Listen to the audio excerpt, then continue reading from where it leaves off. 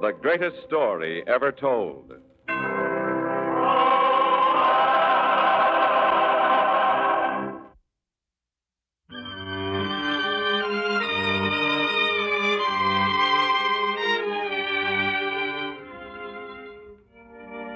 Tonight we present Blessed Among Women, the second of 5 Christmas season dramas about the birth of that child who was to live the greatest life ever lived. Yet another child was to be born before him, to herald his coming, and this child was to be John the Baptist.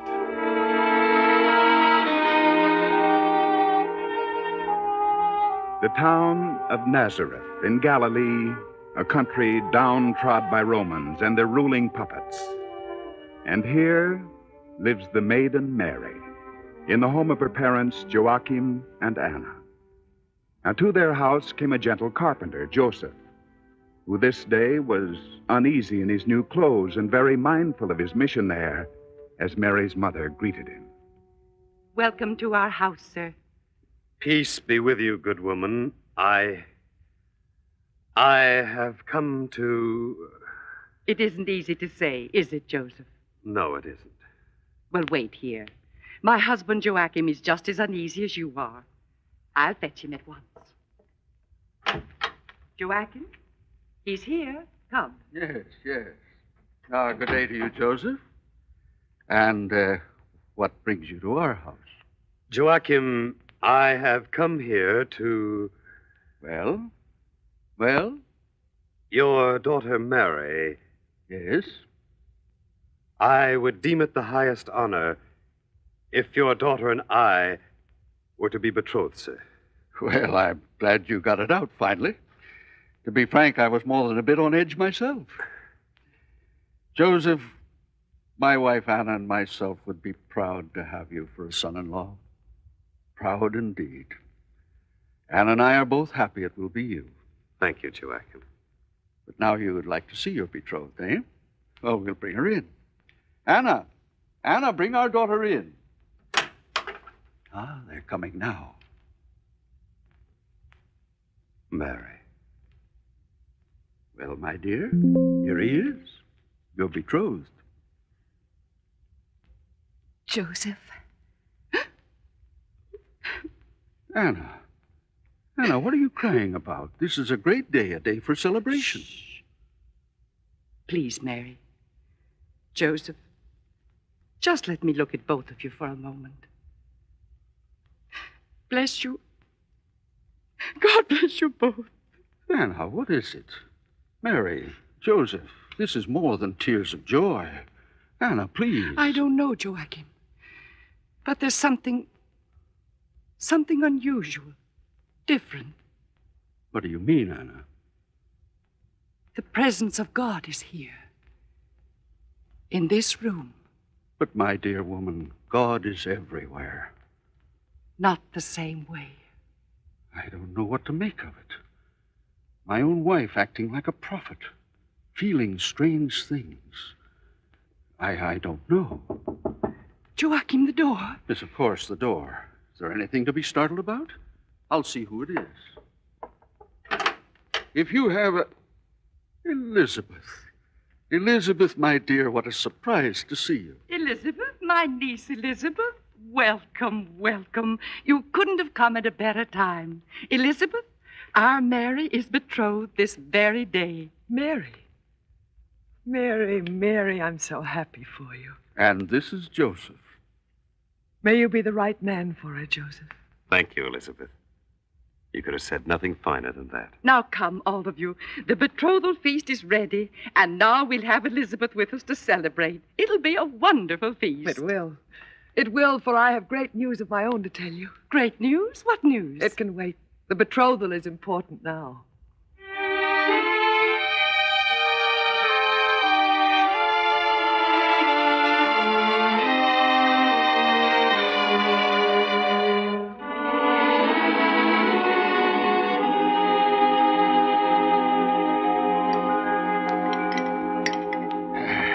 Well, Elizabeth, the betrothal feast is over. And I can see my Anna's bursting with curiosity. Let's have your precious secret. Joachim, Anna, you know my husband Zacharias very well. You know how diligently he has pursued his duties as priest in the town where we live, never asking much, never seeking to advance himself, content to serve and let the service be his reward. That's Zacharias. But now, in his turn, the greatest honor has come to him. What do you mean, Elizabeth?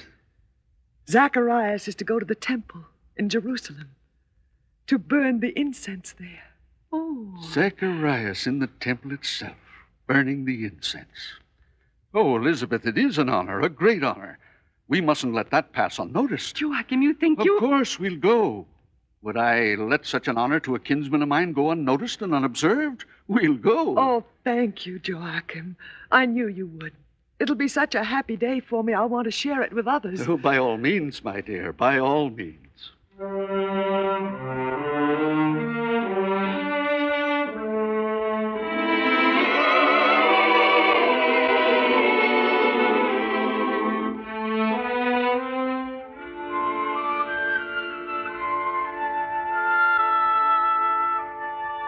I knew it somehow, Elizabeth. What do you mean, Anna? This afternoon, almost at the very moment you arrived, I felt it. The strange presence of God. First, the betrothal of Mary and Joseph, and now the news of Zacharias. Anna, about the girl. Mary? Yes. Well? When we're in the temple, I shall pray for her. I shall pray that she may be honored in her womanhood, as I am not. Elizabeth, please. One child. All I ever wanted was one child. Only for Zacharias' sake, that's all. I pray that Mary may have a child. I shall pray for it. Why not pray for yourself, Elizabeth? Myself. I'm an old woman now, Anna. No, Elizabeth, no. You're my aunt, Anna. But the difference in our ages is only months. No. I'm too old. So I'll pray for Mary. Pray for both of you, my dear. Does an annuity... Anna, sometimes I do think that I could still be blessed with a child. But now I know how useless it is. You mustn't feel that way. Nothing is impossible if it's God's will. We'll go to Jerusalem. We'll go to the temple. We'll all pray for you and for Mary.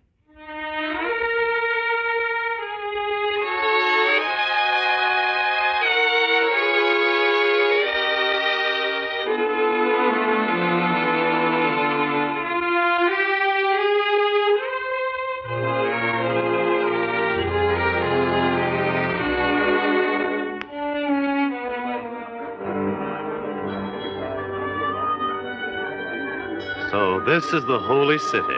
Yes, Joseph, Jerusalem itself. Whoever thought it would be traded like a sack of wheat, doled out to the tyrant Herod by a Roman conqueror? Where is the glory of Israel now? One day it will be restored to us, Joachim. You really believe that, Zacharias? I do indeed.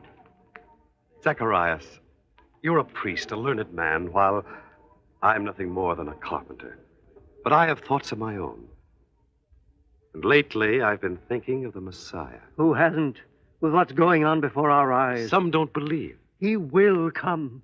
He must come. If not in our time, then later. But he must come before this world destroys itself. It seems now that who destroys most rules most in this world. I'd never thought of it that way before. Zacharias, I would like to talk to you more about this, if I may. Of course, Joseph, but not now. After the ceremony at the temple. After I've performed my duties as priest. It's not just an empty promise. Of course not, Joseph.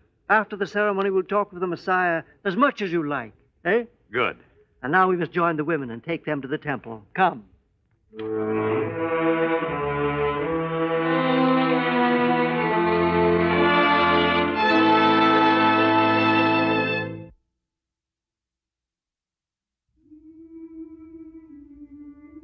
Oh, such beauty, Joachim.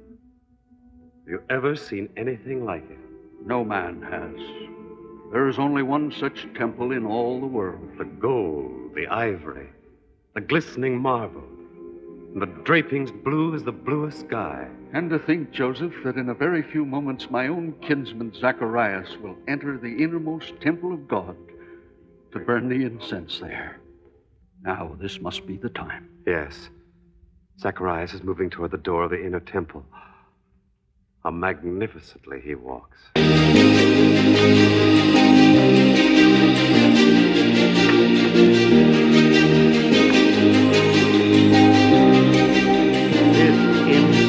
I offer it, O Lord, in the secret solitude of your holy temple. But this prayer do I make to you, Almighty One, that my wife Elizabeth should... What is this presence here? I am the angel Gabriel. Lord, have I offended thee that I am visited thus? Fear not, Zacharias, for thy prayer is heard. And thy wife shall bear thee a son, and thou shalt call his name John. A son?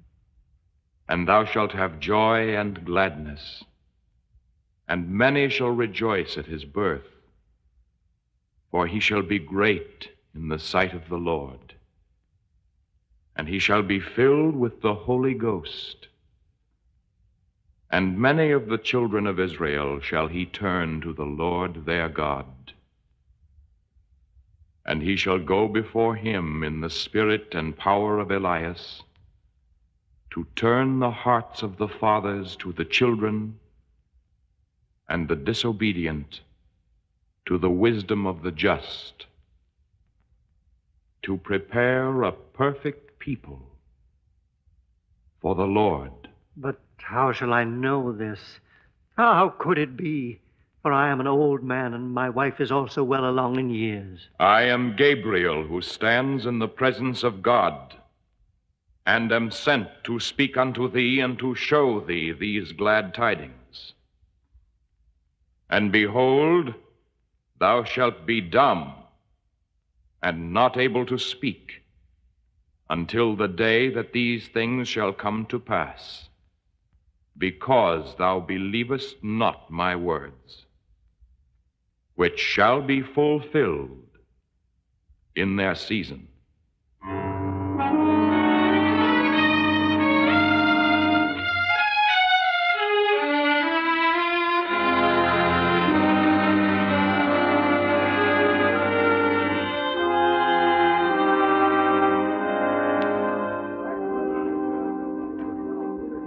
What is it, Joachim? Is there something wrong? I don't know. All the others are talking and looking toward the door of the inner temple. Is it Zacharias? He's been in there a long time. That's the thing, Joseph. He's been in there too long a time. There might be something wrong. Look, the door's opening now. There's Zacharias. He's so pale, trembling, and the wild, fearful look in his eyes. Is he ill? I've never seen him before like this. Joachim, look. Zacharias is falling. He's fainted.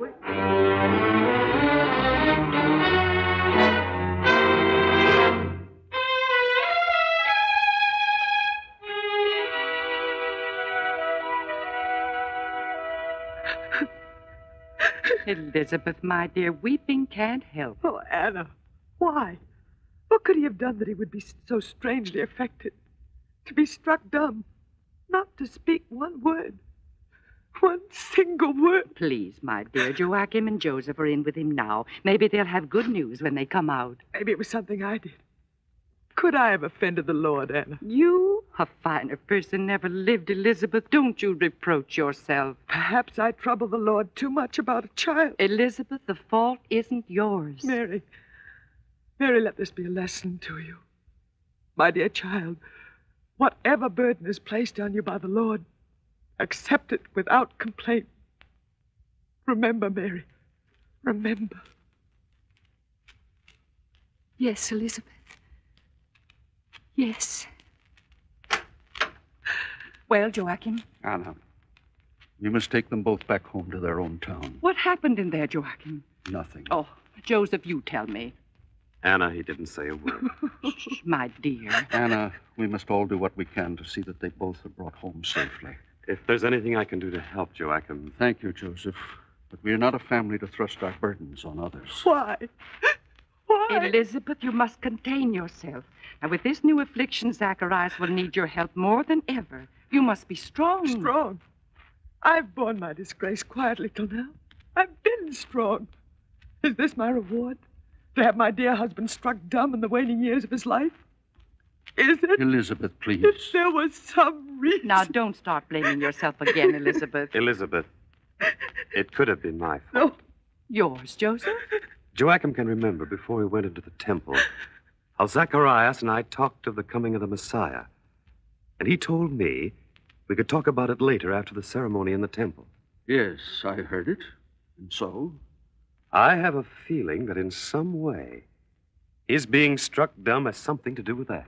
Joseph, I dare say men have said that same thing many times before. What of it? I can't tell you, Anna, except that I feel in some strange way these things are all joined together. Too far-fetched, Joseph.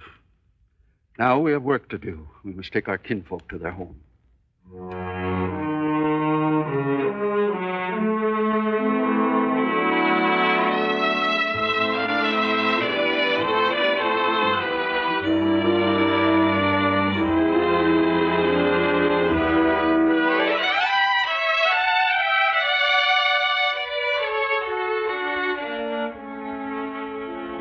You're back at the house so soon, Joachim?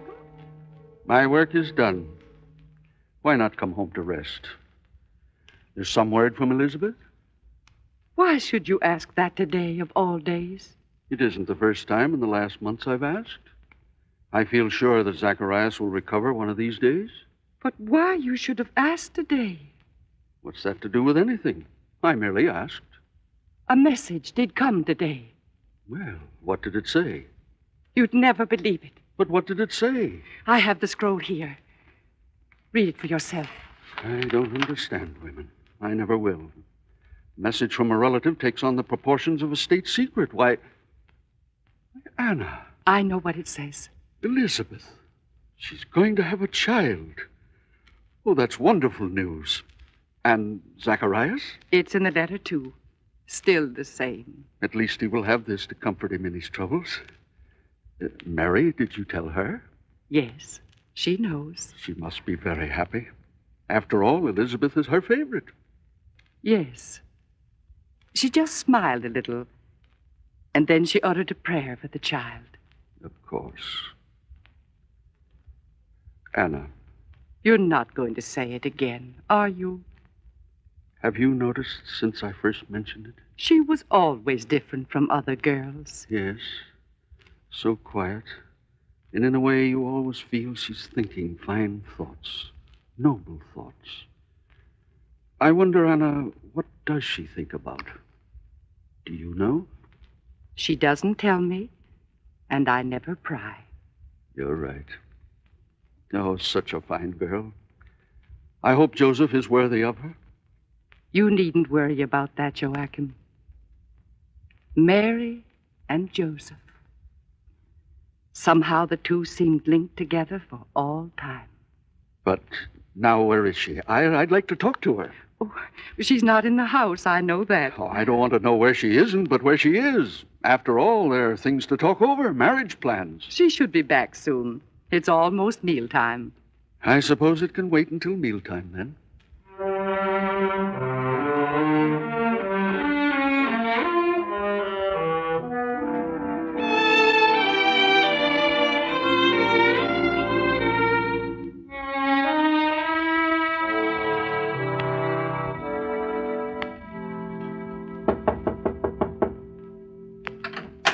Ah, Joseph. Is Mary with you? Why, no. We thought she might have stopped by at your carpenter shop to bring you home for the meal. I haven't seen it, Joachim, not all day. I can't understand it. Anna, Joseph hasn't seen her either. He hasn't? Oh, then I don't know. I'm worried. And you think I'm not? Go to her room. But she isn't there. Go anyhow. Maybe you'll find some indication, something. Yes, Joachim. I'll go out looking for her. After all, it's almost dark now. She shouldn't be out alone. I can't understand it. She's never done this before. Joachim, Joachim? Hannah, what is it? Gone. Her clothes are gone. Mary's left. Left? Where? Why? I don't know. Oh, Joachim. Now, don't cry, Anna. We'll find her. Somewhere. Someplace. Won't we, Joseph?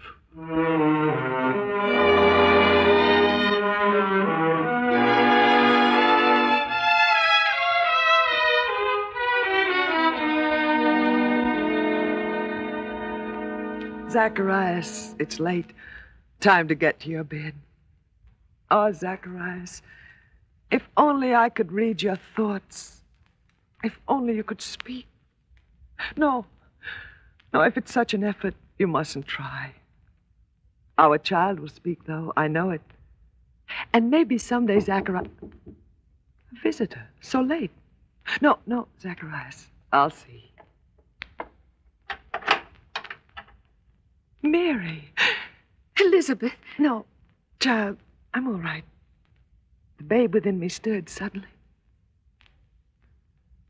Blessed art thou among women. Elizabeth. You know. Somehow, I know. But tell me, Mary, tell me. How did it come to you? Alone. I was alone, Elizabeth, when the voice came to me.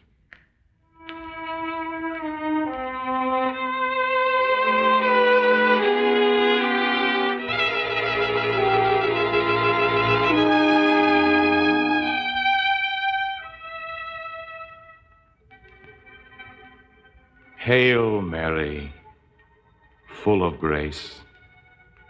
The Lord is with thee. Blessed art thou among women.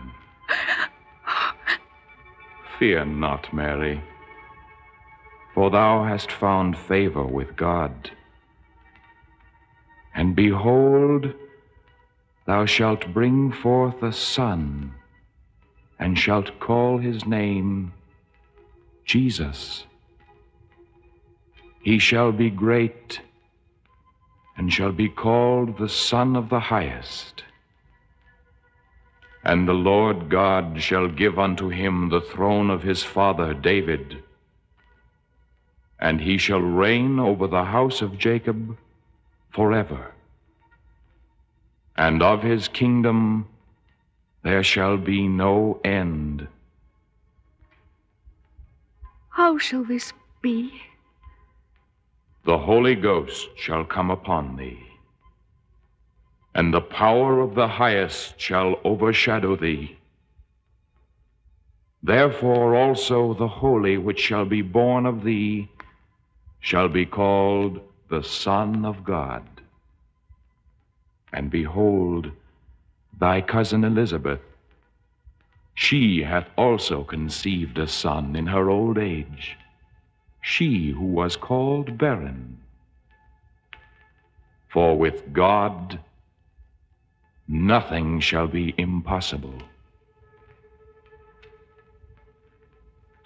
Behold, the handmaid of the Lord. Be it unto me according to thy word.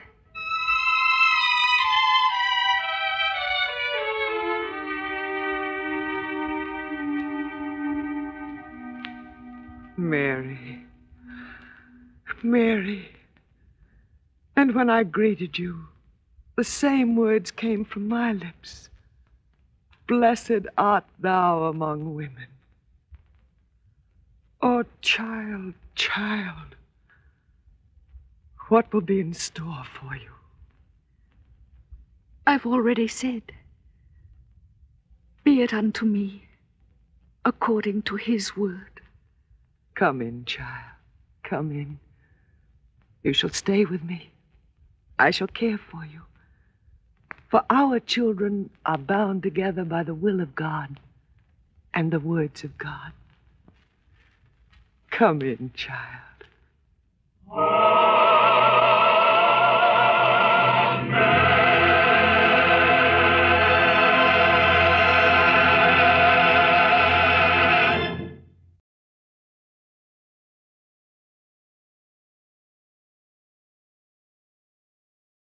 The Jack Benny Program, presented by Lucky Strike. At 57, American. In a cigarette, it's the tobacco that counts. And LSMFT, Lucky Strike means fine tobacco. Yes, year in, year out. Lucky Strike means fine tobacco. Fine tobacco is what counts in a cigarette. And season after season, at market after market, independent tobacco experts, men who spend their lives buying, selling, and handling tobacco, can see the makers of Lucky Strike consistently select and buy that fine, that light, that naturally mild tobacco. Fine, light, naturally mild tobacco. Real Lucky Strike tobacco. Fine tobacco that means real deep down smoking enjoyment for you. So smoke that smoke of fine tobacco, Lucky Strike. So round, so firm, so fully packed, so free and easy on the draw.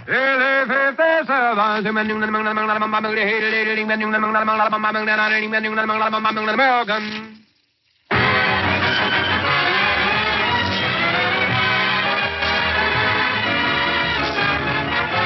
Lucky Strike program starring Jack Benny with Mary Livingston, Phil Harris, Rochester, Dennis Day, and yours truly, Don Wilson.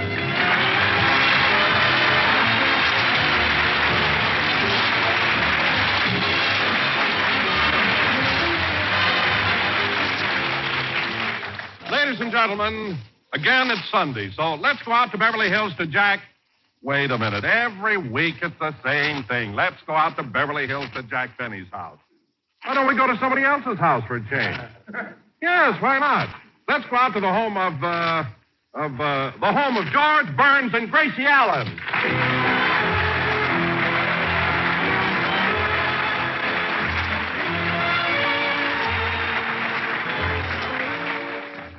George, what are you doing? Oh, nothing, Gracie. Just reading a book. Oh. The man she was with tried to stop her, but she pushed him aside and staggered across the floor. George, if you're going to sit there reading a book, why don't you take off your shirt? Take off my shirt? Yeah. It's so thrilling the way your muscles bulge when you turn a page. Gracie, my muscles don't bulge, and let me read. The man she was with tried to stop her, but she George, pushed... is today Sunday? Yes. The man she was with tried to stop I'm glad it is, because on Sunday Jack Benny's on the air, and I wouldn't miss his program for the world. Well, he's on right now. You want to hear him, turn on the radio. Jack Benny is wonderful. I think he's even funnier than Gene Herschel.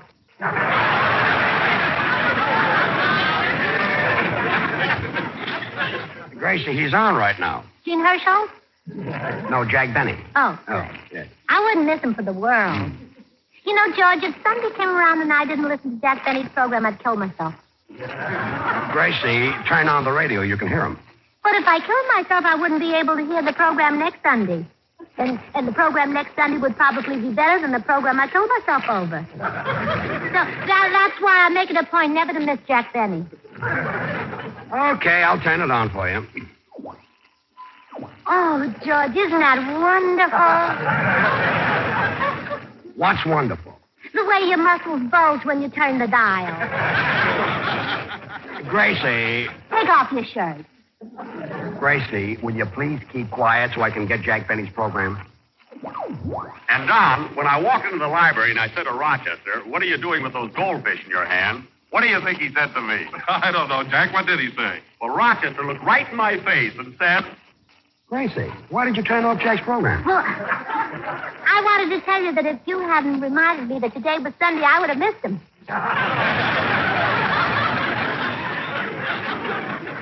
Look, Gracie, you could have found that out for yourself. All you had to do was go out in the kitchen and look at the calendar. The red numbers are Sundays. But, George, on our calendar, all the numbers are red. What? It's all in a bowl of ketchup. Well, Gracie, go back into the kitchen, take the calendar out of the ketchup, and wipe it off. It's too late. You ate it for lunch. I did? Well, yeah. George Burns, why didn't you tell me you like calendars? I love them. Now, Gracie, turn on the radio. You turn it on. Gracie, you're the one who wouldn't miss Jack Benny for the world. You turn it on. You just want to see my muscles bulge. Yes. I want to see your muscles bulge. All right. But I'm not going to take my shirt off. Okay, I'll turn it on. No kidding, Jackson. Did that really happen? Sure, Phil. And when the man got back on his horse, he said, that's why umbrellas have ribs in them. I thought it was funny. Don't be discouraged, Jack. I thought it was funny, too. Gracie, stop talking to the radio. Gracie, why did you turn it off? You were talking to me. I said stop talking to the radio. How do you know the joke was funny? You didn't hear the beginning of it. All you heard was the answer. Well, that's the only part you're supposed to laugh at. Oh, George, you're just jealous because he's so sophisticated and charming. Jack Benny? No, Gene Herschel. Gene Herschel? Where did he come from? Denmark. Everybody knows that. Look, if you wouldn't miss Jack Benny for the world, why don't you keep listening?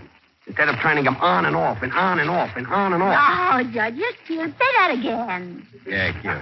Makes my Adam's apple do tricks, huh? No. It makes your pivot tooth spin around and fan me. Look, Gracie. Be quiet, George. I want to listen to Jack Benny. But, Don, you really ought to do something about your weight. Oh, Jack, I'm not so fat. I went on a diet and lost 10 pounds. 10 pounds, Don. 10 pounds off of you is like taking 1 bucket of smog out of Los Angeles.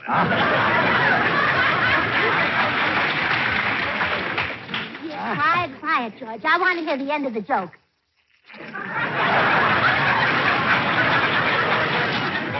That was the end of it. Don, when I first hired you 13 years ago, you were thin.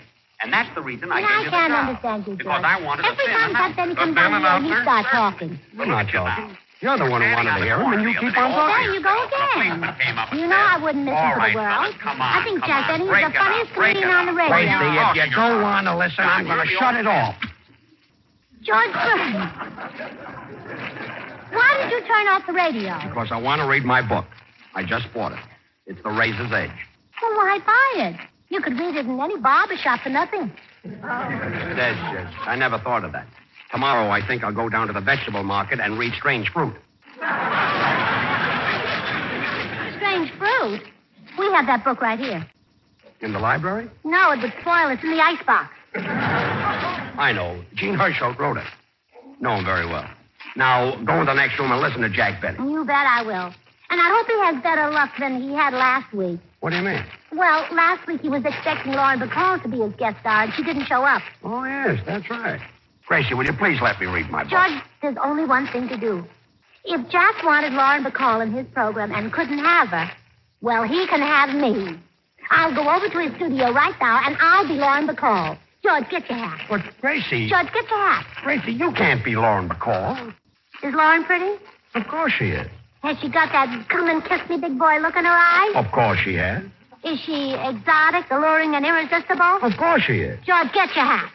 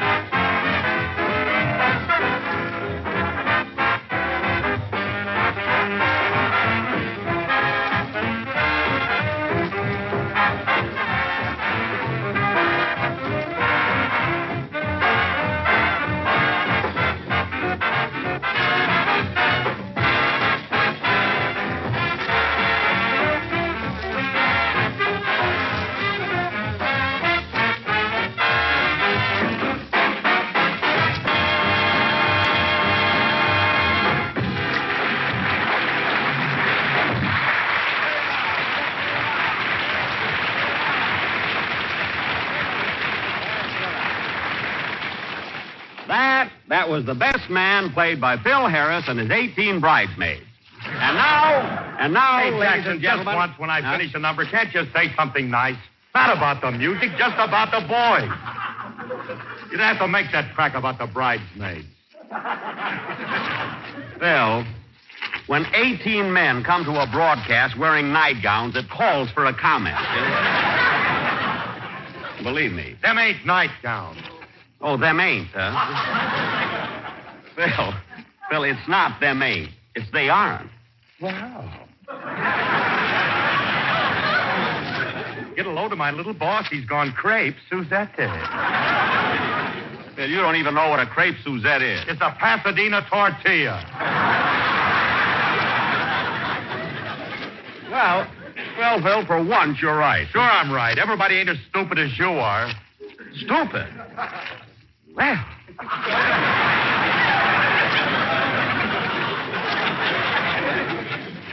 That's a fine thing to say about me, Phil. After all I've done for you. What did you ever do for me? What did I do for you? Phil, 11 years ago, I happened to be in Memphis, Tennessee, and I dragged you out of a bar, brought you out to Hollywood, put shoes on you, stood you in front of 18 musicians, put a stick in your hand, and because you already had the shakes, you thought you were leading them.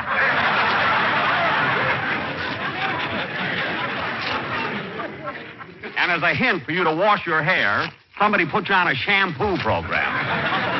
What did I ever do for you? So what? So what? Phil, when I picked you up, you didn't even have a ham hock to your name. That's the what. Look, Jackson, this may surprise you, but I had one of the greatest orchestras in the country before I ever heard of you. You had a great orchestra. I'll say I did. I was the leader, and I had a man at the piano by the name of Turby. What? My first fiddle was a guy by the name of Heifetz. Toscanini made my arrangement. Stokowski played the clarinet, and I had a dame singing the blues by the name of Lily Pong. Well, you really had some great musicians. How come you got rid of them? They couldn't play poker. Phil, why don't you go down to Grauman's Chinese and put your head in the cement? And keep it there. And now, ladies and gentlemen. Hello, Mr. Benny. Oh, hello, Dennis. Where have you been? Oh, I was over at the drugstore having a drink. I had a tomato ice cream soda. A what? A tomato ice cream soda. A tomato ice cream soda? Uh-huh. It must taste awful. What's in it? 2 scoops of vanilla ice cream, some chocolate syrup, carbonated water, and a cherry. Well, what about the tomato? She waited on me.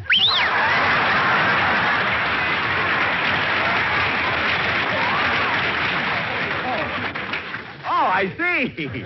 I see, kid. You're making up a little joke. Yeah, I make up jokes all the time. I know. Now, come on, Dennis. Let's have your song. You're not the only comedian in the world, you know. Dennis, I never said I was. I mean, Edgar Bergen, Bob Hope, Jack Haley, Eddie Cantor. And Gene Herschel. Dennis, Gene Herschel isn't a comedian. He's on the radio as Dr. Christian. Oh, yeah.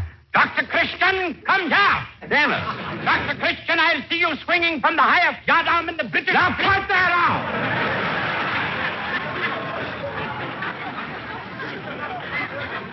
I'm glad you stopped me. I was getting seasick.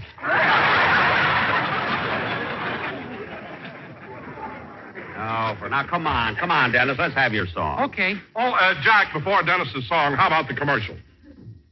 Oh, yes. I'm sorry, Don, the commercial. I have the quartet right here. Don, last week the quartet didn't show up, and we got along very well without them.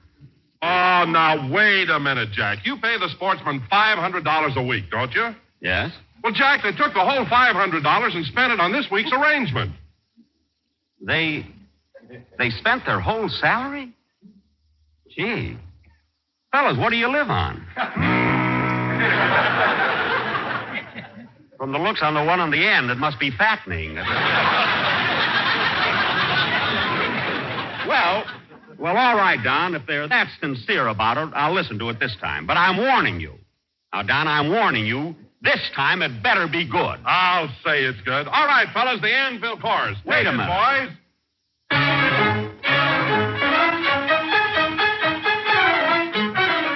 LSMFT.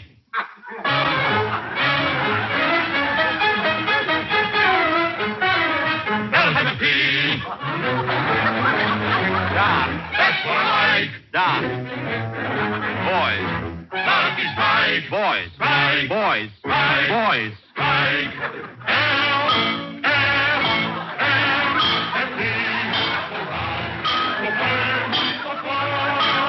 Fully what?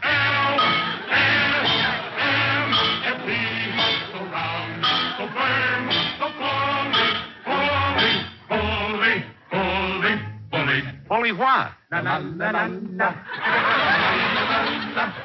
Sophia needs. On the what? Fully packed.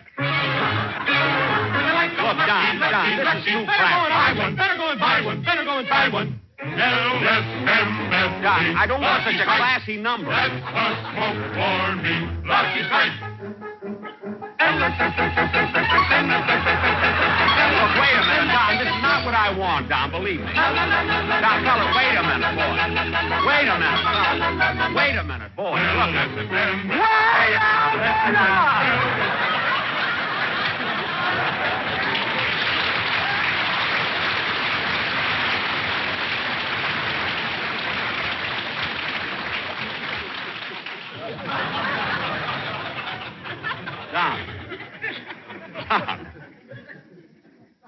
Don. Mr. Wilson. Mount Wilson.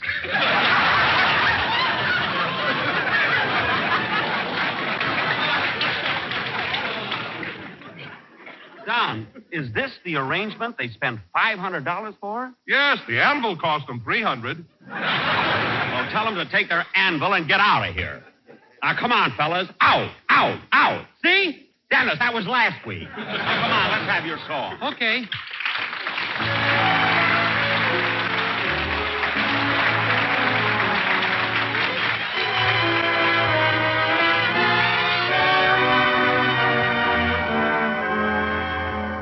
You'll always be the one I love. Every hour, every day, every year. You'll always be the one I love. Through each smile, through each sigh, through each tear. My heart will feel the same old glow.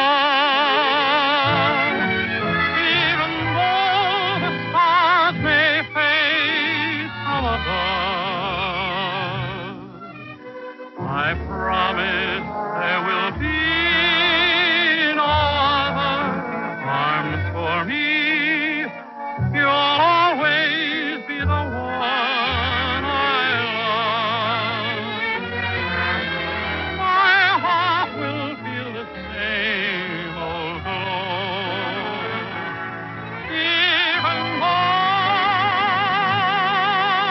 the stars may fade from above, I promise there will be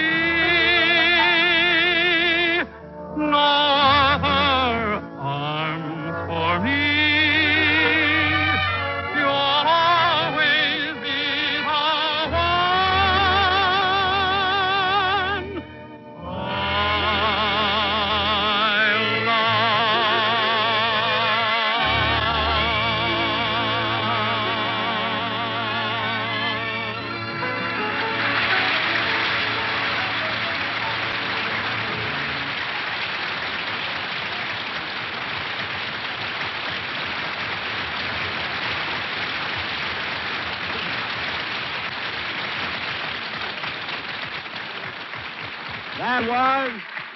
That was You'll Always Be the One I Love by Ticker Freeman. And sung by Dennis Day.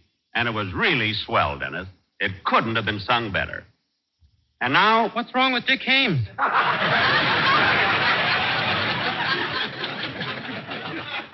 What? There's nothing wrong with Dick Hames. I merely said that you sing beautifully. I suppose Andy Russell is bad, huh? Dennis, look, Andy Russell is fine, and so is Dick Hames. They're both great singers. And now... Bing Crosby ought to punch you right in the nose. Dennis, be quiet. Now, sit down. And now, ladies and gentlemen, for our... Oh, darn it, more interruptions. Phil, answer the phone for me, will you, please? You answer it, Jackson. It might be a collect call, and I love to see your skin roll up. Don't be so smart. Don, will you answer the phone, please? Oh, I'm checking over the closing commercial. Dennis, will you answer the phone for Jack? Let Gene Herschel do it. Dennis! Now, stop being so... Oh, never mind. I'll answer. Hello? Hello, Mr. Benny. This is Rochester.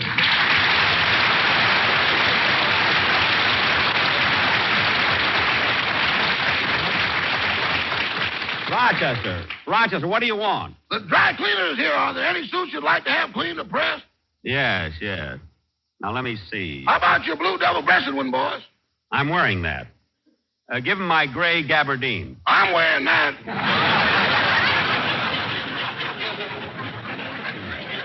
Well, look, Rochester, have him press my tan suit. But, boss, you only wore that suit once. That was last week when you were rehearsing with Miss Lauren McCall. I know. She steamed the crease out of it. Look, Rochester, have him press that suit and tell him to let the pants out 2 inches. Better let out more than that, boss. No, the pants aren't that tight. They're not. Remember what happened last week when you bent over? Rochester. If UCLA could have broke through like you did, they'd have won the game. Well, okay. Give him my full dress suit, too. Your full dress suit? Yes, I may as well have it cleaned and pressed for the Academy Award dinner. Boss, for what you're going to get, you could go in a T-shirt. Look, Rochester, I'm not expecting an award this year. After all, I didn't make a picture. Maybe they'll give you an award for that. Oh, stop, and just give my suits to the cleaner. Goodbye. Goodbye. Oh, say, boss. Now what? Can I have Tuesday afternoon off? I want to go to the races at Santa Anita. But, Rochester, I thought on New Year's Day you made a resolution not to go to the races. I didn't go on New Year's Day.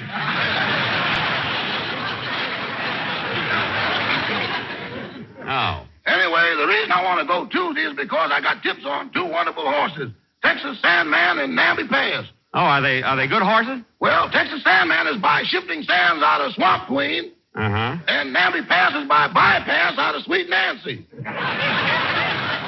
Well, all right, Rochester, you can go, but you can't use my car this time. Take a yellow cab. Oh, a yellow cab? Yeah, that's by Rapid Transit out of General Motors. Now, goodbye. Can't understand Rochester. He makes a New Year's resolution not to go to the races and then breaks it. Say, Jackson, I was at the races just in. I bet on a horse called Fit Shampoo. Fit Shampoo? Yeah, the dandruff came off him so fast the other horses thought they were snowbound and froze to death. Oh, Harris, when you come home, Alice must think she's in Wonderland. W. Look, Wanga, Phil. Hey, Mr. Benny. What? I once bet on a horse named Colgate. Dennis, let it go, will you? He came in first, and I got my own show. Oh, Dennis, when you come home, your mother must think she's in a nut house.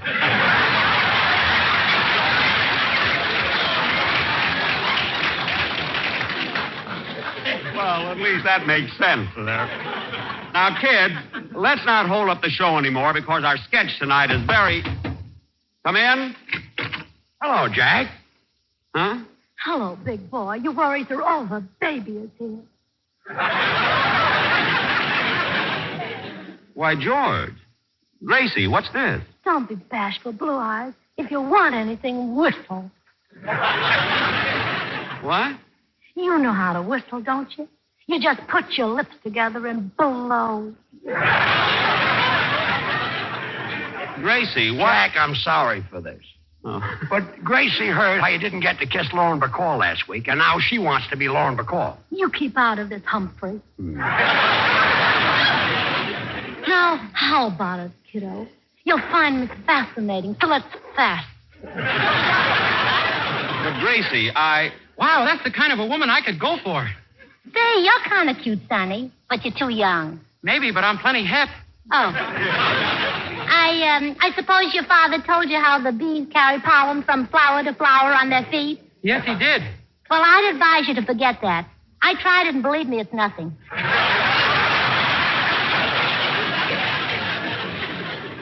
Look, Gracie, I know you meant well in coming over, but I'm trying to do a program. That's right, Gracie. You're embarrassing Jack trying to kiss him. Let's go home. With dry lips, not on your life. Look, Gracie, if you really want to be kissed, why don't you forget about Jackson and grab yourself a hunk of glamour like me? Take it easy, Curly. Take it easy. There's plenty to go around. For goodness sake, Gracie, do you know what you're saying? No, but I love it. Now, come on, Jackson. Now, Gracie, you're holding up my program. Anyway, I can't kiss you right under George's nose. You can, but you won't like it that way. Gracie, stop all this nonsense and let's go home. No, George, we can't go now. Lauren Bacall disappointed him, and I'm not going to let him be disappointed again. But Gracie. Kiss me, Jack. Gracie. Gracie, where you go?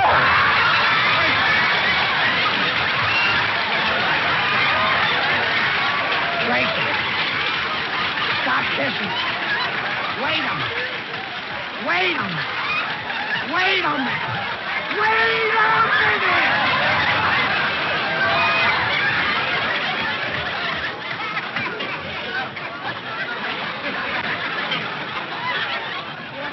Wow, what a kiss. My hair's standing on end. Yeah, it slipped a little to the side, too. What?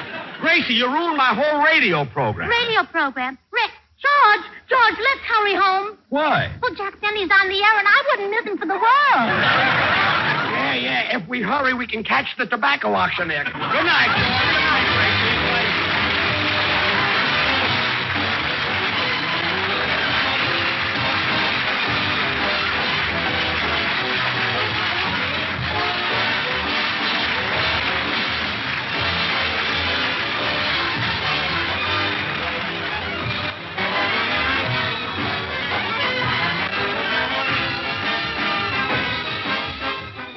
Ladies and gentlemen, because the majority of America's hospitals are understaffed, once again an urgent appeal is being made for student nurses. In order to meet this acute need, all young women between the ages of 17 and 35 who are high school or college graduates are urged to apply to their nearest hospital or school of nursing. And now, Jack will be back in just a minute, but first, here is my good friend, Mr. F.E. Boone.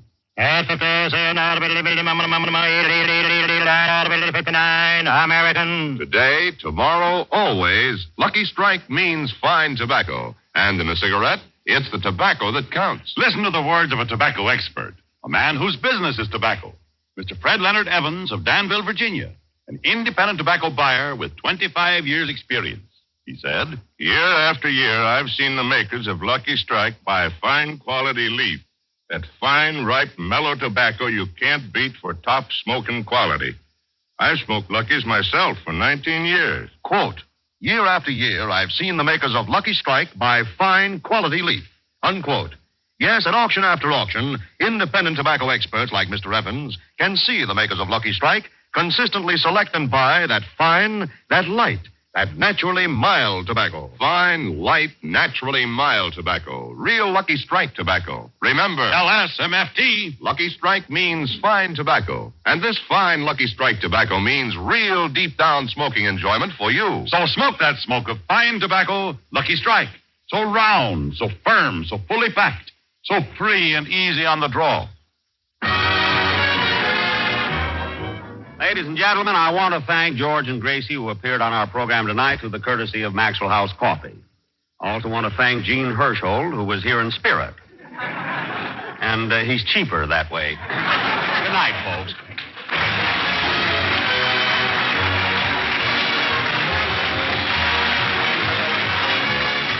This is NBC, the National Broadcasting.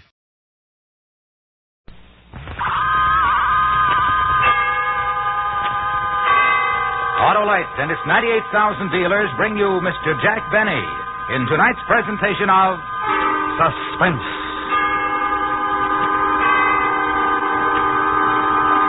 Tonight, Autolite presents the story of a successful bank robbery, including the astounding history of the unhappy man who perpetrated the crime. It's called The Face is Familiar. Our star, in his first dramatic appearance of the season, Mr. Jack Benny.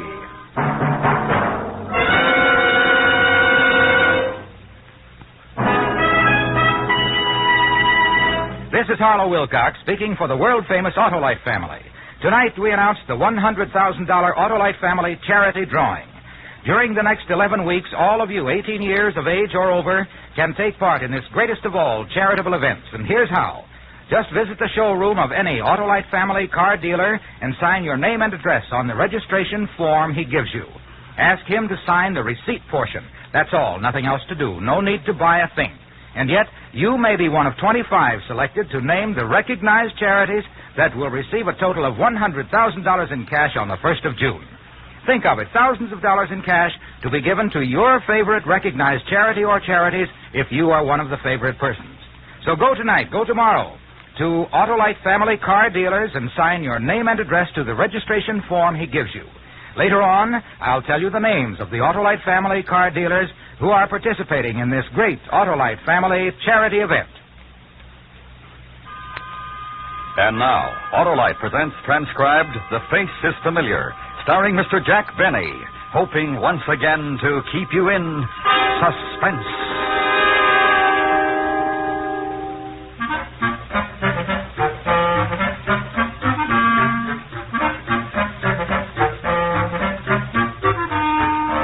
I still can't understand why they picked me, of all people. Me, of all people. That's why it's so hard to believe. That it all happened, I mean. But it did. It really did. Just because I like to go to the railroad station. Walk around, look at the trains, study faces. I never forget a face. I never forget a train, either. But it's easier to forget a face. For a matter of fact, I remember some faces it would be a lot better for me to forget. Like Harry Edmonds' face, for instance. That's the day it all started. The day I saw Harry Edmond way across on the other side of the terminal. At the station. He was talking to a big fellow. Harry's face I remembered right away. I never saw the big fellow before. Better get going, Harry. But you can't pull off the job. I stuck up a bank before. Yeah, sure, and they spot you the minute you walk in. I know you, too. This is your hometown. Well, sure, neither one of us is right. Let the boss decide. Come on. I thought about it on the train down. We need somebody new. We're not splitting this take with anybody else. It goes three ways now. Look, if we have to, we have to. And if we wait too long, we got to let the whole thing go until next month. Then we wait. Not for me. This town is too hot for me. Somebody is liable to recognize me. Yo-ho, Harry! Harry Edmond! Who's that? Where? Over there. Some guy calling you. Harry Edmond, you old son of a gun. Brush this guy. Well. Good old Harry Edmond. You got me mixed up with somebody else, mister. No, I haven't. I know who you are. Yeah? Harry Edmond. You used to live on 12th Street and 2nd Avenue. What city? This city. Here. Don't you remember me, Harry? Can't say as I do, so on. Harry! Oh, Harry Edmond! Harry! Hey, Harry. No kidding. You remember me, don't you? Seriously, Harry. You remember Pinky Smith? He had a wart on his finger. And Alan Davenport. He had a birthmark on his neck. Well, I'm Tom Jones. I have nothing. I'm clean. Rush him, get rid of him. No, wait. I think we got our answer. I think we got the agent pay to handle some of our bank business. Harry, try to remember. Go ahead now. Try to remember. Yeah, 12th Street and 2nd Avenue. That's right. That's right. Well, I used to live around there somewhere, but I still can't... Let me give you a hint. Go ahead. Remember Gordon's candy store on the corner? And remember the great bunch of guys who used to hang out there? Yeah? And remember those pesky kids who used to tag along? Nagging, saying, let us in. Can we come too? Always testing. Always trying to horn in. Well, one of them was me, Tom Jones. Remember me now, Harry? What'd you say your name was again? Jones. Tom Jones. The name sounds very familiar. We grew up together. Yeah. Well, what are you doing these days? Oh, a little bit of everything. And you? Banking. Oh, money, eh? Yeah. Well, that's a nice field. Well, I gotta go look at the people. It was good talking over old times with you, Harry. Hey, come on. Now, wait a minute. Look, you mind waiting a minute? What's your name again? Tom Jones. Remember? Oh, yeah, Tom. Yeah, well, wait a minute, huh? Well, I'm kind of busy. Lots of appointments this afternoon. Oh, I'd like talking over old times with you, Tom. Maybe we could have a drink and dinner. Well... On me. Oh, well, yes. Good, except that Joe has an appointment here. Joe, couldn't you break it? Wait here a second. Tom Jones. Tom, yeah. Joe, come here. Let me talk to you a second. What? Now I know I got the answer. I know I found the pigeon who's going to do it for us. Let the boss figure that out. I tell you, I got it figured. Look at that guy. Yeah? He is it. Him? He don't look like nothing. Right, he's nothing. Isn't that what we want? Nobody that anybody ever saw before. Nobody that anybody would ever think of looking at twice. Job's ready. And if we don't pull it this afternoon, we lose another whole month, so come on. Oh, Joe can make it. He is going to join us. Joe, I forgot to introduce you. Have you met... It's Jones, for heaven's sake. Yeah. Tom Jones. Tom Jones, yeah. Well, Tom, meet Joe, and don't get sore. He's a kid I grew up with, Joe. We're going to have a great time talking over old times, you know, Second Avenue. That's right, and your name is Tom Jones. Yeah. Uh-huh. I must admit it is a difficult name to remember because it's so common. Don't you think so? Oh, yeah, I sure do. Well, it'll certainly be nice talking over old times. Oh, yeah, I haven't talked over old times in a long time. Well, Harry and... Yes, sir, and good old, Tom. Tom, yeah. You better get started. Where to? I want you to meet another old friend of mine.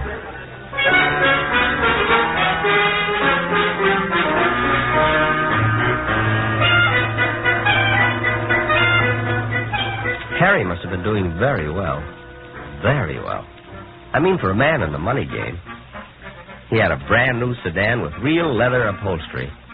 I know it was real leather because that used to be my game. Leather upholstery. Not much money in it, at least not for me. But I didn't let Harry know that. No, sir. What if he ran into another old friend from 2nd Avenue and the other old friend said, "How's old Tom Jones doing?" And Harry said, "Not very well. Not very well at all." Well, that can hurt a man once it gets around. And then what happened? Well, when I came back to the main office, I said I want 40% commission from now on. Really? But, of course, that would have made me a partner, the boss said.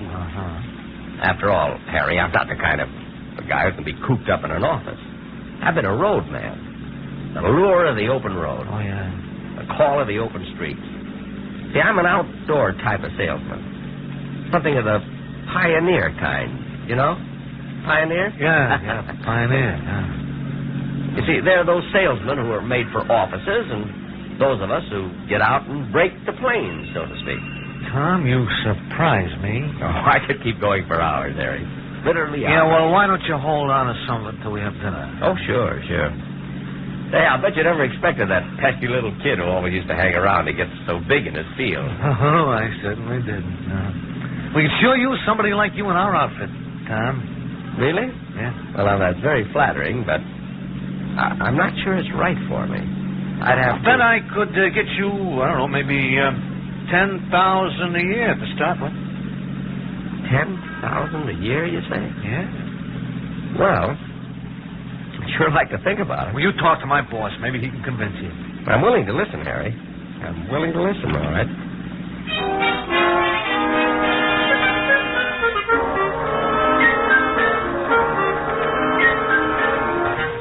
The business Harry was in was mighty successful, if the home of his boss was any indication.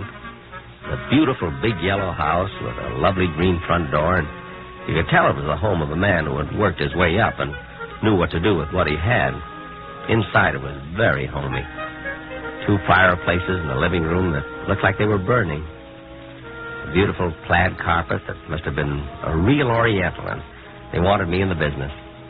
Me, Tom Jones. Of all people. Brandy, Mr. Jones? No, thanks. Thanks. Spoil my dinner. Cigar? Well. All clear Havana. Oh, I can see that. I can always tell a good cigar just by looking at it. I know cigars, faces, trains. You're a very well-informed man, Mr. Jones. Well, you're kind of unusual yourself. Why? Well, you remember my name. Don't most people? Most people don't even recognize me. People I've known for years. Is that so? Now, don't get me wrong. It's an asset in my business. The people who tell me no when I try to sell them something say, come back next year. But I come back next week, and they don't even remember I was in the first time. Believe me, a face like mine doesn't come along every day. I like you, Tom. Mind if I call you Tom? Certainly not, Mr. Just call me Boss. Everybody calls me that, especially people I like, and I like you. I like you, too, Boss. Then you're interested in coming into the organization? Oh, I might give it a whirl. Let's put it that way. I wouldn't want it any other way. A trial for both of us. And the pay Harry mentioned? Oh, I told him a starting salary, boy. Now, let's talk about that at dinner. Come on, we'd better get started. Isn't 2:45 in the afternoon a little early for dinner? We have a few errands to do. Excuse us just a minute? Oh, of course, sure.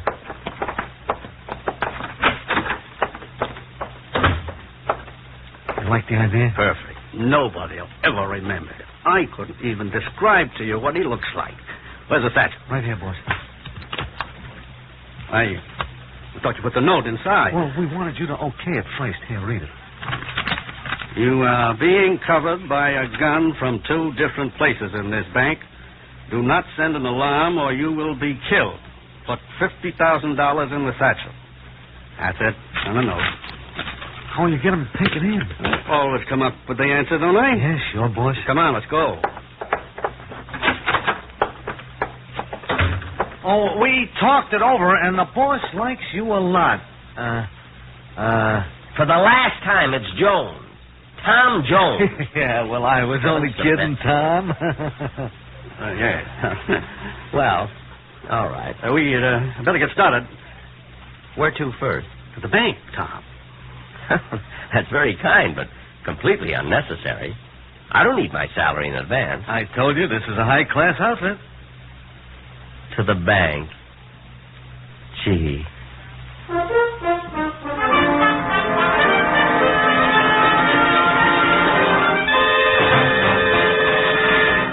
Autolite is bringing you Mr. Jack Benny in The Face is Familiar. Tonight's presentation in radio's outstanding theater of thrills, Suspense.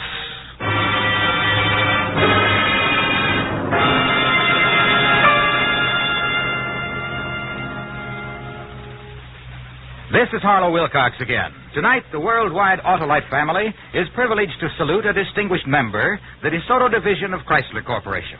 So, I've stopped in at my local DeSoto Plymouth dealers to learn all about the wonderful DeSoto's 454. Well, you're right about the new DeSoto automatics, Mr. Wilcox. They are wonderful, and for many reasons.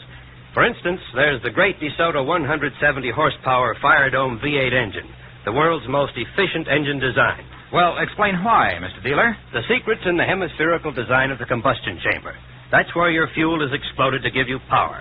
This design squeezes every last drop of power out of your fuel. Lets you use regular gasoline for real economy. This, plus DeSoto's fully automatic power flight transmission, power steering, power brakes, and Autolite electrical equipment are just a few of the many reasons why the 1954 DeSoto automatics put you ahead automatically. Thank you, Mr. Dealer. Autolite is proud of its long connection with DeSoto and DeSoto Plymouth dealers everywhere. And now, Autolite brings back to our Hollywood soundstage Mr. Jack Benny in Elliot Lewis's production of The Face is Familiar, a tale well calculated to keep you in suspense.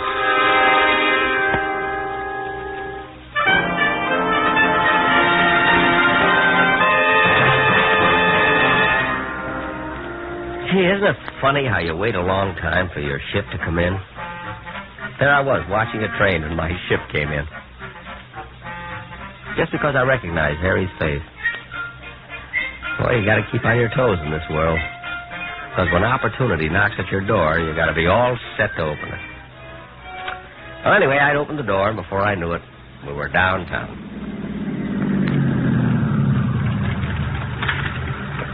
To the bank already? I hardly noticed we were moving. Do you mind waiting a few minutes? Well, not at all. I like you, Tom. Let me tell you, I like you, too. I'm certainly glad Harry met you after all these years. And I'm glad, too. I like Harry. And I like you, too, Tom. Tom, yeah. You know, I feel like I've known all of you. Just all of you since 2nd Avenue. Boss, I even feel like I grew up with you. That's very nice of you, Tom. Who's going to get the payroll? Is that why we stopped at the bank? You pick up your own payroll? Sure, why not? For how much? $50,000. $50,000. And you pick it up yourself? It's my money, and I worked hard for it. It's my way. And if you don't like my way of doing things, Tom... No, not at all. I've always felt, personally, I've always felt that people should pick up their own money. Always. Especially if it's $50,000 or more. Besides, armored cars haven't been doing too well in the past few years. I like the way you think. Well, maybe we should all pick up the payroll. Wouldn't that make us a little too conspicuous? Yeah. And besides, I want to discuss you a little more. And I think you'll work out. Fine. Say, maybe Harry can pick up the money while we talk. I wanted to discuss you with Harry. Oh. Well, how about Joe? Joe picked it up last time. I don't like the same man going in twice in a row. See, not Harry, not Joe, or you. Me? I hate to ask you. You're not really part of my organization yet, and I don't like to see a man work unless he gets paid for it. Well, I'd be happy to. Just delighted. Besides, I'm going to have to get used to large sums of money, and I guess there's no time to start like the present.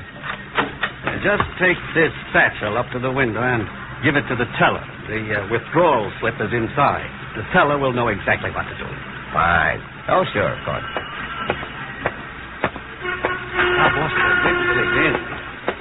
Did you call me? No. It's right ahead.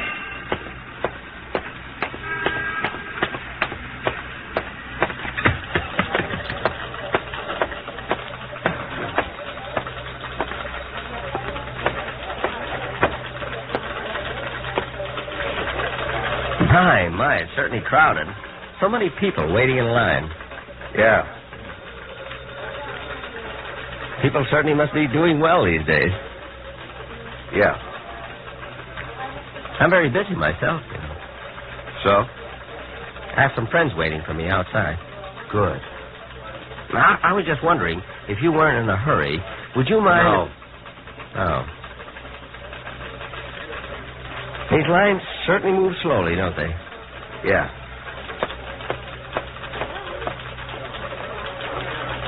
Well, he certainly took long enough at that window. Yeah. I hate people who dawdle over money. Don't you? I guess. Your transaction isn't going to take very long, is it? Nope. Good. That big bag you're carrying had me worried. Yeah? What sort of business are you in? Penny vending machines. Pennies? All those are pennies? Something wrong with pennies? Oh, no. No, of course not. Excuse me. I think I'll try that other line.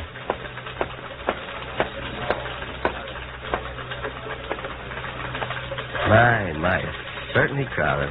I beg your pardon? No, I say it's crowded. For such a big bank. Wouldn't you think they'd have more tellers? I certainly do. I mean, one, say, to handle pennies and so forth, you know. Well, there's one gone. I like the way that teller works. I suppose. Will your transaction take long? Oh, no. Good. I'm in a terrible hurry. Some friends are waiting for me on the outside. Next, please. Yes, madam. Well, in 1950, my husband opened an account in his name, a savings account. Then he transferred it to a checking account.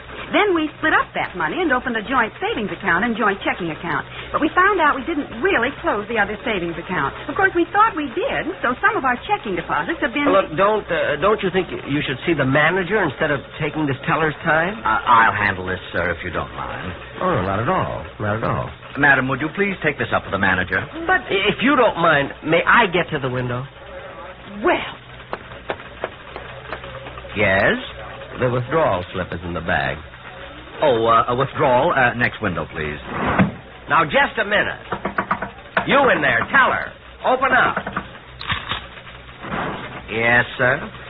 You see, I've been moving from line to line, and I insist you handle it. I'm sorry, sir. I can't violate the rules for anyone. But this is a very important matter, you know. This isn't just some piddling sum.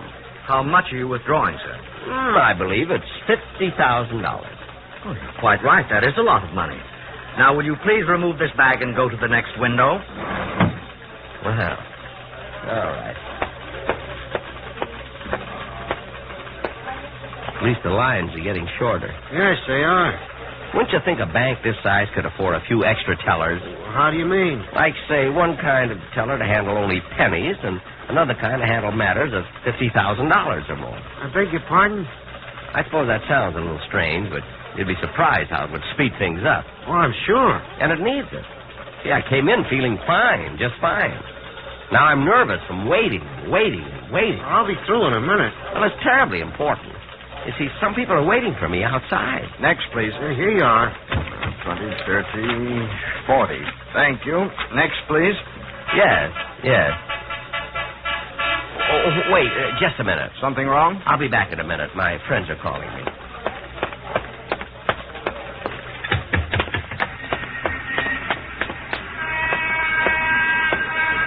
Did you fellas call me? No. Go back. But someone honked the horn. I saw somebody else wave. Go back. A mistake. Just turn around and go back. We'll be here. Oh, sure, of course.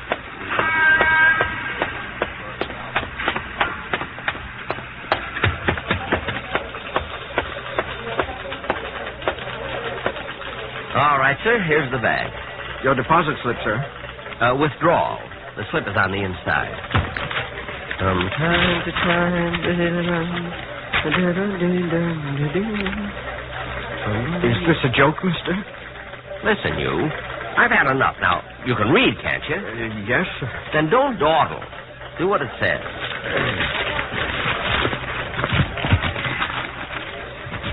That's fine. That's much better. Yes, sir.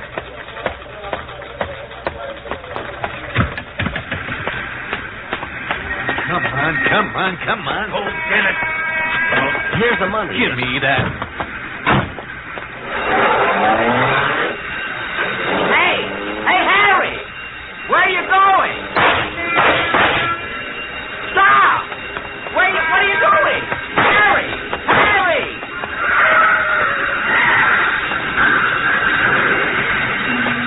That got him. All right, Jenkins, take some rope down there and tie their hands. I set off the alarm as fast as I could, officer. Oh, come on, let's get down there. You can show me which one of those guys held you up. All right, officer. I'm sure I'll remember it. Hey, this is terrible. Step back, buddy. But it was me. It was you what? It was me, officer. Look, I took the bag in, and I didn't know. Are you kidding? Teller, look at me. I am. You must be nuts. No, I'm not nuts. It's me. Don't you recognize my face? Look at it. Nothing like it. What did the fellow look like? Well, he had a lean face. Or slightly fat. No, lean. Oh. And brown eyes. No. Oh, gosh, I don't know. It was me. Look, blue eyes. See? Me. And I'm sorry. I'm terribly sorry. Now beat it, Bud. Now think hard. I am. But it was the most nondescript face I've ever seen. Well, that's pretty nasty if you ask me. Now tell me what you remember. I can. I was standing there. I just counted out $40. And I walked up to the window. Oh, it wasn't you. This fellow was about 6 feet tall. Or 5 and a half. 5 feet 8. I'm 5 feet 8. And he had a real menacing look. No, I was smiling. See, look, I'm smiling. Look. Now do you remember? Now, look here. Get out of here before I run you in. Yes, sir. Oh, I remember now. He was 6 feet tall, He had red hair, and he was carrying a gun. He had a handkerchief over the lower part of his face, and he carried a cane.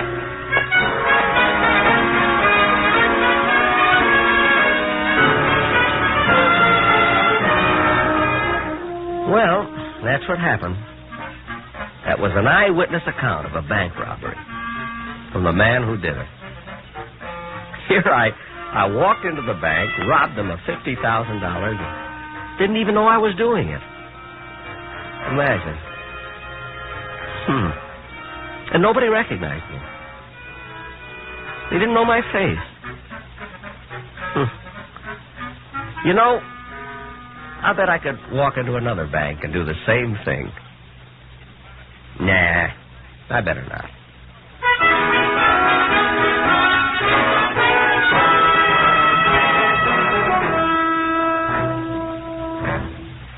Suspense. Presented by Autolite. Tonight's star, Mr. Jack Benny. Be sure you take part in the great Autolite Family charity drawing now at your Autolite Family car dealers. No need to buy a thing. Just sign your name to the registration form he gives you. Ask him to sign the receipt portion. You may be one of 25 selected to name the recognized charities that will share a total of this $100,000 cash distribution on June 1st. Here are the car dealers in your territory who have the Autolite Family charity drawing registration forms. DeSoto, Hudson, Dodge, Nash, Packard, Plymouth, Kaiser, Studebaker, Willis, and Chrysler. Visit them tomorrow. Fill out a registration form. Do your part to help favorite charities in your community. Share in this $100,000 cash distribution. Next week, a story based on fact. The dramatization of one man's deadly way of earning his living. All he needed was the morning newspaper, a telephone, and a gun. It's called Want Ad. Our star, Mr. Robert Cummings. That's next week on Suspense. Suspense is transcribed and directed by Elliott Lewis. Music composed by Lucien Morawick and conducted by Lud Gluskin. The Face is Familiar was written for Suspense by Arthur Ross. In tonight's story, Sheldon Leonard was heard as Harry and Clayton Post as Joe. Featured in the cast were Joseph Kearns, Herb Butterfield, Gene Wood, Hy Averback, and Stan Farrar. The Jack Benny Show may be heard every Sunday on the CBS Radio Network.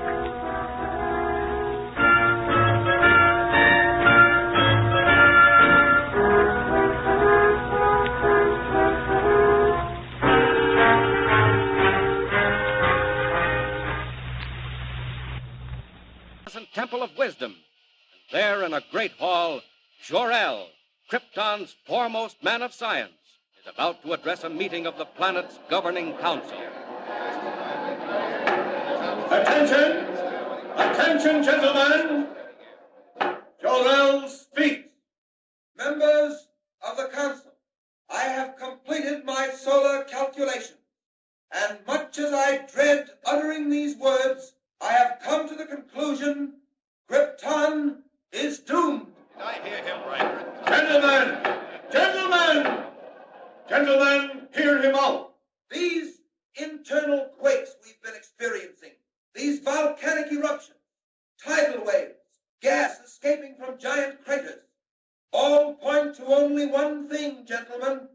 Krypton is utterly and finally doomed. One moment, gentlemen.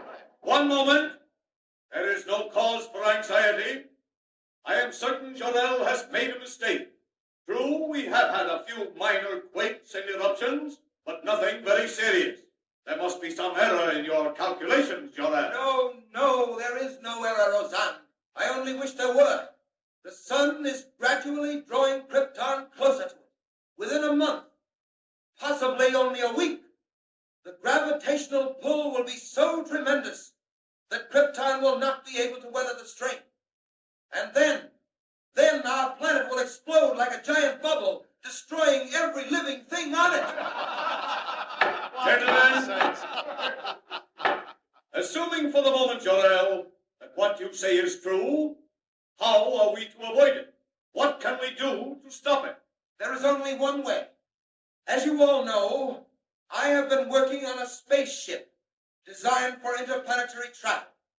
With time and united effort, we might transport the entire population of Krypton to another world. Impossible. Where would we go? To the Earth. My studies tell me the atmosphere of the Earth is very nearly the same as our own. You have been working too hard, Jorel. You need a rest. Believe me, we have the utmost respect for your knowledge and integrity. But this is carrying it too far. Planets as large as Krypton do not explode, Jorel. Wait! Do you hear that, gentlemen? It's the forewarning of doom. Every moment is precious now. Quakes like that are sounding the death knell of Krypton. It will happen, gentlemen, and happen soon. When the last great eruption comes... When it comes, Jorel, it shall find all of us ready. If Krypton is to die, we shall die with it. The parting would be much too severe. Very well. Laugh if you like, Roseanne, and you members of the council. I have no time to laugh. My wife, Lara, and my infant son are dear to me. It is not my wish to stand by and see them destroyed. Laugh, all of you. But a time will come, and that time is perhaps very close at hand, when you will wish you had heeded the words of Jorel. Now you think me a fool, but remember what I have said, gentlemen. When Krypton is shattered into 1,000 million stars, when the glorious civilization we have built is no more, when you and your families are swept from the face of Krypton like dust. Order, gentlemen. Order. You have heard Jorel speak. Is it your wish that we devote time and money to the building of spaceships or the transportation of Krypton's population to another planet? No! I'm sorry, Jorel. The council has spoken. Yes, and signed the death warrants of every living thing on Krypton. Well, I have done my best to convince you. Now all that remains for me is to proceed with my own means of salvation, my own spaceship, to save the lives of those near and dear to me. As for the rest of you, may the gods have mercy on your soul. It's absolutely mad. Lara, I didn't see you. I came out to take the air on the terrace. It's been terribly hot all day. Is that because we're being drawn to the sun, Jorel? Yes. What did the council have to say about that? I didn't mention it. Is the model of your spaceship almost finished? Yes, I just drove the last rivet. How does it look? Splendid. But will it work? That remains to be seen. If it does work, I shall immediately begin construction of another just like it, only much larger. One big enough to carry all three of us to another world. Jorel, when will that be? Every moment that we spend waiting and wondering. Yes, I know, Lara. It's been hard on all of us, and particularly hard on you. How is the boy? Sleeping, Jorel. That quake this afternoon frightened him. But he's all right now. Can't you come in and look at him? You scarcely see him these days, what with working all hours on the spaceship model. Can't be helped, dear. I'm racing against time. Right now, I'm anxious to know whether the model will behave as I hope. How does it operate? Very simply. When all is ready, I throw this switch. That closes the circuit, and electric energy builds up pressure in the atomic generators. Then, at the final moment, the pressure forces the ship from its carrier and speeds it on its way. But where does it go? Wherever it's pointed. This one I'm directing to the planet Earth. Earth? What is that, Jorel? A planet smaller than our own, situated on the other side of the sun. It's inhabited by a race of people similar to ourselves. Like ourselves? Well, only partly, of course, my dear. They're about the same size, but nowhere nearly as developed. Very weak and helpless, and with all their faculties extremely limited. How do you mean? It's something like this. You know how far you step when you want to go somewhere? Practically as far as I want. Why, one step takes me to Brata's house near the fountain. Exactly. Well, down where I'm sending this spaceship, it's quite different. An Earthman steps only 3 feet at a time at most, and everything else is in proportion. And that's where we're going? Oh, how dreadful. My dear, which would you rather do? Go to Earth and live, or stay on Krypton and die? I'll do anything you say, Jorel, anything. It doesn't matter to me whether we live or die as long as we're together. It's only the boy I worry about. Yes, I know. Oh, Lara, darling, don't worry. He'll be safe. When are you testing the spaceship model? In the morning. Just as dawn breaks, I'll send it on its way, watching its flight through a high-powered telescope to see whether it lands safely on Earth. Is Earth the only planet place we can go to, Jarrell? We couldn't breathe on any other planet but the Earth. It happens to have an atmosphere similar to Krypton's. I suppose you know best, Jarrell. Are you coming in? It seems to have gotten oppressively hot. Yes, it has. I wonder. Lara, do you hear that? Yes, Jarrell. What is it? Subterranean explosions. Do you feel the ground trembling? Yes, I do. Jarrell, do you think? Lara, I'm afraid it's come. Where is the boy, Kal-El? What do you mean? Get him quickly. This is the end. Jarrell, what can we do? Nothing. I'm not ready. Oh, what a fool I've been to delay. It isn't your fault, Jarrell. You did all you could. If only this model were large enough, we could take a chance. Jarrell, would it carry one of us safely to Earth? Oh, I think so, but... Lara, where are you going? Stay here with me. I'm getting Kal-El. If one of us can be saved, Jarrell, it should be the boy. No, Lara, come back. If one must go, it should be you. Lara, I said come back. Come back. Here he is, Jarrell, still asleep. Goodbye, Kal-El. Please, Lara. No, Jarrell, listen to me. We both stay here. Kal-El goes in the spaceship. If there is a chance, Jarrell, one little chance, I want it for my son. Maybe you're right, Lara. Jarrell, look. The sky. It's fiery red. The mountains. Look, the mountains are falling in.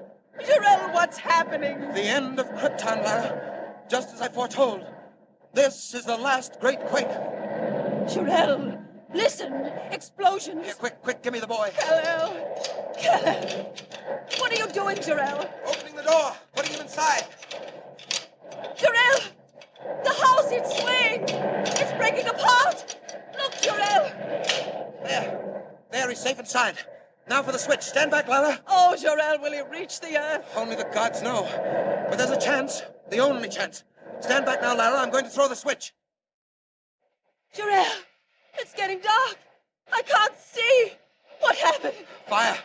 Smoke from the center of the planet. Not much time now. Hold me, Jarrell. Has the spaceship gone? No, not yet. Waiting for pressure. We may have been too late. If it doesn't work up soon... Wait! Lara! It's off! It's on its way! Jarrell! Where are you? Here, beside you, Lara. Listen, can you hear me? Our boy, Kal-El. Our son, Lara. He's on his way. On his way to Earth. Kal-El! Kal-El!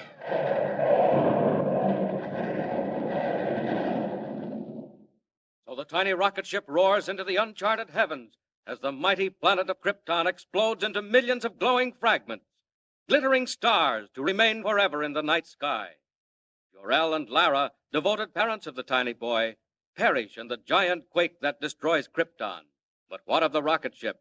Does it reach the Earth? Does it find its mark in all the far-flung darkness of space? Remember, don't miss the next installment of Superman. Up in the sky, look, it's a giant bird. It's a plane. It's Superman. Superman is a copyrighted feature appearing in Action Comics magazine. Presenting Superman. Up in the sky, look, it's a bird. It's a plane. It's Superman. And now, Superman, eighth wonder of the modern world, visitor from a distant planet whose strength knows no limit, whose endurance is beyond anything humanity has ever known. We have seen how the child of Jor-El and Lara was placed in the rocket ship, sent on his way to Earth.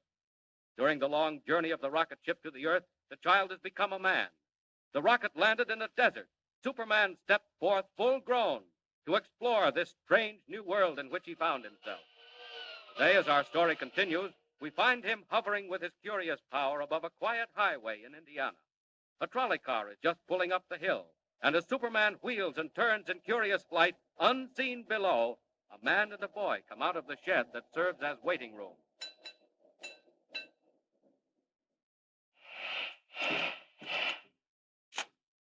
Morning, Professor. Good morning. Going into town? Yes, that's right, John. Taking Jimmy to the fair. That is a great show, all right. Well, I reckon you're my only passengers. Make yourselves at home. I'm going to get me a drink of wine. All right. Why, Dad, we've got the trolley all to ourselves. Yeah, regular private car. Where'd the motorman go? Just over to the spring for a drink. It's a mighty hot day. Better hurry or we'll be late. We can't start without the motorman. But we are starting. Look, Dad. The doors have closed. We're moving. Yes, what happened? Dad, I want to get out. The brakes. Something happened to the brakes. Let's get out, quick. Open the doors. They're jammed. They're tight shut. Dad, we're going faster and faster. We're going downhill. Dad, what are we going to do? Jimmy, come here. The window. Out the window, Dad. Get it open. Smash it. Oh, wait. Jump, Dad. Jump. No. It's too late. Going too fast. We've got to, Dad. Look, there ahead. There's a tree. Jimmy. A tree's falling right in the tracks. Look. There in the sky. It's a man. Why, he's flying. It can't be. It's not possible. Dad, he's coming straight at us. He's swooping down. He's tearing off the roof. Dad! Quick! Grab hold of me. No, put me down. Let me go. Stop it. One under each arm. Out through the top. Hold on. We're going to crash.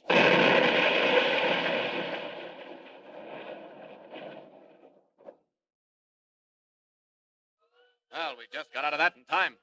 Trolley car's a wreck. Smashed into a million pieces. Where are you going?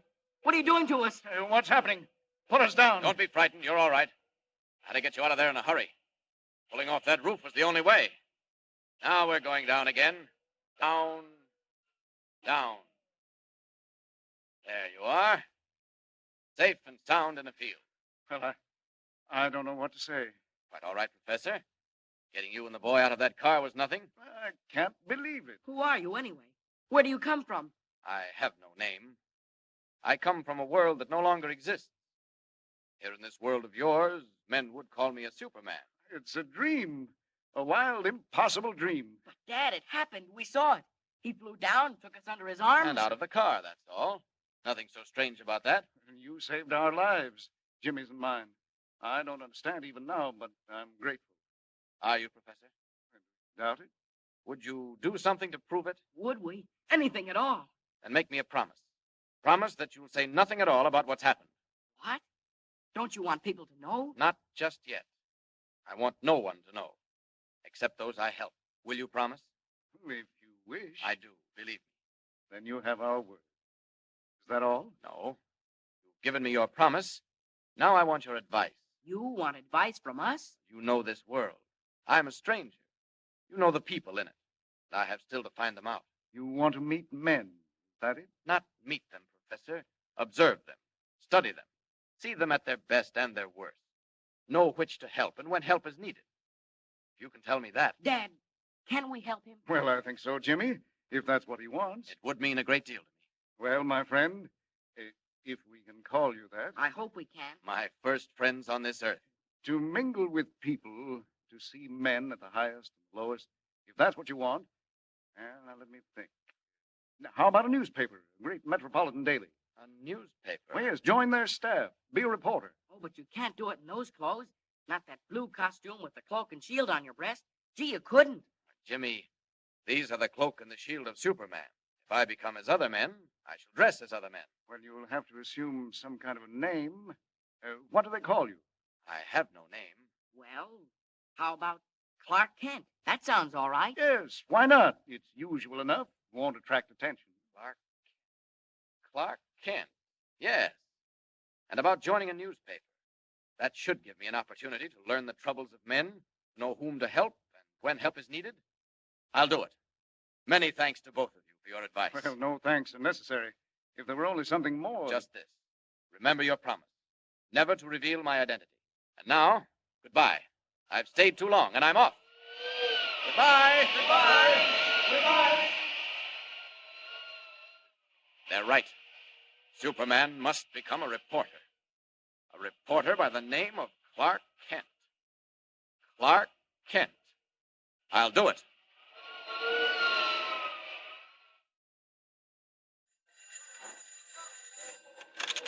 Steady, roll. White. Listen, Chief. You better get somebody in that railroad story right away. Anything break? Looks bad. I don't know where your dope came from, but it sure was right. Where are you now? At the yards out of town. If I were you, I'd have somebody watch the man they call the Wolf. The Wolf? That's what I do, Chief. Watch him. Trail him. Follow him every minute. He's at the bottom of this as sure as you're born. Now, hey, I gotta beat it. Someone's coming. Oh. Excuse me, Mr. White. That young man's still waiting. What, young man? Oh, wants a job? Well, let him wait. Who have we got that's free? Cam's on the coast. Grayson's down in Virginia. Most of the day men are full up. I knew it. Confound it's always the way. Something breaks and nobody to handle it. What is it, Mr. White? Railroads. Sabotage. I didn't believe it, but there may be something in it after all. If there is... Yes, sir. If there is, Miss Smith, it'll be the biggest story since Lindbergh. And me short-handed. Oh, what's the use? Yes, sir. About that man. Oh, send him in. Send him in. Yes, sir. Come in, Mr. Kent. Mr. White will see you now. You want to see me? Close that door. Yes. My name is Kent. Clark Kent. What can I do for you, Mr. Kent? Well, Mr. White, you can give me work, I hope. Work? On the paper? Yes, sir. I'd like to be a reporter. Oh, you'd like to be a reporter. What papers have you worked on? None, sir, but No, you haven't. Do you think you'd be a whiz? Well, I'm afraid I can't use you, Kent. You haven't any openings? Not for greenhorns. I'm sorry if I'm blunt. But, Mr. White, even if I am a greenhorn, suppose I brought you a good story. And where would you get it? I'm afraid you'll have to excuse me, Mr. Kent. A really good story? Such as? Such as the complete inside on the man called the Wolf on the Western Railroads. What's that? You heard me. Do you want that story? Do I want it? Well, I should say I do. But look here. I think I could get it for you. What do you know about the Wolf? Where did you ever hear his name? Oh, stop beating around the bush. I only heard the beginning of that myself yesterday morning. Not a paper in the country's carried a line, and yet... Yet I come in here and talk about it. I think I could do something with it, Mr. White. Now, look here, Kent. Mysterious secret messages have threatened to tie up every railroad in the country, beginning with the Western. For a while, the road paid no attention. Then the cracked flyer on the P&R went off a bridge. Yes, I read about that. And naturally. You didn't read about the warnings because they weren't printed. Weren't printed? No, and they won't be. Not until we've checked all the angles. And then this man, the Wolf. Oh, yes, the Wolf. Now, where do you come in? How did you get to know the Wolf? Excuse me. Say your own, White. My friend, tomorrow night, Silver Clipper leaves Denver for the west. It will not arrive, Salt Lake City. Hey, what's that? Who's this? I have been called the Wolf. Goodbye. Hey, come back here. Come back here. Wait. Yes, White? Where did that call come from? I'm sorry, Nuts. Beg your pardon, sir, but that call did come from the Wolf. I should be inclined to believe it. Huh? How do you know who that was? If I were you, I'd warn the officials in charge of the Silver Clipper. Look here. You couldn't hear that phone. What is this? How do you know who called me? As I was saying, Mr. White, suppose I brought you a good story. The story of the Silver Clipper and the Wolf. I take chances, Kent. I'm going to take a chance on you. Thank you, Mr. White. It's 2,000 miles. You'll have to hop a plane. I'll get there, Mr. White, in spite of the weather. Lord, I hadn't noticed the weather. Well, get to the airport anyway. You rang, Mr. White? Miss Smith, this is Clark Kent, temporarily attached to our staff. You'll note I said temporarily. Yes. Kent leaves for the west for the first plane. Get him tickets and a $200 advance. Mr. White, all planes are grounded. That's all right, sir. I'll get there. Take him outside. Show him what he needs to know. Mr. White, I'd like to thank you. Oh, let it go, Kent. Let it go. You get a story and you get a job. You're either clairvoyant or the luckiest guesser alive. Either way, I can use you. But if you miss out, well... This way, Mr. Kent. Thank you, Miss Smith. Nice of you to show me around. Pretty lucky, I'll say. 100 good newspaper men walking the streets, and you stepped right into a job. I say, I am lucky. You wait in here. It's the anteroom of the cashier's office. Well, I really don't need an advance. Oh, playboy in disguise, eh? Wait here. What a rotten night. Don't fall out that window. It's 20 stories down. Beautiful view, even in the fog. You wait right here till I get your money. Then I'll introduce you to a few real newspaper men. Plane's grounded. 2,000 miles to go. Sorry, Miss Smith. Afraid I can't wait. Clark Kent may need a plane, but Superman doesn't. Up with a window. And out.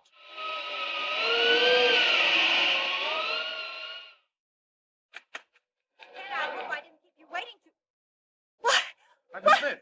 Miss Smith! What's wrong? That man! Did he go out, that Clark Kent? Nobody went through the city room. He didn't go out. Well, I left him right here, the window. Oh, the open window. He went through it, and it's 20 stories down. He went out through the window? Out the open window, 20 stories above the ground. In the wink of an eye, Clark Kent, cub reporter for the Daily Planet, becomes Superman, eagle of the sky, winging his way west over city and plain, river and mountain, through the storm-swept night.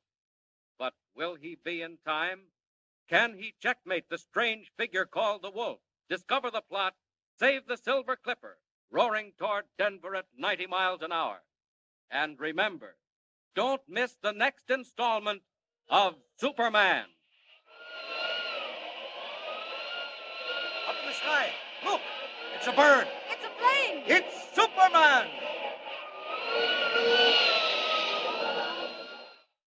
Superman is a copyrighted feature appearing in Action Comics magazine. Presenting Superman.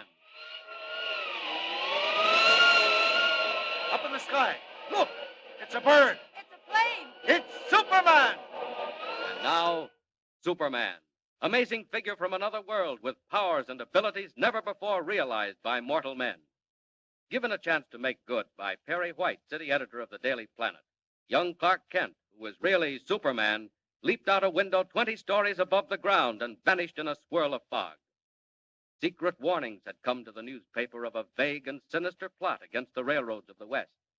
Mild-mannered Clark Kent had received orders to go west at once and investigate. Already danger is forming in the path of the Silver Clipper, cracked train of the West Coast Railroad, roaring over the prairie on her way to Denver and Salt Lake. All planes were grounded by fog and sleet. But today, as our story continues, a strange figure hurtles through space. Red cape streaming in the whistling wind. Superman speeds to his assignment. 24 hours to go. The Silver Clipper leaves Denver tomorrow night on her way to Salt Lake City. That man who calls himself the Wolf. Have to find out who he is, too. Said the train would never get there. We'll see, Wolf. We'll see. If you're up to something, look out. Because the other side has Superman.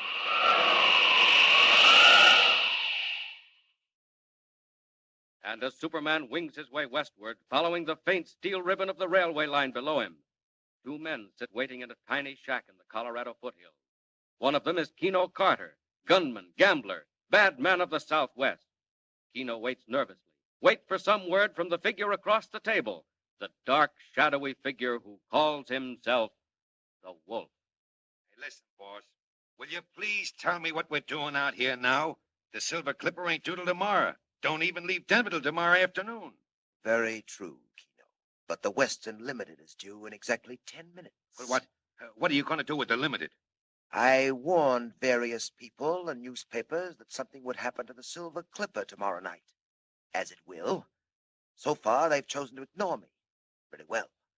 When they see what overtakes the Limited in slightly less than 10 minutes, they will pay more attention to me when I call again. Now listen, boss. What is this, a game? What are you trying to do? Why ask me, Keno?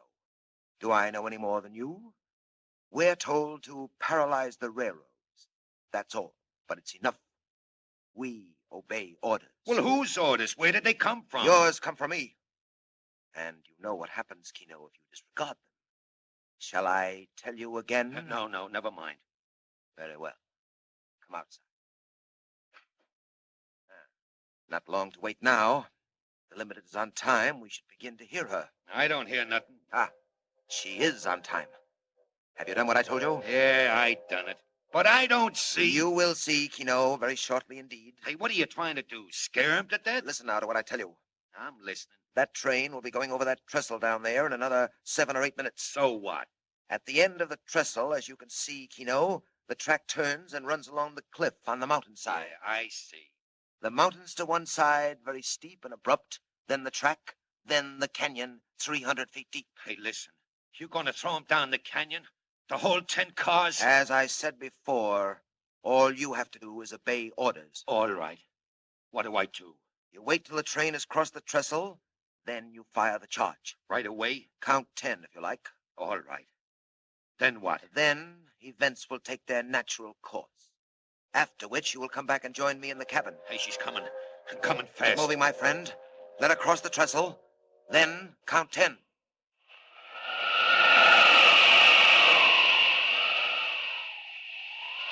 Good. Still following the railway. Ought to be getting fairly close to Denver. Looks like a long trestle up ahead.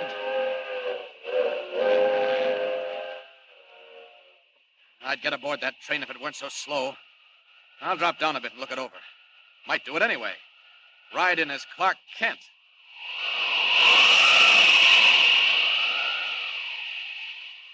What's that man on the side of the mountain doing?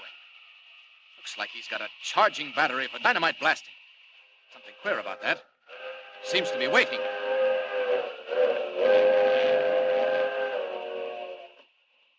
She's waiting for the train. Gonna blast it right off the tracks.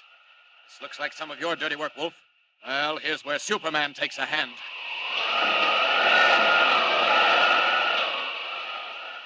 I've got to stop that train.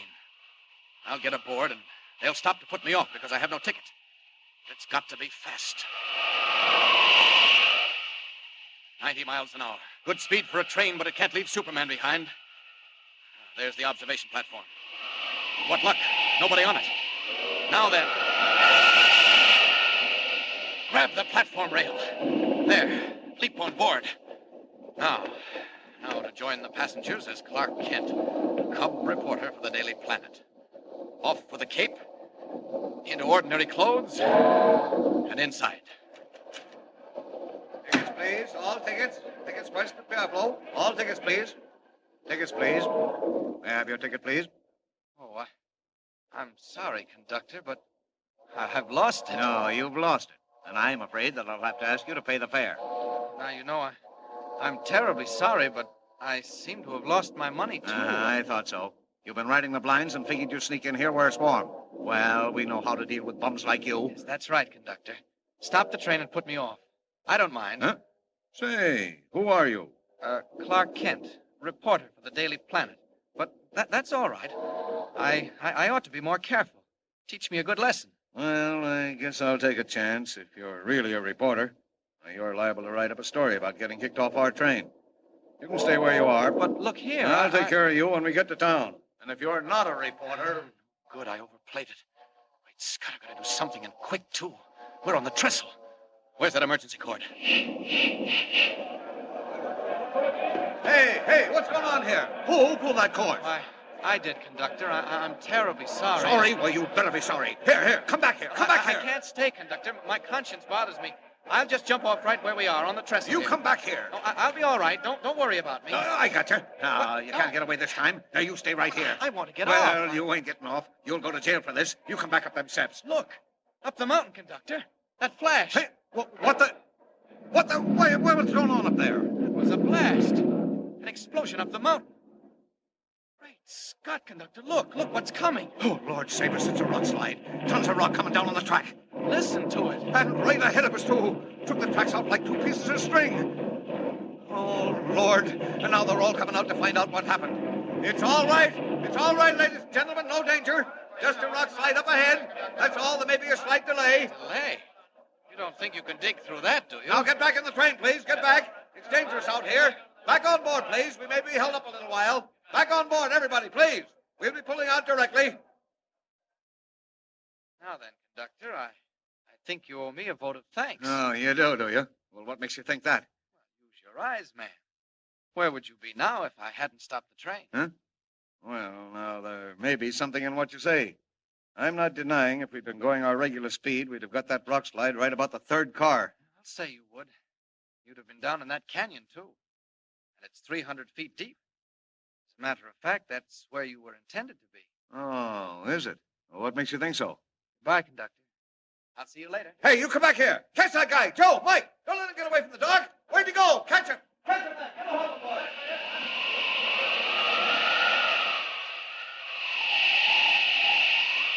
20 tons of rock. Why, that's nothing. Hardly a workout. Anything to put a crimp in the Wolf's plans. And Clark Kent, reporter, simply must be in Denver by morning. First of all, down into the canyon for the missing rails. There they are. Now, back to the roadbed.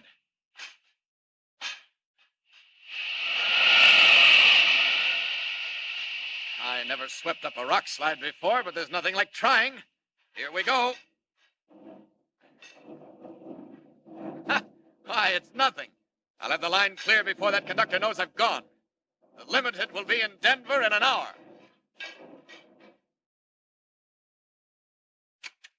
Well, all done? What happened?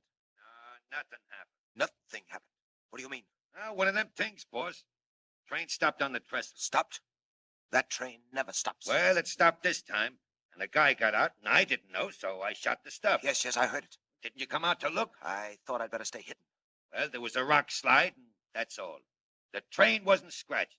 The line's blocked, but the train ain't hurt. This man who got out, who was he? After the slide, I snuck down and joined the mob, see? I heard him talking about a newspaper guy and looking for him. Name of Clark Kent. Kent? I don't know him. Well, you better, because he knows us. What's that? I don't know. All I can tell you is they're looking for him. Clark Kent, a newspaper man. Who knew enough to stop that train? Well, we shall look for him too, my friend. We'll have lots of time. They won't get the line clear this side of Sunday. We shall look for this Mr. Kent, and when we find him... the train. They've decided to go back to Pueblo. Let's look. Kino, that train. What? It's going west. Why, it can't be. Hey, well, what the... But it is. It's on its way to Denver. Why, it can't be. Why, there was 20 tons of rock on the line. Look for yourself, Kino. It's not possible. It's not human. But look. Well, very well. We go to Denver too, Kino, at once, to find out what goes on, and to take care of Mr. Kent, the newspaper man. Get the plane ready.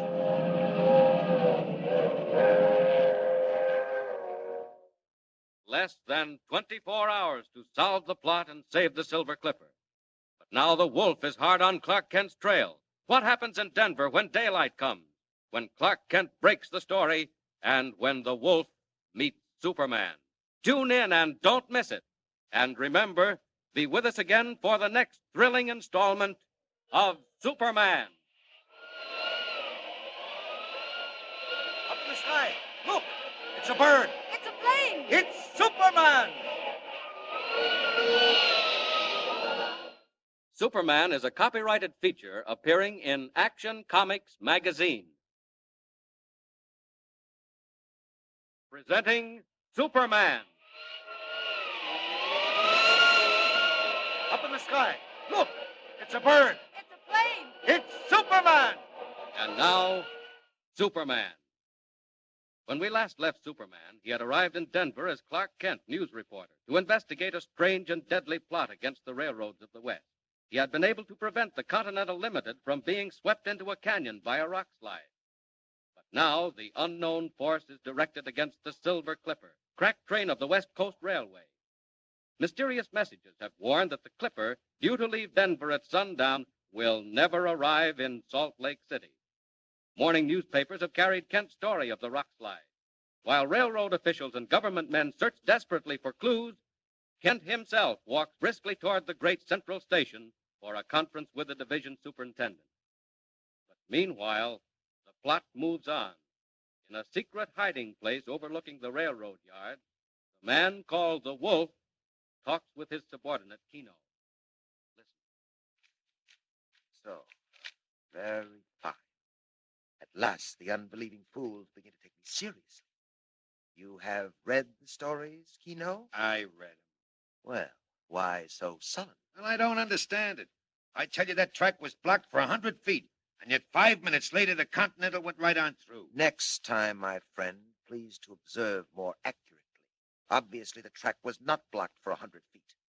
It was not blocked at all. But I tell you it was. You should join forces with the conductor of the train. He swears that a tremendous figure in blue tights and a red cape appeared from nowhere, replaced the missing rails, cleared away 20 tons of rock, and made a safe passage for the train, all in a matter of... Oh, yes, and he is now confined in the city hospital, that conductor, for observation. Yeah. Well, I tell you, I seen the same thing myself. That will do, my friend. We have no time for pipe dreams. You were deceived by shadows.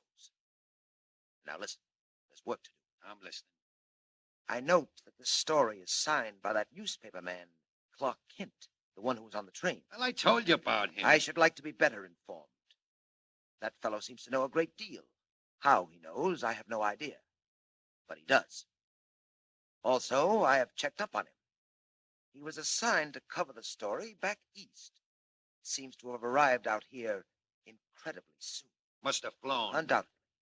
That's neither here nor there. Do you know where he is now? I did what you told me. I trailed him. He left his hotel to go see the divisional superintendent of the railroad. Did he? How lucky. Lucky? We'll kill 2 birds with 1 stone. We've got them on the run. They're worried, Kino, and frightened. I hope you're right. They don't know which way to turn or what to believe. They'd like to keep the Silver Clipper in Denver tonight, but they don't dare. They don't dare, Keno. They can't admit they're terrified. And wait till they get my telegram. Telegram? Can you dress up like a messenger, Keno? Huh? Uniform and so on? Oh, sure. Excellent, excellent. You will put on your fake uniform and take this wire, also fake, to the superintendent. Now? At once. If you have luck, you'll find him with Mr. Clark Kent. You will also find, I think, that he is trying to locate a missing engine, Keno. Missing engine? Just so. If he finds it, I'll eat it. Huh? Never mind. Put your uniform on, Keno. Deliver the telegram personally. And bring back as much of the conversation as you can. You understand? Now, where's that conductor's story? Quite the funniest reading I've seen. A Superman, huh?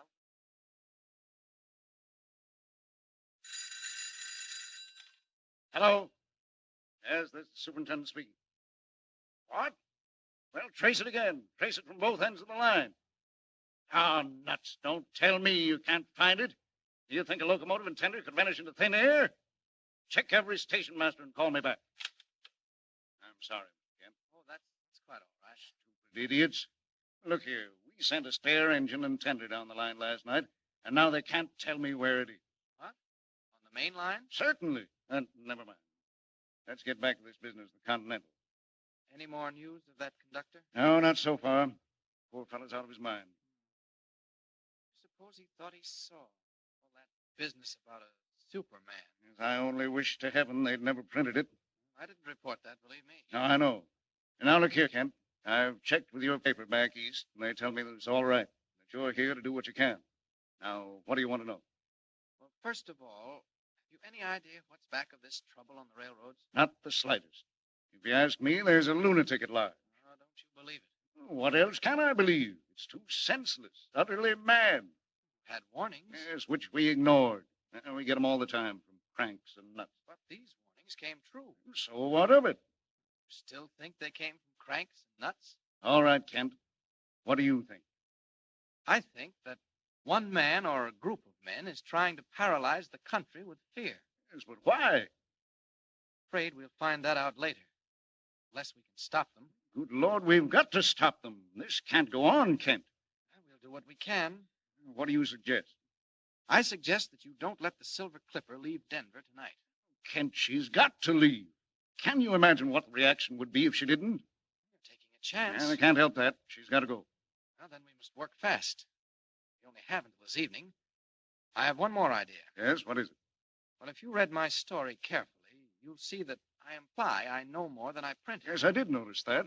Well, do you? Not yet, but I expect to. How? The people back of this, particularly the man called the Wolf, will want to know just what I do know and where I got it. Well? I propose to show myself around until he catches up with me. Will he? I think so. I was shadowed this morning on my way here. Good Lord. You were? So I think he and his friends are just waiting their chance. I'm going to give it to them. Oh, Kent, don't do it. Why, if they'd wreck a train, why, they wouldn't think twice about About putting me out of the way? Yes. Don't worry.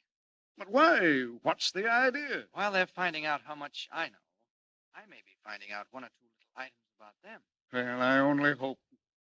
Here. How long have you been standing there, messenger? Oh, I just come, boss. You the divisional superintendent? Telegram? Yes, sir. For you personally. They told me to bring it right in. I seen the door was open, so I I walked. hope they found that engine. Well? That's all, messenger. Get out. Yes, sir. No, wait. Hey, where'd you get this wire? Huh?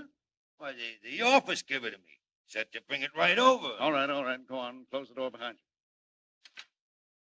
Hey, Kent, listen to this. Yes?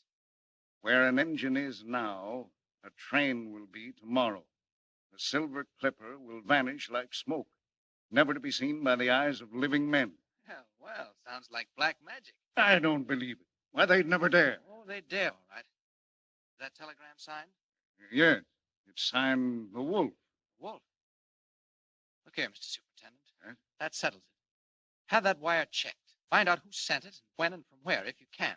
My guess is you'll discover it's faked. Wish we'd held that messenger. Kent, what are you going to do? Just what I said I'd do. Put myself in the hands of the wolf and see who wins. Superintendent speaking. What? What? Why, look here, that's not possible. It can't be. Man alive, think what you're saying. Now, look here, you tell that crew to report here in my office. That's right, at once. My God, Fritz, I bet I'll find out something. Anything new? Why, it's the silliest thing I ever heard. Wait, that telegram. Where an engine is now. I don't believe it. I don't believe it for a minute. What is it? Kent, that locomotive intended. It passed through Kingston at 11:15. Yes? And it passed through Richville at 11:50. Well? It should have reached Lewisburg at 12:20, just 30 minutes later. And it didn't? It wasn't on time? On time? I had never got there at all. Oh, that's easy. It left the rail somewhere in between. Yes, you'd think so. But listen to this. A crew left Richville and a crew left Lewisburg. They met somewhere in between, just now in broad daylight. And neither crew had seen a sign of that engine anywhere. That's not possible. No, it isn't, is it? Black magic. Isn't that what you called it, Kent? I think I'm going mad like that conductor. Well, what are you going to do? Do? I'm going out to hunt wolves. Anybody looking? No. Quick. Out of these clothes. Now, that window.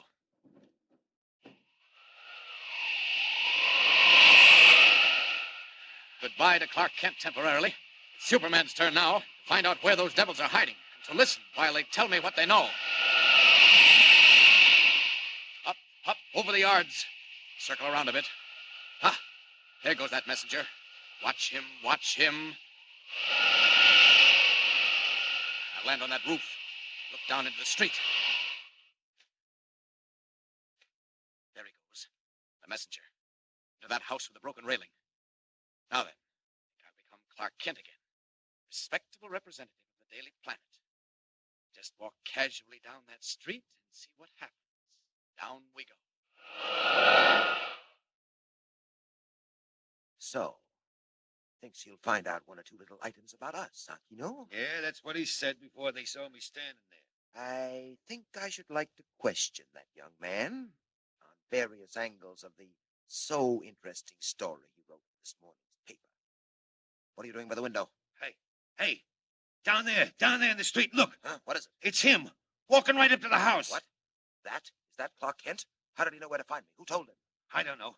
Hey, don't look at me like that. How did he know which way to take to get here? Here, search me, boss. He knows too much. How does he know? Quick, downstairs. Hey, boss, what are you going to do with him? There's a vault below us, Kino. Steel-lined and soundproof, with various devices to bring out information. You're going to take him there? For a time. For a little conversation, my friend. Stop. The people. Is he coming? Yeah, right this way. Hey, wait a minute. Is anyone else in the alley? No, it's empty. Here he comes. We'll jump out and grab him, huh? All right, be ready with your blackjack. Now. Hey, where you going? Quick, Kino, let him have it. Here, what's the big idea? Hey, come on, jump, boss. Inside with him, quick. Come on, you. No hanging back. Good work, Kino. Good work. Down the iron stairway. Quick. Someone may have heard us. He's trying to hang back. I'll fix him. There we are. You shove him inside. Now, close the door. Now then, Mr. Clark Kent, the time has come for a little talk. Kino, my friend, you may prepare the aids to conversation. Clark Kent in the power of the wolf. Or is the wolf, all unknowing, in the power of Superman? And meanwhile, where is the missing engine? Excitement, thrills, suspense. Tune in and follow the story. And remember, be with us again for the next thrilling installment of Superman. Up in the sky. Look! It's a bird. It's a plane. It's Superman! Superman is a copyrighted feature appearing in Action Comics magazine. Presenting Superman. Up in the sky. Look! It's a bird. It's a plane. It's Superman! And now, Superman. Just a few hours to go before the crack train of the West Coast Railroad, the Silver Clipper, leaves Denver for Salt Lake City, where the mysterious power, through its agent, the Wolf, has sworn she will never arrive. And Superman, in his character of Clark Kent, news reporter for the Daily Planet, Superman was last seen being dragged down a flight of steel stairs and thrown into the soundproof room of the Wolf's hideout near the railroad yard. late afternoon, verging toward sundown in the world above. And still the gangster Keno works on the unresisting form of Kent, bound and shackled to the wall before him. Listen, you. I'm getting tired of this. How about talking? I've already told you. There's nothing I care to talk about. Wise guy, hey? Okay, we'll see how long you last at this. Open the door, no? Okay, here comes the boss. Wait till you see what happens now. Well, what luck? No luck at all so far. He ain't doing much talking. He's tough, boss. Still, I was just gonna... Let it go, Keno. There's no more time. I did want to know where he got his information, but it won't matter. That's what you think, Wolf. That's what I know, my young friend. What do you mean? You'd like me to talk, huh?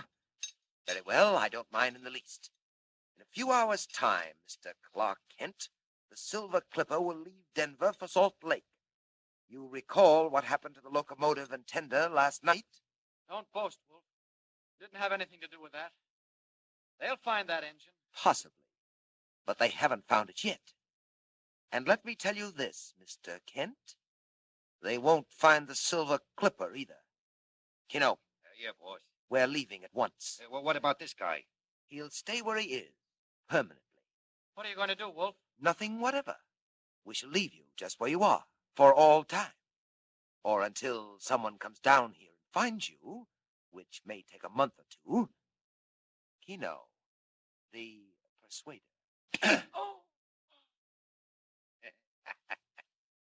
Out like a light.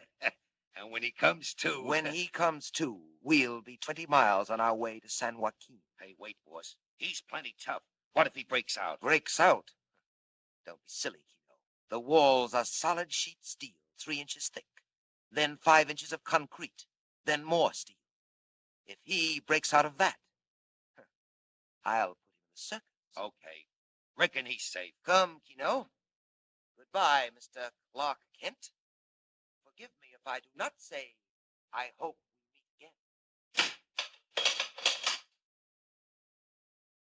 But we will meet again, and very soon. Thanks for telling me where. On the road to San Joaquin, eh? Well, I'll give you a little while to get clear of town, and then I'll be seeing you, Wolf. Handcuffs, eh? It's a good thing for you I wasn't feeling playful. All right, Keno. From now on, things will move. Jump in, boss. Take the lower road to the river, and then up toward the pass. Look, Keno. The sun's just going down over the railroad yards. Hey, boss. There she is, the Silver Clipper. Just in from Shy. She'll lay over a while and then hit the line for Salt Lake. And we'll be ready and waiting. Let's go.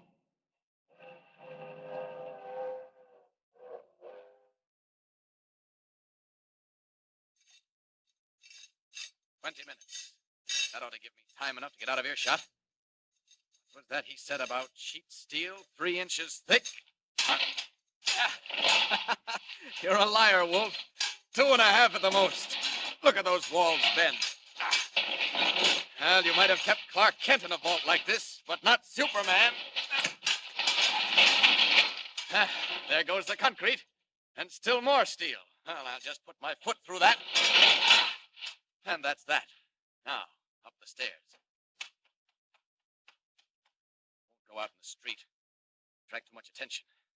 Just up to the roof for an easy takeoff. Oh, what's this? A skylight. And padlocked. Here goes. Out into the night in the fresh air. One jump and we're up. Up. And away. Now then, all I have to do is follow his car on the San Joaquin Road. Oh, yes. And a fellow called the Wolf is going to put Clark Kent in the circus. Here I come, Wolf.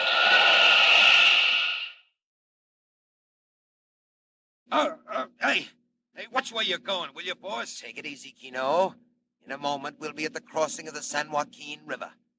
Do you know where that runs? Sure, down through Schooner Canyon Lake to the dam at Wallkill. And you know how Schooner Canyon got its name? Who cares? Oh, it's interesting, Keno.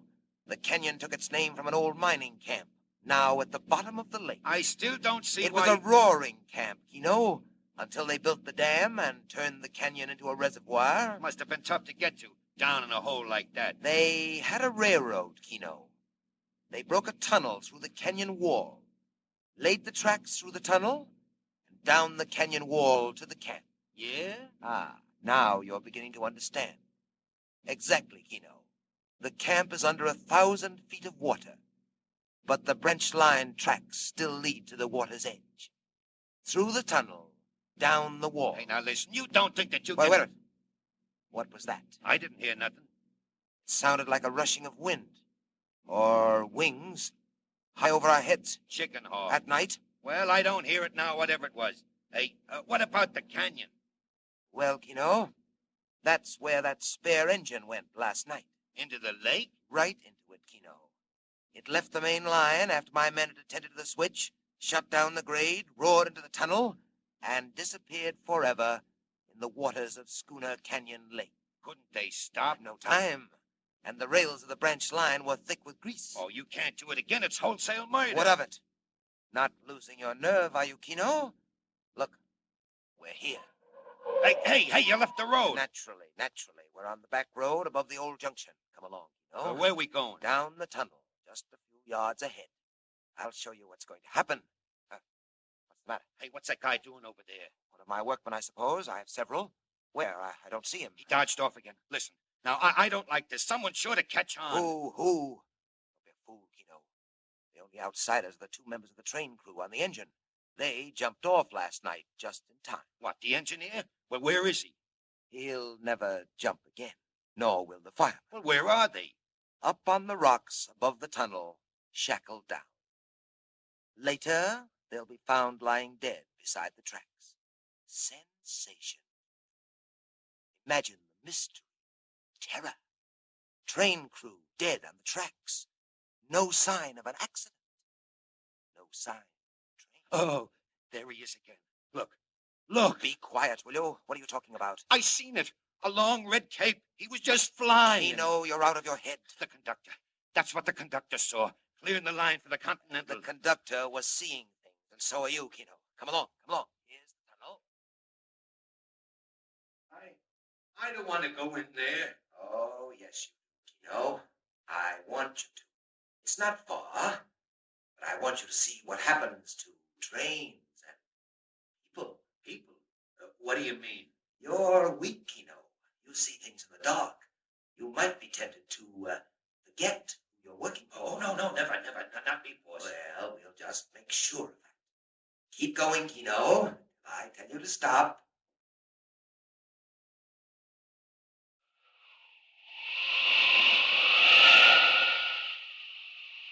The devil. The cold, inhuman devil.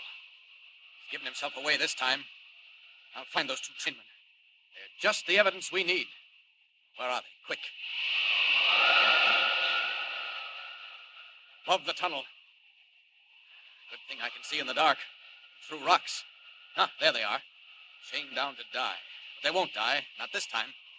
They'll be the witnesses that hang you, wolf. It's all right. I won't hurt you. Gotta break those chains. Now, one under each arm. I'll find a ranch house and drop them at the door. They won't know what's happened. Think they crawled there. Then back to get the police. Up!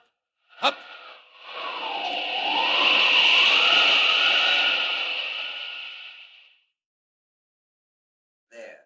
Oh, we're at the end of the tunnel. Look down the canyon. Gee, must be 1,000 feet across. And would you like to know how deep? 300 feet down to water, and 1,000 feet more after that. The Lake of Schooner Canyon. What's the time? Flash of light. 7:15. 7:15. Keno, the Silver Clipper is 20 minutes out of Denver.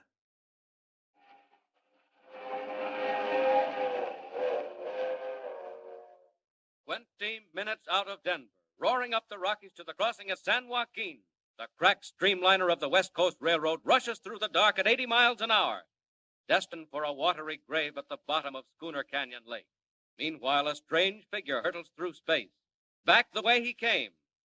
But will he be in time? Can he drop the injured men, warn the authorities, and get back to save the train without revealing who he is? Thrills, suspense, climax. Tune in and follow the story of Superman. Be with us again for the next thrilling installment of Superman.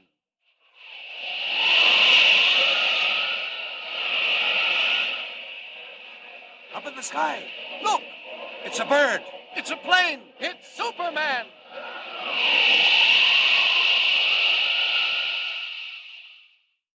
Superman is a copyrighted feature appearing in Action Comics magazine. Presenting Superman. Up in the sky. Look! It's a bird. It's a plane. It's Superman! Now, Superman. Events on the main line of the West Coast Railroad are rapidly reaching a climax. Speeding west, the Silver Clipper roars up the slope of the Rockies, heading for San Joaquin Pass. Disaster, sudden and unseen, lies waiting for it in Schooner Canyon Lake, while Superman wings his way through space, searching desperately for the nearest mountain town. He finds it, drops down from the sky, and enters the office of the local chief of police in his character of Clark Kent, reporter. Listen. Well, you talk good. I'll say that for you, Kent. Well, if you don't believe me, telephone my paper and ask for verification. Or call the division superintendent of the West Coast Railroad at Denver. The Silver Clipper's a West Coast train, ain't it? It is now, but it won't be long. I tell you, if something isn't done in a hurry... Then okay, but how are you going to prove it? Suppose I get up there to the San Joaquin and pull in a couple of guys. Why, how am I going to prove anything? I'll attend to that. You know the Circle Y Ranch? Sure. What about it? A couple of injured trainmen crawled in there a while ago. They were on that missing locomotive and tender. They were, huh? You don't mean it. I certainly do mean it. If you get those two men I told you about, the one who calls himself the Wolf and his henchman Keno, the mystery is solved. Well, say, you begin to make sense, young fella. By gollies, I'll do it. What's your plan? Get a fast car and head for the crossing at San Joaquin. Yeah? You know the old Schooner Canyon Junction? Well, I reckon I can find it, even in the dark. All right, get up there and hide. If we don't catch them red-handed, it's no good. That's what I'm waiting for. Okay, Kent. Say, that is your name, ain't it? But, hey, where are you going? I want to call my paper back east. Tell them to hold the presses for a big break. I'll pay for the call. Operator. I want Perry White, managing editor of the Daily Planet. Yes. Rush it, please. I'll hold the line.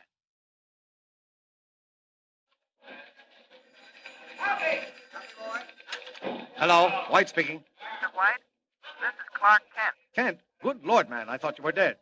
Where have you been all day? Tied up in a cellar, but I broke out. Listen, Mr. White, how long before you go to press? Now, wait a minute.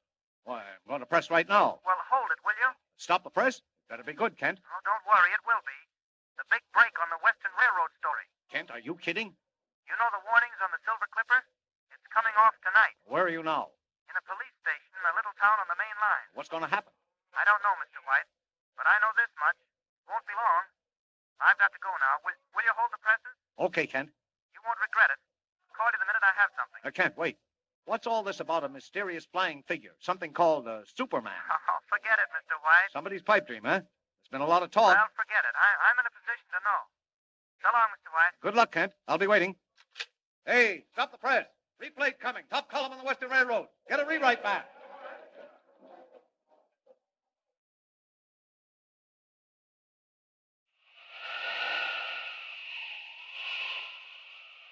Superman, eh? I should say I am in a position to know. Hup. Not much time with the Wolf waiting there at the canyon. If I don't get back in time to fix that switch. 40 miles more. Faster.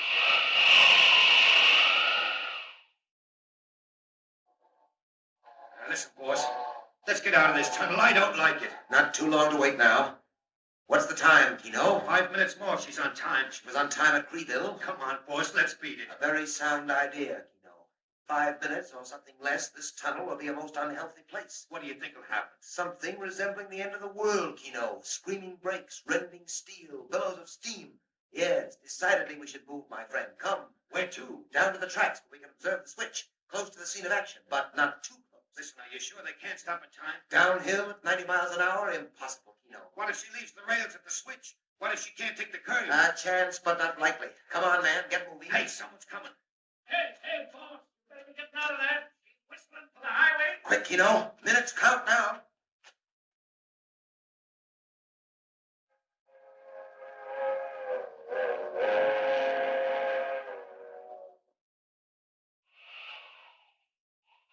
There's the train. Traveling fast, all right. Ah, there's the junction. Got a minute, maybe less. Now then, what have those devils done to the tracks? Broken the seals and thrown the switch, eh? Well, it won't take long to fix that. And I'll just rip up a few of the old branch line rails, just to make sure. There, that ought to settle things. Well, look who's coming. Hey, boss. Who's that guy down by the switch? Look, he's tearing up the track. Well, what are you doing? Where's your gun? Shoot. Don't worry, boss. I'll get him. I never missed yet. Got him, boss. No, you didn't. There he is. You missed him, you fool. Never mind, boss. I won't miss him this time. Hey, you. Keno, what's the matter with you? All right, then, rush him. The train. Here comes the train. Get that man away from there, Keno. Boss, beat it. It's him. Now, it's the man with the red cape. The train. Run, Keno, run. Make for the car. Made it. Threw the switch just in time. Go on, Silver Clipper. High ball for Salt Lake City in the west.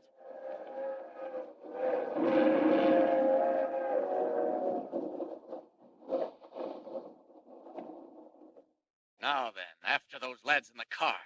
Watch it, you two. Here I come.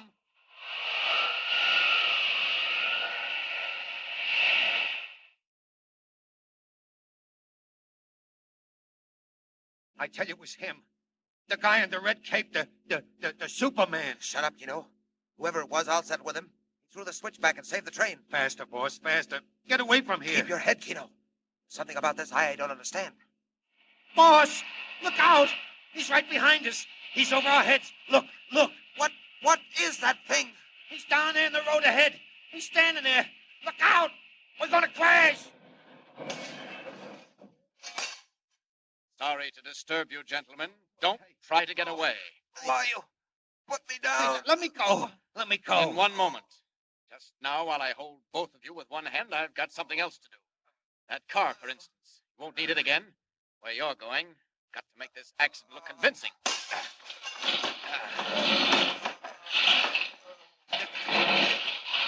The car. Look what he's doing to the car, boss. He's wrecking it. There. No one will ever ride in that again. Oh, here comes the car. Heard the crash. Must be the police. Well, so long, gentlemen. I'm leaving you now. And if you ever wreck another train or try to, think what you've missed this time. Goodbye.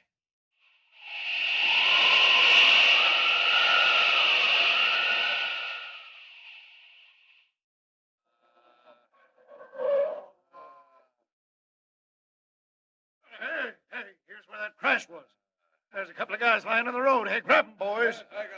I wouldn't wonder if they were the fellas that newspaper man was talking about. They tried to make a getaway and cracked up. Well, look where their car got to. Looks like a cyclone hit it. Yeah, doesn't it? Or that Superman they keep talking about. Good evening, Chief. Say, there you are. Why, it's the reporter. Well, howdy, Mr. Kent. Well, I see you got them all right. Yes, but there wasn't no train wreck. I guess we scared them off. Keep them off. We done it. Put me in jail. Put me anywhere. But don't let that guy touch me again. He just came flying through the air. Say, he's nuts off his head. But that was a confession if I ever heard one. Yes. And if you'll drag the bottom of Schooner Canyon Lake, you'll find that missing engine and tender. What? And don't forget those two trainmen at the Circle Y Ranch. They'll be your star witnesses. Well, congratulations, Chief. You've caught the train wreckers all right. Then thanks to you, Mr. Kent. Well, hey, where are you going? I've got to get back to town. My paper's waiting for the story. See you later, Chief.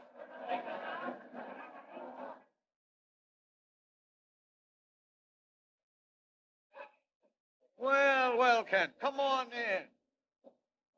Well, it's fine to see you back. You've certainly made good in a big way. Thanks, Mr. White. And to show you what I think of you, I'm going to start you right out on another assignment. Thank you, sir. Thank you very much. Best news I could possibly hear. Wait till you do hear it, my boy. There are one or two things I want to ask you about. First, Yes, sir. I know it sounds foolish, but all these rumors about a mysterious flying figure clad in a red cape and all that. You know anything about this Superman? I know anything about this Superman. Why, Chief, what a silly question. All right, let it go. Now, I want to talk to you about your next assignment. Just pull up your chair. Yes, sir. Oh, confound it, I told him not to disturb me. Steady, room. White. Caught the wolf, my friend, for all the good it'll do. The wolf has a master, and the master speaks to you now. Here, what the... Say, who is this? Kent, get over here. My compliments, Mr. Kent, on your first and last performance. See me? You and your newspaper have interfered with my plan. Very well, my friend. In exactly 24 hours at this time tomorrow, you and your newspaper will blow 1,000 francs. This is the yellow mask. Goodbye. Hey, you! Wait! Come back here! Operator, who was that man? Find him and trace him! Find him! Whose was the eerie voice calling Editor White on the phone? Who or what is the Yellow Mask? And can Clark Kent, without revealing his identity as Superman, solve the mystery in the newspaper office? Terrible, deadly danger threatens the Daily Planet. Superman has 24 hours' time. Tune in and follow the story. Now, don't forget, next time, the beginning of Superman's latest adventure. Tune in and don't miss it.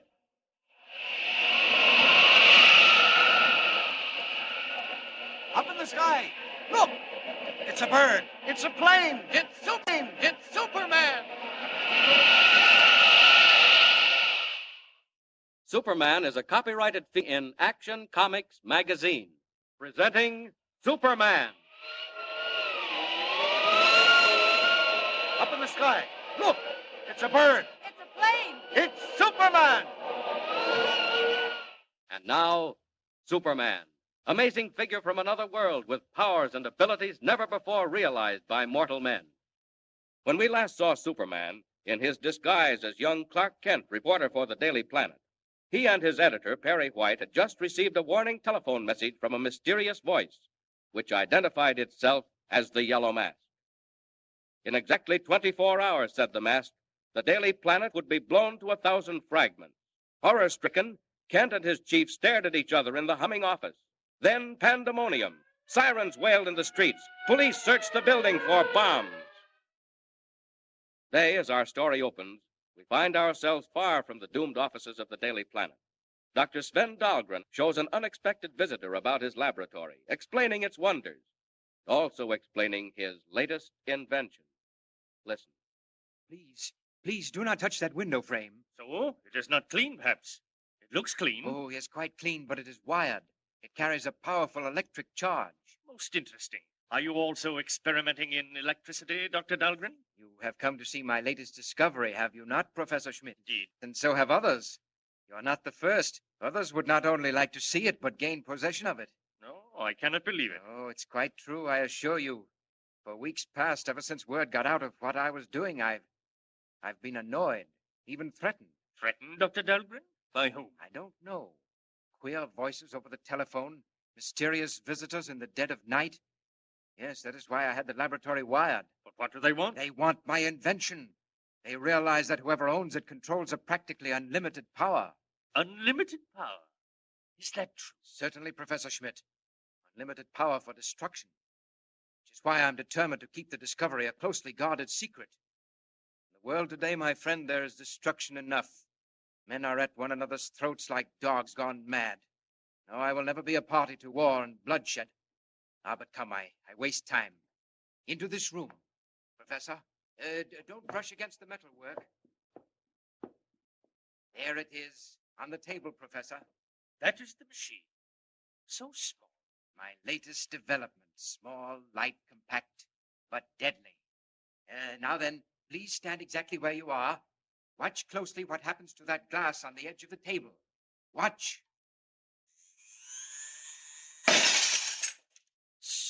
It's amazing. The glass was shattered. Now, Watch that small steel ball. Why, it's gone. Vanished. Blown into atomic dust. Then it's true. I didn't believe, but it's true. Certainly it's true. Based on the power of atomic force. Everything in the universe has a certain vibration point, Professor Schmidt. My machine focuses a beam of vibrating infragamma rays wherever I choose to direct it. And then? Any object in the path of the beam begins to vibrate. At a certain point, depending on the object, atomic force is overcome, and the object simply disappears, explodes, if you like, into nothing. Doctor, you say any object? Any object whatsoever, at distances up to a mile. Unbelievable, my dear doctor. Let me be the first to congratulate you. Thank you, thank you. You have done me a great service, Doctor. You have placed in my hands an instrument of destruction that will at last give me what I have been seeking. Absolute control of the world and every living thing in it. What? What do you mean? You have been horribly misled, Dr. Dahlgren. I am not Professor Schmidt of Hawthorne University. Mere men who work under me know me by quite another name. I am destined to become supreme ruler of the universe, and with this deadly machine. Get out of my laboratory! Get out before I... You won't do anything, Doctor. Not if you value your life. This gun I hold in my hand is fully loaded. Take care. You're mad, utterly mad. How far do you think you'll get with that machine? The police will... Beyond the reach of the police, I assure you. I have laid my plans with great care, Doctor. First, I shall destroy the building which houses one of your great newspapers, because a reporter on that paper foiled my plans in the West and succeeded in jailing 2 of my men. When that is done, I will go about the task of creating for myself the position I rightfully deserve. Emperor of the world. And now I must go. Put that machine down! Put it down, I tell you! Michael, stop him! No. No living thing can stop me now. Goodbye, Doctor. Don't let him get away! Michael! Doctor, what's happened? Catch him, Michael, catch him! Doctor, what's the matter? You're pale. He got away with the atomic beam, Michael. Do you know what this means? That lunatic, he has in his hands the power of life and death. He is a walking symbol of death. Where is Clark Kent? The minute he gets back, send him in. Here I am, Mr. White. Oh, Kent, where have you been? Down in the cellar helping the police. Turn up anything? Any sign of a bomb? Not a thing, Mr. White. We combed the building from top to bottom. Anything turn up here? Not so far. What's the time? It's 4 o'clock. If that fellow really meant business, we've only got about 2 hours to go. Call in your office, Mr. White. Oh, thanks, Lois. Oh, by the way, Kent, I don't think you know Miss Lane. Lois, this is Clark Kent. Oh, how do you do? You wait here till I get back, Kent. I won't be a minute. Oh, the boy wonder, huh? Why, Miss Lane, what do you mean? They told me you talked yourself into a job, went out west, and came back with the biggest story of the month, all in less than a week. Well, I guess I was pretty lucky. I'll say you were lucky. Now you're the white-haired boy, eh? I'm afraid I don't quite understand. You got the old man hypnotized. He thinks you're Horace Greeley. I'm afraid I don't... Oh, don't act so dumb. All this nonsense about a time bomb in the cellar. What's the big idea? Miss Lane, I only wish I knew. You mean to tell me you didn't make it up out of your head? I certainly did not. I don't believe it. Well, now what's the matter? Listen. Don't you hear something?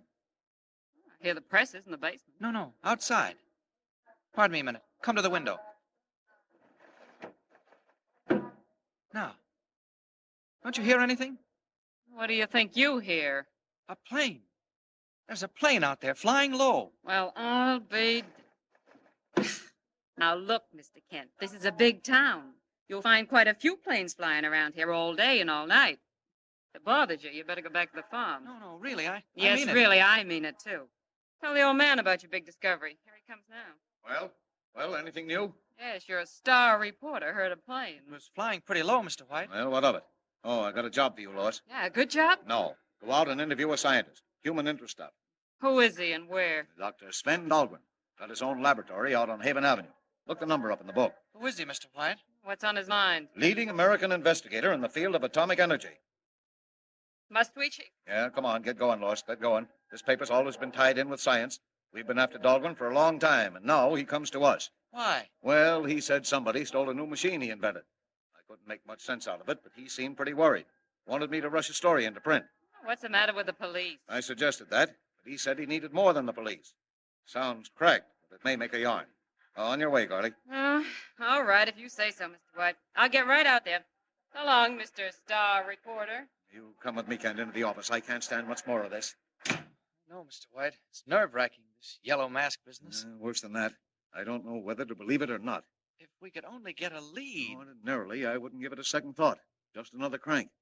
But I don't know, Kent. I swear I don't know. Well, what's the time now? 4:05.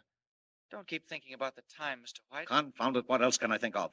2 hours more, and we may get blown to glory. What do you think? About the yellow mask? Can he do what he says? Let's hope he can't, Mr. White. But you're afraid he can. And the devil if it is, so am I. Now, if it hadn't been for that business out west... Well, maybe you ought to empty the building. No. Want us to be the laughingstock of the city? Suppose nothing happens. On the other hand, suppose something does. Well, they can't intimidate me. If the yellow mask means business, he'll find us right here at 6 o'clock. City room, White. Mr. White, this is Dr. Dahlgren. Yes, Dr. Dahlgren. One of our best people is on the way to your laboratory right this minute. No, that is not why I call. I wanted to tell you. Yes? The man who stole my atomic beam machine mentioned a newspaper. He said... Yes? What did he say? Something about destroying a newspaper. What's that again? Listen, Doctor!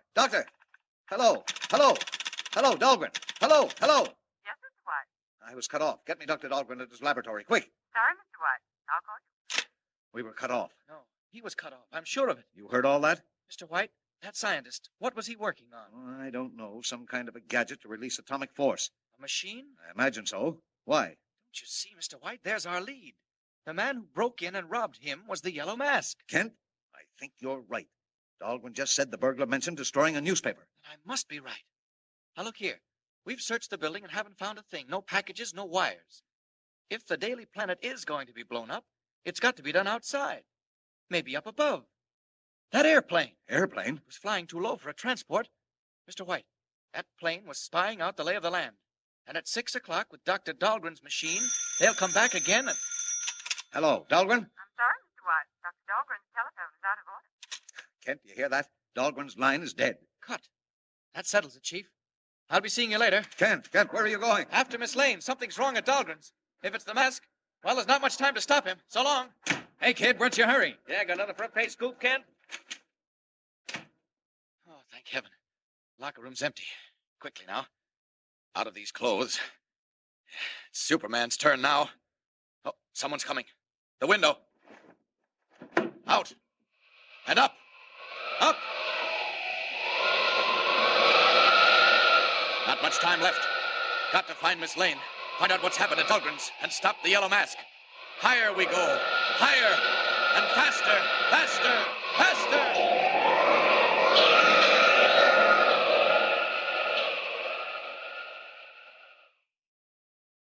Deadly peril hangs over the offices of the Daily Planet.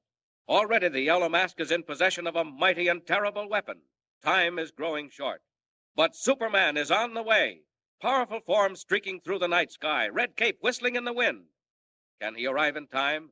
And what new unforeseen danger is already creeping in on the laboratory of Dr. Dahlgren, with Lois Lane about to enter, all unknowing? Tune in next time and follow the story. Remember, be with us again for the next startling transcribed installment of Superman. Up in the sky. Look! It's a bird. It's a plane. It's Superman!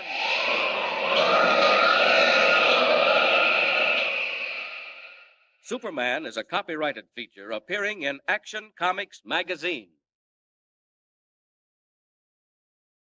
Presenting Superman.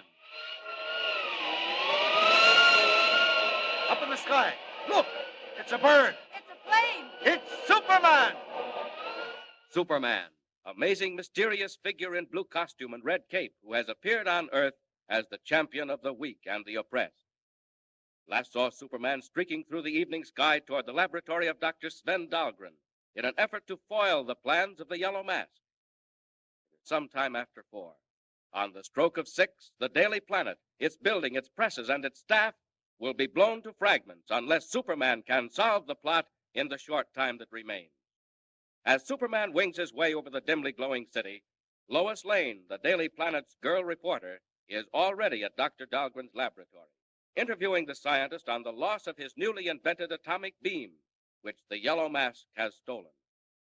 But even as the scientist and the girl sit talking, hidden eyes are watching them. Unheard voices pass and repass on an unseen secret relay. Listen. Yes, this is the Yellow Mask. This is Michael, reporting from the laboratory. The girl has arrived and is talking with the doctor. We are ready. When the signal comes, close the sliding doors and leave the rest to me. Then join us at the airport. You understand? Yeah, I understand. There won't be no mistake this time. That's good. I have sworn to blow up the newspaper as the clock strikes 6. Yellow Mask does not fade.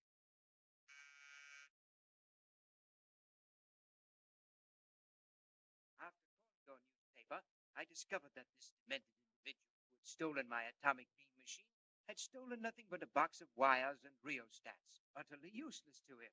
What do you mean? Well, the machine cannot operate unless it is loaded with atomic cylinders, small steel capsules containing the energy necessary to work the beam. I recalled that I had placed only 2 of the cylinders in the machine to demonstrate it, and both were fired. But you have other cylinders, haven't you? Oh, yes, but they're well protected. Look in there. What do you see?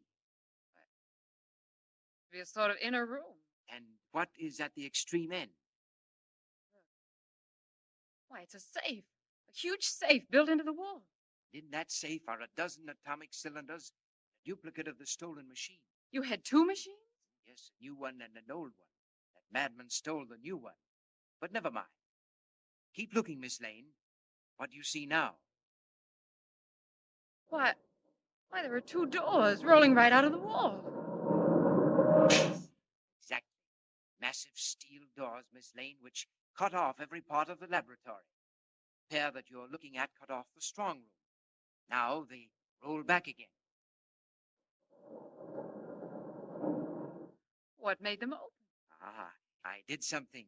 You didn't see what, eh? Good, that's part of the secret. Dr. Dahlgren, this will certainly make a story. Now, tell me about the machine, the atomic beam. Why do you think it was stolen? Miss Lane, if I were a man gone mad with lust for power, determined to dominate the entire world, I could ask for no greater weapon than the Dahlgren atomic beam. Good heavens, do you really mean that? I do. That is why my secret will never be published unless I am assured the atomic beam can be used to benefit humanity and not destroy it. Can you tell me how the machine works, Dr. Dahlgren? Why, yes. The Dahlgren atomic beam, Miss Lane, is based on the almost limitless power of atomic energy. In the first place... Ought to be getting there now. Deserted part of town, all right. Oh, I think I see a car. That's it. Lois's car, parked at the curb. I'll drop down on the roof, slip downstairs, and enter Dahlgren's house as Clark Kent, reporter. Down! Down! Now, down below. Wait a minute. That. Through the wall. Nobody else could hear it, but I can. Voice. A voice traveling on a radio relay. Yes, this is the Yellow Mask. What now? This is Michael, reporting from the laboratory. No change. We are almost ready. Remember, when I give the signal, close the doors. No more now. Yellow Mask. Somewhere near here. Michael. Michael. If I have any luck, I may find out from Dahlgren.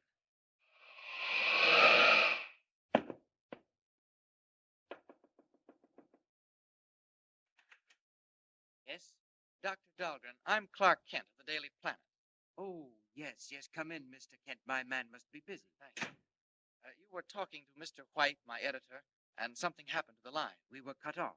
So I came right down to find out what you wanted to say. It may be important.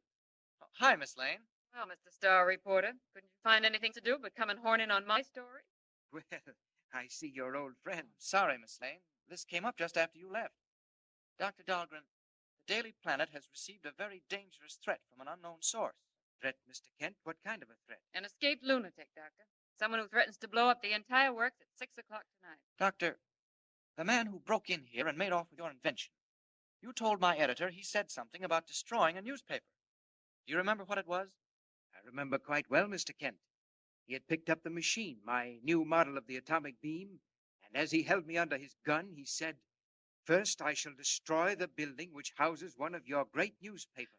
Dr. Dahlgren, did he mean the planet? Well, my dear Miss Lane, I haven't any idea which... Tell me, Doctor. Could he make good that threat against the newspaper? Mr. Kent, he could make good that threat against the world. We have 1 hour or less to run him down. I wouldn't worry, Mr. Kent.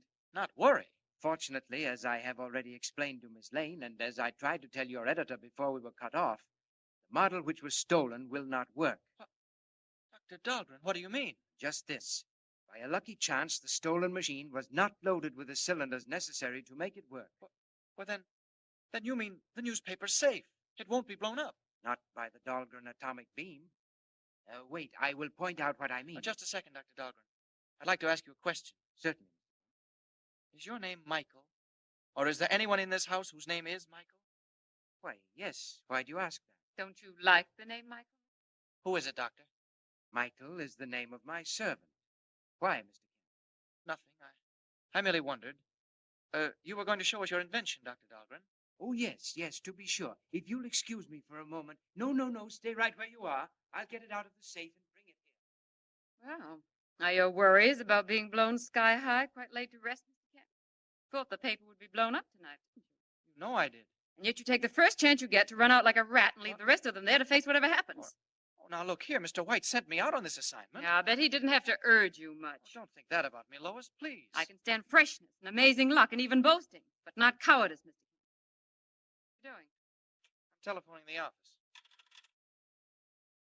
Hello, operator. Operator!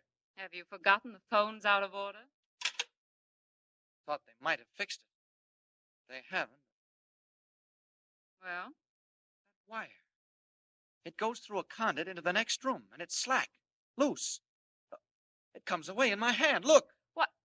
Lois, that wire was cut off clean by someone in this house, while Dr. Dahlgren was talking to Mr. White. By someone who didn't want Dahlgren to reveal any information. Well, don't stand there like that. What do you think it means? It means the thief knows that model won't work. He's found it out. Oh, where is Dr. Dahlgren? What's taking him so long? Kent, the doors! The doors! What doors? What are they doing? The doors, they lead into the other rooms, and Dr. Dahlgren's inside. What of it? Maybe he did it himself. Dr. Dahlgren, are you all right? Dr. Dahlgren! What are you doing? Let go of me! Get away from that safe, Michael! Michael! Oh, Kent, someone's in there with him. Something's wrong. Oh, Kent, do something. Don't just stand there. Well, I can't. There's nothing I can do. Look out! Look out!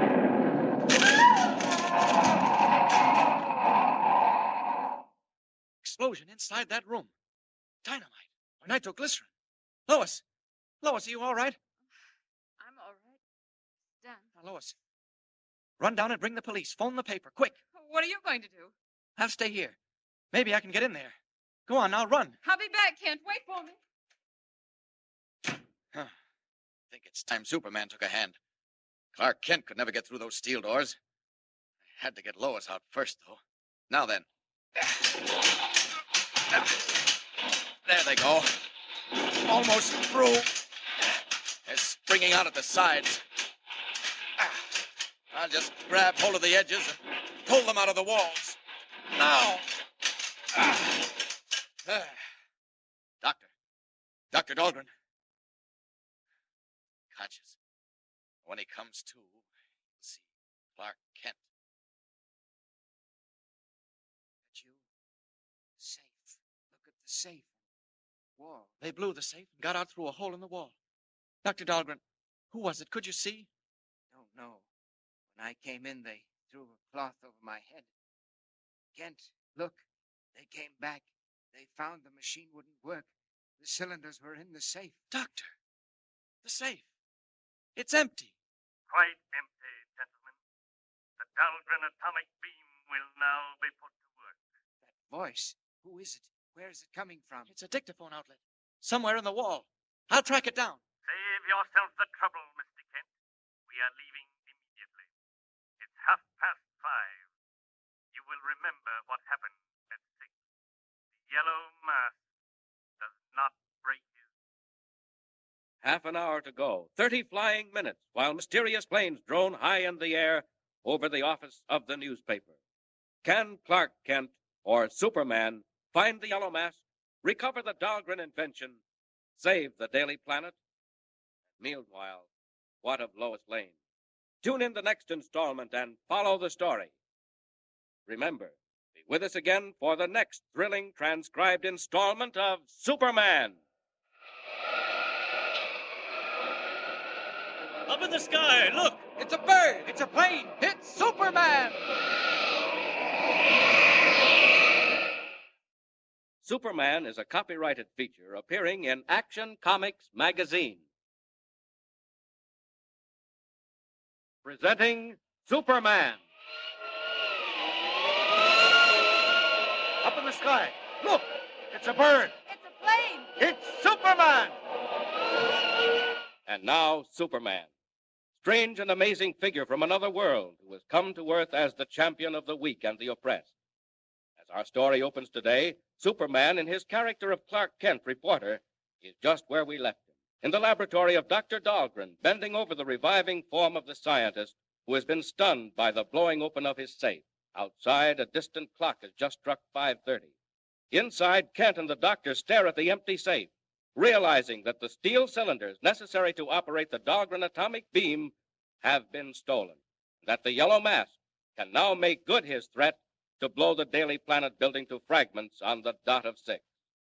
Lois Lane has been sent to bring the police and warn the paper. Sirens wail as squad cars race toward the scene of the explosion. Meanwhile, the Yellow Mask himself watches grimly from a secret hiding place, waiting for the uproar to die down. Listen.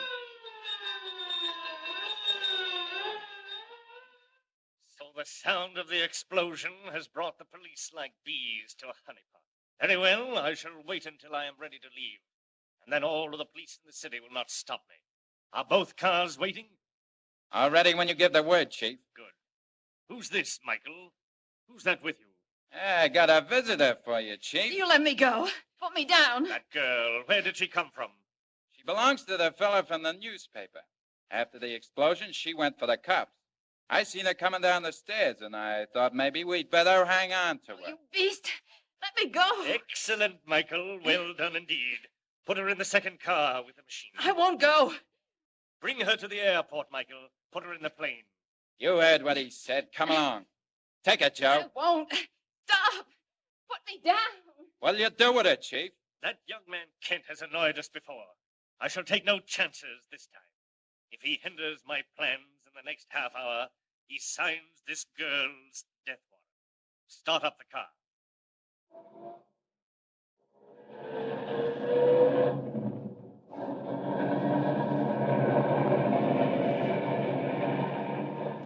And meanwhile, back in the laboratory of Dr. Dahlgren. Kent, how did they know? Who told them when to come? To steal the cylinders? Yes. Dr. Dahlgren, you remember I asked you if there was anyone named Michael hereabouts? Yes, my servant. I've had him for years. Well, Michael betrayed you to the Yellow Mask. He had a dictaphone in every room of the laboratory and told them of every move you made. Michael did that? Where is he? I don't know. Probably following the mask. And that's where I'm going, too. No, Kent, don't leave me. Come back. Doctor, you'll be all right. The police are on the stairs right now. Sorry, I can't wait. Hey, what goes on in here? What's the trouble? Can't go down. It's got to be up. Maybe the next landing. This'll do it. Out of these clothes. There. Up for the window. What's the time? Where's that clock? Good thing I can see in the dark. 25 minutes to 6. 25 minutes to find the Yellow Mask, or else... I don't know. Not much time, but here we go. Up! Up! One of two things. He's either going back to town or out to an airport. But first, I must warn White to clear the building just in case. Faster! Faster! 25 minutes!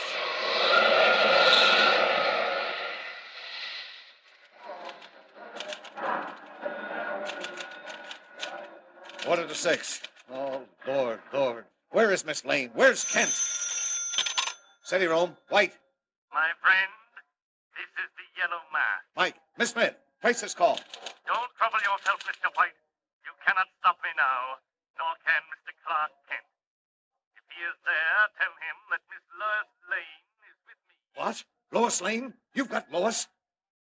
Miss Lane is my hostage in my plane. If you or Kent or anyone else interferes with me now, Miss Lane will leave my company without a parachute. Goodbye. Yes, Mr. White. We're tracing the call. I will let you know where. Lord, that devil means to drop Lois out of an airplane. Oh, Kent, is that you? Where have you been, man? Never mind where I've been, Mr. White. Is Miss Lane here? Kent, just this second, a call came from the mask. He's got an airplane, and he's got Lois. What? It's true. What did you find out at Dahlgren's? Mr. White, it's bad. Mask got away with the atomic beam machine. He could wipe us out in a second. What? Well, where are you going? Call the nearest flying field, the one on the point. I can be there in 8 minutes. Have them warm up a plane. You can't fly. What are you going to do? Yes, I can, and I will. So long, Mr. White. I'm not running out on you. Kent, wait! It's our only chance, and I'm taking it. If you don't hear from me by 2 minutes of, there's nothing we can do. All alone in the hall. Out of these clothes. No time for opening windows. Last chance, Mask. But Superman still has time. If you can fly, so can I. I'll get to the field and take a plane myself. Faster! Faster!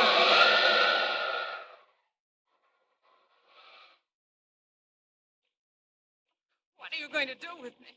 Just sit where you are, my dear Miss Lane, for the time being. What's the clock say, Michael? 5 to 6. Remove the cover from the atomic beam. Wait a minute. What's that behind us? Too dark to say for sure. Looks like another plane. Fools. Didn't believe me, eh?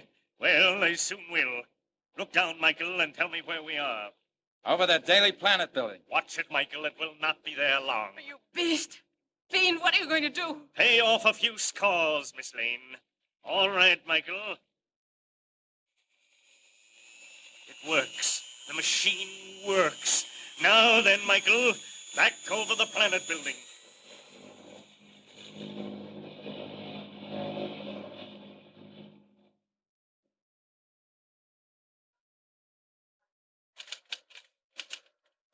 Any news from Kent?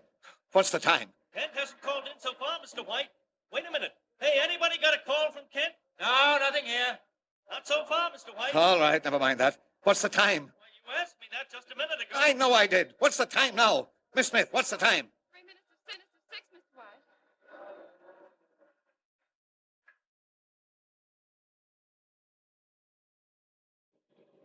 3 minutes of 6. No time left now.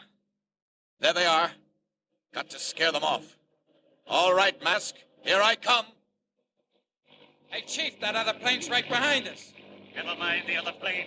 It's 2 minutes of 6. Swing down over the Daily Planet building. All right. I got to bank and head back again. Here we go. Please observe, Miss Lane. Once again, the whine of the atomic generators. Oh, stop. You can't mean to do it. You won't. Hey, look, Chief. The other plane's right on our tail. I'll take care of that. Come here, Miss Lane. Oh, let me go. I told your friends what would happen if they got in my way now. Michael, release the door. It's open. Just throw the catch. Stop! Stop! I said if they came too close, I warned them. Come here, girl. No! No! Hey, Chief, watch out. He's going to crash. Too late. Out you go, Miss Lane. Out that door. There. Look out! Look out! Michael, down, down. Dive in the building. I'm throwing the switch of the atomic beam. Look out! Look out! He's right on top of it! Here we go!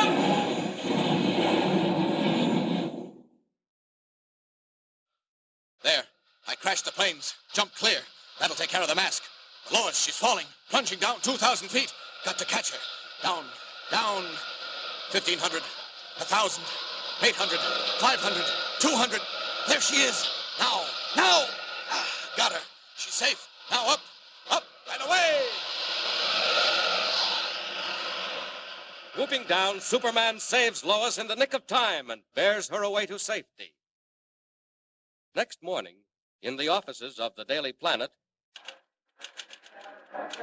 Well, well, Lois. Come in, sit down. That was quite an experience you had last night. I tell you, Mr. White, I don't understand it. They threw me out of the plane, and I remember falling. That's all I do remember, clearly. Well, that's almost enough. I imagine we all owe our lives to your friend, Clark Kent. Clark Kent? What did he do? Most amazing. Very last minute, he went up in a plane, rammed the mask just as he was about to touch off that infernal machine, and came down by parachute, just as you did. As I did. I don't remember any parachute. You don't think you swam down, do you? I don't know. I'm not sure. It's all very hazy, but at the last minute, I seem to recall that a man appeared out of nowhere, just flying in the air. You probably saw the mask falling out of his plane. Oh, no, this wasn't that kind of a man. Wore a long red cape, and he just took me in his arms and carried me away. Oh, you're dreaming, Lois. Well, look who's here. Come in, Kent. Good morning, Mr. White. Good morning, Miss Lane. Oh, good morning. You'll excuse me, Mr. White? Well, what Miss Lane has against me... Oh, you mustn't mind her. Kent, I can't thank you enough for what you did. You saved all our lives. I was just lucky, Mr. White. Crashed the planes and came down by parachute. Oh, by the way, was anything left of the mask's plane? Nothing left of either the plane or the mask. Dr. Dahlgren's machine was ruined, too. Incidentally, he called earlier this morning to thank you. Tell you that he's destroyed the duplicate of that machine and the plans for building it. He thought you'd approve. I do. Much too dangerous a device in the hands of the wrong person. Oh, say, Kent, there's something been bothering me. Yes? Lois seems to think she was rescued by a man in a red cape, a Superman, who flew through the air. Now, you remember that Western story you covered? There were rumors about such a man, red cape, flying through the air. Now, do you think... It's too silly to talk about, Mr. White. I know, but... Hey, Mr. White, about that fire in the Sterling building. Yeah, what about it? Don't go, Kent. Just got a phone call. They think there's a girl trapped on the 20th floor. What? A girl trapped? Can't they get her out? Can't reach her. Mr. White, let me cover that story. Maybe... Maybe what? Well, maybe I can do something. Can I cover it? Sure, but if the fire department can't reach her, what do you think you can do? What does Clark Kent mean to do? Does he intend to assume the blue costume and red cape of Superman and attempt a daring rescue of the trapped girl in broad daylight? Does he dare reveal himself as Superman before the thousands of people watching the fire in the street below? What will happen? Tune in next time and find out. And remember, don't miss the next installment of Superman. Up in the sky. Look, it's a bird. It's a plane. It's Superman. Superman is a copyrighted feature appearing in Action Comics magazine.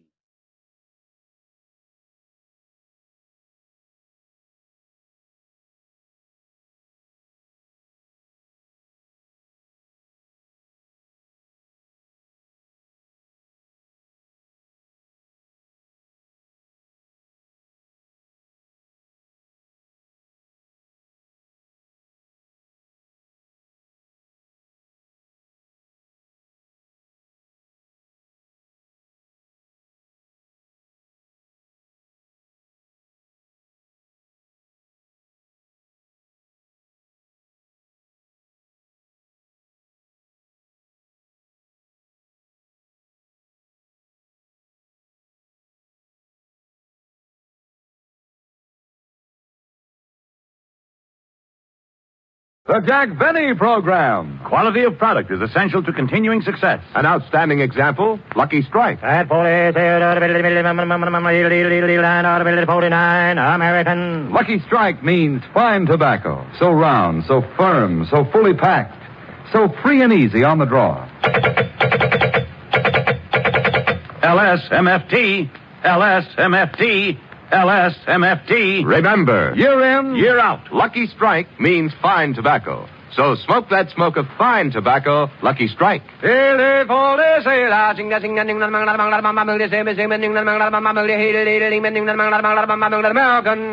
Strike means fine tobacco. And here's what Mr. F.G. Clay, independent tobacco warehouse owner of Versailles, Kentucky, said. I've had a ringside seat at the auctions for 22 years. Up through the years, I've seen the makers of Lucky Strike buy fine tobacco. Tobacco that's smooth and mild. I've smoked Lucky's myself for 13 years. Mr. Clay really knows tobacco. He has to. And in a cigarette, it's the tobacco that counts.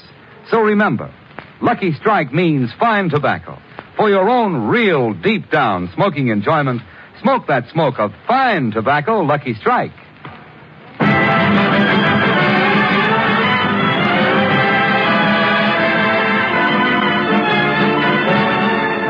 From the U.S. Saratoga, anchored in San Francisco Bay, the Lucky Strike program starring Jack Benny, with Mary Livingston, Phil Harris, Rochester, Dennis Day, and yours truly, Don Wilson.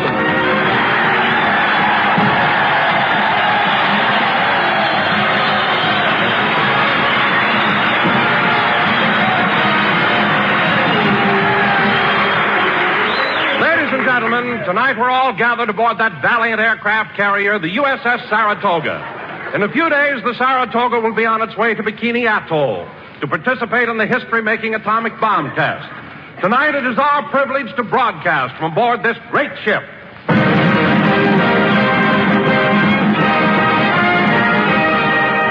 And now, ladies and gentlemen, from the Saratoga, which is affectionately called Old Sarah, we bring you another old lady, and here she is, Jack Benny.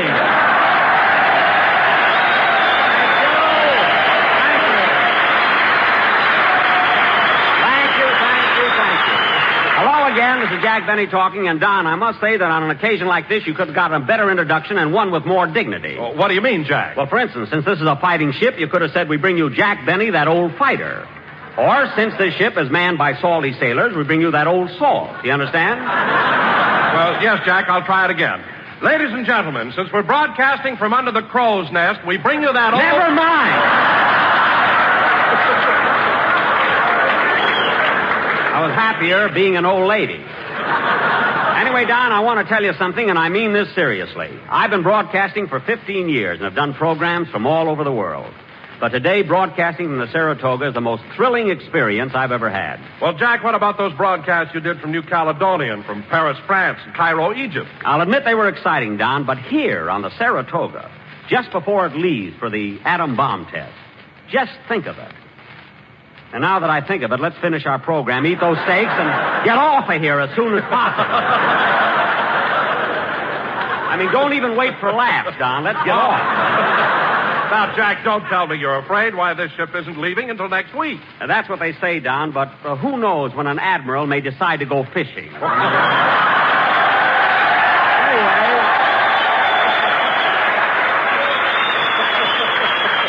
Anyway, don't worry about me. Let's do a good show tonight because the sailors here have been in San Francisco quite a while and they're lonesome. Well, I don't know why they should be lonesome. I don't know why they should be lonesome at all. There are a lot of pretty girls in San Francisco. I know, Don, but the way this town is built, you know, with these steep hills, it's so hard to get a date. Well, what do you mean? Well, last night I followed a girl down California Street. Just as I got to her, she stepped aside and I fell in the bay. So I spent the rest of the evening with a mackerel. Believe me, I didn't... Pardon me, Mr. Benny. Huh? Oh, what is it, sailor? I hate to interrupt the program, but Captain Ring told me to give you this note. It's urgent. Well, let me have it.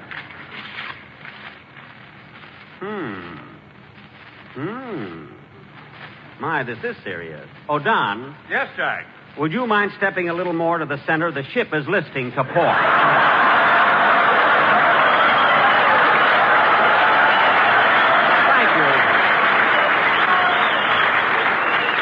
Thank you, Don. Does that straighten out the ship, sailor? I'll find out. Is that all right, Lieutenant? I'll find out. Is that all right, Commander? I'll find out. Is that all right, Admiral? I'll find out. Is that all right, Ensign? Ensign? Only... Admiral, do you have to ask an ensign? Only today. His mama's listening in. Oh, I see.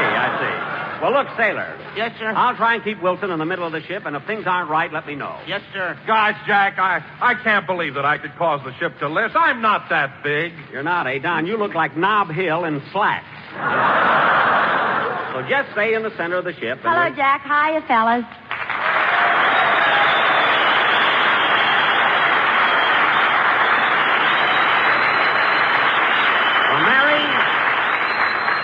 Mary, how do you like being aboard the USS Saratoga? Gee, it's thrilling, Jack. And this morning, Commander Entler showed me all around the ship. Gosh, it was interesting. You know, there are 1,000 men in the crew. Only 1,000? What do you mean only? 1,000 is a lot of men. To row a big ship like this?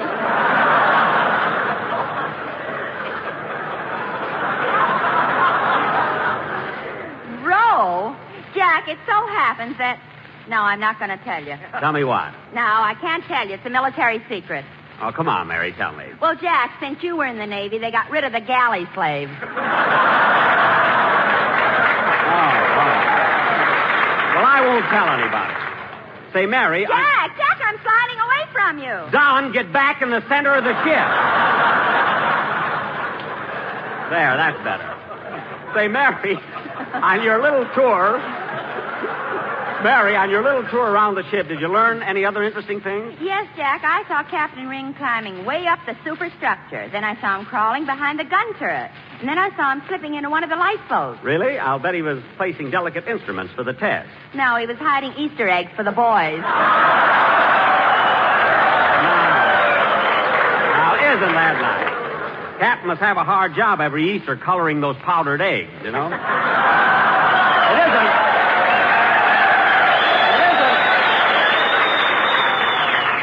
It isn't every captain that would... Say, Mr. Benny, did you hear about the... Oh, hello, Dennis. Hello.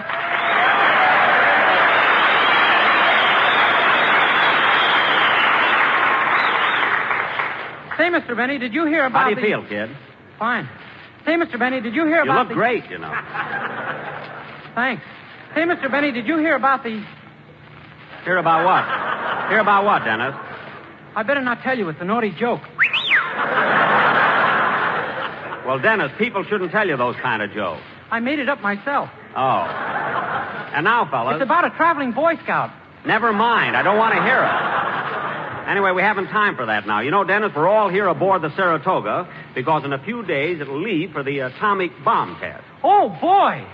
Mr. Benny, what's an atomic bomb? I'm glad you asked me that, kid. You see, an atomic bomb is a very special kind of bomb.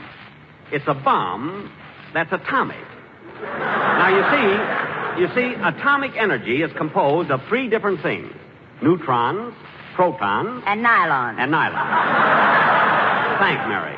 Now, the scientists had no trouble getting the protons and neutrons, but only officers could get the nylon.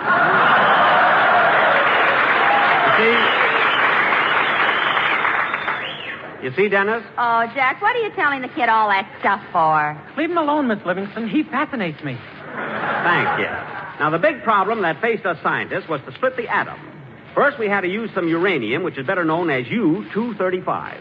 It was marked down from U-250, you see? That's Fred Allen walking up there. Then we put this...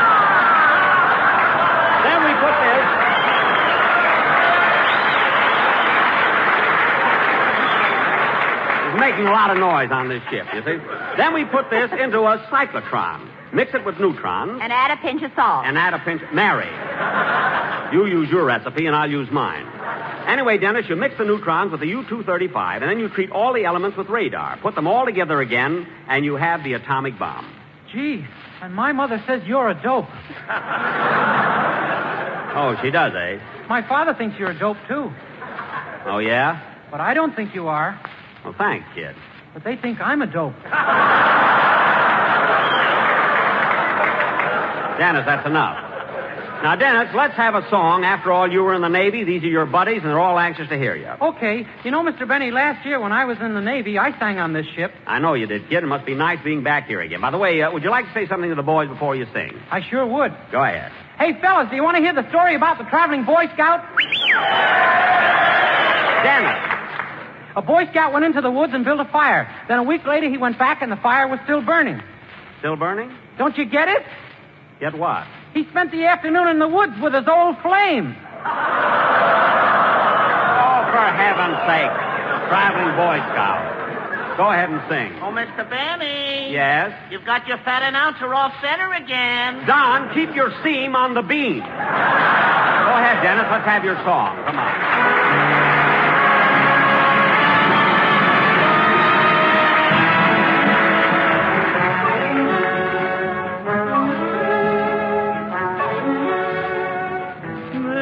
Lovely day will lengthen into evening.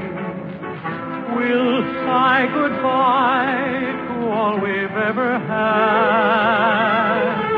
Along where we have walked together, I'll remember April and be glad.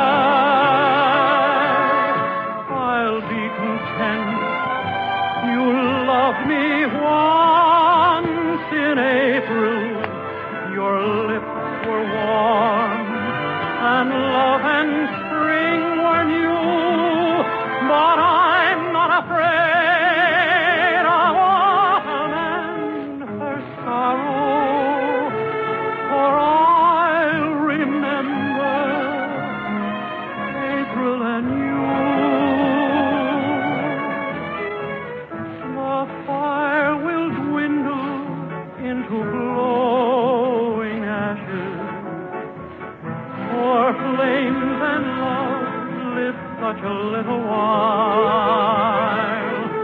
I won't forget, but I won't be lonely. I'll remember April, and I'll smile. The fire will dwindle into glowing ashes, for flames and love live such a little while. I won't forget, but I won't be lonely. I'll remember April, and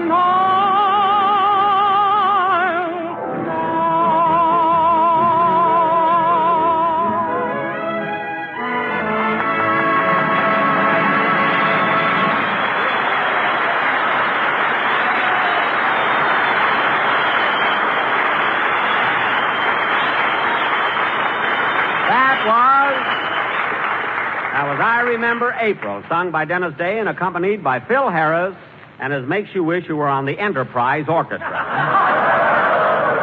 And now, fellas. Wait a minute, Jackson. Wait a minute. I heard that. Oh, hello, Phil. How are you, kid?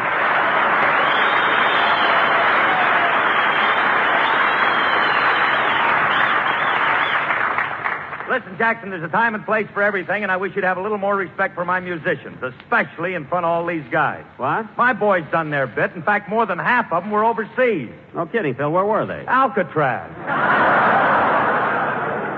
Alcatraz? Phil, are you crazy? Alcatraz is a prison. Then how come my boys all got discharge buttons? Let me see those buttons. Well, now, isn't that cute? A little file. How nice. Anyway, Phil, I don't care where they came from. You've got a great band. I'm only kidding when I pan them. I'll say they're great. You know what, Jackson? I'm always tickled to death when I get back to San Francisco. I had my band here the first time at the St. Francis Hotel 20 years ago. No kidding. That's right, and Frankie, my guitar player, is the only boy that's still with me. Well, what do you know? Say, Phil, how come Frankie's been with you all these years? Jackson, if I had on you what he's got on me, I'd be the star of this show.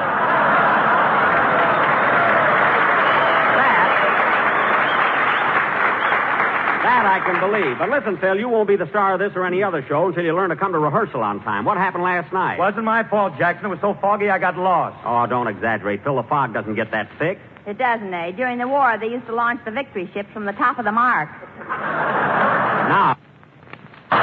Now you're being silly. No, she ain't, Jackson. That's where I always go to get launched. Oh, yeah. Yes, sir. Hit me on top of the head with a bottle of champagne. I'm sailing today. Phil, can't you stay in dry dock for just one night? Stop using the fog as an alibi. But, Jack, Phil's right. Between the fog and the hills and this is some town. Well, what are you talking about? Well, last night, some silly jerk followed me down California Street, and when I stepped aside, he fell in the bay.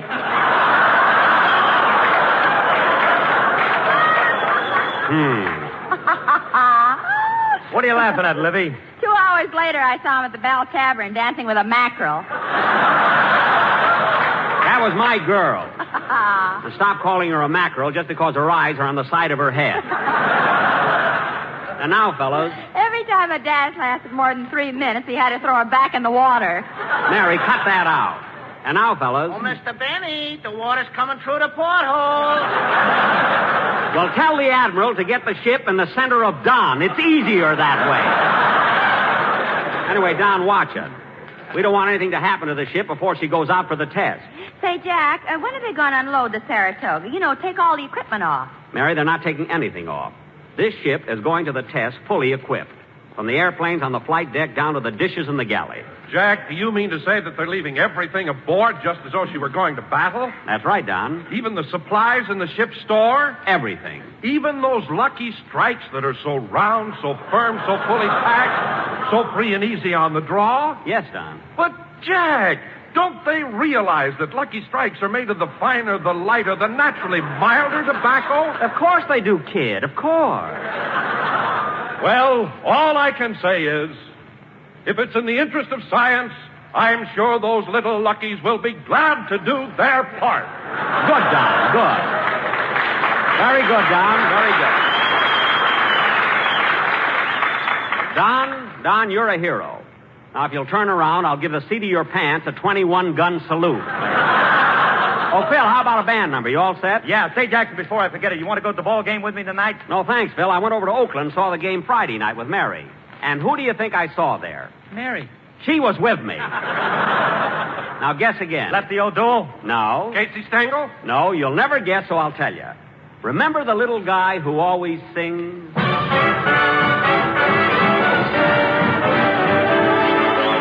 Pickle in the middle and the mustard on top. Just the way you like him, and they're all red hot. Tasty little hot dog and some pop. Just the way you like him, and they're all red hot. Hot roasted peanuts, a munchy, crunchy bag of lunchy. Get your hot roasted peanuts. No! Ice cream cone. Get your dreamy, rich, and creamy double-decker ice cream cone. No! Pickle in the middle with the mustard on top. Yes!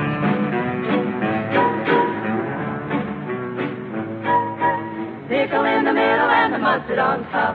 Just the way you like it, and they're all red hot. Everybody's living like a lord, eating Coney Island smorgasbord. We're sick of chicken and we're tired of steak. Well, nothing could be better than the weenies I made. Once we start to eat them, we can't stop. With pickle in the middle, sizzling off the griddle. Pickle in the middle and the mustard on top.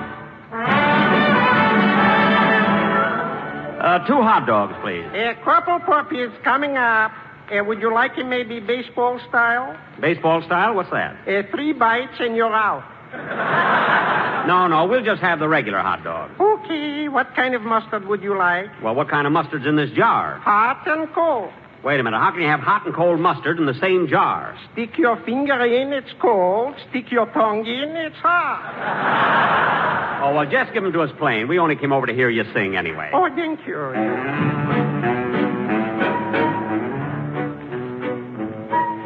Pickle in the middle and the mustard on top. Just the way you like him, and they're all red hot. Everyone that eats them wants a lot more. Better than a lobster 3 middle. I don't care for coffee because it goes to my head. I let Nelson Eddy keep his sharpening bread. We can gobble hot dogs till we drop. With pickle in the middle, sizzling off the griddle. Pickle in the middle and the mustard on top. We like the mustard on top.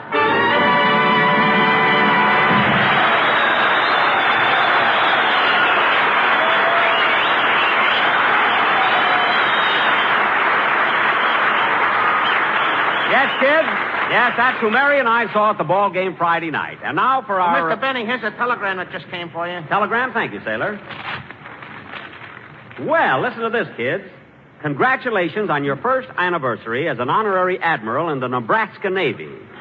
Signed, Governor Griswold. Gee, I almost forgot about that. I remember it, Jack. You got the commission from the governor of Nebraska. Yeah, Jackson, I remember it, too. It was a year ago this week. Yes, sir. And boy, were you a ham. What are you talking about? You know what I'm talking about. Remember how you... Mary, it's over now, so let's forget it.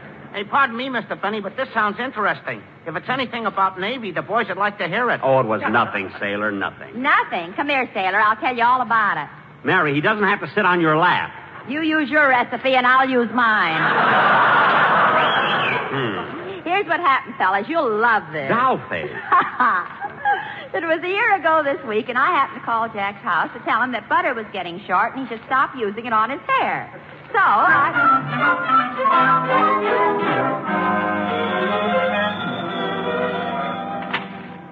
Hello, Mr. Benny's residence, star of stage, screen, and radio, and we'll be the center pole at May parties for 10 cents a turn. Hello, Rochester.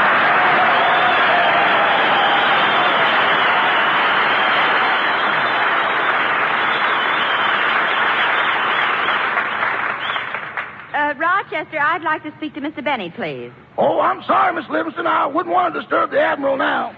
Admiral? Haven't you heard? Mr. Benny is now an Admiral in the Nebraska Navy. In the Nebraska... Oh, I get it. He's been made an Admiral in an imaginary Navy. Yeah, but he's taking it seriously. He made me sew gold stripes on his blue serge suit. Oh, for heaven's sake. Rochester, how many stripes did he make you sew on? I don't know, but you could cut the sleeves off at the elbow and he'd still be a full admiral.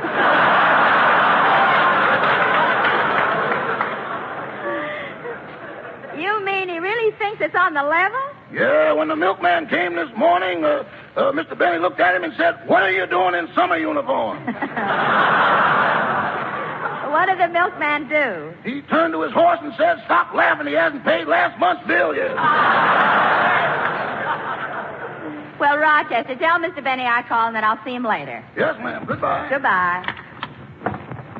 Doggone, ever since Nebraska made Mr. Benny an admiral, he's been upstairs working out fleet maneuvers. I better get him away from that bathtub before he messes up the whole room. Oh, Mr. Benny. Say, boss. Oh, Admiral. What? Oh, it's you, Rochester. Glad to have you aboard. What do you want? Your breakfast is getting cold down on the lower deck. What have we got for breakfast? The whites of 2 eggs. What happened to the yolks? Don't you remember? You scrambled them and stuck them on your cap. Oh, yeah. Well, I can't leave now. I'm about to engage the enemy. Now, watch. The enemy fleet is over here. Boss, don't splash the water on the bath mat. Quiet. Now, I swing my carriers around like this and bring my destroyers over to this side and encircle them. There you are, Rochester. Now, if you were the enemy and I had you surrounded like that, what would you do? I'd pull out the plug and ground every ship you got.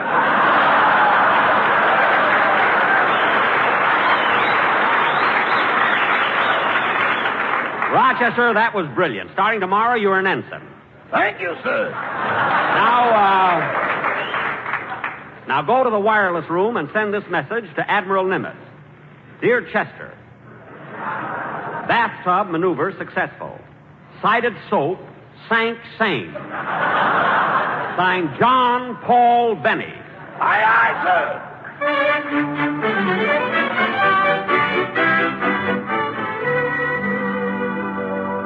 And that, fellows, is exactly what happened a year ago this week. All right, Mary, you glad now you told him? Oh, Jackson, you're not mad, are you? Of course not. To prove it, I want all of you to come up to my hotel room for a fish dinner tonight. What are we going to have? Mackerel. When I catch them, feed them, and dance with them, I'm not throwing them back.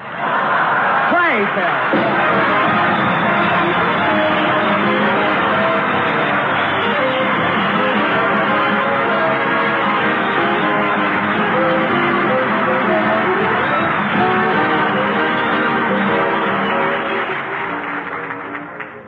Ladies and gentlemen, I'd like to read a farewell message that was written by Captain M.S. Sheehy, the former chaplain of the USS Saratoga.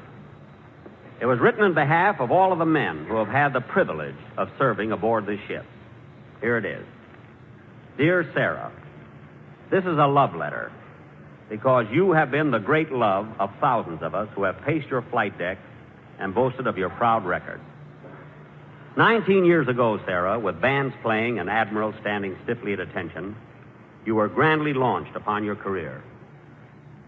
For most of those 19 years, you sailed a peaceful course. And suddenly, out of that peace, came your courageous dash to Pearl Harbor, where you assumed your responsibility. Soon you were standing alone, the only American carrier between Tokyo and San Francisco. We'll never forget Guadalcanal, Bougainville, Rabaul, Nauru, and Tarawa.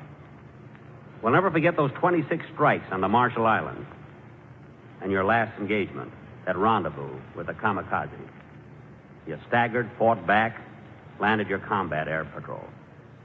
And the next day, 123 of your men were buried at sea off Iwo Jima. That was a black day, Sarah. But we, your boys, remember the other days as well. All your gay parties, the celebrations given for every 1,000th landing. The squadrons coming home like weary birds. The glory of dawn patrols. The long chow lines and the Sunday services. We remember how our hearts lifted when every plane took off and how they sank when we counted the missing ones. To us, Sarah, you were more than a ship. And so we, your boys all over the world, want to say farewell. You are going to perform your last service for your country. Perhaps that atom bomb will put you in Davy Jones's locker. But you won't be lonesome there. For the old Lex and the Wasp and the Hornet and the Yorktown and your little sister ship who died so gallantly, the Princeton, will be there to welcome you. And we men of the Navy want you to know that wherever your hulk may be, your spirit, the spirit of the USS Saratoga, will go marching on and on and on.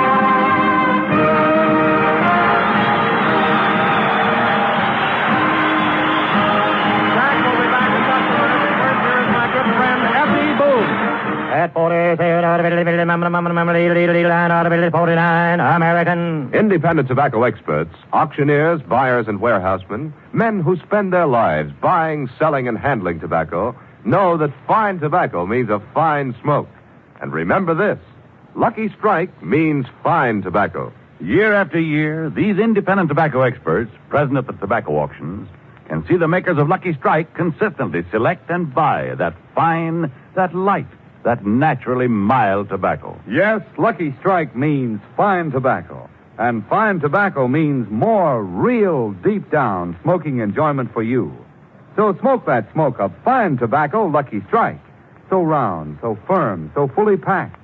So free and easy on the draw. The famous tobacco auctioneers heard on tonight's program are Mr. F.E. Boone of Lexington, Kentucky. At 49, American. Mr. L.A. Speed Riggs of Goldsboro, North Carolina. American. This is Basil Rysdale speaking for Lucky Strike. LSMFT, LSMFT, LSMFT. It takes fine tobacco to make a fine cigarette. So smoke that smoke of fine tobacco, Lucky Strike. So round, so firm, so fully packed, so free and easy on the draw. Ladies and gentlemen, we want to thank Captain S.C. Ring, Commander D.M. Entler, Lieutenant W.B. McCarthy of the 12th Naval District, and all of the officers and men aboard the Saratoga for inviting us up here today for this special broadcast. It was a great privilege. Good night, everybody. This is NBC, the National Broadcasting Company.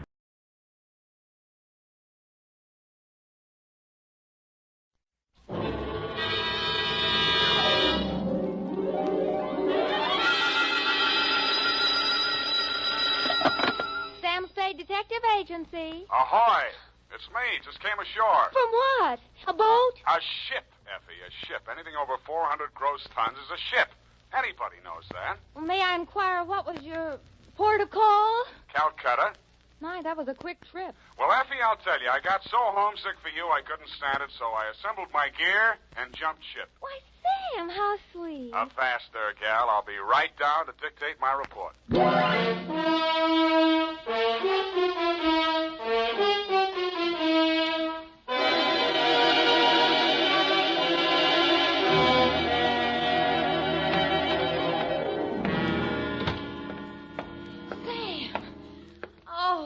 You are alive. Bon voyage, Effie. I've been worried sick. Where have you been? On my way to Calcutta, sweetheart, where the dawn comes up like thunder. Sam, what are you talking about? Calcutta? And the flying fishes play. Ready, Effie? Sam, why did you want to go to Calcutta, of all places? I didn't, Effie. I hate Calcutta. I was Shanghai. To, Mr. Philip J. Fogg, purser, SS Lurene. How do you spell that, Sam? Lurene. Oh, that's pretty. Sam, how could you be shanghaied in this day and age? I mean, isn't it against the law? Stow it, Effie. You're pumping bilge water. Sam, I am not. From Samuel Spade, license number 137596, when you have the time, regarding the Calcutta trunk caper. Dear Mr. Fogg, the following report will explain the enclosed voucher, which is a claim against your company for the amount of $500 and no cents. It will also answer any questions you might be asked concerning the recent unpleasantness on board your ship. It all started yesterday morning in San Francisco when my secretary announced briefly and caustically that there was a lady outside who wanted to talk to me. I judged that she was worth talking to. She was. Your secretary let me in. Well, I'm glad she did. What can I do for you? I'm Marcia Hopkins. I see. Mrs. Marcia Hopkins. I see. However, my husband is dead. I see. It's about my sister that I've come to you, Mr. Spade. I'm dreadfully worried about her. Who's your sister? Miss Constance Pendleton. And she's become involved with a ne'er-do-well, a completely worthless scoundrel, and a real foreign Bluebeard. All three? It's one man, Mr. Spade. A Bulgarian, Major Andrea Rodnik. They're going to be married this afternoon, and I'm positive that his only interest is in her money. I'm convinced that he's going to kill her soon after the ceremony. He's done it to other wives in Europe. I've warned Constance and pleaded with her, done everything I could to stop it. But she's completely infatuated with him and refuses to listen to me. Mm-hmm. What do you want me to do? Prevent the marriage if you can. Get the truth about Rodnik's background and face Constance with it. Oh, Mr. Spade, in some way you've got to make her realize the seriousness of the situation. He's a ruthless character. Well, do what I can, Mrs. Hopkins. Oh, thank you, Mr. Spade. Oh, I've felt so alone and helpless until now. Oh, really? But you will do everything you can, won't you? We've got to save her life.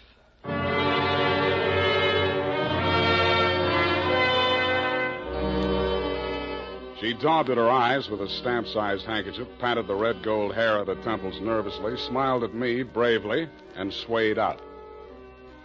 By telephone, I learned that the Vrodnik-Pendleton marriage license had been issued 4 days before, and that on the same day, Constance Pendleton had withdrawn a savings account to the tune of $45,000. I'd always wanted to, so I did it. I called at the Bulgarian consulate. What can I do on you? What do you know about Major Andrea Vrodnik? Ha! Andrea Vrodnik! On him we have hate, great sadness, with shame for the ground that walked under him. Oh? Ha! Andrea Vrodnik! Why is he so popular? On the devil he is driven without horns. 6 women he has killed. 6 times he has insulted the police of Europe by refusing to confess. We have proof of the murders, but never can we prove the proof on him. Yeah, sometimes it goes that way. Ha! Never do we find the bodies of the 6 women. Only their money in the name of Andrea Vrodnik.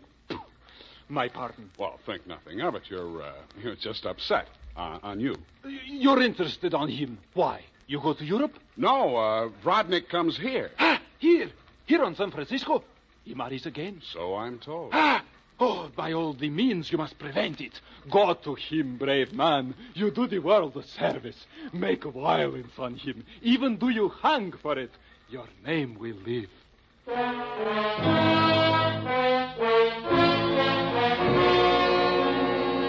With those valiant words goading me on, I left. The farther I got into the caper, the more it looked as if Marcia's fears for Constance Pendleton were very real and very well-founded. When Constance opened the door of her hotel suite, I could see 3 trunks and a number of smaller pieces of luggage, all locked and ready to be taken out. Yes? Are you Constance Pendleton? Yes? I'm a detective. My name is Spade. Detective? What do you want? I want to talk to you about that Bluebeard you're going to marry. Get out of here. You listen, I'll talk, and then I'll get out of here. I just left the Bulgarian consulate. Vrodnik has been accused of the murders of 6 women in Europe. Each of them were wealthy. Each of them married him, and each time Vrodnik came into all their money. Are you trying to blackmail me because of the lies about my fiancé's past?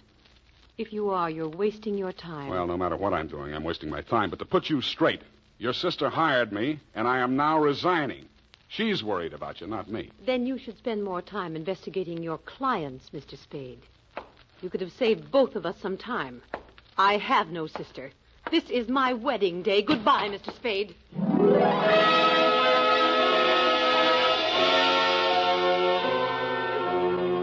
As I left the room, I maintained the stern facial expression I reserve for moments of great shock. But once outside the door, I allowed myself to be carried on the wave of rage and embarrassment for just a minute, and I kicked over 2 potted palms. As I limped down the corridor, I was overtaken by none other than Marcia Hopkins. Did you see her? Let's talk about you first. Did you stop the marriage? Why did you really want that marriage stopped? But I told you. You told me you were her sister. Oh. She said she didn't have any sister. All right, Sam, I did lie to you about that.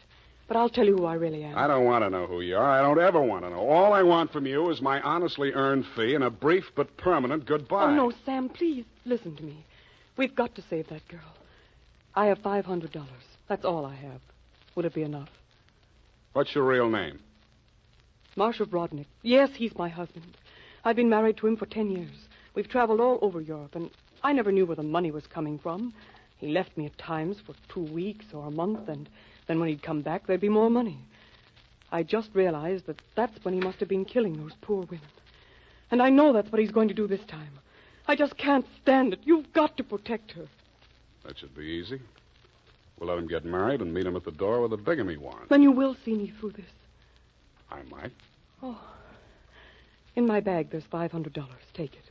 If we can't stop the marriage, then don't let him out of your sight. Not even for a minute. He's a beast, Sam. A beast.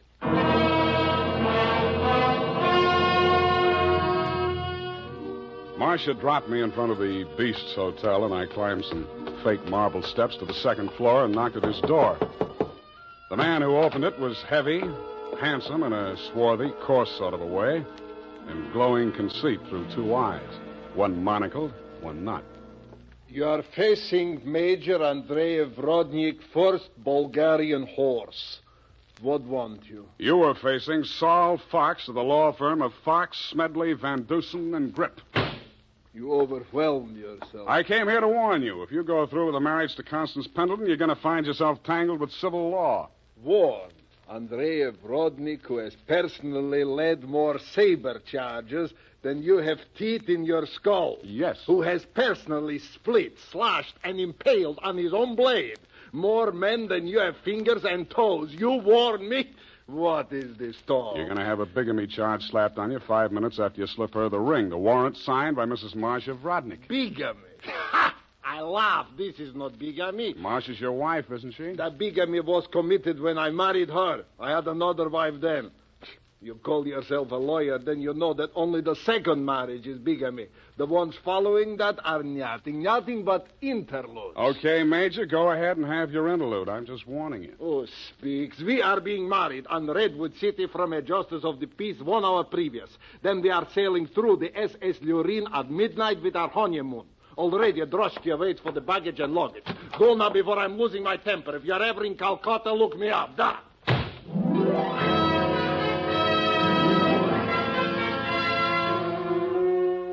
I could see the direct approach was getting me nowhere, so I decided to proceed by stealth.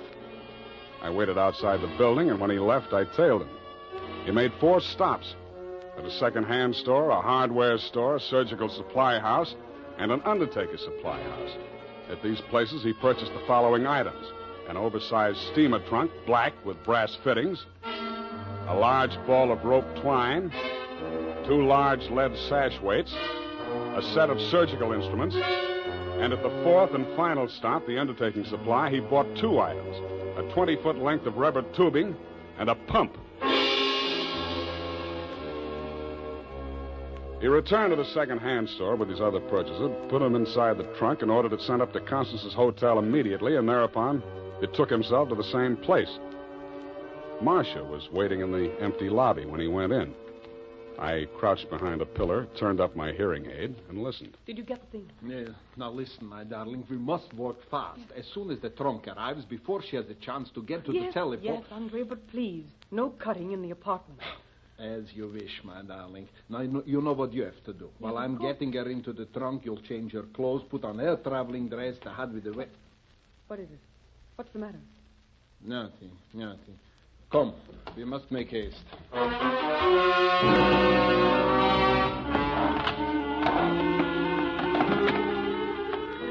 They made haste to the elevators, and I made haste to the row of house telephone booths around the corner and called Constance's room.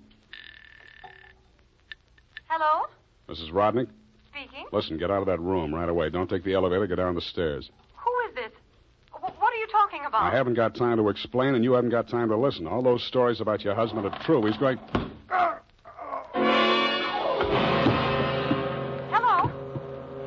Hello?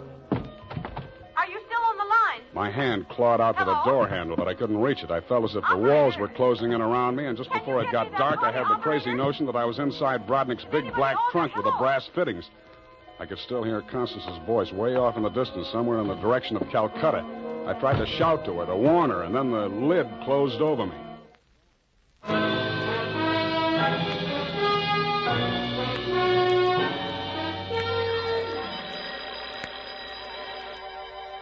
I shook my head trying to get the bells out of it.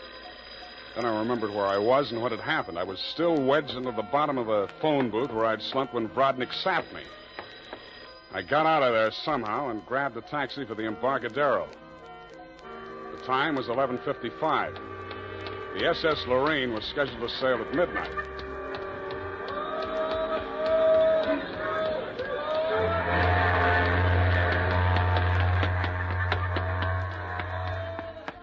I was no sooner across it than they hauled up the gangplank and the ship started moving out of the berth.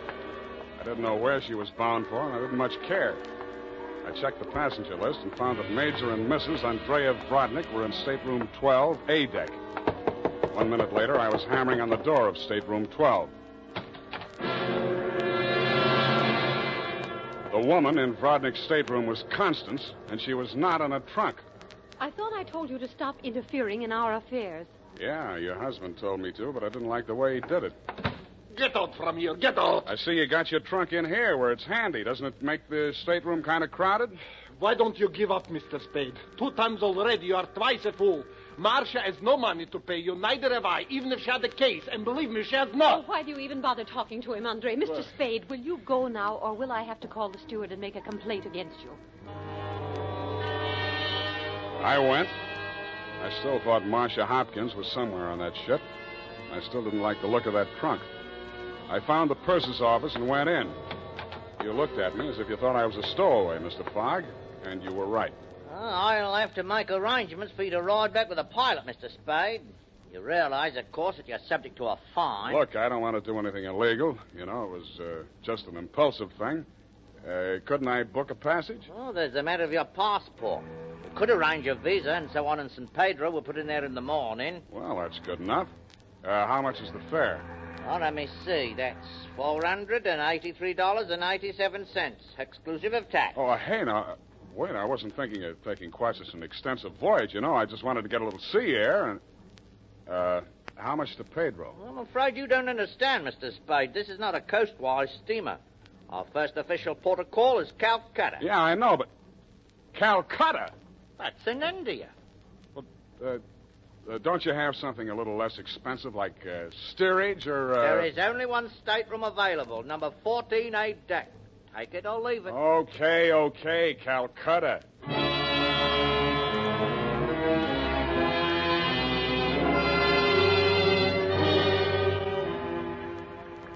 After buying my passage to Calcutta, I had exactly 12 cents left. This I gave to the steward who showed me to my stateroom. He thanked me, kicked me in the shins, and left. Out on deck, a tall, red-nosed old gentleman in knickerbockers and a yachting cap was taking a turn around the deck.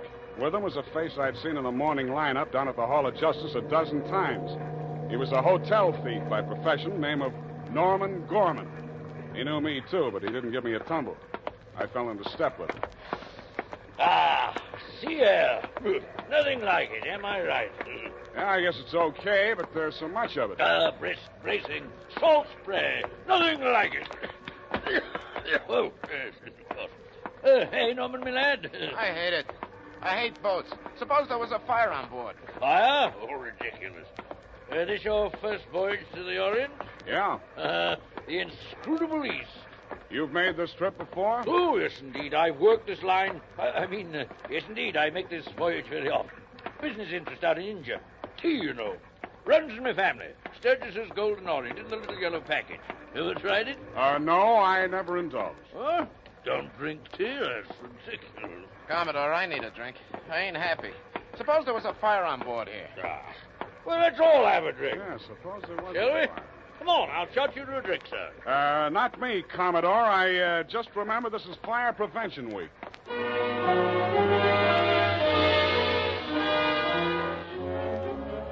The nearest fire alarm to Brodnick's stateroom was on the companionway leading to the A-deck corridor. It was a glass-enclosed box with a small hammer hanging on a chain. I broke the glass and turned the key. In 3 seconds flat, the entire population of A-deck were shoving each other up the companionway, grabbing for life preservers as they went. The steward hammered on the door of stateroom 12, opened it, shouted inside, and Brodnick and Constance reluctantly came out. I ducked inside, grabbed the handle of the trunk, and started dragging it. When I got it into my stateroom, I broke the lock and lifted the lid.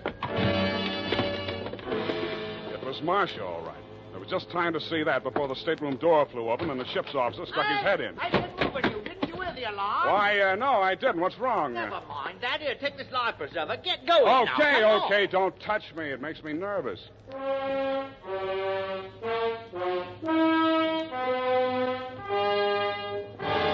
20 minutes later, the captain announced to the mob up on the deck that it was a false alarm, and the passengers drifted back to their cabins.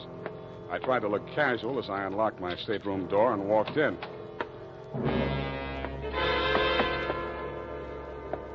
Then I stopped trying. The trunk was still there, but the lid was standing open, and it was empty. I went down to B deck and found the cabin occupied by Norm and the Commodore. That door was locked, so I kicked it in.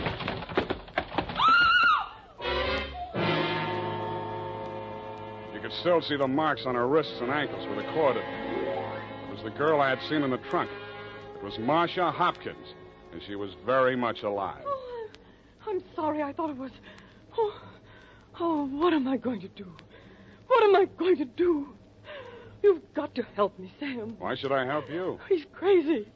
They're both crazy. It all depends on who's in the trunk, doesn't it, Marcia? When it was Constance, you didn't think he was so crazy. Oh, don't you understand? I had to pretend that I'd help him. He was going to kill her right there in the hotel room. I told him it was too dangerous. If anybody looked in the trunk, it would be safer if she was in there alive.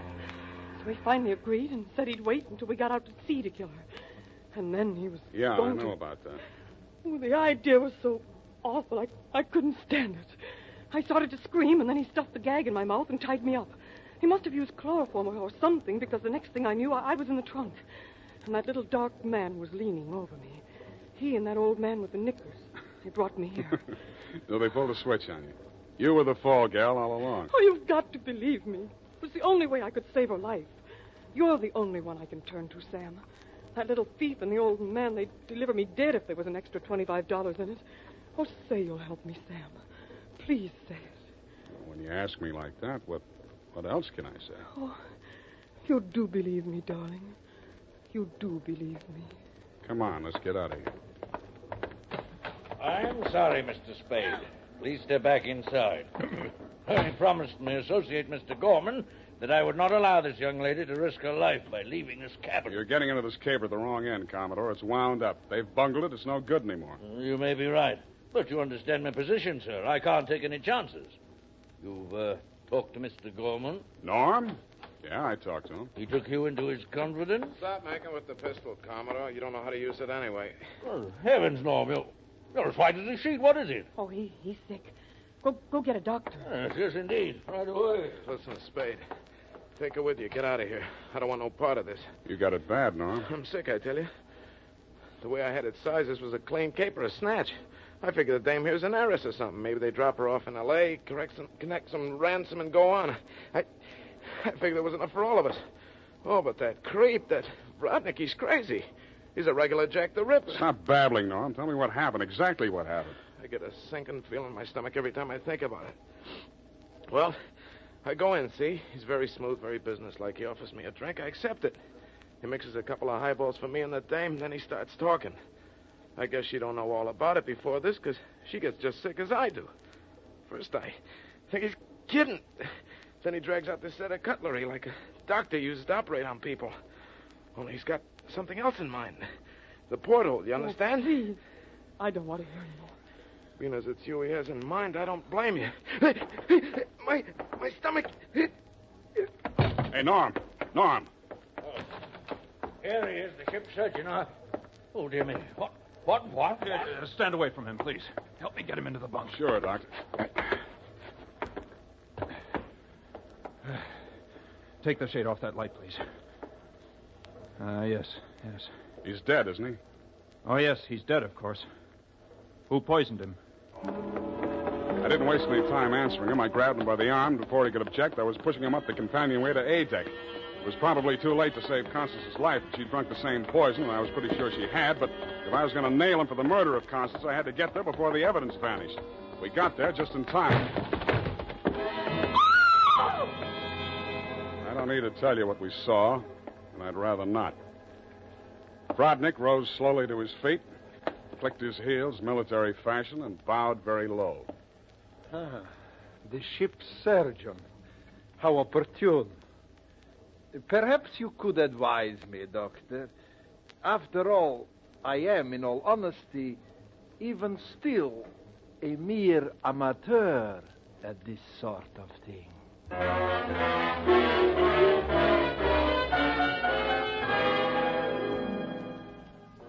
After Rodnick had been taken into custody, we took another turn around the deck. It was daylight, and the ship was lying to off San Pedro. This time, the fresh air really felt good, and so did Marcia. It's all over, Sam. Yes, sweetheart, it's all over. But not between us. Say it, Sam. Say it's not all over between us. How can it be? I knew it. I knew you felt the same way. All my life before, it's been like a terrible nightmare. It never really happened. But it did happen, sweetheart. Oh, but you can forget it, darling, can't you? Please forget it. I'd like to, Marcia. I really would. Hold me close, Sam. Never let me go. You're beautiful. Is that all, Sam? Nothing else? Yeah, lots else. That's why I think we better say goodbye right now. Because when I feel like this, I get foolish. And if I get foolish with you, I'm likely to wake up in a trunk someplace.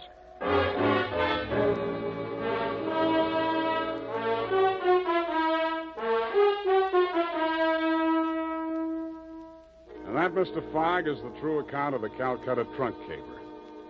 As my voyage was interrupted through no fault of my own, I trust you will advise your company to refund my passage minus the one-way trip to San Pedro. Period, and a report.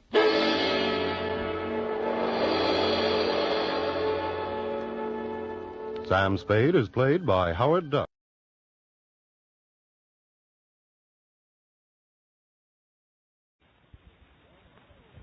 From Hollywood, it's the new Edgar Bergen Hour with Charlie McCarthy.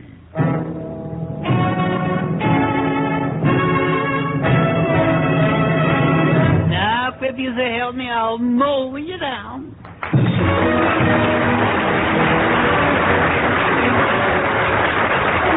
It's Sunday night, and time again transcribed for Edgar Bergen and Charlie McCarthy with Mortimer Snerd, Effie Clinker, Gary Crosby, Carol Richards, Ray Noble, Jack Kirkwood, the Mellow Man, yours truly, John Heaston, and our special guest, Dr. Frederick Webb Hodge, world's leading authority on the American Indian, and Jack Benny.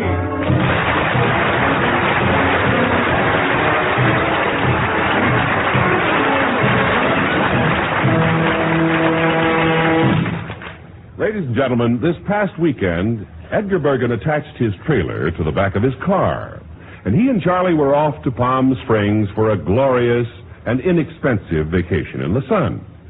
As it turned out, it wasn't as inexpensive as they thought, but to see what happened, let's look in on Edgar and Charlie as they approach Palm Springs with Edgar behind the wheel.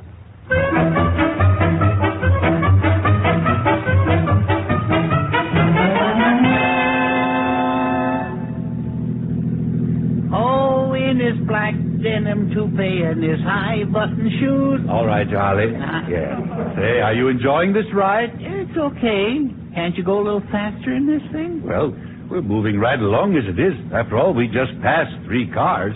Yeah, but they were apart. Oh, I see. Say, you better check our trailer back there. How does it look? Well, it looks a little like Elsa Maxwell doing a rumba. Is there... Speed it up, Berger. Step on it, little now. Well, now, take it easy. We're entering Palm Springs now. Oh, look over there. Somebody left a golf club lying in the sand there. Really? That's Frank Sinatra taking a sunbath. Oh, you're right. Well, now, we better keep our eye open for this Blue Skies Trailer Village. Yeah. You know, that's the one that Jack Benny is part owner of. Yeah. And, you know, he promised to give us a very special rate. Jack did? Yes. I know what you're thinking. He is a tough man to tangle with over Monday. Yeah, you both throw pennies around like manhole covers. Yeah. All right. No, that must be Jack Benny's trailer over there. Look at the sign in front. free water, free electricity, and also free violin lessons. That slight extra charge. Yeah. That's the place, all right. I'll pull in. All right. There we go. Ah, well, here we are, Charlie. Now, there must be a parking attendant. Oh, here's one coming towards us, yes. Park your car for 2 bits, sir. Jack Benny.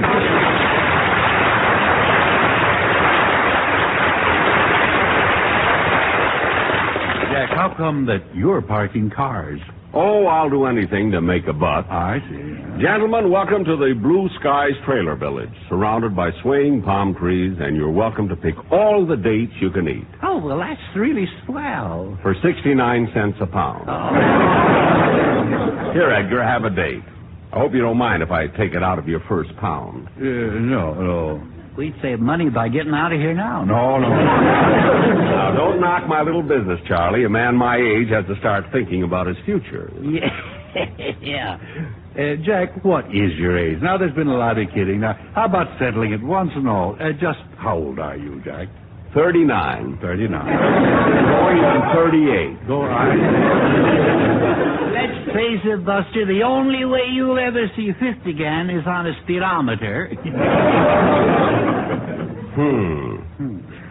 That's a nice line for a guest star. I'm sorry, Jack, but our trailer wasn't big enough to bring any riders along, you see. Well, this is quite a trailer park you've got here. Very nice. Well, I'm just running it as a sideline. After all, who knows, as a comedian, I may not be able to go on forever. Oh, well, haven't you already?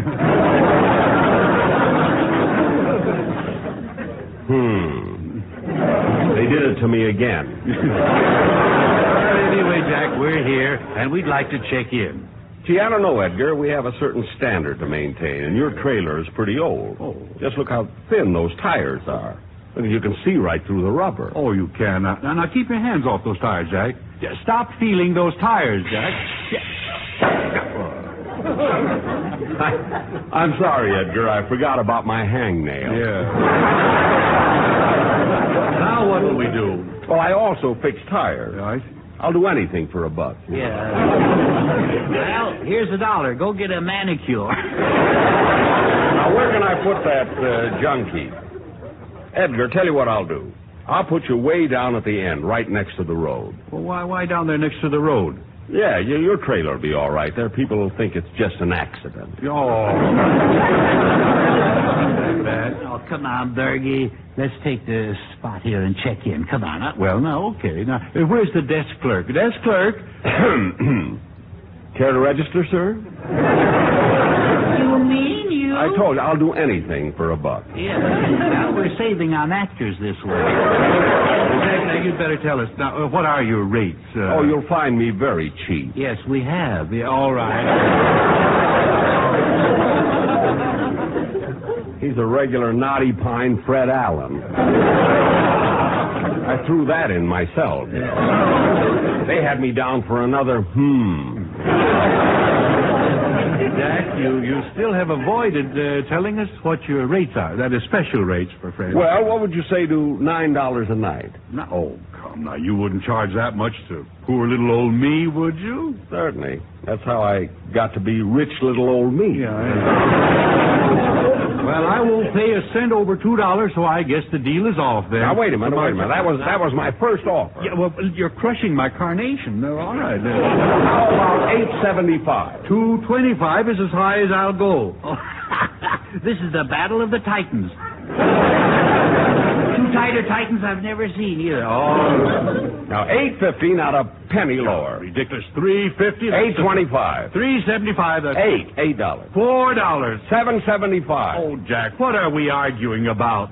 Blood. That's what you're arguing about. I'll tell you what, Edgar. I don't want to quibble over a few bucks. Let's settle for $5. Oh, okay, that's a deal, Jack. Yeah. Ladies and gentlemen, the preceding scene, starring Edgar Bergen and Jack Benny, was from the picture "Money is a Many Splendid Thing." I'll trade you that for the Yeah. You did better with Well, We're all set then, aren't we? Yeah, it ought to be fun staying here at the Blue Skies Trailer Village, especially with you, one of the owners, Mr. Benny. You know, you're such a popular celebrity and such a good comedian. Oh, you're just saying that. No. If I was saying it, you wouldn't come out so good. I wonder what Don Wilson would charge to sit on him. Jack, how about showing us around the place a little bit? Sure, I'll be glad to. All right. Now, over here is our swimming pool. Oh, of course, yeah. you know there's a 25-cent service charge per person if you use the swimming pool. Well, that's fair enough. It's reasonable. When there's water in it, it's $1.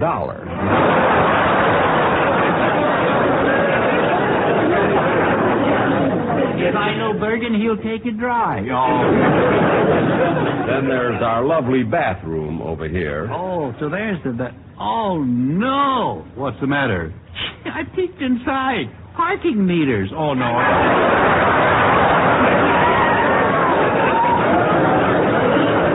That time they didn't even give me Oh, gentlemen, before I forget, we have another special service here at the Blue Skies Trailer Village. For a very slight extra charge, you're furnished with entertainment. What kind of entertainment, Jack? Oh, it's the best. Really outstanding. I go from trailer to trailer playing requests on my violin. He'll do anything for $1. Let me ask, how much does it cost not to have you play your violin? You couldn't afford it. Maybe we just ought to buy earplugs. Well, I'll show you how everyone here in the trailer park feels about my violin playing.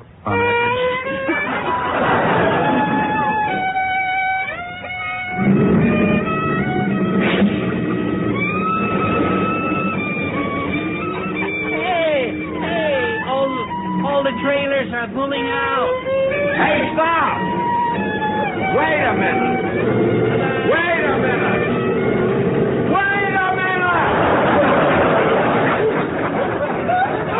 Jack, what are you doing? You've stopped playing. You're putting your violin away.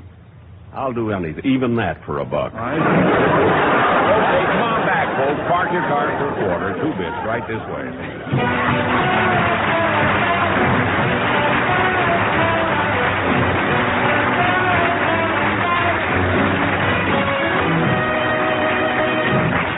Well, Charlie, wasn't it wonderful of Jack Benny to drop in on us? Yeah, but that business of him being only 39. Well, we can't question it unless we have positive information. Well, I got it. Yeah? While he was in there, I took a peek at his driving license. Oh, you did? Yeah. What did it say? It said for covered wagons only. Oh, no. That's ridiculous, Charlie. Hello, Edgar. Hiya, Charlie. Well, it's Gary Crosby.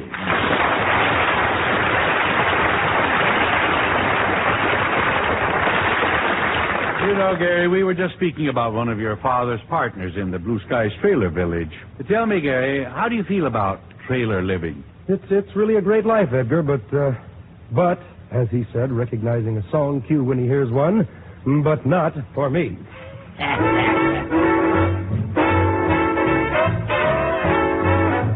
They're writing songs of love, but not for me. A lucky stars above, but not for me.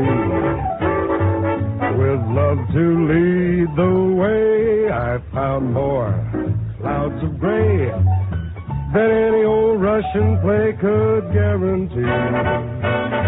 Well, I was a fool to fall and get that way. Hi-ho, alas, and also lack a day.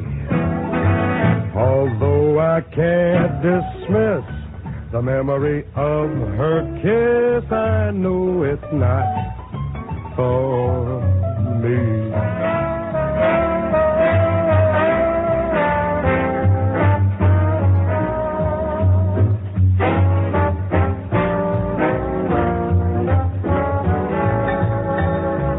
With love to lead the way, I've found more clouds of gray than any old Russian play could guarantee.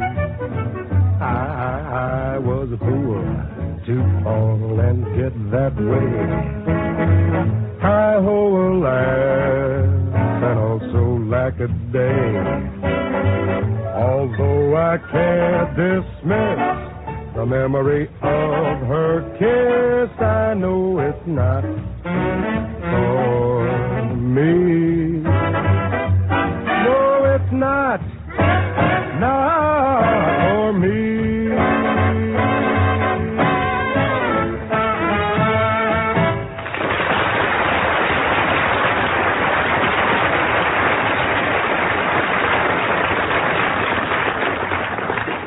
And now, ladies and gentlemen, here is where we take care of you do-it-yourself fans as we proudly present our genius of all trades, Professor Kirkwood and his do-it-yourself department.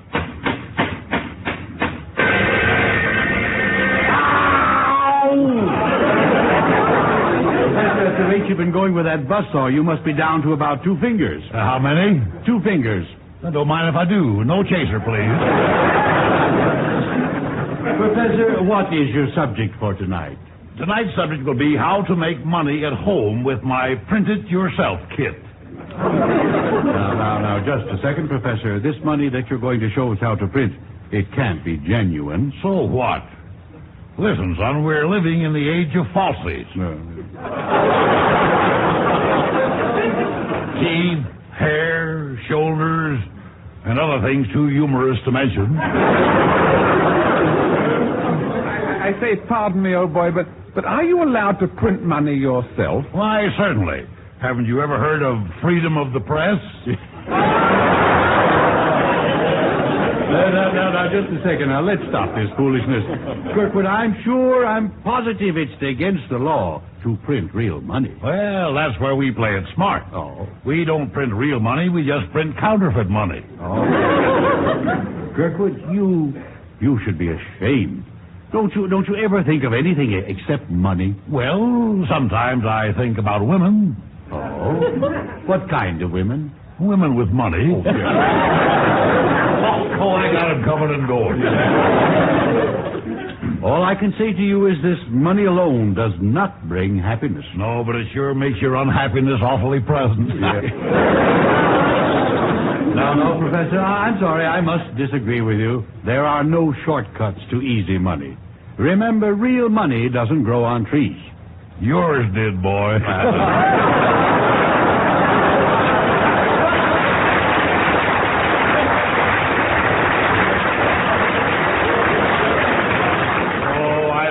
Dummy out of him then.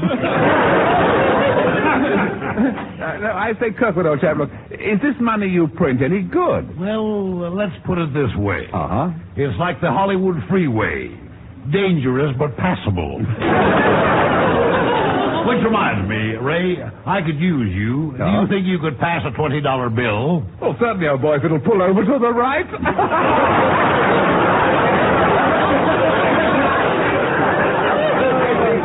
You're not laughing. And that's the way it's going to be. Don't let him talk you into a thing, Ray. I wouldn't touch his counterfeit money with a 10-foot pole. Now, how about a 9-foot Romanian? Oh, no. Turn the fan on, Mother. I'm hot tonight. Well, I don't want to cool you off.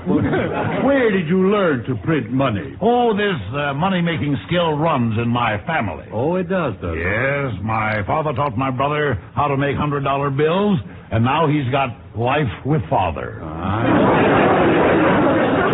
And how about you, Kirkwood? Have you ever been in jail? Have I ever been in jail? I've been in stir more often than the paddles of a mixmaster. Well, you've certainly got the bowl for it now. You're talking with that lazy Susan back there. Well, I'm relaxed. Let's get back to the subject, how to make your own money. Oh, it's the police, Kirkwood. They're probably after you. Oh, wonderful. You're happy about it? Of course. No. It's depressing if they don't come and get you once in a while. Makes you feel sort of unwanted. Go on, boy. So long. Tune in next week, folks, when Professor Kirkwood's topic will be how to engineer your own jailbreak. Good night.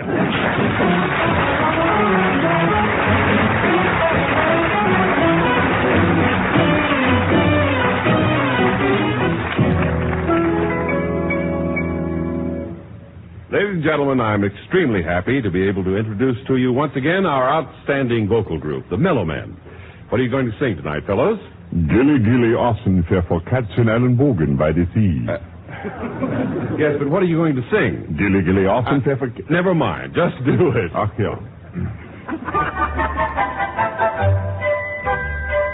There's a tiny house. There's a tiny house by a tiny stream. By a tiny stream. Where a lovely lass. Where a lovely lass had a lovely dream. Had a lovely dream. And the dream came true. And the dream came true quite unexpectedly. In Gilly Gilly Austin for Katzen Ellenbogen by the sea. She went out one day. She went out one day. Where the tulips grow. Where the tulips grow. When a handsome lad. When a handsome lad. Stopped to say hello.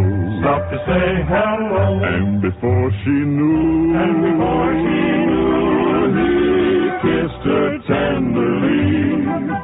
In Gilly Gilly Austin for Katzen Ellenbogen by the sea. A happy pair were married one Sunday afternoon. They left the church and ran away to spend their honeymoon in a tiny house. In a tiny house by a tiny stream. By a tiny stream where the lovely lass. Where the lovely lass had a lovely dream. Had a lovely dream. And the last I heard. And the last I heard. They still live happily. In Gilly Gilly Austin for Katzen Ellenbogen by the sea. In Gilly Gilly Austin for Katzen Ellenbogen by the sea.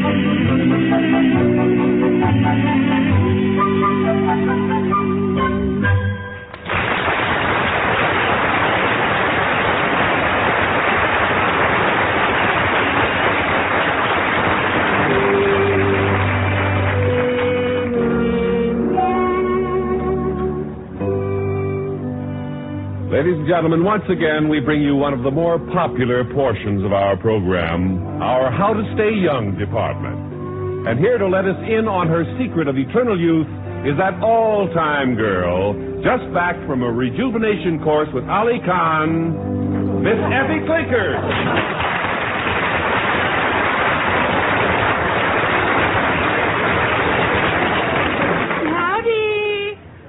I may be falling apart, but I'm young at heart. Well, you look lovely tonight, Miss Clinker. Oh, yes. I believe in growing old gracefully. Yes. Or better still, disgracefully. Well, I think it's wonderful how you've kept your youth. Yeah. How did you know about George? No, I didn't.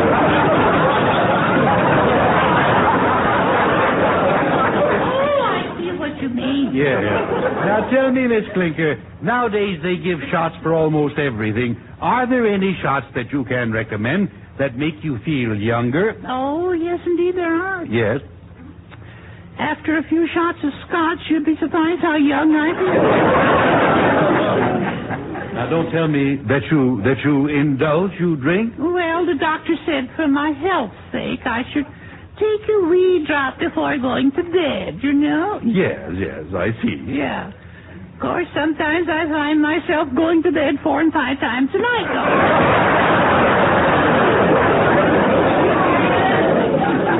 Yes, indeed, I really sleep tight. Yeah.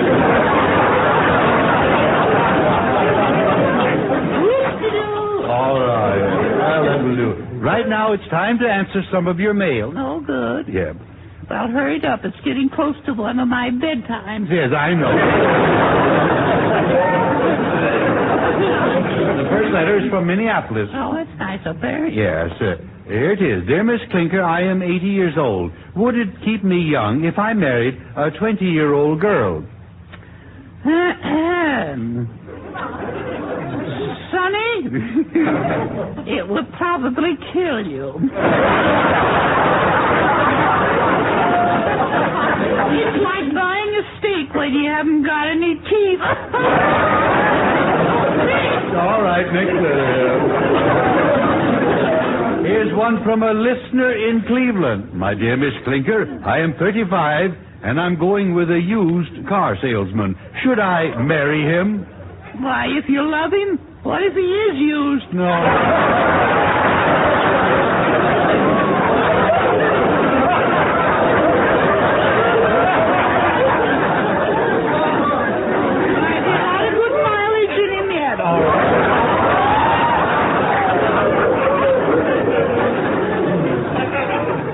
My dear Miss Clinker,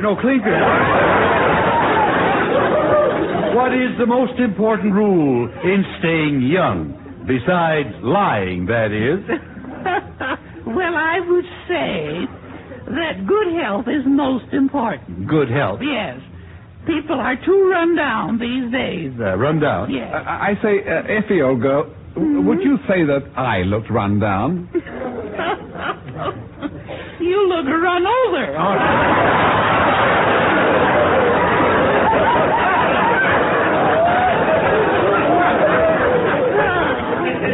Please, Effie, you've still got one more letter to answer. Dear Miss Clinker, do you ever wear a sweater to attract men? Me wear a sweater with my figure? Oh, silly boy. Well, that would be like trying to flag down the super chief with an empty can of Sterno. Well, thank you, Miss Clinker. Our time is up.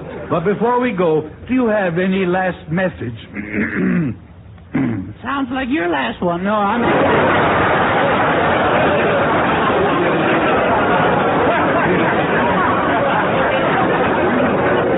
I don't know what's the matter with me. You've been taking care of yourself. Yeah. Do you have any last message to our audience? Yes. All of you men out there, take good care of yourselves. Heaven keep you. I wish I could afford it.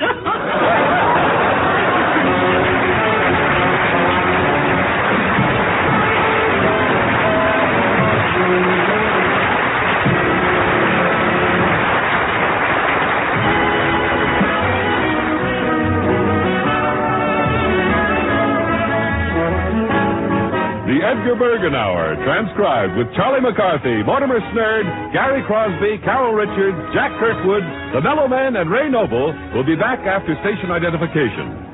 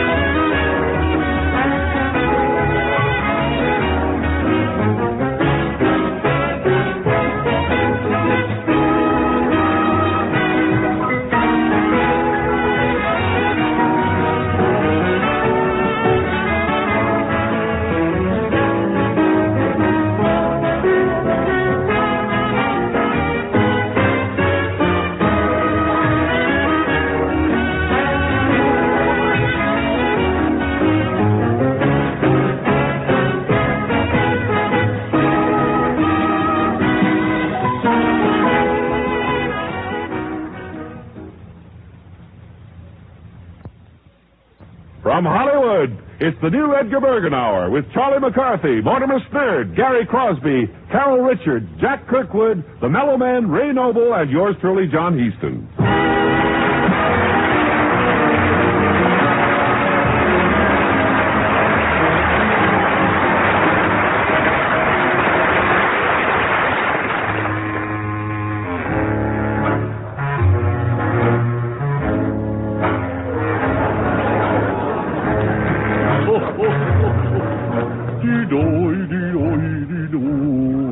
I'll never smile again. Oh, like I snowed before. Do-do-de-do. All right, that's enough now. Why such a sad song, Mortimer? Well, I'll tell you, Mr. Bergen, I sort of got the dismals today. The dismals? Yeah. I'm sort of down in the Humpty Dumps. I see. Why? Well, kind of worried. Oh, I see. Worried about what? I say, worried about what? Yeah. Oh, about what? Yeah. Well, I'm worried about things back on the farm, mostly. We got 16 new mouths to feed now. Oh. A lot of baby pigs or chickens? No, it's my Uncle Sorghum and Aunt Drusilla. And their kids. And their kids, yeah. To Uncle Sorghum and his family. Yeah, I didn't even know I had an Uncle Sorghum, and they all moved in and they're living there now. Well, that's... How many children did you say? 16. Are you sure there are 16? Well, let me see. There's Vestibula, Twitchy, Narrowhead, Fungus and Grunion, Quagmire, Putrid and Slurp, and then then there's the triplets. Triplets, yeah. Them that has gets, yeah. What are the triplets' names? Oh, they're Nert, Bert, and Squirt. I see. And then there's there's the oldest sister, you know, Groucho. The sister's name is Groucho. Yeah, they call her that because she has a mustache and smokes cigars.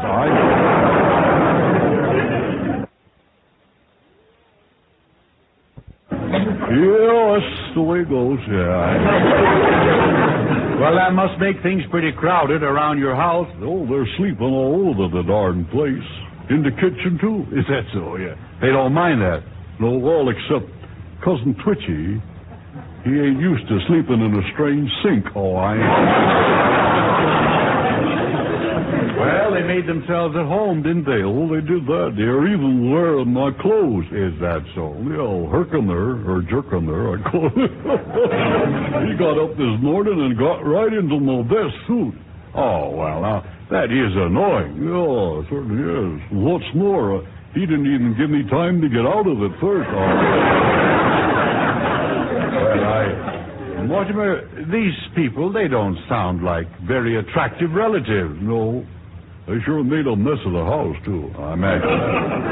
I didn't realize how dirty the house was until a dog came in and tried to bury a bone in the living room.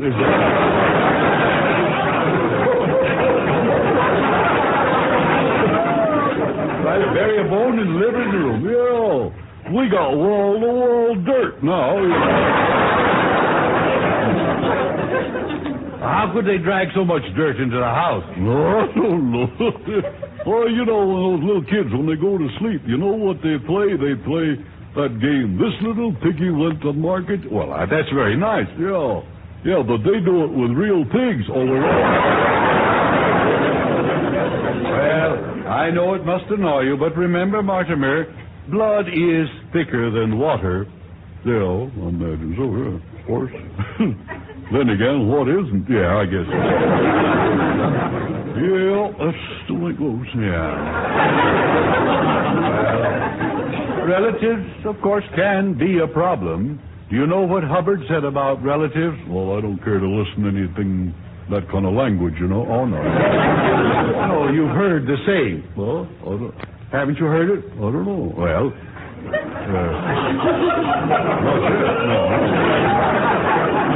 it was Albert Hubbard. Oh, well, that's pretty good. Well, I haven't said it yet. Oh. The devil gives us our relatives. Thank God we can choose our friends. Now, what do you think of that? Well, how does it go? He just went. Oh. I must have been looking the other way. Yeah. Now, Mortimer, how on earth are you going to get rid of that mob at your house? Well, I don't know. I don't think they're going to leave. Why do you say that? Well, I overheard Uncle Sorghum say, we'll stay until he gets wise. Oh, I see. Well, I'm beginning to see the light. You are? Yes. Would you mind turning it up a little so I can see it, too? I don't think he's your uncle. No? No. And I don't think they're your relatives at all. I think they're a bunch of imposters. Yeah? I do. You may be right at that. Yes. How can you be so stupid? Well, it comes easy after you reach the first plateau, I imagine.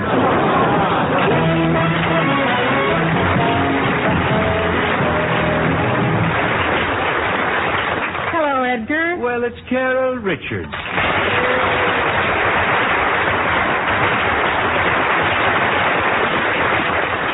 I hope you'll excuse my coming out early, Edgar, but I've been so anxious to meet Mortimer. Oh, he's really cute. Oh, Mortimer, don't tell me you're a shrinking violet. Well, not exactly, no. I'm more of the stinkweed type. Oh, come on now, Mortimer. Don't be afraid of me. No. I won't bite you. You wanna? Mm-mm. No teeth, huh? I think you better sing, Carol. Yeah, go ahead.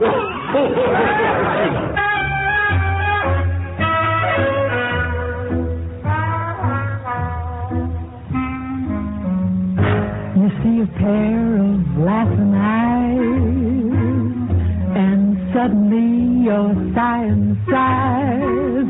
You're thinking nothing's wrong. You spring along, boy, then snap.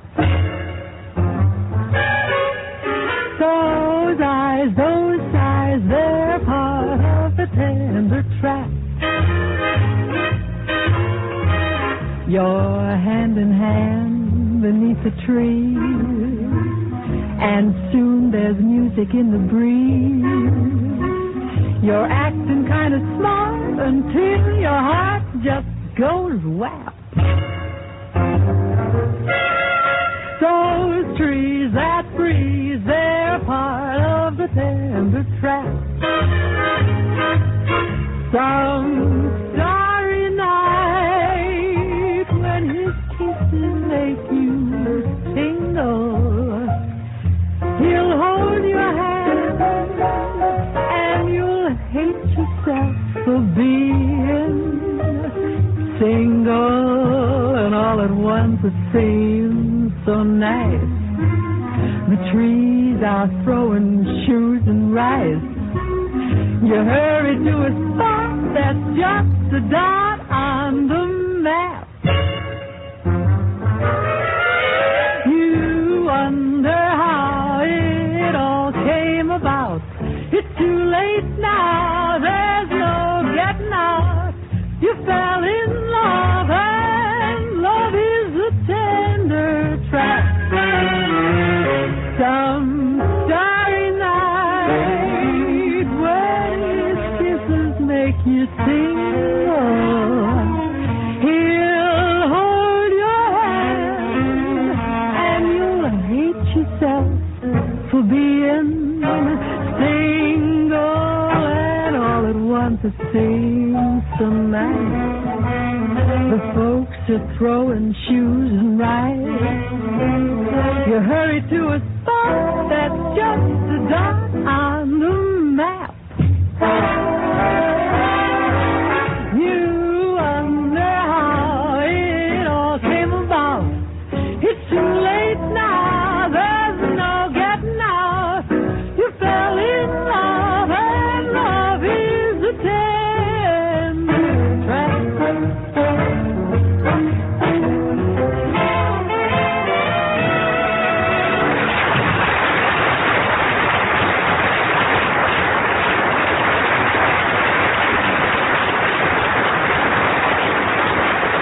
Now it is time for our Meet the People department.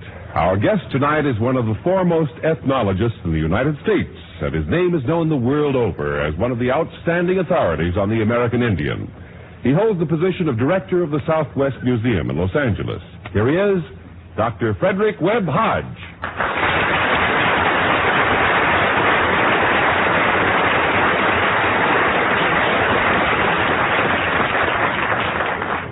Good evening, Dr. Hodge. Now, this is a real pleasure to have you with us tonight, and I realize it may not exactly be good form to inquire into a person's age. You know, Jack Benny seems to dislike such probing, but I confess that I'm curious about you.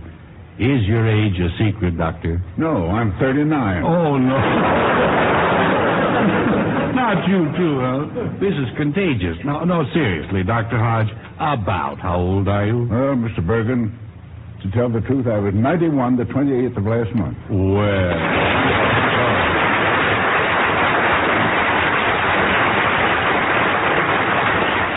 91 years. Well, isn't that wonderful? And how did you celebrate your birthday? Well, my friends gave me a party and we really had a grand time. Oh, yes. Dr. Hodge, as the world's foremost authority on American Indian, you probably devoted a great portion of your life to the study, haven't you? Well, as a lad in Washington, D.C., I became interested in Indians, and I never have outgrown that lure. It's been most fortunate, for to love one's work is one of the secrets of longevity, I believe. Yes. Well, now, while we're on the subject of longevity, you certainly should have some ideas on that. What is your thinking about, smoking and liquor? Well, for years I've smoked a pack and a half a day, and I enjoy an occasional drink. But my friends have always insisted I should indulge only in moderation if I want to live to a ripe old age. And are your friends as chipper as you? Oh, most of them have passed on. They probably didn't take their own advice.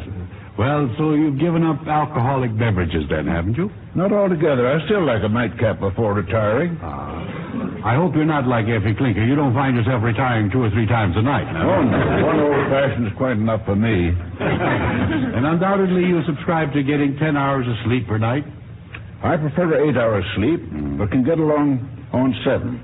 And I have thrived on 6. When I was preparing the Handbook of the American Indian, it was not unusual for me to sit up doing research, writing, reading proof, until 2 or 3 o'clock every morning.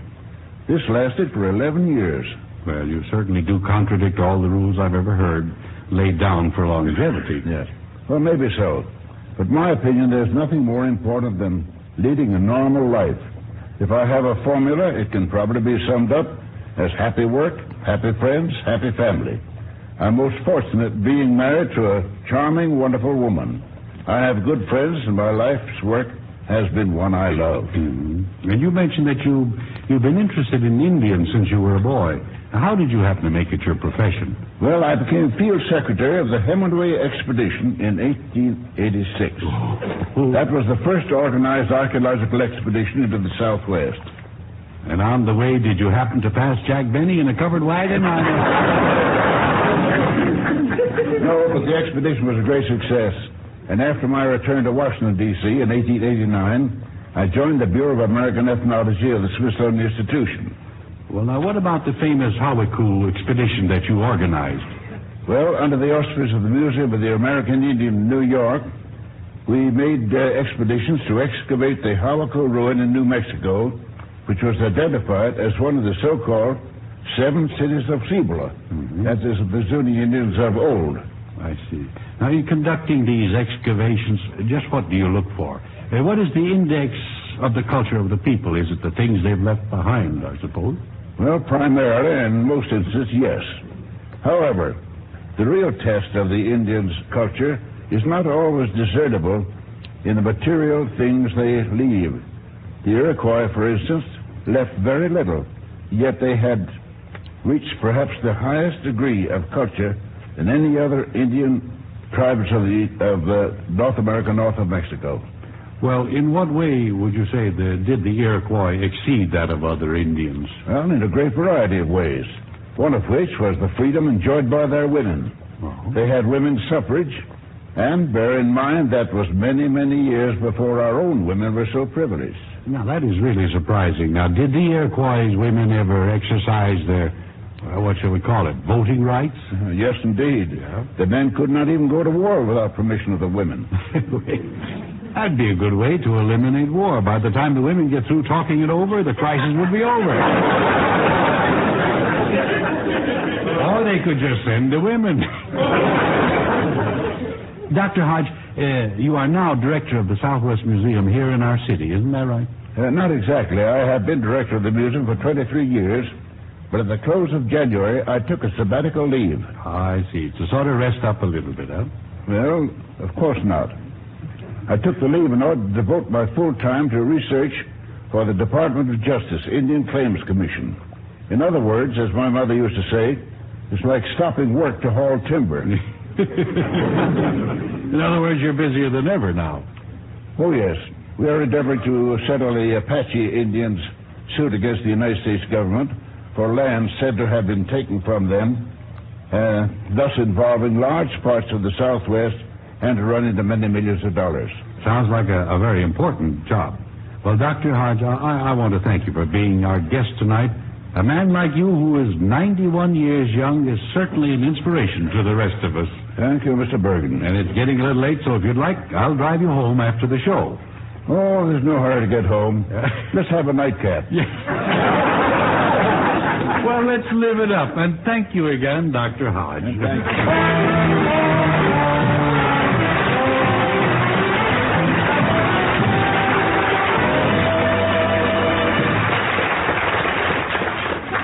Ladies and gentlemen, Gary Crosby returns to sing All at Once You Love Her.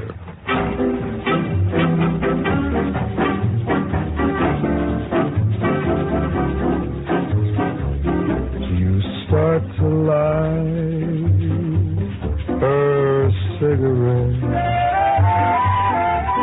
and all at once you love her. You scarcely talk, you scarcely know, but all at once you love her.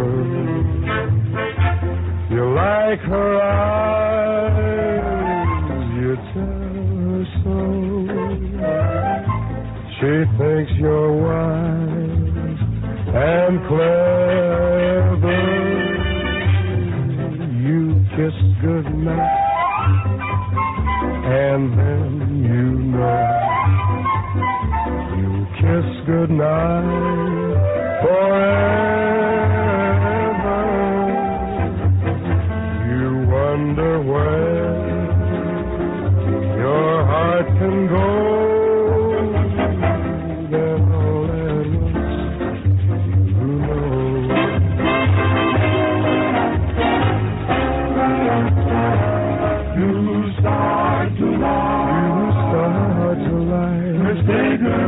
Her cigarette, and all at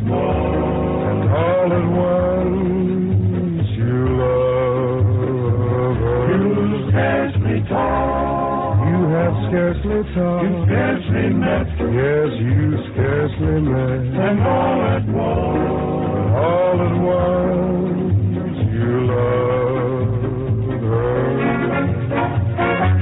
You like her eyes, you tell her so. She thinks you're wise and clever. You kiss goodnight, and then you know, you kiss goodnight forever. You wonder where your heart can go.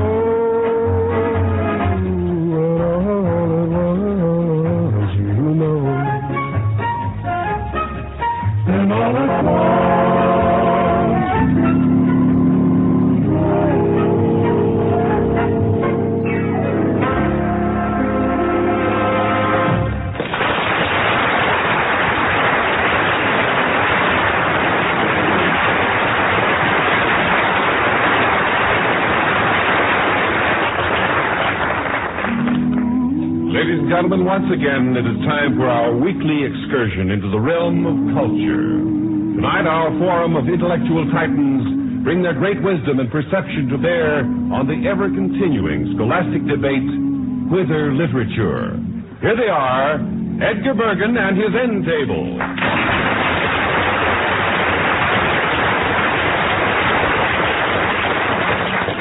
Thank you.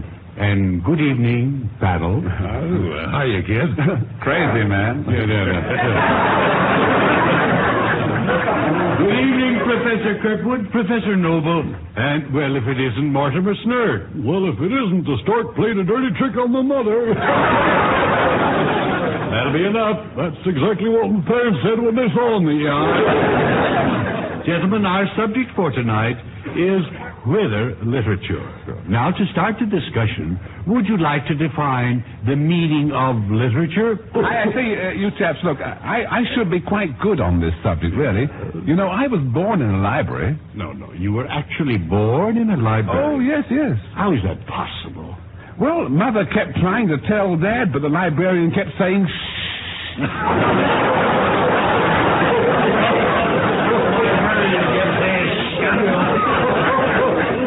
Your parents were smart, they'd have brought you back after 2 weeks. You know, boy, after all, I did have to be renewed, you know. There's a North American van leaving for the Grand Canyon. Yes?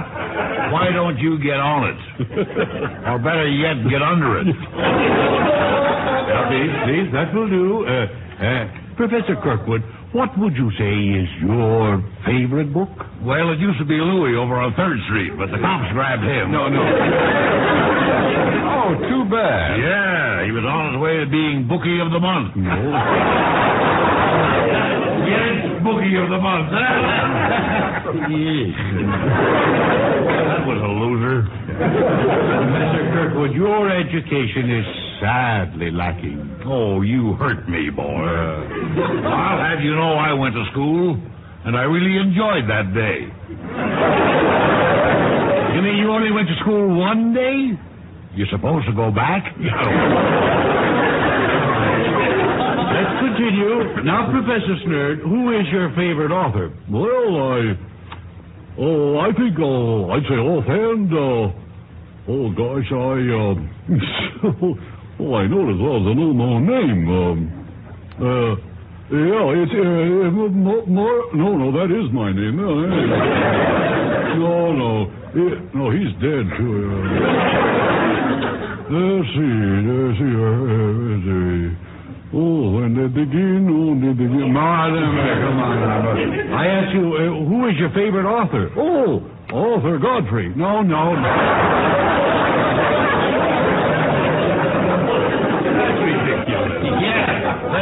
I hear he isn't around anymore. He just fired himself. Oh, no.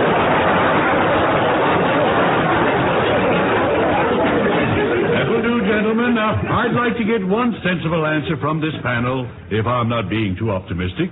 Professor Noble, yes, do you know Dickens' works? No, but I'm glad he got the job over. No.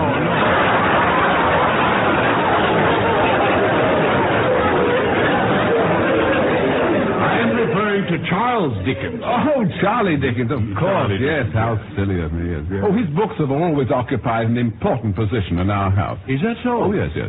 See, we have a table with one short leg. Yes.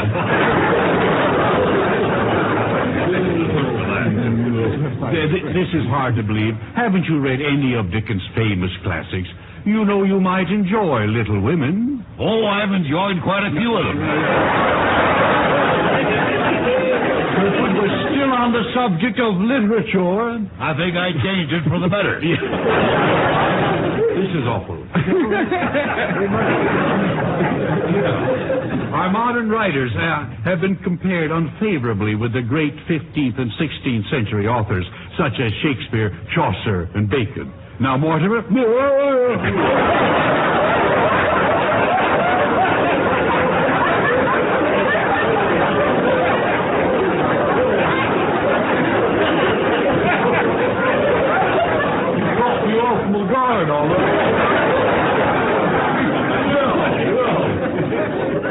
What do you think? I wasn't thinking. No. How would you compare the modern ones with Shakespeare, Chaucer, and Bacon? Well, I'll have some. You'll have some. Have some what? Some of that bacon. No. I'm speaking of Francis Bacon. Oh, the mule. No, not.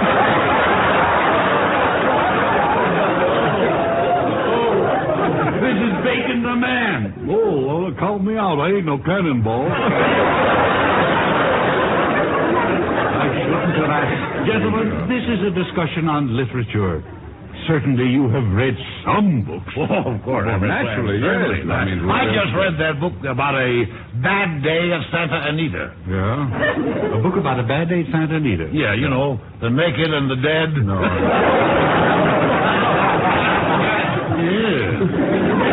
Another loser. Yeah.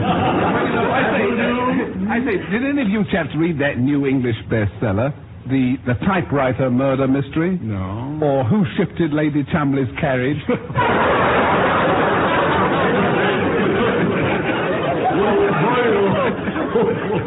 My favorite is one of those Mother Goose stories, you know, like Little Boy Blue can blow your nose on the road.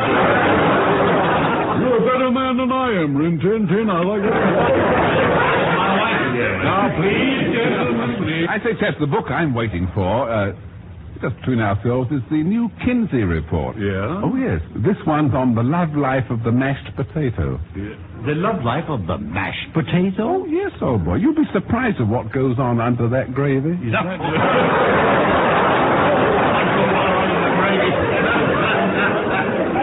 I gotta take a look sometime. Gentlemen, we are here, I repeat again, to discuss the basic difference between modern and classical literature. And there are many of them. Mortimer, would you like to illustrate? I say, would you like to illustrate? No, I feel all right. No.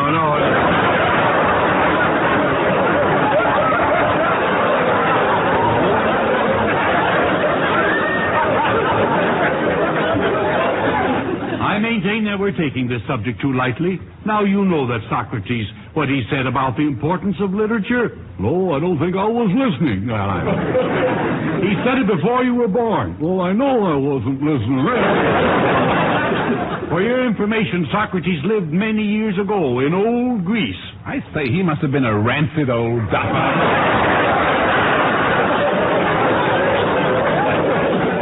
You're not trying to keep this on a level keel at all. I just can't cope with this abysmal ignorance being shown here tonight. This monumental illiteracy, the crass superficiality, the utter incompetence. Shut up.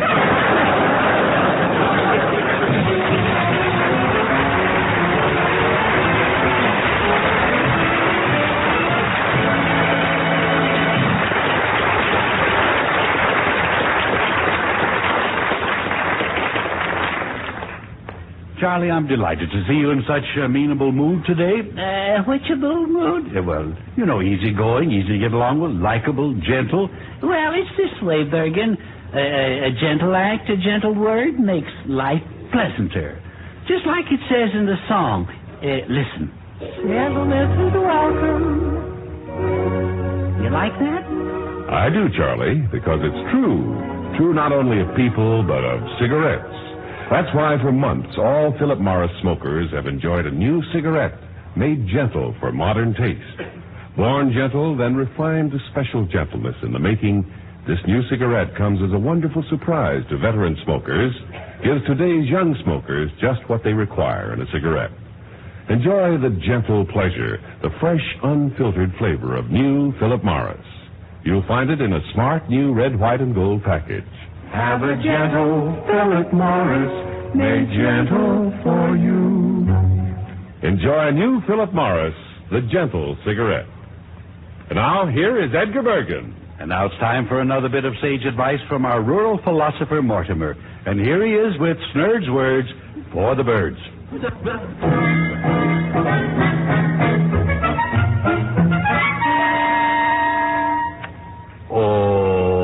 Half a loaf is better than no rest at all. Thank you. Next Sunday. Good night, everyone.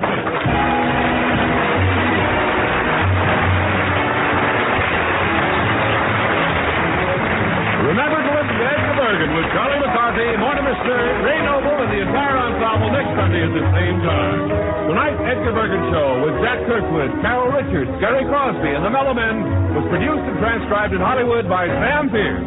Script by Cy Rose, Hilda Black, and Dino Clicker. This is John Easton speaking.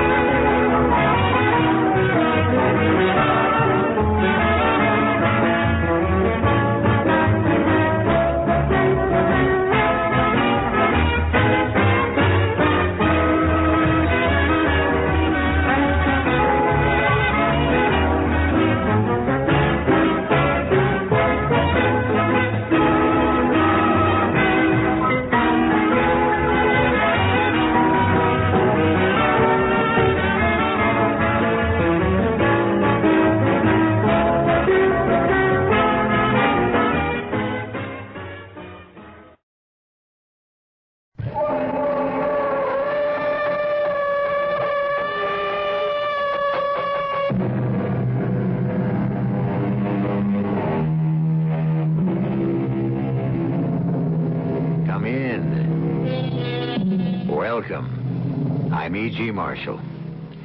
We have a little diversion for you that may both relax and intrigue you. It deals with the subject of dreams. A great deal, too much, I think, is said these days about facing reality. It is considered a great virtue to face reality, while to spend time dreaming, fantasizing, we call it now, is thought to be shameful, if not downright sinful. Personally, I would not care to live if I could not dream. Would you? I saw you coming out of her room. Did you now? Did you really? I won't have it, I tell you. I won't stand for it. Well, what do you propose to do about it? I don't know, but I'll do something. Like what? I'll tell her who you really are. Oh, come off it. Now, stop talking nonsense. You don't really know who I am.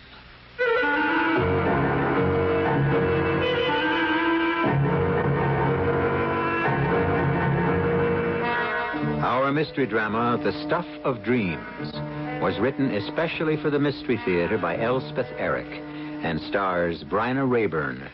It is sponsored in part by Buick Motor Division. I'll be back shortly with Act One.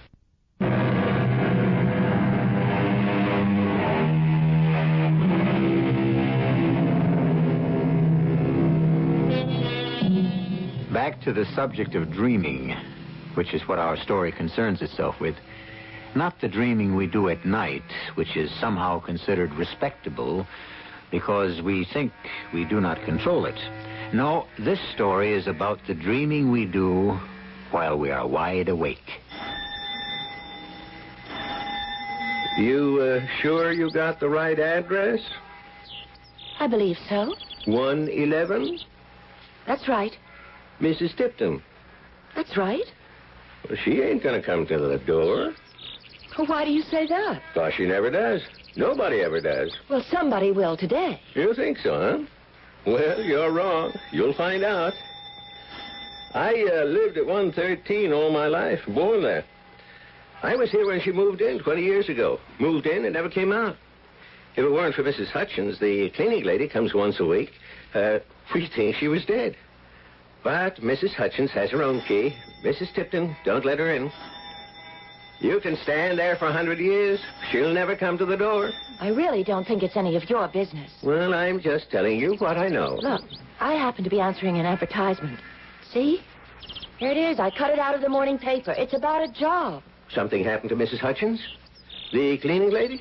Well, she was here yesterday. It's not an advertisement for a cleaning woman. What's it for? Well, it doesn't say exactly, but there's no mistake about the address or the name. Mrs. Hilda Tipton, 111 West. That's her, all right. So, see? You're the first person I've ever seen ringing that bell in 20 years. Must be something up inside there. Well, I really wouldn't know. Oh, wait till I tell my sister. Will she get a kick out of this? Oh, hey, you mind if I stand here till she opens the door? That is, if she ever does open the door, which still remains in a doubt. I do mind. I want this job. The money's very good, and it won't help my chances if she sees you standing there gawking at her. Oh, I'm not gawking. I got every right to be here. Just walking my dog, that's all. I do it every day, 3 times a day. Trixie and I always stop in front of 111 for a couple of minutes. We got a right. Well, just the same, if you wouldn't mind... Okay. Trixie's all finished anyway. Come on, Trix. We go home. We ain't wanted here, that's plain. Thank you. We can watch from our porch anyway, can't we, old girl? Sure we can.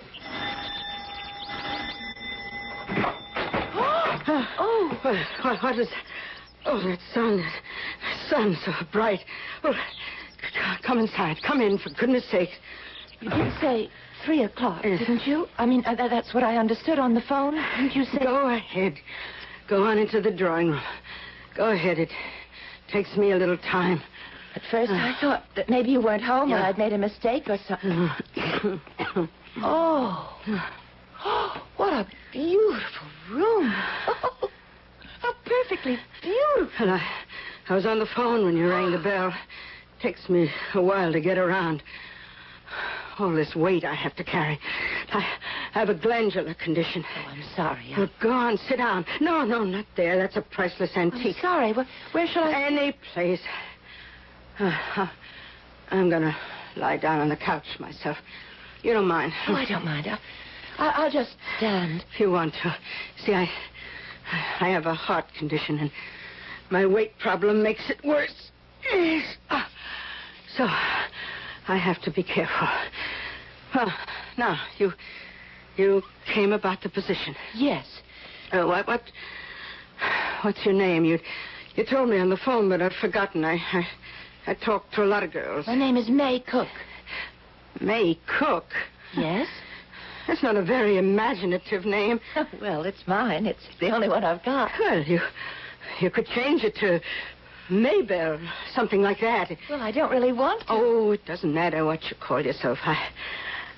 I myself changed my name from Hilda to Hildegard, but didn't seem to make much difference because I never see anybody or correspond with anybody or have anything to do with anybody, really. Not ever? Not anybody? Not since my husband divorced me and took my son away from me. Oh, that's awful. Oh, I am sorry. Not at all. No, he gave me plenty of money, and I bought this house and furnished it. But even so, to leave you alone like that... Oh, I never think about it. Or them. They got in the way. Got in the way? In the way of what? My kind of life. Mrs. Tipton, it's really hard to see where I'd fit in. I'm a trained social worker. That's how I make my living. At least, that was how I made my living. I was discharged 6 months ago. They were cutting down, and... Well, I haven't been able to find anything in my field, and I'm running short of money, so I'm willing to take almost any kind of job if it's respectable. Look, I'm not going to ask you to do anything you wouldn't ordinarily do. Well, do you need a secretary? Something like that? I think I could manage that, maybe. Or be a companion. Oh, I don't want a secretary or a companion. Why would I? I never do anything, and I prefer being alone. Well, what is it that you do want? I want somebody to live for me. To live for you? Precisely. Well, I really don't know what that means, Mrs. Tipton. I never heard of anybody living for somebody else. Well, I shall explain. I don't pretend that my life in this house is living. Not what most people would call living. Though what do they know? Nothing. Actually, my life here is infinitely superior to what they would call living. Well, what precisely do you do, Mrs. Tipton? I dream. Just dream, that's all? What do you mean, that's all? Oh, it's easy to see you don't know much about dreaming. Well, you mean daydreaming? I know about that. I daydream sometimes. Everybody does, once in a while. Yes, but how many make it a life's work? Well, not many, I guess. Hardly anybody would be my guess. Well, people don't have the time. They can't afford it. I know I certainly can't. But I do have the time, and I can afford it. But it sounds strange. Of course it sounds strange. No one has the sensitivity or the imagination to withdraw completely into the life of fantasy. A life peopled with the oddest creatures, doing the oddest things in the oddest way, saying incredible things, producing incredible sensations. You make it sound fascinating. But I'm a very ordinary person, really. I don't think I could do anything like that. Of course you couldn't.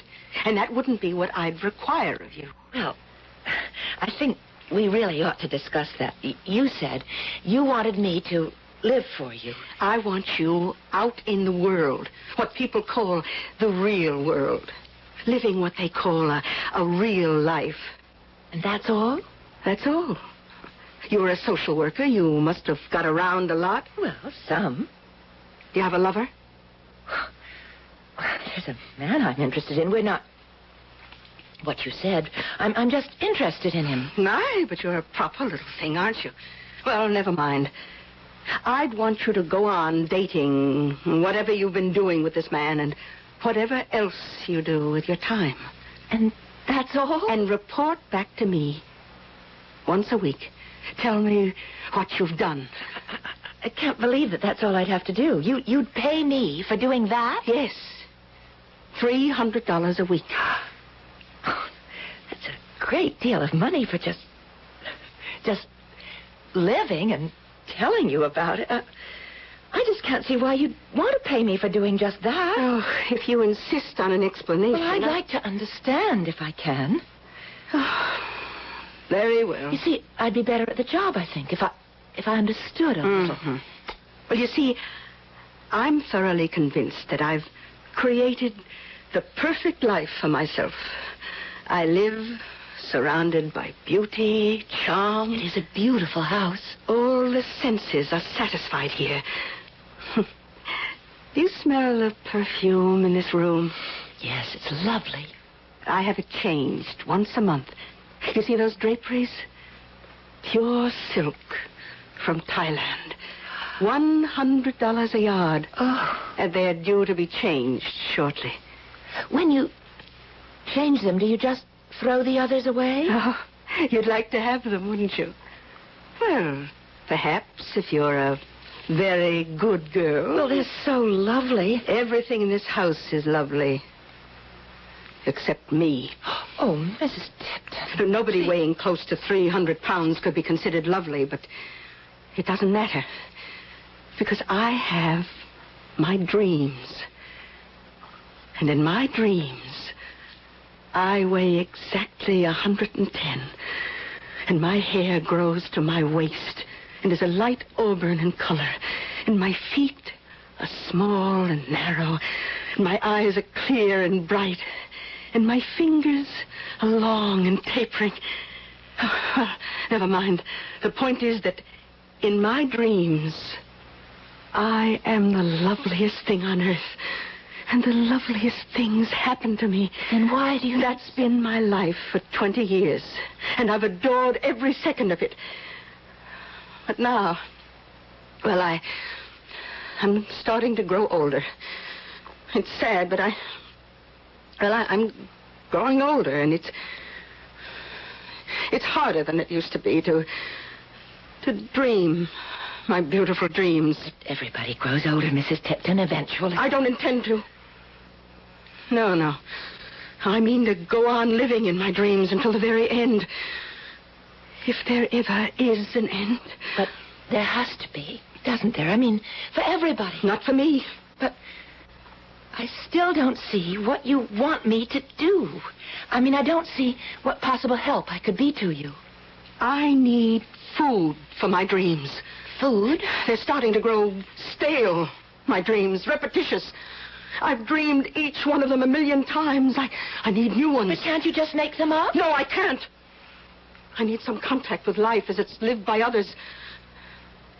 You know, sometimes lately I've had the sensation that I was melting into my dreams, that I was vanishing into them, that I was becoming nothing but my dreams.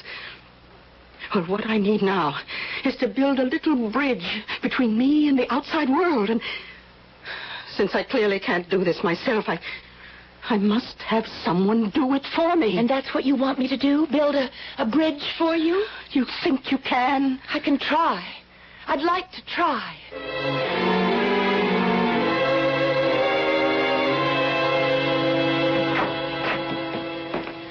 Hello, Eddie. Well, hello, Miss Cook. How are you? How should I be? I know it must be hard for you. I've done time before. Oh, I feel so bad. It's my fault, really, that you're here. Well, so you turned me in. You did your duty. You were a good citizen. Yes, but... So you feel bad? Oh, Eddie. You know I take a special interest in you. You know that. Oh, yes, I know that. You haven't had an easy life. You know anybody who's had what you'd call an easy life? I don't, Miss Cook. You have to call me Miss Cook. I thought we were getting to be friends. Well, you know something? I forgot your first name. It's May. May. I'll call you Maisie, okay? Well, Okay, at least it's better than Maybelle. Maybelle? What kind of a name is that? A woman I interviewed about a job yesterday. She thought I should change my name to Maybelle. Oh. Needless to say, I declined. Although I must admit, if she'd insisted, I'd have done it. The job pays so well. Wait, well, you got a new job? Well, it's very strange. I don't know how it's going to work out. Well, now, wait a minute. Say it's illegal, isn't it? Yes, it's perfectly legal. Okay, so what's the job? What does it pay? Well, you're not going to believe it. $300 a week. Oh, you're kidding. I'm not kidding. This woman, I don't know if she's crazy or what. She lives in this beautiful house. All this beautiful furniture, rugs, pictures. She never has any company. She never goes out. Why not? She doesn't want to. 20 years ago, her husband divorced her, and he got custody of their little boy. So she bought this gorgeous house, and she lives there. Doing what? Dreaming. She sleeps all the time? No, I think she means daydreaming, making up things. Well, so what does she need you for? To help her make up things? Well, she wants me to live for her. How are you supposed to do that? She says that all I have to do is live my normal life and once a week come and tell her about it. What's to tell? Well, she thinks if she has some sort of contact with the outside world, she thinks that would help her with her dreams. Oh, that's what she needs, help with her dreams. And I get $300 a week. Isn't that crazy? Well, isn't it? Say something. Yeah, no, I'm thinking. What about? I come up for parole next week. I think it'll go through. They practically promised me. Yes. Now, what are you going to do when you get out? Well, I told them I had a dishwashing job, and I do. Where are you going to live? Yeah, some flop house, I guess. Well, you'll get a better job. I have great faith in you, Eddie. And if there's anything I can do to help, you know you can count on me. Maisie, there's one thing you could do to help. Well, what's that? When I get out of here, let me move in with you.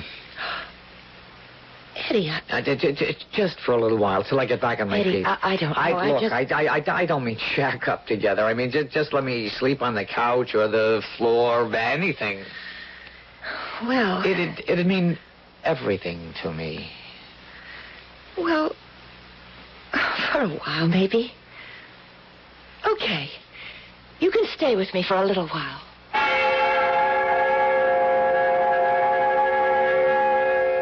Dear, sweet Mother Nature, at whose shrine we all pretend to worship and whose dictums we constantly violate, what oddities she does create.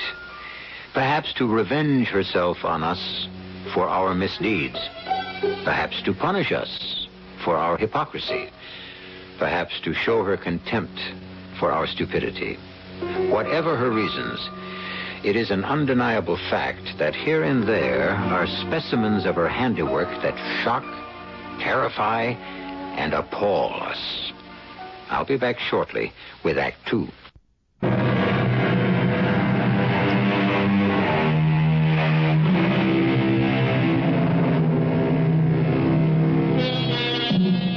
Our tender little heroine, Miss May Cook, has secured a position with Mrs. Hilda Tipton, wealthy recluse. In return for a handsome salary, Miss Cook has only to lead her ordinary life and report weekly to her employer its mundane contents. To be, in Mrs. Tipton's words, her bridge to the outside world. For Mrs. Tipton spends all her time dreaming. Just dreaming.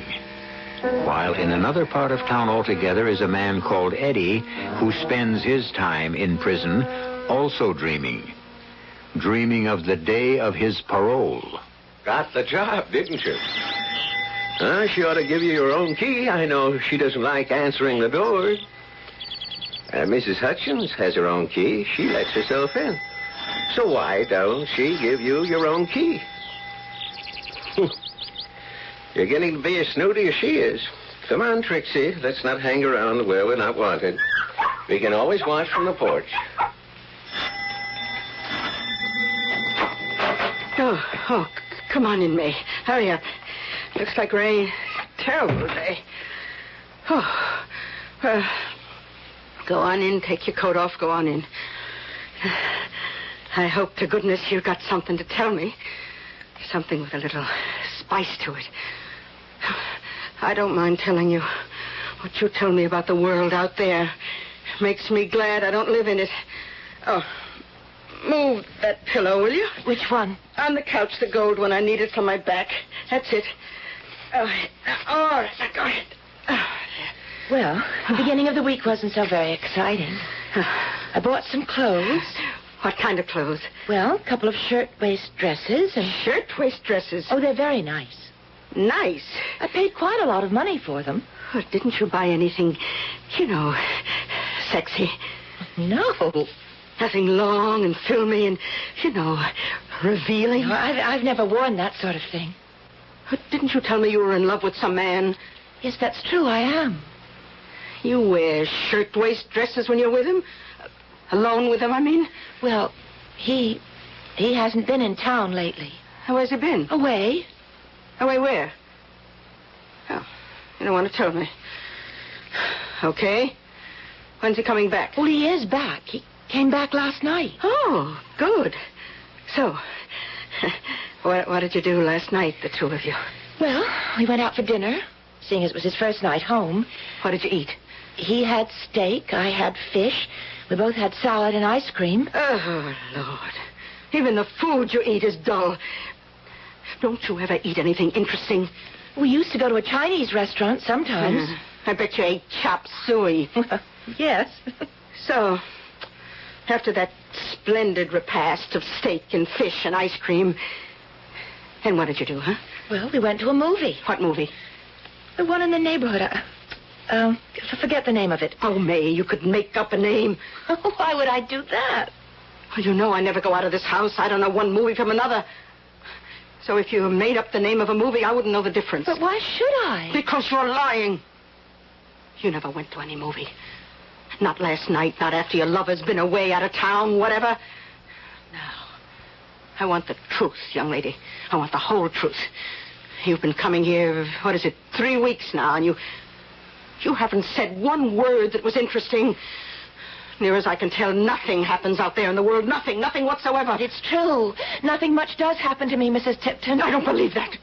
I don't believe that for an instant.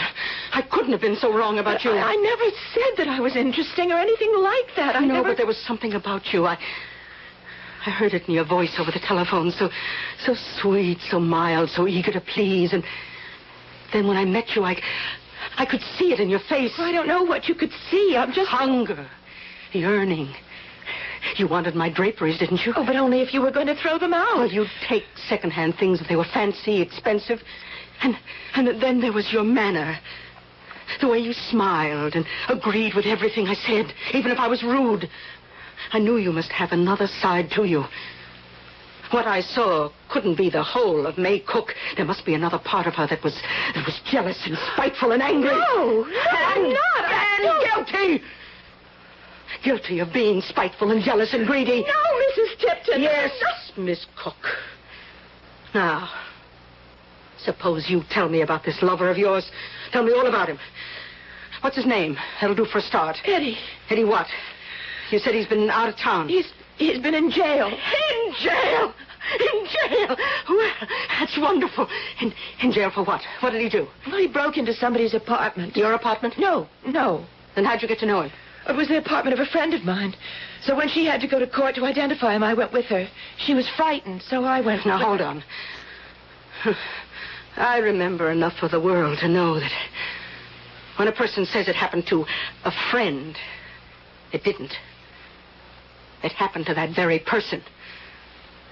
So, this Eddie didn't break into the apartment of a friend of yours, did he?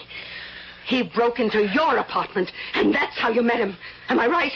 Isn't that what happened? Yes. Of course. Of course. Now, how did he get in? Through the kitchen window. And you heard him moving around? Yes. What did he steal? Well, I didn't have very much. He took my mother's engagement ring and her wedding ring. I had a little cash, about $20. He took that. And what else? That's about all? I don't want to hear about all. I want to hear all. What else did he take? Nothing else. He took you, didn't he? I don't know what you mean. I mean, he took you by force against your will. I mean, rape, you ninny. He raped you, didn't he? No, he didn't. Why don't you admit it? Mrs. Tipton, I can't admit to something that never happened. Oh, you make me sick. Well, if that's so, perhaps I better not work for you any longer. And give up all that money? You need it. You know you do. Not that much. Look. I want you to do one more thing for me. Then we can call it quits. I want you to bring this Eddie person here to my house. I want to meet him. I don't know if he'd want to come, Mrs. Tipton. You bring him. Tomorrow night. I'll expect you both. For dinner. I've had enough conversation for today. You can go now. Your money's on the little table by the front door. Thank you, Mrs. Tipton. 3 $100 bills. Crispy new ones. Thank you, Mrs. Tipton. For once, I got my money's worth. And I mean to get much more. Much, much more.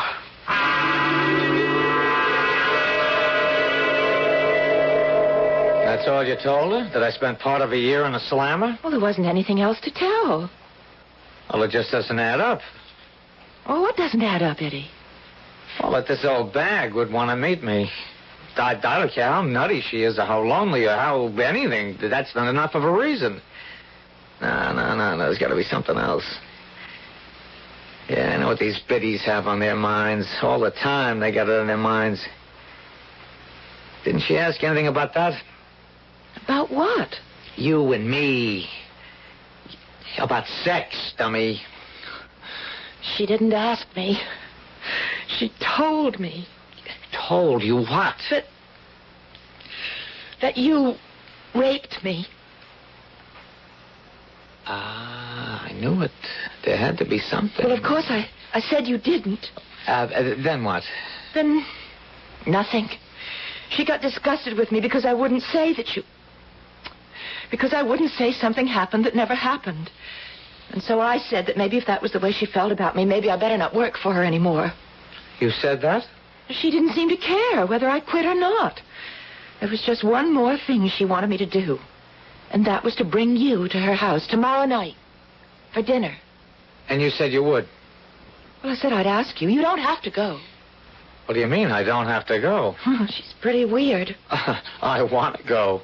But, Eddie, I really believe Mrs. Tipton wants to think you raped me. I mean, I don't think she believed me at all when I said you didn't. Well, we can set her straight, can't we? Well, I don't think she wants to be set straight. It was a nice job while it lasted. Oh, it isn't over yet. Oh, yes, it is. I've made up my mind. After tomorrow night, I'm never going near that house again. You know, you're perfectly right. You're not cut out for that job. Well, I'm glad you feel that way. Yeah, but me? I was tailor-made for that job. You? You mean you'd go to work for her? Well, why not? You said it was legal, didn't you? Yes, it's legal, but... Well, I can tell my parole officer I'm working for a rich lady who is slightly eccentric. It'll sound great. Oh, Eddie, I don't know. Yeah, but I do know. Look, you made hash out of that job. I know I did. It's yeah, just... but I won't, believe me. I'll make it into the best-paying job in the world. Oh, you just want the money, is that it? Not that I blame you. I wanted it, too. But, you see, it isn't worth it. Look, here's the $300 that I got paid today. You take it. I really don't want it, and you need it, so you take it. You're going to get some money I care about. Look, here. It's 3 $100 bills. Hand them over. Here. Give me a match. What for? Never mind. I got one someplace. What do you want a match for? I got it. Eddie. Oh, you can't. Oh, don't do that. That's $300. Don't they burn pretty, though?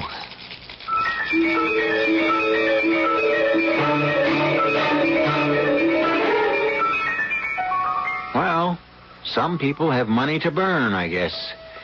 Not me, and nobody I know either.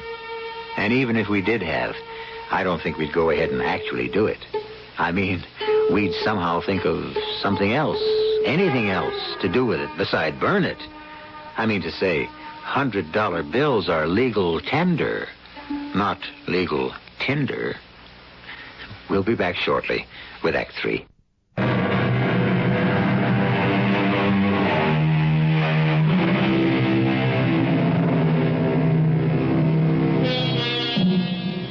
It is the next night now, and May is bringing Eddie to have dinner with Mrs. Tipton. Or is it the other way round? Is Eddie bringing May to the house of a woman he has never met? For contrary to May's expectations, Eddie jumped at the chance to meet May's employer. More correctly, her former employer. For May fully intends to resign, and Eddie fully intends to take her place. It is 7 o'clock, and May and Eddie are arriving at number 111. Okay, keep the change. Well, well, well. Don't pay any attention to him. Well, who is he? He lives next door. Well, I didn't expect to see you. Not tonight. Remember, Eddie, this is the last time I'm going to come to this house. I got you. And with a man alongside you, too. Mrs. Tipton must be loosening up a bit. Am I right? Just ignore him. For 20 years, it was just Mrs. Hutchins went through that door. Then the young lady makes an appearance. Now, lo and behold, a young gentleman. Why don't you just go on home, huh? I live next door. Well, go there. Okay. Come along, Trixie.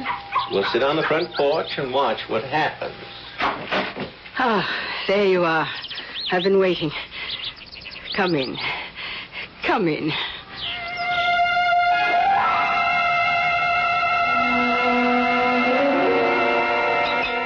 Oh, that was the most delicious meal I've ever been privileged to enjoy, Mrs. Tipton. Better than prison food, Eddie. Well, I haven't always eaten prison food. I'll just bet you haven't. Oh, May, fetch Eddie another helping of the burnt almond mousse. Yes, Mrs. Tipton. Eddie? Hmm? You remind me of somebody. I can't think who. Your husband, perhaps? Oh, heavens, no. My husband was a stick. Your son? Well, considering I haven't seen my son since he was 5 years old.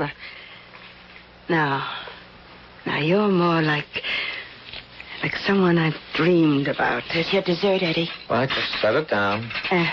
When you've finished, maybe you'd like to see the rest of the house, Eddie.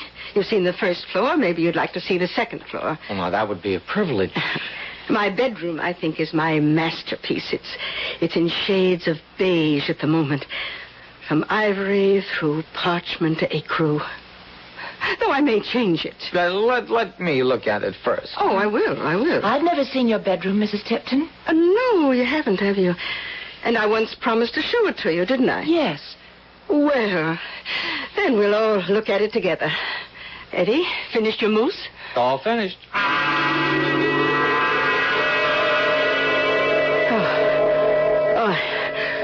I really should have an elevator installed. These stairs are getting to be too much for me. Voila. Entree. Oh, how perfectly exquisite. That's very nice. I commend your taste, Mrs. Tipton. You really like it. Yeah, I really do.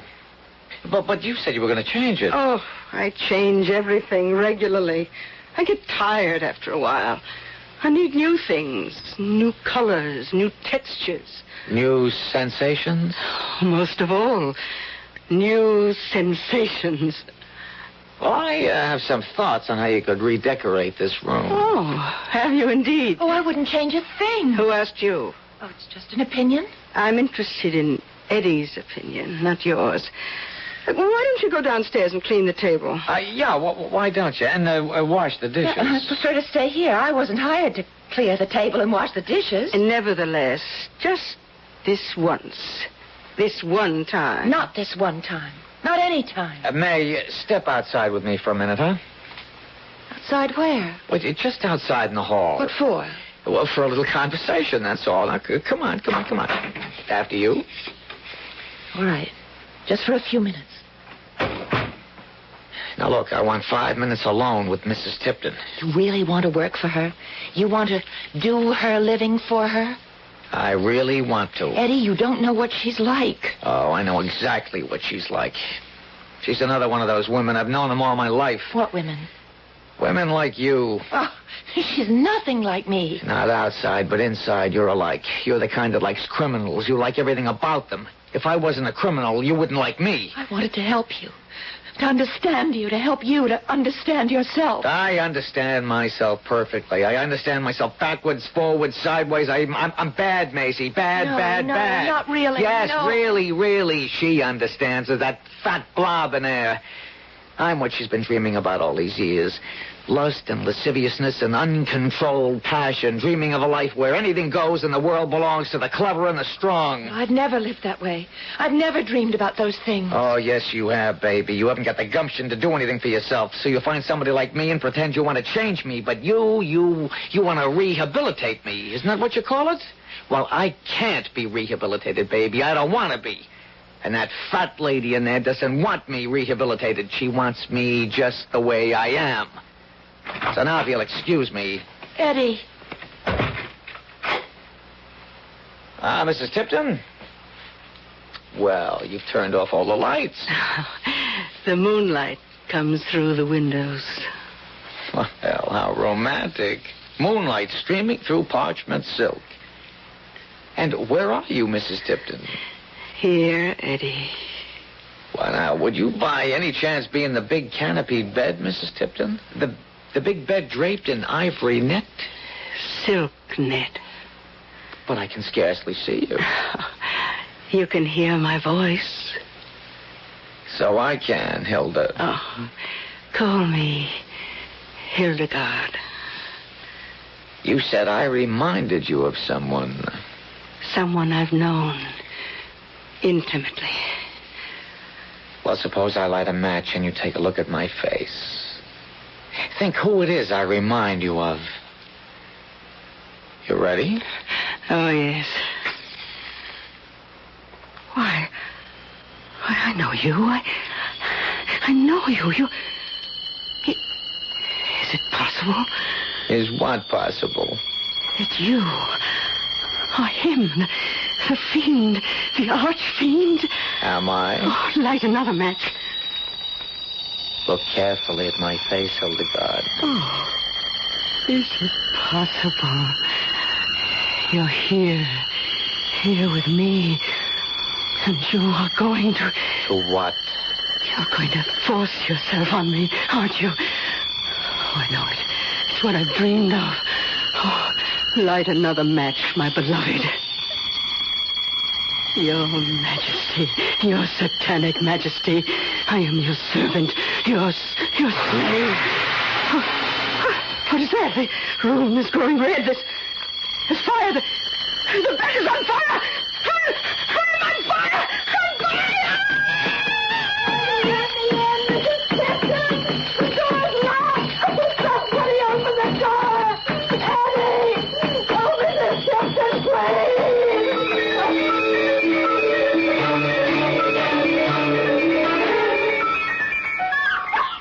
Quiet, Trixie. Oh, Mrs. Hutchins.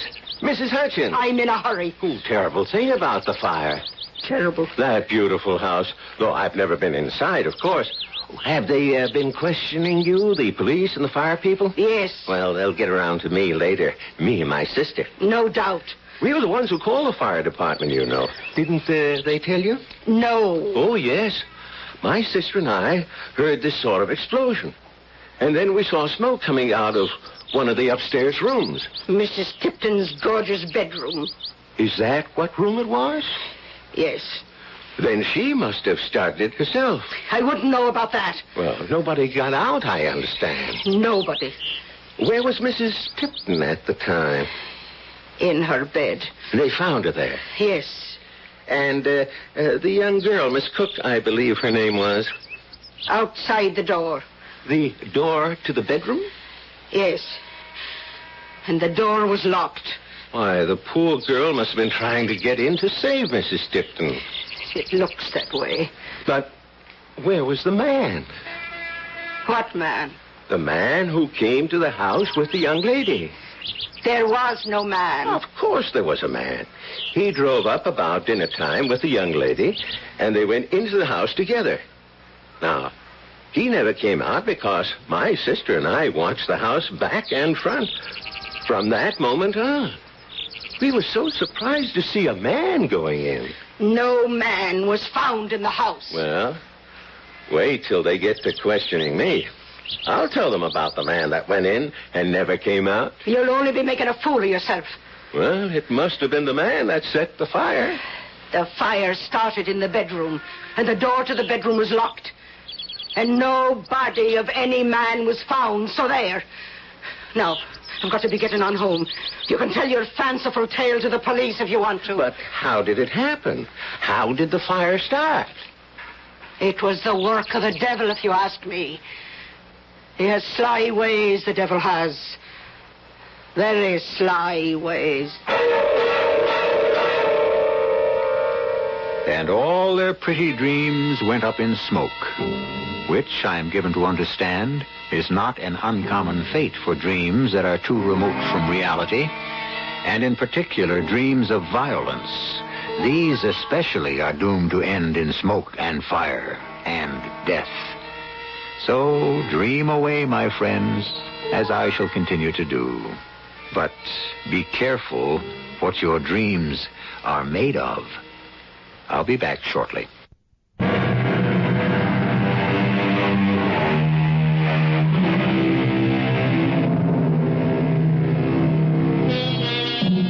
Our revels now are ended. These, our actors, as I foretold you, were all spirits and are melted into air, into thin air. And this insubstantial pageant faded, leave not a rack behind. We are such stuff as dreams are made on, and our little life is rounded with a sleep. As so often happens, the final word is given to the one who says it best. Master William Shakespeare, born 1564, died 1616. Our cast included Marion Seldes, Bryna Rayburn, Jack Grimes, and Dan Arco. The entire production was under the direction of Hyman Brown. And now, a preview of our next tale. Sleeping pills? Very mild. I could give you one. No, thank you. I don't... What's that? No. It's just the telephone. It's strange at this hour. Shall I answer it? Yes, please do. Hello? Oh, well, just a minute. The operator says Mr. Bomer is on the wire. It's an emergency. Will you take the call? An emergency? Well, of course. Hello, operator? Yes, you may put the call through. Here you are. Hello, Mr. Bomer. What are you saying? Who are you? No, I won't listen. Oh, Miss Radlover, what is it? Are you ill? You're so pale. It was not Mr. Bomer. Not Mr. Bomer? Who was it? I don't know. Someone who said they would kill me. This is E.G. Marshall inviting you to return to our Mystery Theater for another adventure in the macabre. Until next time, pleasant dreams.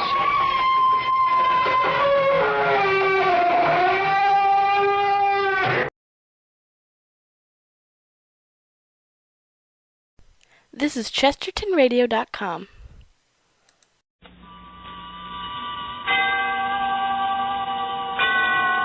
Autolite and its 98,000 dealers bring you Mr. Herbert Marshall in tonight's presentation of Suspense.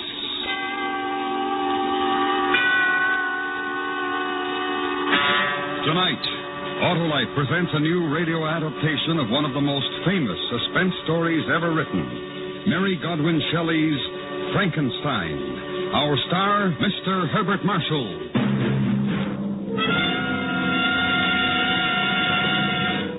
Hello there, Harlow. Well, mend my fences if it's not the senator. How's it look for you, Senator?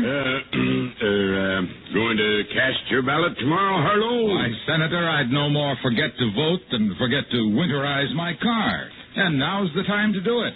Get the oil and grease changed, put in antifreeze, inspect the battery cable. And check the spark plugs, too. Right, Johnny Plug Check. The spark plugs are the very heart of your car's ignition system. And when they're right, your chances of starting, even in coldest weather, are better than ever. Well, I'll visit my Autolite spark plug dealer, Harlow. Do that, Senator, because he's the expert on cleaning and adjustment. And if replacements are needed, he'll recommend those world-famous ignition-engineered Autolite spark plugs, either standard or resistor type. To quickly learn the location of your nearest Autolite spark plug dealer, phone Western Union by number and ask for operator 25. And remember, from bumper to tail light, you're always right with Autolite. And now, Autolite presents transcribed Frankenstein, starring Mr. Herbert Marshall, and hoping once again to keep you in suspense.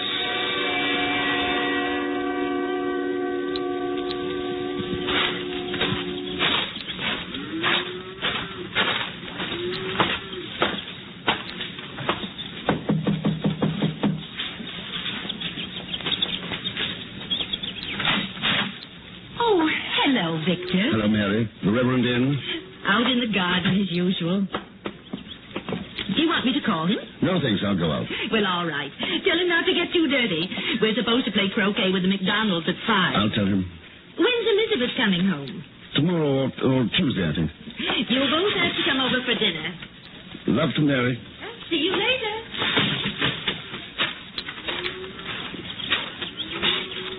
Hi. Oh, you're just in time to give me a hand. Whew. Oh, these Indian summers, hot, too sticky. James, I got to talk to you. Well, of course. What, anything wrong? You know you haven't looked too good for the past month or so. Something on your mind? Yes. Oh, well, then. Let's go in the house.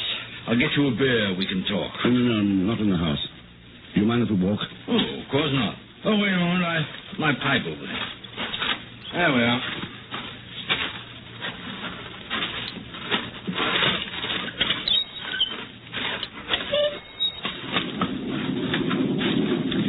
Might get some rain. Hope so. I won't have to play croquet.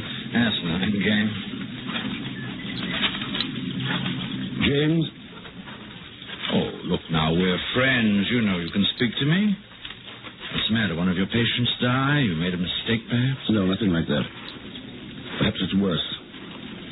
I'm not sure. Has it anything to do with Elizabeth going away? In a way, yes. Oh. My favorite place. You know, Victor, I think of most of my sermons standing here looking across the valley. Lovely, isn't it? Got a match? Oh, thanks.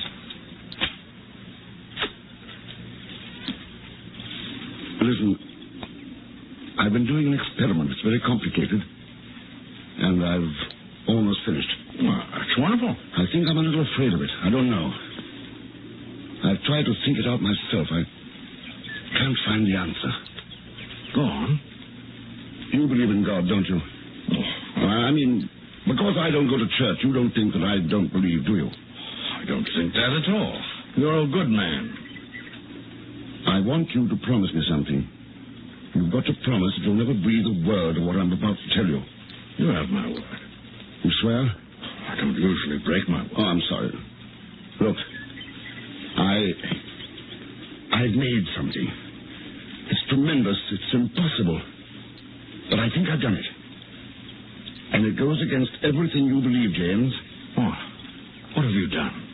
I've made a thing. I don't understand. I put it together. Heart, brain, nerves, muscle, everything. I've done it. Now do you understand? A complete body. And you're upset because of that? You think that you've done something wrong? But you're a surgeon. If what you've done will help to save a life, if you've learned more about the human body, this experiment can't be wrong. It can only do good. Oh, I shouldn't worry. Last night, I made it move. I'm not certain, but I think I can give it life. Absolute life. Now do you see why I'm afraid?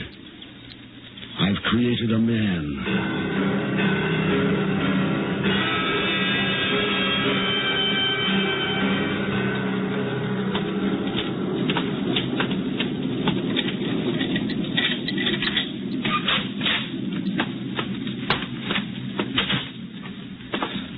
I'd better call Mary. She'll be worried.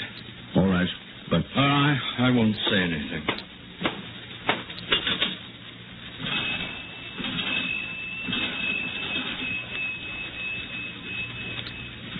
Hello. Mary? No, I'm with Victor. Listen, dear, I'm afraid we'll have to put off the McDonald's. Yes, I know. Well, Mary, I have something very important to discuss with Victor. It can't wait. Yes, dear. No, don't wait supper. I'll have something over here. Yes, I will. Goodbye. You don't have to see this thing if you don't want to, James. What is it? In my lab. I had an addition built on. I'm the only one who has a key.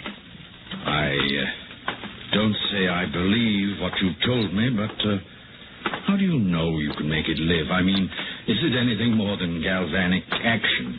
You'll see.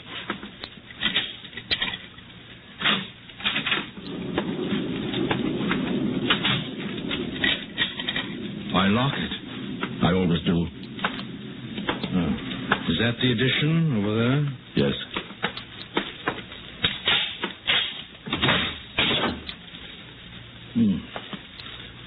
Dark. There aren't any windows. It's better that way.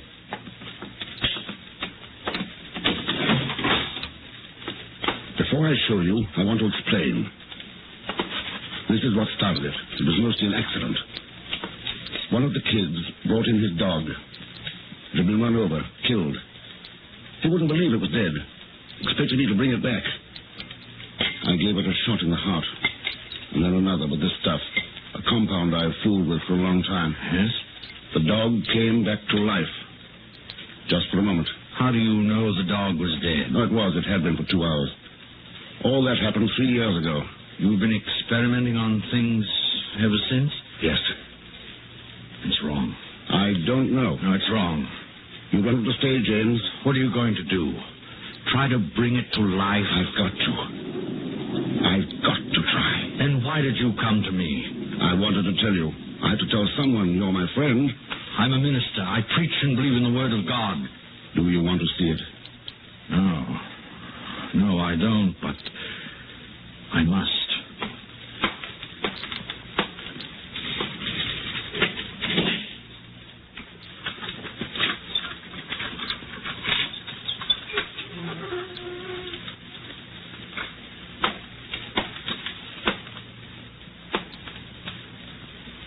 It's not terrible to look at. I've done a pretty good job on it. But it isn't quite finished.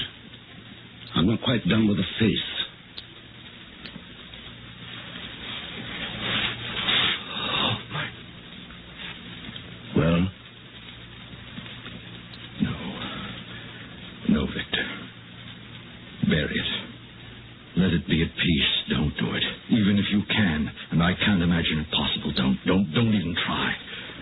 Do you realize what it would mean to me, to the world? Standing here with you, looking at that, it's easy to imagine anything. I don't want to. Put it to rest, Victor. Forget it. That's just it. I can't. Not until I find out, one way or the other. Watch. What are you going to do? I'm going to show you what happened last night. I don't want to see. I don't care. I know better. Oh, listen to me, Victor. This mustn't go on. You've got to stop it. Not yet. Not until I find out. Does Elizabeth know what you're doing? No. Why did you send her away? I didn't want her here when I made the last test. Because you're ashamed. You know it's wrong. You know what she'd think. I'm not ashamed. I think I'm a little frightened at the incredible greatness of what I've done.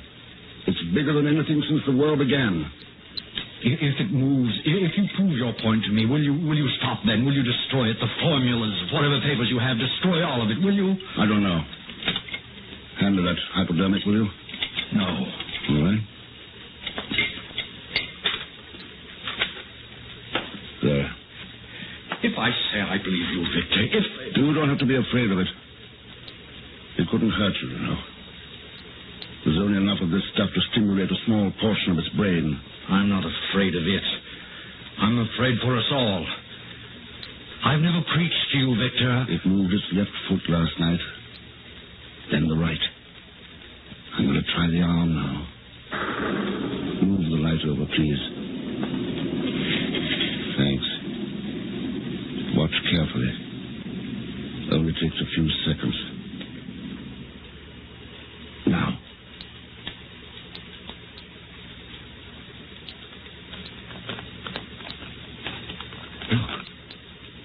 Look. It's hand. I know. That's the way it was yesterday. The movement only lasts for a moment now.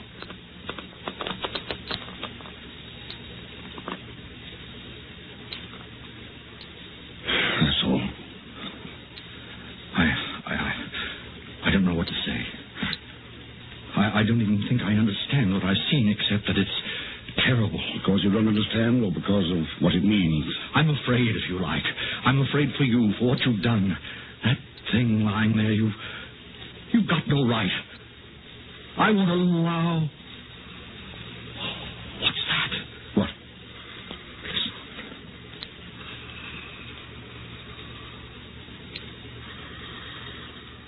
Stethoscope. It's impossible. There wasn't enough.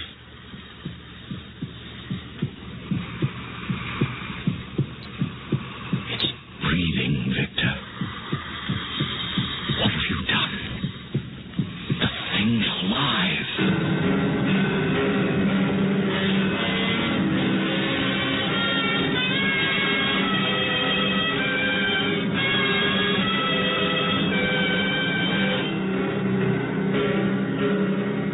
Autolite is bringing you Mr. Herbert Marshall in Frankenstein. Tonight's presentation in radio's outstanding theater of thrills, Suspense.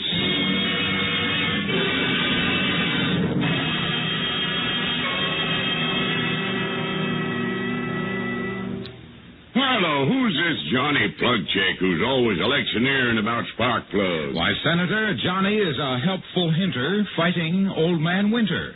He's the blithe reminder to wise motorists that now's the time to visit your Autolite spark plug dealer to get ready for the cold driving days ahead. Change the oil and grease, put in antifreeze, inspect the battery cable. And check those important spark plugs, too. Because when your spark plugs are right, your chances of starting, even in coldest weather, are better than ever. And if my Autolite spark plug dealer finds my spark plugs need replacing, hello? Why, if they're worn out, he'll recommend a set of the world-famous ignition-engineered Autolite spark plugs, Senator, like the amazing Autolite resistor spark plug. It's one of the greatest advancements in spark plugs for automotive use in the past 20 years. When you have a set installed in your car, you'll get double spark plug life, smoother engine performance, and quick starts, as compared to spark plugs without a built-in resistor. So, friends, visit your Autolite spark plug dealer soon. And remember, from bumper to tail light, you're always right with Autolite. And now, Autolite brings back to our Hollywood soundstage Mr. Herbert Marshall in Elliot Lewis's production of Frankenstein, a tale well calculated to keep you in suspense.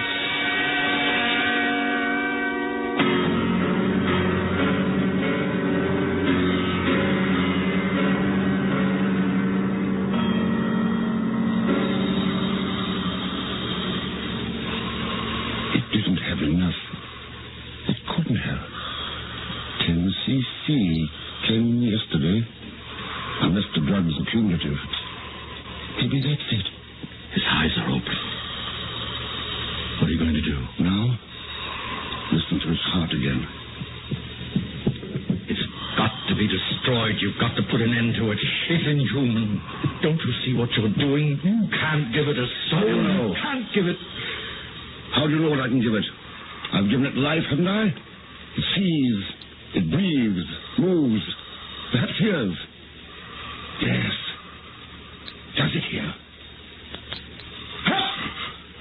Look, did you see that?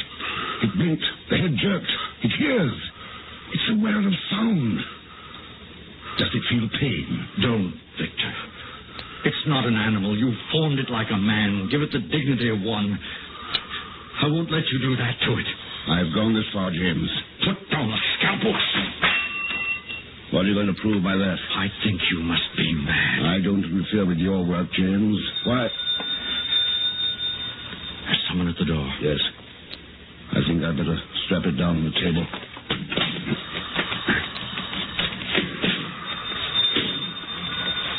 You won't forget your promise, will you? I'm sorry I gave my word. I'm sorry you ever told me about this. I feel I'm as guilty as you are now.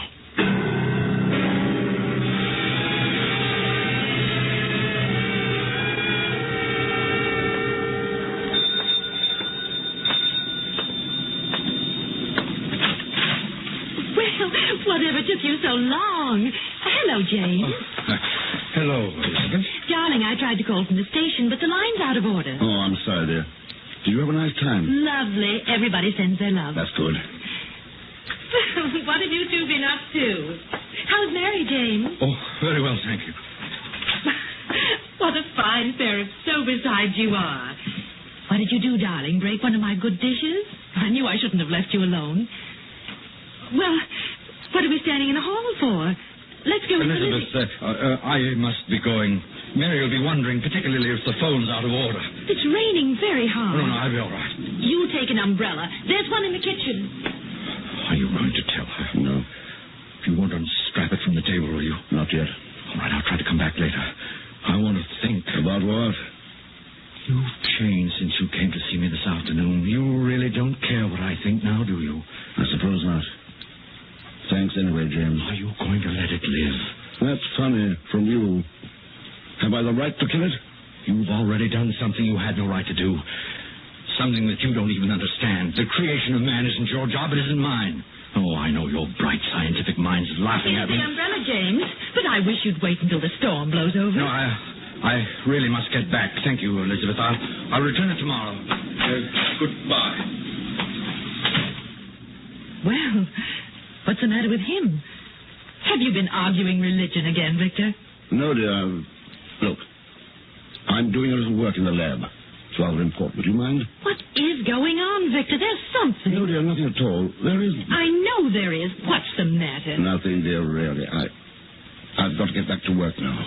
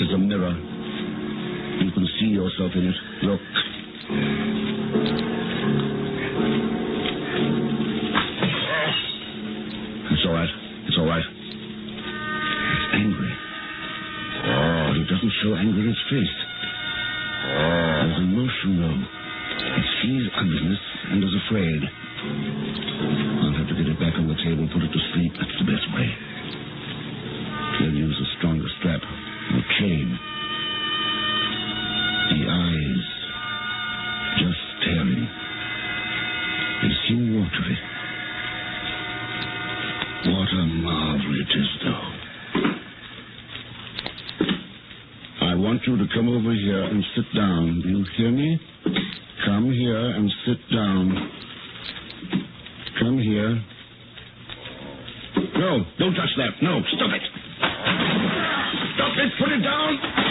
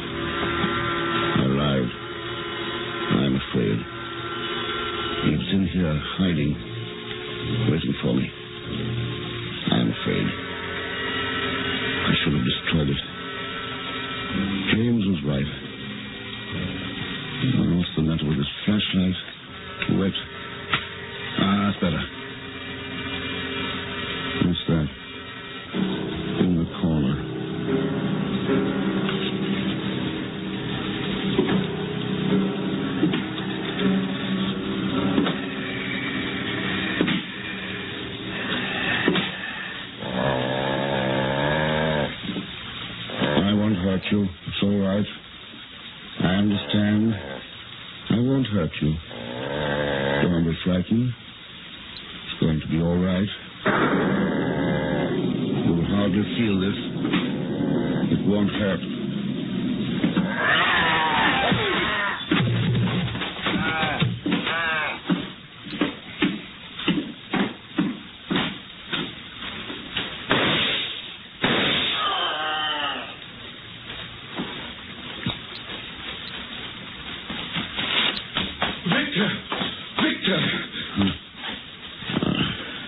Did you shoot it? I'm not sure.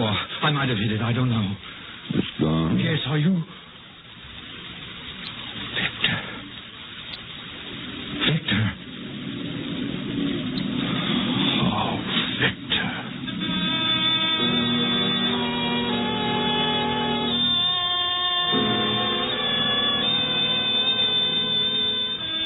He never recovered consciousness again. Outside, I looked for the thing I'd shot at, but there was no sign of it. I returned to the lab and burnt every paper, destroyed every single evidence of Victor Frankenstein's terrible experiment. But the result of that experiment has never been found, nor have I been able yet to convince the authorities that such a thing ever existed.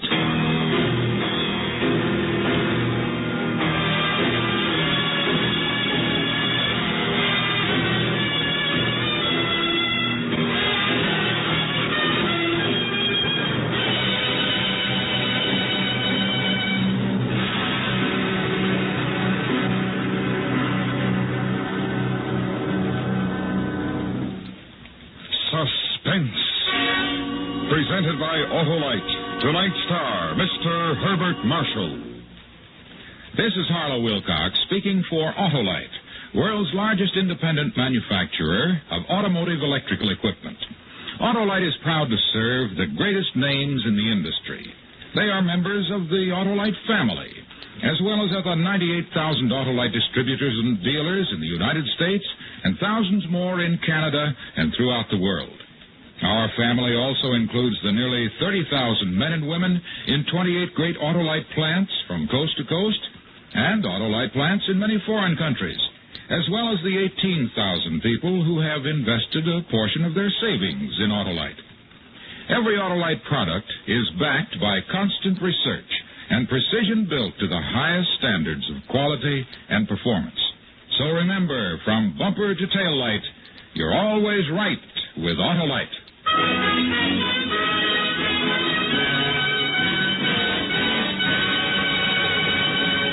Next week, a story based on fact, terrifying in its truth. The dramatic report of a man returning home to find he now lives in a frightened city. Our star, Mr. Frank Lovejoy. The program will be heard on Suspense. Tonight's story was adapted for Suspense by Anthony Ellis. Suspense is transcribed and directed by Elliott Lewis. Music was written by Lucian Morwick and conducted by Lud Gluskin.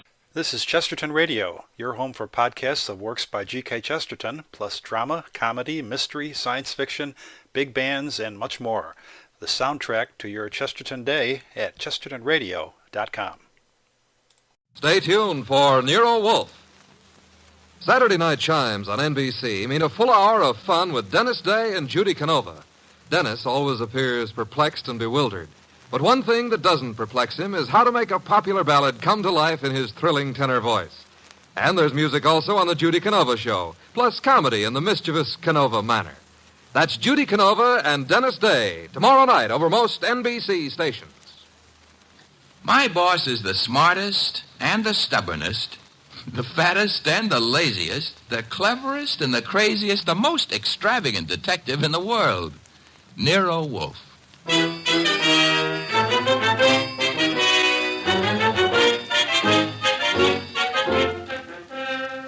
It's the transcribed adventure of The Case of the Careworn Cuff, with that brilliant, eccentric private detective, orchid fancier, and gargantuan gourmet, Nero Wolfe, starring Sidney Greenstreet.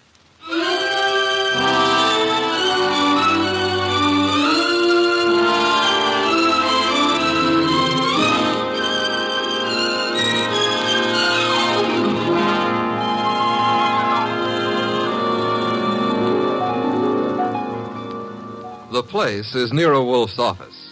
At the moment, the world's greatest motionless detective is sitting in the chair which was built especially to support his 300 pounds. His eyes are closed, and he's making sounds through his nose.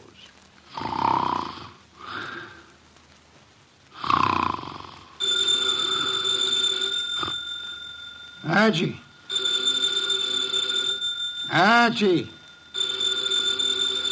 Archie! Yes, Mr. Wolf, what is it? The phone, if you please, Mr. Goodwin. Well, it's on your desk, only 8 3/4 inches from your left elbow. All you have to do is lean forward. Found it, Archie. What do you think I am, an athlete? Hello. No, wrong number, mister. Well, I'm sorry, Mr. Wolf, if that old phone awakened you. Wrong number, and I was not asleep. I was merely concentrating. On what? We're out of work. There's nothing to concentrate on. May have escaped your errant attention, Archie. But there are other subjects for thought besides murder. Sure, blondes. And blondes. You're right at that. Brunettes. Phooey. That's not a nice thing to say about any girl, even if she does happen to be a brunette. Archie. Yes, sir? Go away. You annoy me. Suppose I did. It would get you beer for you. Fritz. Tonight happens to be Fritz's night off. However, you can always get your beer for yourself. Don't be an idiot. There are exactly 23 steps between here and the kitchen. As you very well know, I abominate strenuous physical activity. 23 steps times 2, it's 46. You could walk very slow. Nonsense. Now that you mention it, I happen to be mildly thirsty, Archie. Would you... Now that I mention it, you'd better let the beer go for tonight. Why? Our stock is running low. You being careless? I've been careful, because something else is also running low. What? Money? Fiddlesticks, there's plenty in the bank. Sure, but very little of it is yours. Mr. Wolf, do you remember that batch of orchids you bought last week? Of course I do. Magnificent and very rare specimens. I got a magnificent bill for him this morning, too. It was large? It was large. Confound it, Archie. I shall have to do some work. You turned down half a dozen cases in the last few weeks. One of them may still require me. Most of them hired other detectives. However, there is a Mr. Wenceslas who might still be in need. His problem is what? As I remember, he's being followed by midgets. He wanted you to do something about it. Not that he minded the midgets so much. It was the elephants they were riding. The man needs a psychiatrist, not a detective. Anyone else? I can check my files, but I don't think... Aha! Saved by the bell. Another cliche like that, and I shall... Answer the phone yourself? Assassinate. You see what it is. Okay. Hello? Yes, Mr. Wolf is in. Yes, he'll be in. He always is. What? But... That was a Mr. Charles Porter. He was in a hurry. He's on his way over right now. Should be here in 10 minutes. Prospective client, I trust? $1,000 worth of prospective client. Splendid, Archie, my beer. Okay, but, look, I'm not sure you're going to accept his offer. Indeed? What does he want me to do for his paltry fee? That's the point. If I heard him right, he wants you to do nothing.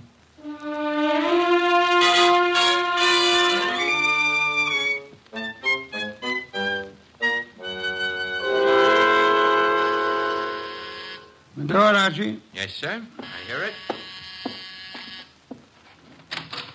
Mr. Porter? Naturally, I'm Charles Porter. Who else would I be? It's a large field. Never mind. Come on in. I'm Archie Goodwin. Where is Wolf? Mr. Wolf is in here. Mr. Wolf, this is Mr. Porter. Good evening. Fat, aren't you? It's moderately noticeable. Archie, a chair for Mr. Porter. Don't bother. I'm too impatient to sit. When I have business to take care of, I take care of it quickly. Very well. Send him out of the room. Mr. Goodwin, nonsense. He's my assistant. He remains. I don't like it. Archie, show Mr. Porter out. Now, wait. There's no need to get temperamental. Perhaps I'm a little abrupt. Rude. I'm a worried man. And impatient. You're wasting time, Mr. Porter. I suppose I am. The reason I came to you... Young man, what are you doing with that notebook? Getting ready to make marks in it. But...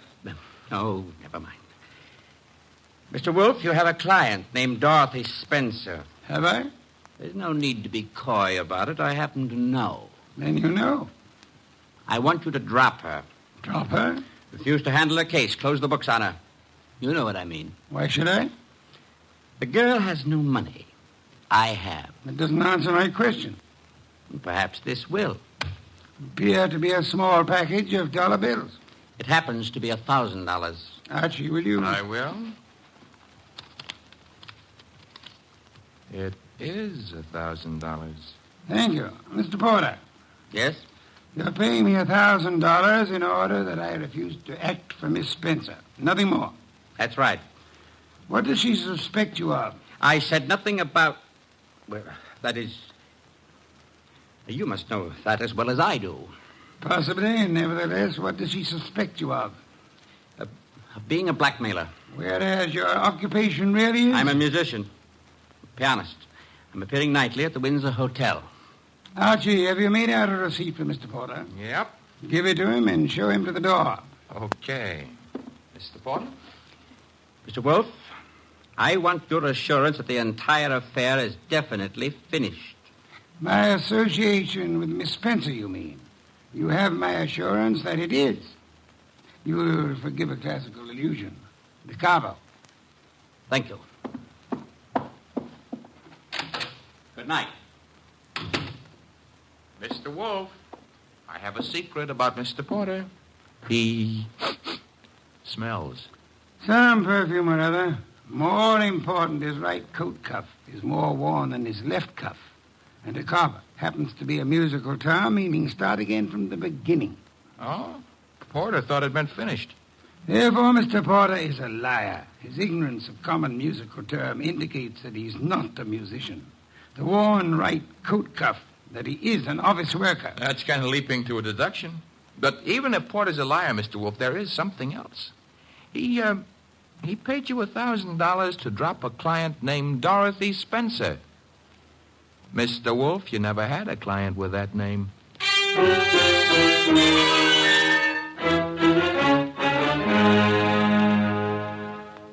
Well, that's that. Dorothy Spencer is not in. Anyway, she's not answering her phone.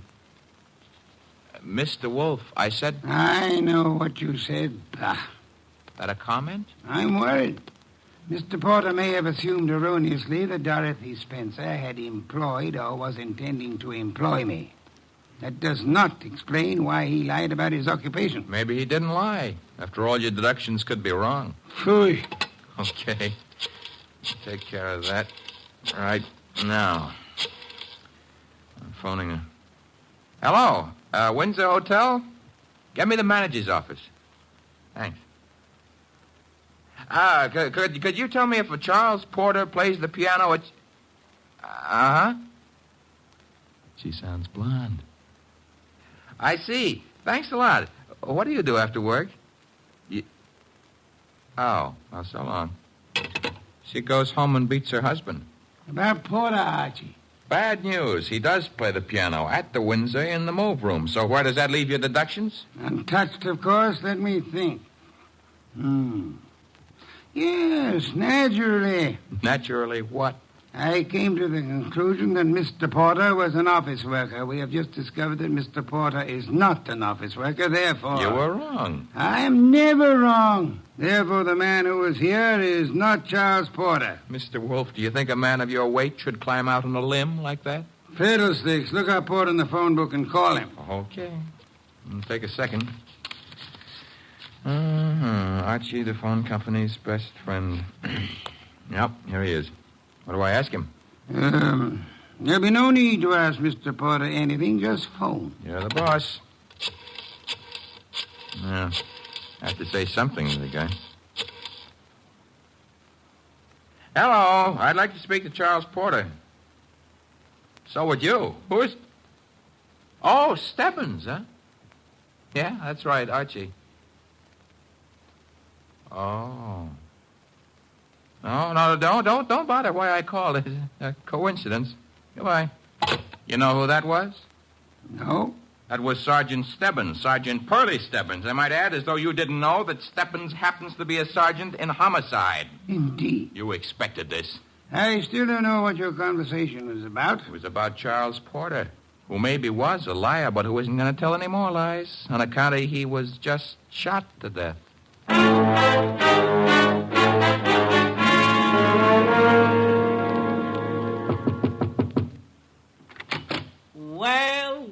Well, if it ain't Archie Goodwin. Come in, Goodwin. Thank you, Sergeant Stebbins. I've been expecting you. Oh, that's sweet of you to say that, Pearlie.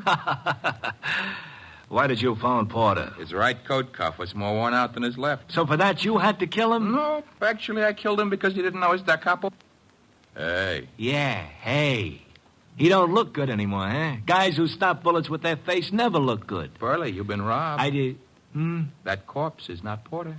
Now, relax, Goodwin, relax. His fingerprints were on file and they check. His girlfriend says he's Porter. If he could get up and talk, he'd tell you he was Porter. And what makes you think he isn't? Well, because when he visited us earlier tonight, he looked different. Not much, but... You said girlfriend? Yes, I said girlfriend. She's in the next room mopping up. She kind of broke down when we brought her here. You brought her here? Now, don't tell me what her name is. Why shouldn't I? It's Spencer. Dorothy Spencer. Ooh, that's what I was afraid of. Sergeant, Oh.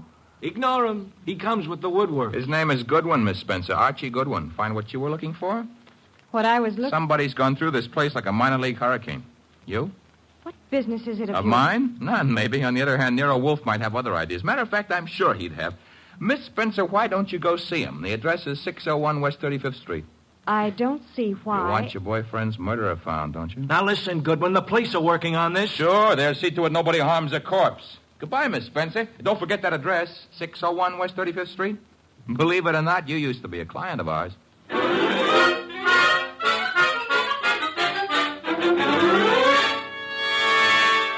Oh, Mr. Wolfe, you're getting to be so brilliant, it's boring. Phooey. That is, All right, tonight you deserve it. I'll get you another can of beer. But this is the last one. Unless you promise to do some exercise, like maybe standing up and sitting down 5 minutes a day. Thank you. And why should I indulge in such idiotic behavior? Well, after a while, you might be able to see your shoes. I've already seen them. Oh, that was 20 years ago. Things had changed. No more buttons. Hey, that must be Dorothy Spencer. She's undoubtedly young and beautiful. You deduced that from the way she pressed the buzzer? I deduced that from the gleam in your eye, bah. Bah, all you want. I'm going to keep that gleam shining. Hello, Miss Spencer. Come in. Thank you. Mr. Wolfe. Is the large sitting-down gentleman behind the desk. This is Dorothy Spencer, Mr. Wolfe. You will forgive me not rising. It is due to a necessary conservation of energy rather than rudeness. Archie, a chair. Sure. Here you are, Miss Spencer. Thanks. Now then, Miss Spencer, have the police found anything but dust in Mr. Porter's closet? Why, no. You were engaged to Mr. Porter? I was. That ring you're wearing, he gave it you? Yes. May I see it? Well, all right. Here. Thank you. Expensive. Very expensive. You may have it back. Miss Spencer, why are you marrying Charles Porter? I loved him. Phooey. Mr. Porter, according to Archie's description, was twice your age with considerably less than half your attractiveness. Love may perhaps be blind, but it is not astigmatic. I don't know what you mean. What were you searching for under the nose of the police? Nothing. Nothing at all. How did your fiancé earn his money? He played the piano at the... Phooey. What he earned there in a year wouldn't begin to pay for the ring he gave you. Would you like to try again? I don't know how he made his money. I suggest that you do. I suggest that he earned money by the same method that he induced you to consider marrying him. Blackmail. Oh, but... Why was he blackmailing you? Old letters I'd written when I was too young to know any better. Your motives for murdering Porter would be twofold, then. Recovery of blackmail material and the avoidance of marriage to a man you dislike. I didn't kill Charles. Your doorbell, Archie. Get Miss Spencer into the kitchen at once. Must be the police. Yeah, let's go, Miss Spencer. Right through that door. And stay there until I call you. Front door, Archie. Mr. Wolfe, do I know Dorothy Spencer's here? You know nothing. A simple role for you to play. I haven't got time to resent that insult right now, but wait until the next time you drop a collar button. Well, bless my soul, if it isn't dear old Inspector Kramer. How is the homicide department? Where's Wolfe? Big surprise. He's sitting. Mr. Wolfe? Good evening, Inspector. Where's Dorothy Spencer? This is not the Bureau of Missing Persons. The district attorney would like to talk to her. I shall tell her so the next time we meet. Yeah, that could be right now. She's in this house. I don't see her. Mind if I look around for myself? You have a search warrant, of course. It so happens no, but... Archie, the inspector's leaving. Okay, I'm leaving. I suppose by the time I get back with a warrant, she'll be in Hoboken. Hoboken? Where's that? Look, Wolfe, you can go too far. One of these days you won't be able to talk yourself out of it. Trail me to the door, Goodwin, to show what a good detective you are. Ooh, Inspector Kramer doesn't love us anymore. Unfortunate. Archie, take Miss Spencer to a respectable hotel. Register her under an assumed name. She is to stay there until notified otherwise. Luckily, the good inspector neglected to inform us that she was the leading suspect in a murder case.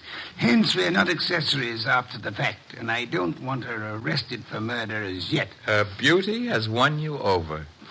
You will then return here immediately. Okay. What are you going to be doing in the meanwhile? Archie, shall be thinking.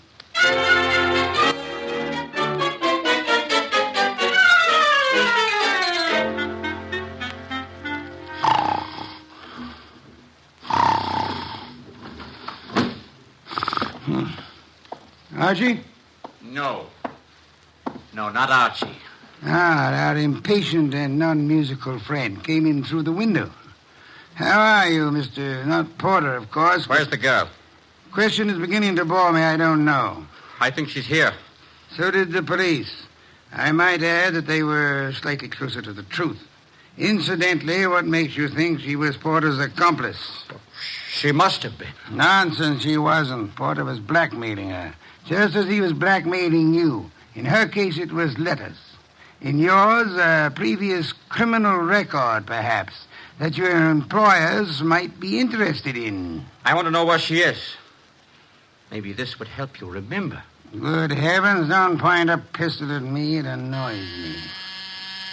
The police, I should think, opened the door for them like a good fellow. Oh, no. I'm leaving. But if I don't find that girl, I'll be back. Knock the blasted thing down if it isn't open. All right, well, I've got the search warrant. Also, no doubt, a fine tooth comb. Bah. By the way, Inspector. All right, boys, cover the house. All right, Inspector. Well, what did you want? As your men go through the house, will you have one of them shut the back window? I've just had a burglar, and I suspect he left it open. Unless the matter is attended to, the house might be filled with fresh air. Well, what's the matter with that? Fresh air, deadly poison. It clogs the lungs. And may I point out that the warrant you're clutching in your hot little hand is not a lease on the house. Finish your search quickly, if you please, and then... why not try Hoboken?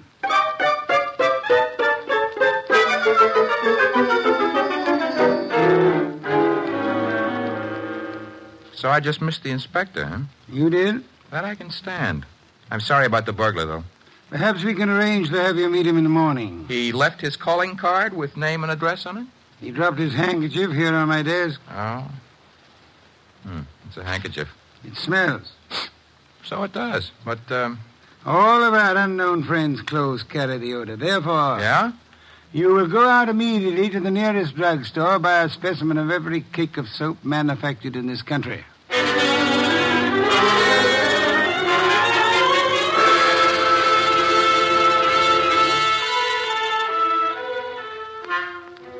Mr. Wolf? Be still.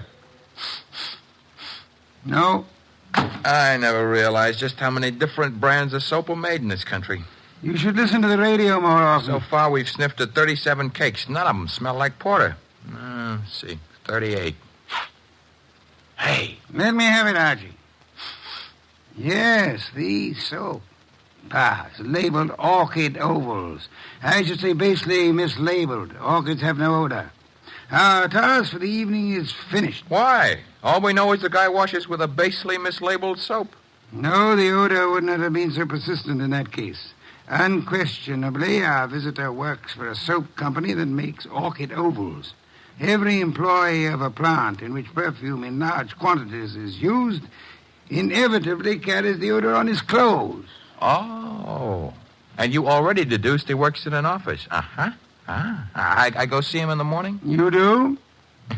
You know, Mr. Wolf, what with hiring rooms for girls and paying visits to a perfume factory, I'm beginning to feel like a maiden aunt. No one would ever mistake you for a maiden aunt, Archie. Thanks. Is that another deduction? Maiden aunts rarely need a shave.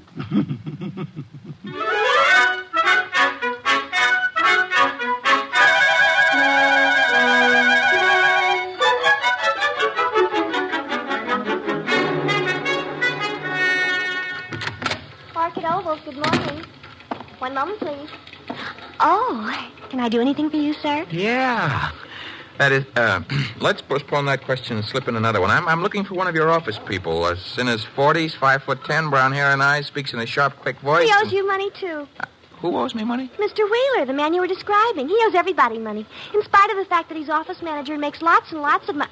How much does he owe you? Oh, not an awful lot. It won't break me if I don't get it. Is he in yet? Well, he was, but he went home. He was sort of sick. Sort of? He got a phone call from somebody and rushed out. Too bad. Well, I better scram. Well, you didn't answer my question yet. I'm off at 5. My name's Gwen. Goodbye.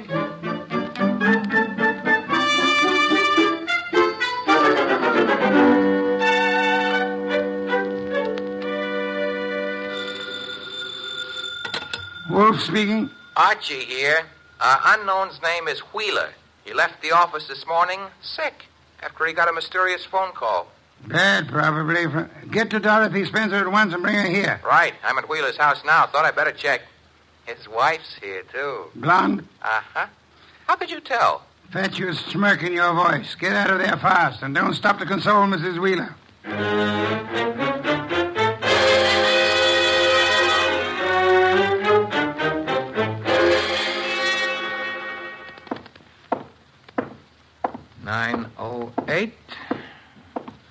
Room 909. Miss Dorothy Spencer.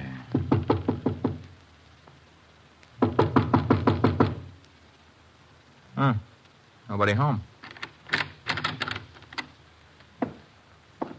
Shut that door behind you, Goodwin. Never mind pulling triggers. I'll shut it. Oh, Archie. I would prefer silence. Keep your hands high, Goodwin. It's unhealthy. All the blood had run into my head. Archie, he murdered Charles. He did. Tut, Mr. Wheeler. You really shouldn't have. It's against the law. Get into the bathroom, both of you. I already shaved. I phoned him. I thought maybe he had my letters. Porter couldn't keep his mouth shut about his other He victims. was going to force Dorothy to marry him. Did you find his material, Wheeler? Yes, in an office. He read it as a front. It's all burned. And why all the melodrama? You know about me, so does she. I can't trust anyone.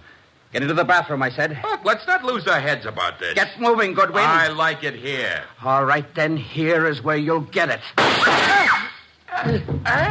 Hey, wait a minute. Something's wrong. I got shot and Wheeler fell down. I shot him, Goodwin. Stebbins. Dear Sergeant Stebbins.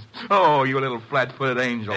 It's lucky for you my flat feet got staked out here in time. Just for that, I'll buy you a pair of arch supports for your next birthday. But I'm beginning not to believe this. You had it all figured out? Well, not exactly. Well, that is... Wolf sent you here. Well, he kind of phoned in and suggested one of us shoot down here and do some rescue work. That old devil. Hey, you're not kidding. What are you laughing about? Wolf wasn't sure whether you'd need rescuing from Wheeler or... Stop killing yourself with your own jokes. Or whether Miss Spencer would need rescuing from you.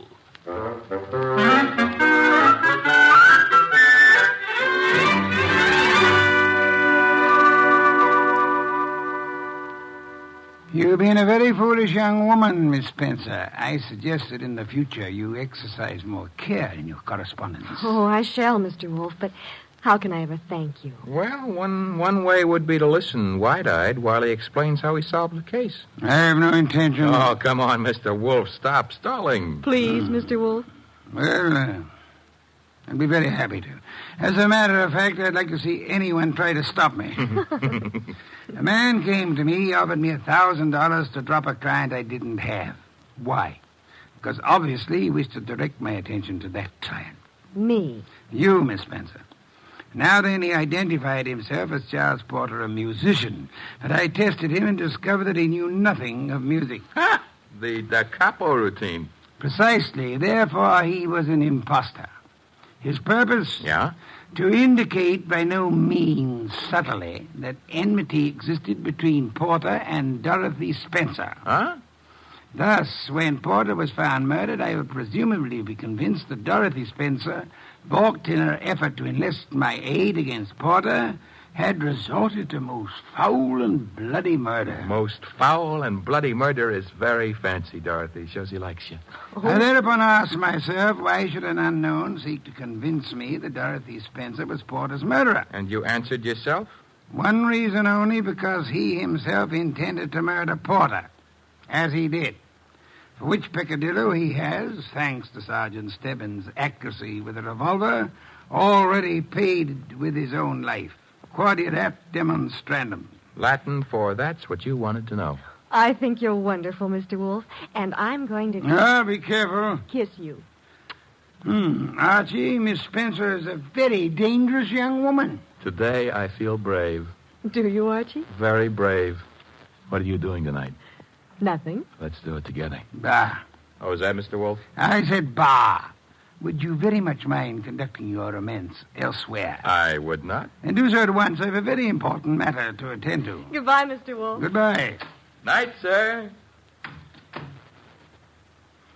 Very important. Very important.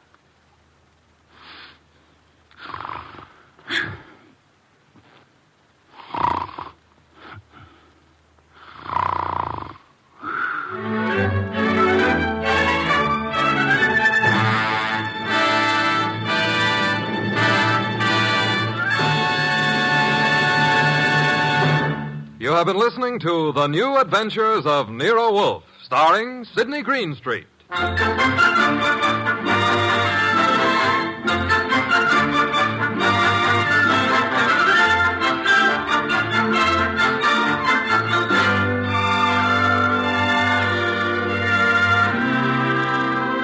Tonight's transcribed story was based on the characters created by Rex Stout, produced and directed by J. Donald Wilson. In the cast were Lamont Johnson as Archie Goodwin, and Jane Webb, Peter Leeds, Bill Johnstone, and Wilms Herbert. Next week at this same time, Nero Wolfe and Archie will bring you The Case of the Dear Dead Lady. Don Stanley speaking.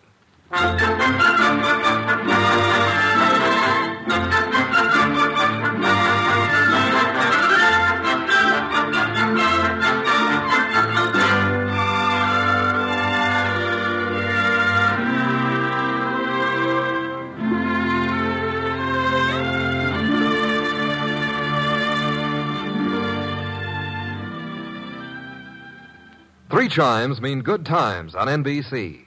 The NBC chimes are excited about the big show, an hour and a half every Sunday night with Tallulah Bankhead as Femme C. Comedy with stars like Jimmy Durante, Fred Allen, Jack Carson, Groucho Marx, and a host of others. Music with Meredith Wilson, Mindy Carson, and many more. It presents drama with Mr. Jose Ferrer and many more leading stars of Broadway and Hollywood. It's The Big Show. Starts Sunday, November 5th on NBC. This is Chester William Bendix Riley. The Man Called X follows on NBC.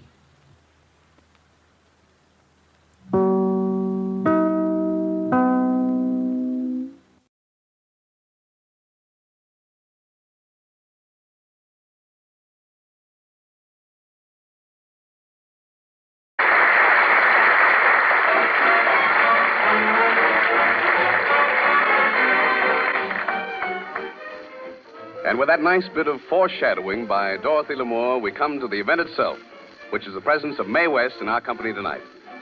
Miss West has carved such a sizable niche for herself in the Hall of Fame with her unique characterizations that not only is her name known in every home up and down the country, but the phrases and expressions which she has originated have almost become a part of the American language. For us, she forsakes the picture hats and sweeping dresses of the gay 90s, which you find so becoming in her new picture, and turns back time to step into the Garden of Eden and into the character of the most fascinating woman of them all, Eve. Wendell, will you set the scene for us? Well, of course, we find Adam and Eve in the famous Garden of Eden, and this light-hearted travesty about what might have taken place in those days when the world was young was written for us by Arch Oboler, one of radio's better-known writers. Under a spreading fig tree rests one Mr. Adam, sprawled out lazily in the hot sun. Eve, obviously, is bored beyond endurance as they play a game of cards with a deck of fig leaves. Listen, tall, tan, and tired. It's time I told you a thing or two. Ever since creation, I've done nothing but playing double solitaire. It's disgusting. It's got me down. Well, we've got a nice place here. That's the trouble. It's too nice. Well, I'm not complaining. But I want something to happen, a little excitement, a little adventure. A girl's got to have a little fun once in a while. There's no future under a fig tree. Oh. Now, come on, woman. Be like me. Why don't you relax and just take it easy? Because I'm a lady of big ideas. Yeah, what kind of ideas? Oh. You've no idea. Listen, Adam, I've got to get a chance to expand my personality. Well, go on, expand. I will, out there. Out there? You mean outside the gates of the Garden of Eden? Now you're talking. Oh, but who knows what's out there? I'd find out. Oh, no, we can't go. We've still got a lease on this place. You mean...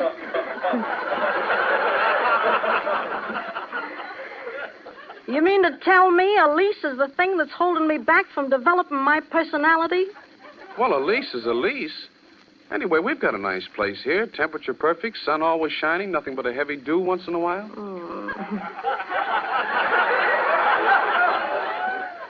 What are you, the Chamber of Commerce?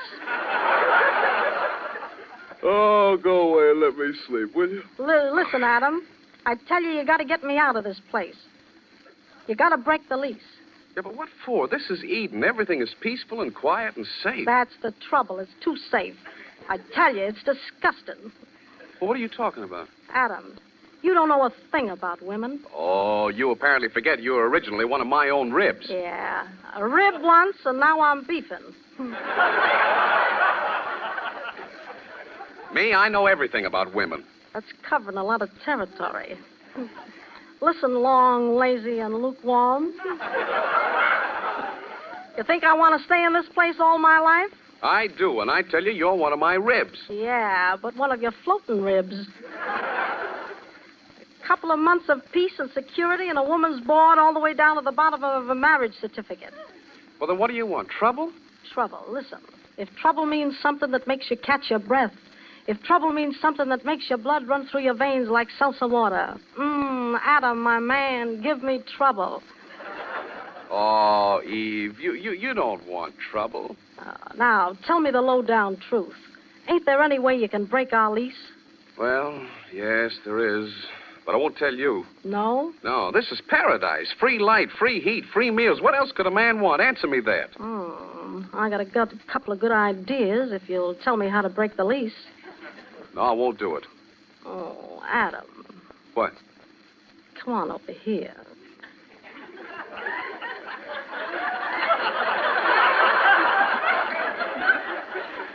What for, to hold hands?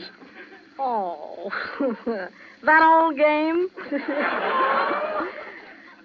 Can't you think of something new?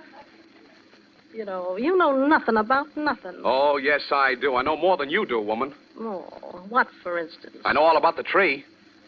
What tree, man? What tree? That apple tree in the middle of the garden. The lease says that if we eat any of its fruit, we get thrown out of here. Oh, now, is that a fact? Sure, that's why there's a fence around it. I tell you, one bite of those apples and we get a dispossess. How fascinating. Adam, you can hold my hand now. No, I got a better idea. Oh, yeah? I'm listening. I'm waiting. What are you going to do now? I think I'll go fishing. Oh. How disgusting. Now, wait a minute. You can't talk to me that way. Do you realize I'm man number one? Yeah, but I your number one man. Well, I'll see you around supper time. I'll be back. So that's the trouble. So it's a tree over there. Hello, tree. How would you like to do a little lease breaking for a woman with ideas, Not room enough to squeeze through those slats for a woman of my personality. Now, if I only knew someone skinny enough. Salutations, Oh, Mrs. Eve. if it isn't Mr. Snake. Hello, long, dark, and slinky. Mrs. Eve, why are you standing by that tree? Stop wiggling and I'll tell you. Listen, I know you don't approve, but I've got a little proposition to make. I certainly refuse to listen. What is it? Do you think with the proper provocation you could squeeze through that fence around the tree? That's the forbidden tree. Oh, don't be technical. Answer me this, my palpitating python. Would you like to have this whole paradise to yourself? Certainly. Okay, then pick me a handful of fruit. Adam and I'll eat it. And the Garden of Eden is all yours. What do you say? Sounds all right, but it's forbidden fruit. Listen, what are you, my friend in the grass or a snake in the grass? But forbidden fruit. Are you a snake or are you a mouse? I'll do it. Now you're talking. Here, right in between those pickets. I'm stuck. Oh, shake your hips. There. Now you're through. I shouldn't be doing this. Yeah, but you're doing all right. Now get me a big one. I feel like doing a big apple.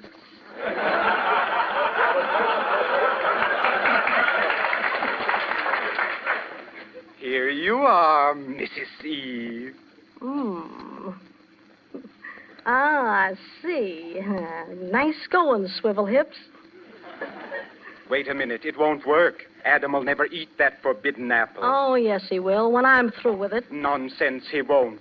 He will if I feed it to him like women are going to feed men for the rest of time. What's that? Applesauce. Eve? Where are you, Eve? Waiting, my love. Just waiting. Oh. Hello, Eve. What have you been doing? Me? Oh, I've just been making a little history. Huh? The first woman to make a monkey out of a snake. Say, how about supper? And don't tell me we got fig stew again. Oh, no. Something new, so help me. Something new. Here, have a bite of this. Whoa. What is it? A new kind of sauce. It's good for you. Are you sure? Just to prove it's pure, 100% proof, I'll have a demi-tasse of it myself. All right, I'll... Oh, well... No, wait. Before you eat, answer me this. Are you going to take me out of this dismal dump and give me a chance to develop my personality? Oh, Eve, are you going to start that over again? No, I'm going to end it. Eat your sauce, big boy, and hold your hat if you got one. Oh, say, this is darn good sauce. Where did you find it? Oh, my head. What happened to me? We've been dispossessed. Yeah, but why? Forbidden apple sauce. Oh, Eve, what have you done? I've just made a little more history, that's all. I'm the first woman to have her own way, and a snake will take the rap for it. But, Eve, we've lost the Garden of Eden. We're just... Eve, it's as if I see you for the first time. You're beautiful.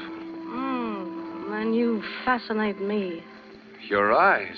Oh, tell me more. Your lips. Come closer. I want to hold you closer. I want to... You want to what?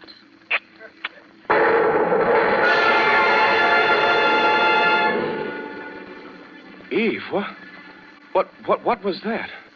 That was the original kiss.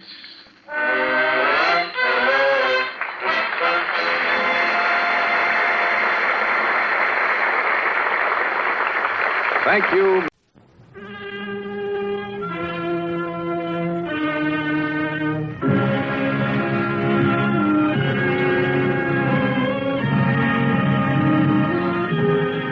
The makers of Campbell Soups present The Campbell Playhouse. Orson Welles, producer.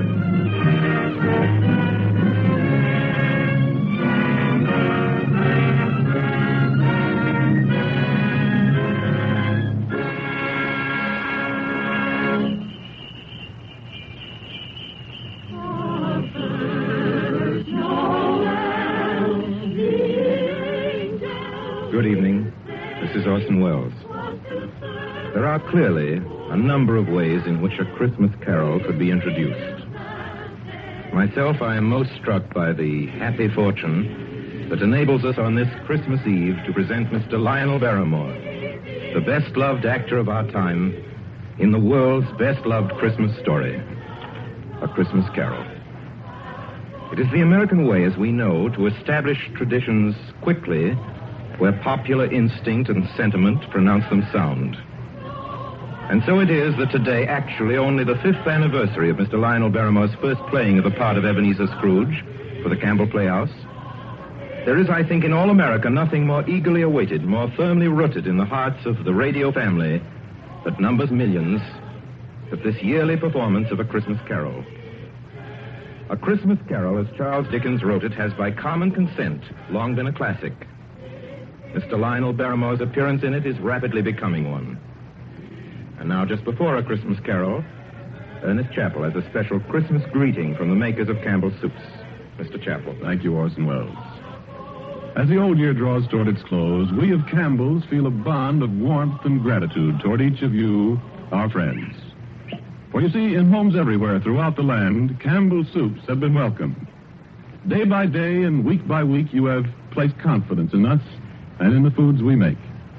And there isn't anything we appreciate more deeply than the fact that so many of you have elected to let Campbell's make your soups for you. And so when Christmas comes, we look about to find some way to show our appreciation, some Christmas present by which to say thank you. The gift we chose 5 Christmases ago and have chosen each year since has become a part of Christmas to many and many a family. It has become a Christmas custom to gather around the radio to hear and to enjoy A Christmas Carol. And since it is Christmas Eve, we hope, too, that the younger members of the family are permitted to stay up and listen before dreams and visit of Santa. We get a great deal of pleasure planning and preparing this Christmas gift, and now it's ready. Off come the wrappings, off come the tags that say, please do not open till Christmas. Out comes the card, to you from Campbell's. And here is the gift itself.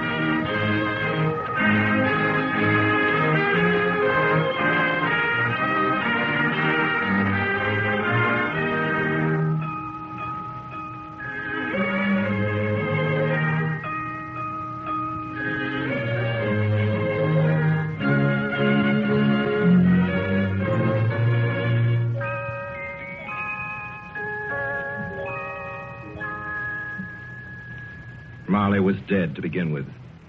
There's no doubt whatever about that. The register of his burial was signed by the clergyman, the clerk, the undertaker, and the chief mourner. Scrooge signed it. And Scrooge's name was good upon change for anything he chose to put his hand to. Old Marley was as dead as a doornail. Scrooge knew he was dead? Of course he did. Scrooge and Marley were partners for I don't know how many years. Oh, but he was a tight-fisted hand at the grindstone, was Scrooge. A squeezing, wrenching, grasping, scraping, clutching, covetous old sinner. Once upon a time, of all the good days in the year, on Christmas Eve, old Scrooge sat busy in his counting house, a grim, cheerless place if ever there was one. The door of Scrooge's counting house was open, that he might keep his eye upon his clerk, Bob Cratchit, who in a cold and dismal little cell beyond worked at his ledgers. 19, 20, 21, 22. Merry gentlemen, let nothing you dismay. 23, 26, 29. Carry 2. Christmas Day. 11, 13, 17, 7, carry 1. Hour and 8. Bob Cratchit. Yes, Mr. Scrooge. Stop that infernal caterwauling. Yes, sir. 9, 15, 17, 21, carry 1. Impudence. Singing their idiotic Christmas carols at my very door. Go somewhere else and bellow your blasted carols, or I'll give you in charge. Sorry, Governor. It's almost over Christmas time, you know. Yes, and I don't want any of your old customs. Take your fellow fools and go away. Christmas. Blah. Right, sir. Merry Christmas anyway, sir. A Merry Christmas, Uncle. A Merry Christmas, Bob. Merry Christmas, Mr. Fred. God save you, Uncle. Ah, humbug. Christmas a humbug, Uncle? Now, I'm sure you don't mean that. I mean just that. Exactly that. Merry Christmas. What right have you to be merry? What reason have you? You're poor enough. Well, what right have you to be dismal about Christmas, Uncle? You're rich enough. Ah. Now, Uncle, don't be cross. Well, what else can I be when I live in such a world of fools? What's Christmas to you but a time for paying bills without money? Merry Christmas. A time for finding yourself a year older and not an hour richer. If I could work my will, every idiot who goes about with Merry Christmas on his lips would be boiled with his own pudding and buried with a stake of holly through his heart. He should. Uncle? Nephew, keep your Christmas in your own way and let me keep it in mine. Keep it, but you don't keep it, Uncle. Well, let me leave it alone, then.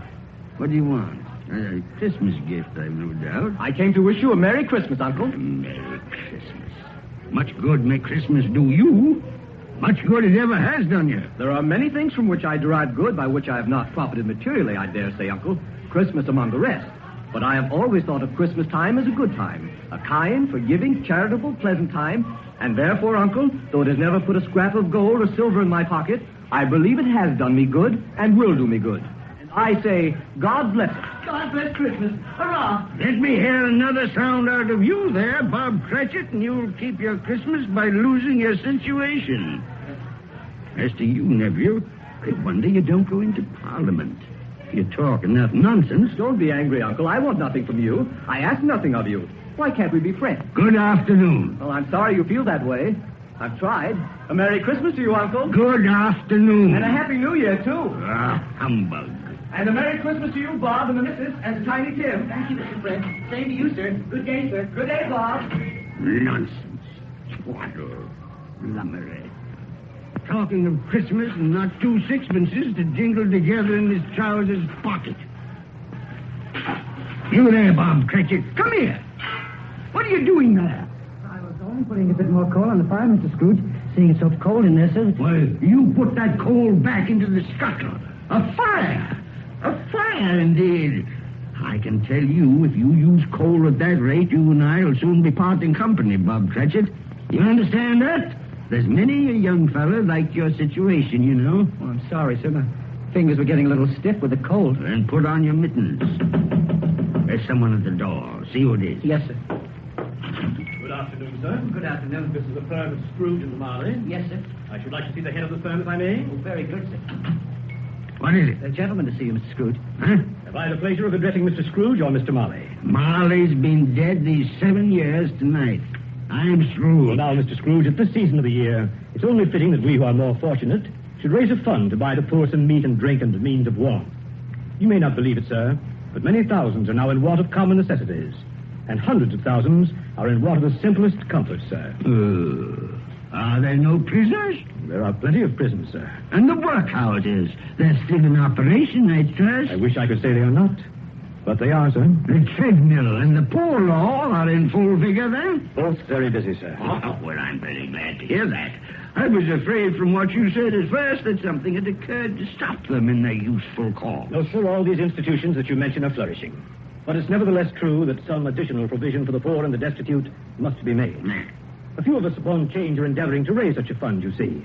And what shall I put you down for? Nothing. Oh, I see. You wish to be anonymous, sir. I wish to be let alone. I don't make merry myself at Christmas time, and I can't afford to keep a lot of idle people and make them merry. I help support the establishments that take care of the poor. They cost enough. Let those who are badly off go there. Many can't go there, sir. And many would rather die. Well, then, my advice to them is to do so and decrease the surplus population. Besides, I've only your word for it that all this is so. The truth, Mr. Scrooge. Well, so be it, then. It's not my business. It's enough for a man to understand his own business and not to interfere with other people's. Mine occupies me constantly. Good afternoon, sir. I quite understand, Mr. Scrooge. Cratchit, show this gentleman out. Yes, sir. This way, please. Sir, I couldn't help overhearing. I should like to contribute threepence. Cratchit! Yes, sir. It isn't much, but it's all I can afford. But there are others in worse situation than I am. You're a generous fellow. I wish I might say so of your employer. Cratchit! Yes, sir. Good afternoon, sir. Good afternoon. Merry Christmas. Merry Christmas. Yes, sir. Merry Christmas. Close the door. Yes, sir. I have closed it, sir. 24, 31, 1 and carry 3. A new scarlet tippet for Tiny Tim. And a comb for Martha. 33, 3 and carry 3. Hair ribbon for Belinda. 4, 7, 12, 15. I suppose you want the entire day tomorrow. If it's quite convenient, sir. It's not convenient, and it's not fair. But I suppose I can't do anything about it. If I was to stop half a crown of your wages, you'd think yourself very ill-used, I'll be bound. Well, sir, And yet you don't think me ill-used when I pay a day's wages for no work? It's only once a year, sir. Once a year. Once a year, indeed. A fine excuse for picking a man's pocket every 25th of December. But I suppose it's no good talking. You must have the whole day. Well, see that you're here all the earlier the next morning. You understand? Oh, I will, sir. I will, sir, indeed. Good night, sir, and Merry Christmas. Merry Christmas.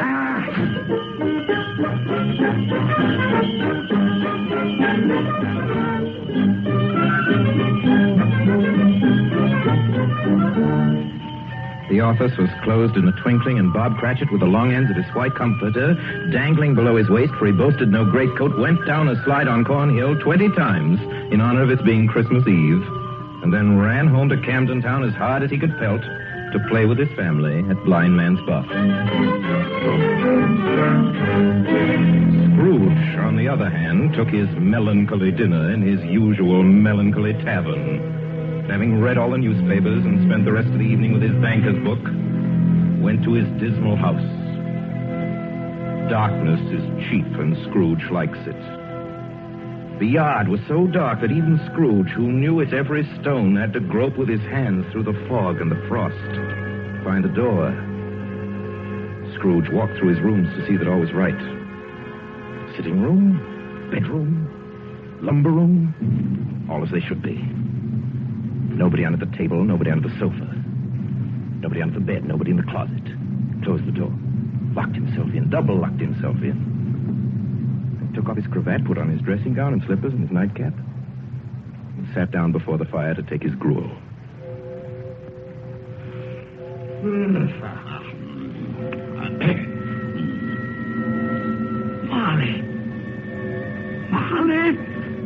Marley!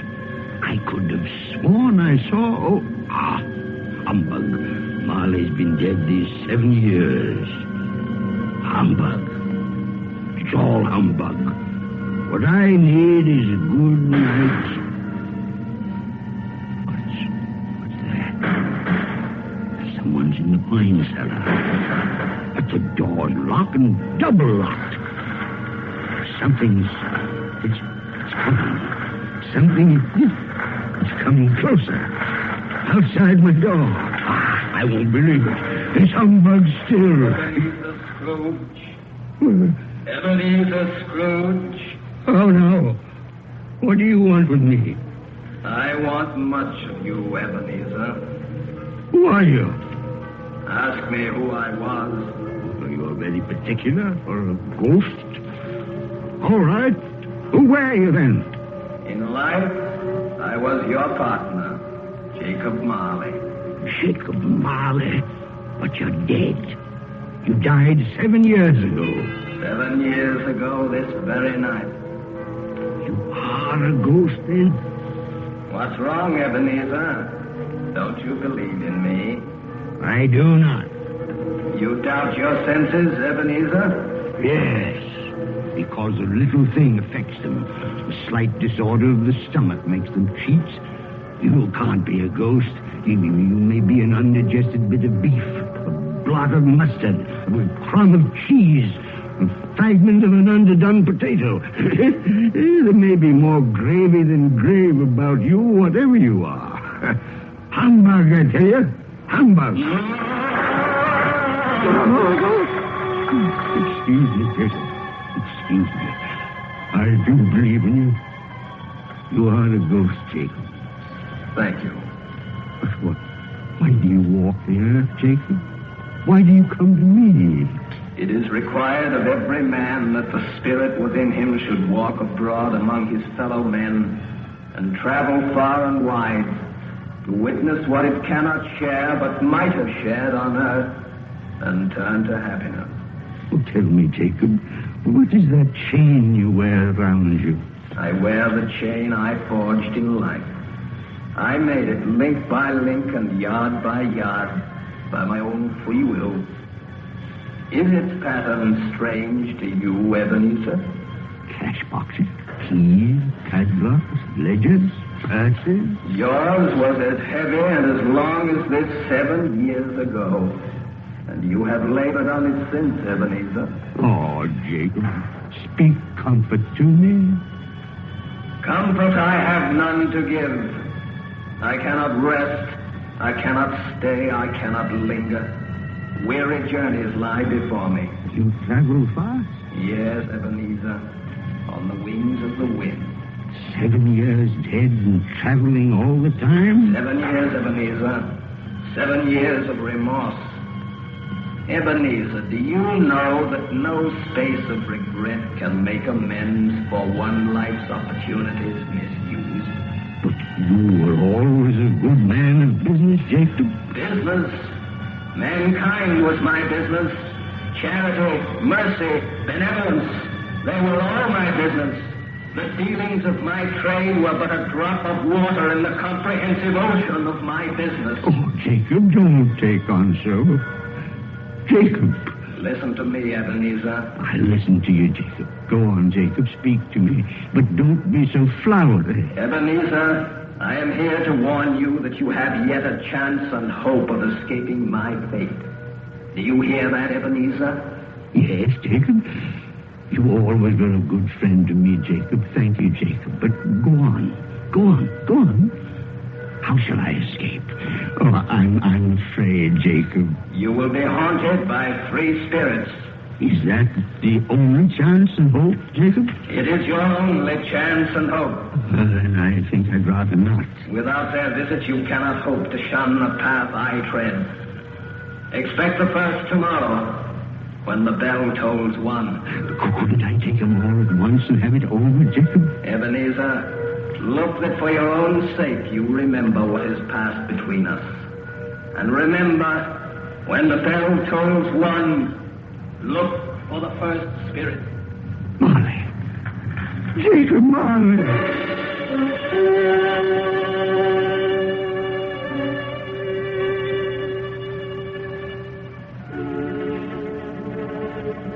Scrooge awoke. He was lying on his bed fully dressed. Suddenly the curtains of his bed were drawn aside. Scrooge found himself face to face with the unearthly visitor who drew them. As close to it as I am now to you. And I am standing in the spirit at your elbow. It was a strange figure, like a child. Yet not so like a child as like an old man. Who's that? Ebenezer Scrooge, I have come for you. You are the spirit, sir, whose coming was foretold me? I am that spirit. What are you? I am the ghost of Christmas past. Long past? No, your past. But, what do you want of me? What brings you here to haunt me? Your welfare, Ebenezer Scrooge. Rise and walk with me. Oh, no, not out of the window. I can't do that.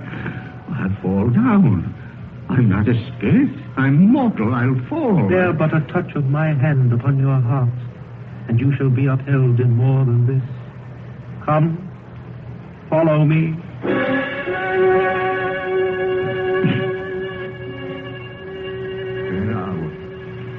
What's become of the city? And there's snow upon the ground. Where are we? These are the shadows of the things that have been.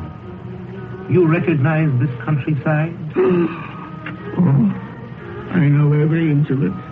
Every rock, every tree. And that bleak building over there? That building. I was a boy there. Yes. I went to school in that horrible place. Do you recollect that path? I could walk it blindfold. Strange you've forgotten so many years. Come, let us go closer. Look through the window into that cold, barren room. What do you see, Ebenezer Scrooge? I see a boy. A solitary child, neglected by his family, alone. Yes, I see. I know that boy. Oh, I was so lonely. Poor boy. Your lip is trembling, Scrooge. And what is that on your cheek? It's nothing at all. I wish it's too late for that now. What's the matter? Nothing. The waits came to my door singing Christmas carols last night. There was a boy like that among them. A poor, thin, pale boy in a ragged coat. I'd like to have given him something, that's all. Is that all? Come, Ebenezer Scrooge. Let us see another Christmas.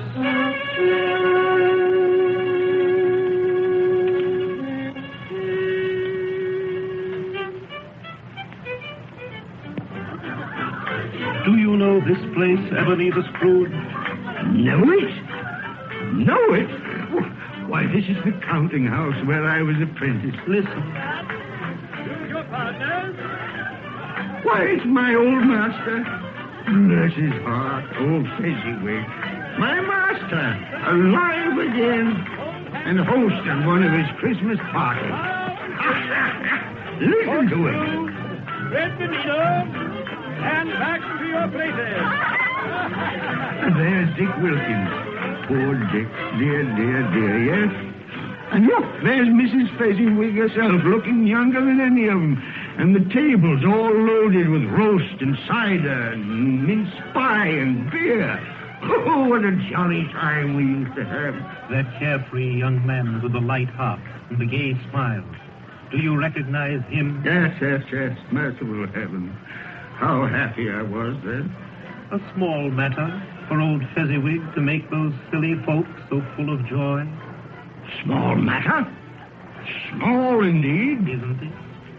He has spent only a few pounds of your mortal money. Is that so much that he deserves praise? It's not that. It's not that, Spirit. Old Fezziwig has the power to make us happy or unhappy, to make our service light or heavy. His power lies in words and looks, in things so tiny it's impossible to count them up. The happiness he gives is quite as great as if it cost her... What is the matter? Nothing. Nothing at all, Spirit. Something, I think. No. Speak. No. Only, it's just that I should like to be able to say a word or two to my clerk, Bob Cratchit, just now, that's all.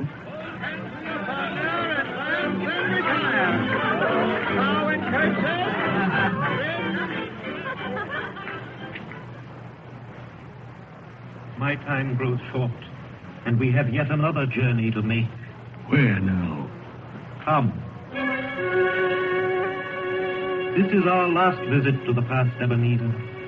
Here, in this little room, with a fair young girl by your side. Do you recognize yourself, Ebenezer? Oh, no. Spare me this. You're older now, a man in the prime of life. Your face has begun to wear the signs of care and avarice. Your eyes are greedy, the eager, restless eyes of a miser. No, please. She knows it, too, that girl by your side. There are tears in her eyes. It matters little, Ebenezer, to you. Very little. I know that. Belle, have I changed towards you? When we were engaged, we were both poor. Was it better then? Better to be poor? Better at least to be happy. You're changed. You were another man then. I was a boy. Do you blame me because I've grown wiser? Have I ever tried to break our engagement? In words, no. Never. In what, then? In a changed nature. In an altered spirit. In everything that made my love of any value in your sight. So I release you from the promise. Belle. Oh, at first it may cause you pain to lose me. A very brief pain. But soon it will be dim, like a half-remembered dream. An unprofitable dream. And you will be glad to be awake from such a dream. May you be happy in the life you have chosen, Ebenezer. For the love of him you love. Spirit, it's enough. Show me no more. Take me home. These were shadows of the things that have been. That they are what they are. Do not blame me. No more. One shadow more. Come. Do you see this man, Ebenezer Scrooge? This man might have been you. And the woman beside him, your wife. And that girl might have been your daughter, Ebenezer Scrooge. She might have called you father. She might have been a springtime in the haggard winter of your life. Please let me go. Show me no more. Listen now, while they speak, Ebenezer. Well, I saw an old friend of yours today. Who was it? Yes. How can I? It's... Oh, I know. Mr. Scrooge. Mr. Scrooge it was. I passed his office window. It wasn't shuttered, and there was a candle inside, so I couldn't help seeing him. His partner, Marley, lies at the point of death, I hear. And there Scrooge sat all alone. Quite alone in the world, I do believe. Spirit, I can bear no more. Leave me. Hold me no more. Take me back. Take me back.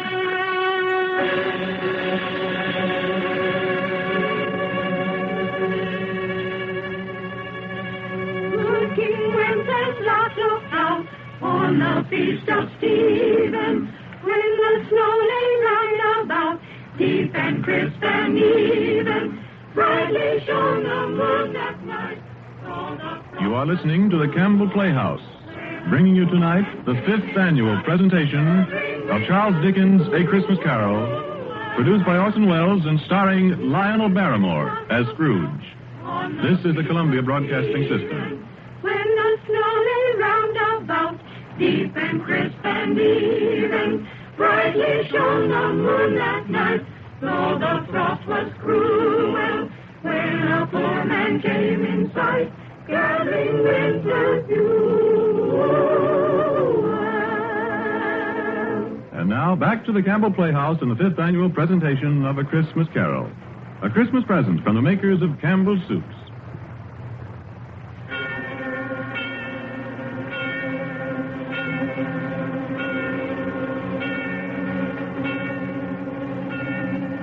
On the stroke of one, Scrooge awakened suddenly and sat him bolt upright in his own bed. He remembered the words of Marley's ghost and wondered from which direction the second specter would appear. At that moment, nothing between a baby and a rhinoceros would have astonished him very much. Now being prepared for almost anything, he was not by any means prepared for nothing. And consequently, when no shape appeared, he was taken with a violent fit of trembling. 5 minutes, 10 minutes, quarter of an hour went by, yet nothing came. Then, as he sat in his bed, he became aware gradually of a great blaze of ruddy light that seemed to shine upon him from the adjoining room. He got up softly and shuffled in his slippers to the door. It was his own sitting room, there was no doubt about that. But it had undergone a surprising transformation. The walls and ceiling were so hung with living green that it looked a perfect grove. And there sat a jolly giant, glorious to see, who bore a glowing torch in shape not unlike Plenty's horn, and held it up high up to shed its light on Scrooge as he came peeping round the corner. Come in, Ebenezer Scrooge, and know me better, man. I am the ghost of Christmas present. Spirit, take me where you will. Last time I went against my will and learned a lesson which is working now. If you have anything to teach me, let me profit by it. Touch my robe, Ebenezer Scrooge. Touch my robe.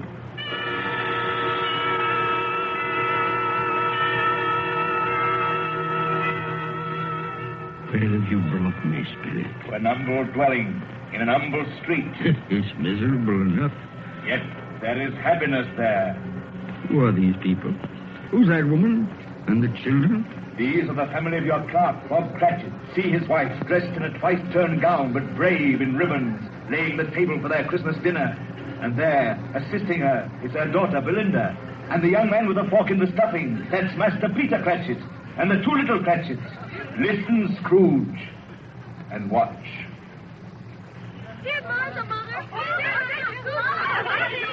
Quiet. Now sit you down before the fire, Martha, and have a warm, Lord bless you. Where's Father? He's been to church with Tiny Tim. They'll be along directly. How is Tiny Tim, Mother? Any better at all? Sometimes I think he is. And sometimes I think, oh, dear God, if anything should happen to Tiny Tim. Oh, Mother, you mustn't even think of such a thing. Everybody. Martha, welcome, my dear. Oh, Merry Christmas, Father, and Tim. Merry Christmas, Martha. Oh, Tim, you darling. Oh, Father, I'm so glad to be home. And we're glad to have you, Martha. And how did little Tim behave in church, Bob? As good as gold and better. I like church, Mother. Oh, they sang the nicest songs. I hope people saw me there. Saw you there? And why, Tim? Well, don't you see? Because I'm lame. And if they saw my crutch, it might be pleasant for them to remember on Christmas who it was made lame beggars walk and blind men see. bless you, my son. Are we ready to eat, Mother? Oh, come on, children. You're all ready. Come, take your places and wait your turn. There's plenty of stuffing and dressing and plum pudding for all of you. Martha, take care of Tiny Tim and see that he eats plenty. Yes, he must Mother. get strong and well. Now sit down, everyone. Yes, come on, Tiny Tim. And now, my dears. I see a vacant seat in the poor chimney corner, and a crutch without an owner, carefully preserved. No, kind spirit. Say he'll be spared. Say he'll live. If these shadows remain unaltered by the future, Ebenezer, the child will die. And praise thy name. Amen. Amen. And now, my dears, with such a dinner, a toast. A Merry Christmas to us all, and God bless us. God bless us, everyone. And now to Mr. Scrooge. I'll give you a toast to Mr. Scrooge, the founder of the feast. Oh, the founder of the feast, indeed, who pays you all 15 shillings a week. I wish I had him here. I'd give him a piece of my mind to feast on, and I hope he'd have good appetite for My it. dear, the children, Christmas Day. It should be Christmas Day, I'm sure, on which one drinks the health of such an odious, stingy, unfeeling man as Mr. Scrooge. You know he is, Bob. Nobody knows it better than you, poor fellow. My dear Christmas Day. I'll drink his health for your sake and the day's, not for his. Long life to him. A Merry Christmas and a Happy New Year. He'll be very merry and very happy, I have no doubt. And I say God bless him too, Mother, and everyone. Yes, Mr. Scrooge. Very well.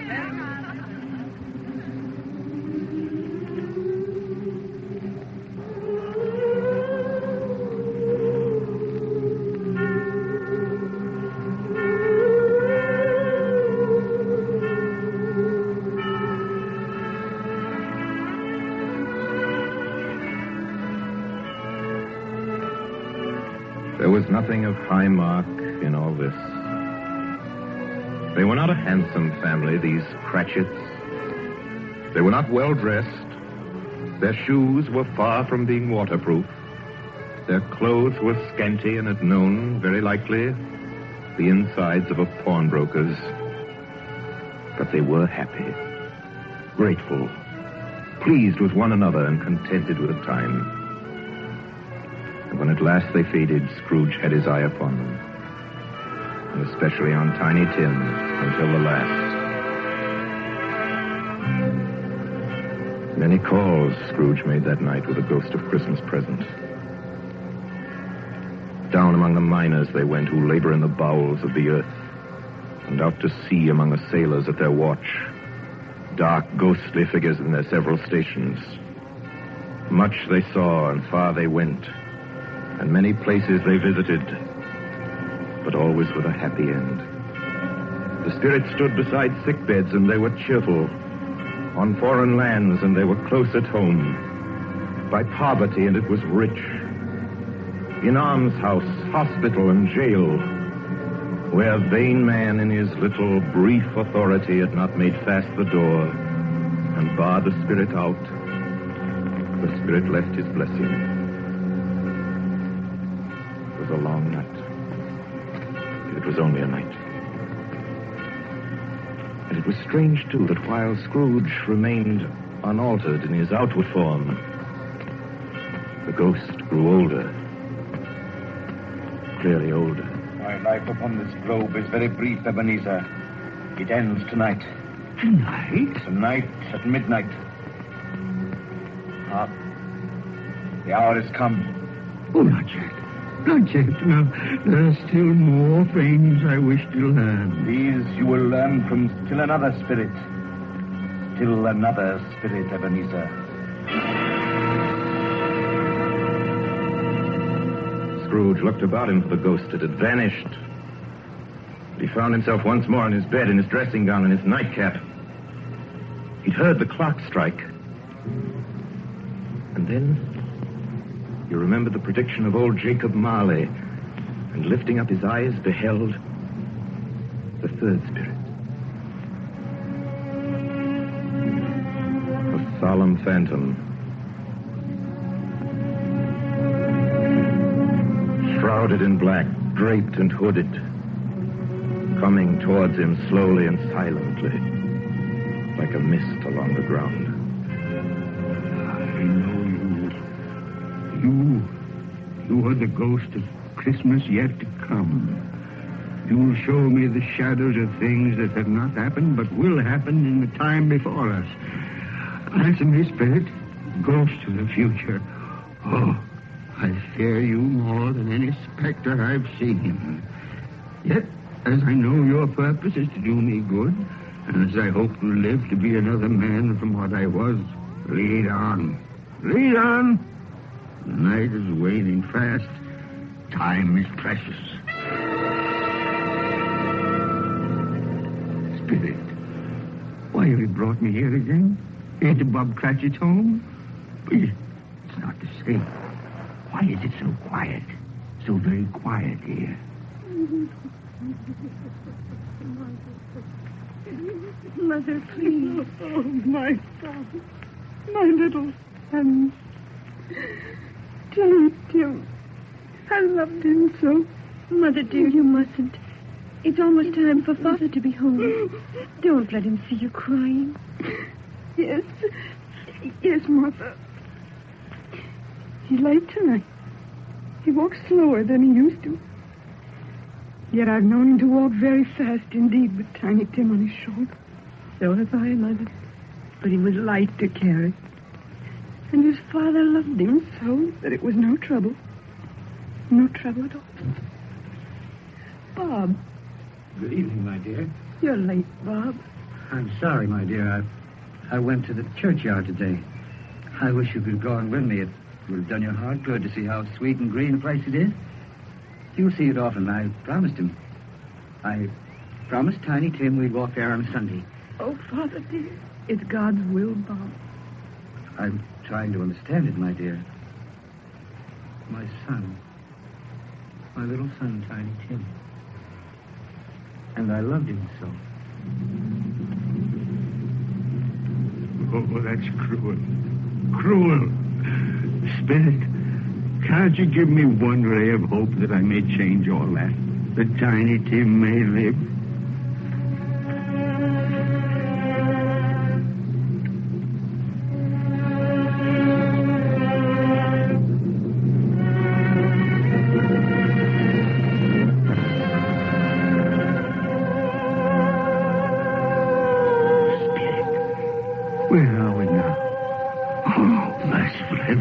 Churchyard, overrun by grass and weeds, choked with too much burying, desolate, a lonely, crumbling gravestone.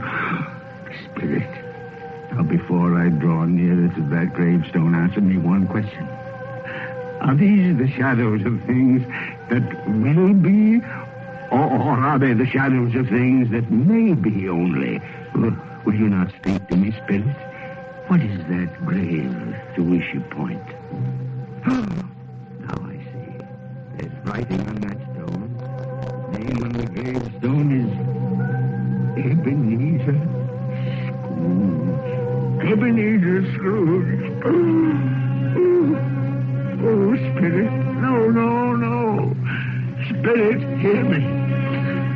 I'm not the man I was. Why show me this?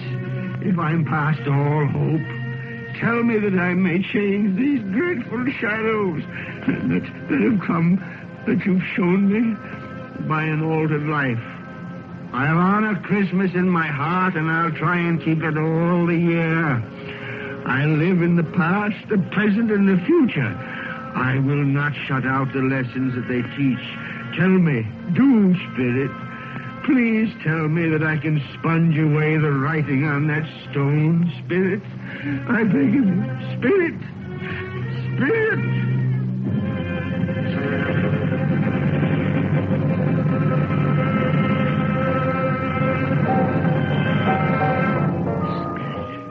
I promise on my knees. I promise.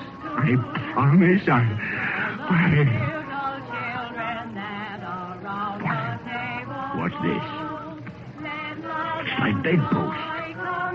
I'm home. In my own bed. In my own room. And the sun. The sunshine. It's clear. It's bright. No fog. Oh, what a beautiful day. Glorious. Boy! Oh, boy! Yes, sir? What's today? What's that, sir? What day is it, my fine fella? Today? Why, it's Christmas Day. Christmas Day! I haven't missed it. The spirits have done it all in one night. All in one night. Heaven be praised. How's that, sir? Listen, my lad.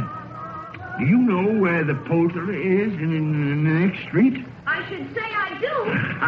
An intelligent boy. A remarkable boy. Tell me, do you know if they've sold the prize turkey that was hanging in the window? The one as big as me? What a delightful boy. It's a pleasure to talk to you. Yes, my buck? It's hanging there now, sir. Oh, that's wonderful. Now go around, will you, and tell them to send it to Bob Cratchit and his family on Broad Street. And mind you, they're not to know who paid for it. Now hurry along, my lad. And here's $0.50 for your trouble. Yes, sir. Yes, sir. And a Merry Christmas. And a Merry Christmas to you, too, my boy. Oh, I don't know what to do. I'm as light as a feather, as happy as an angel. I'm as merry as a schoolboy. A Merry Christmas. A Merry Christmas to everybody. A Happy New Year to all the world. Whoop! Whoop!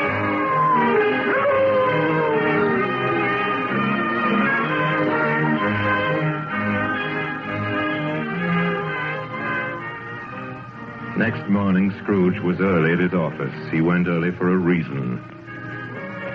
If he could only be there first and catch Bob Cratchit coming late. That was the thing he'd set his heart upon. And he did it.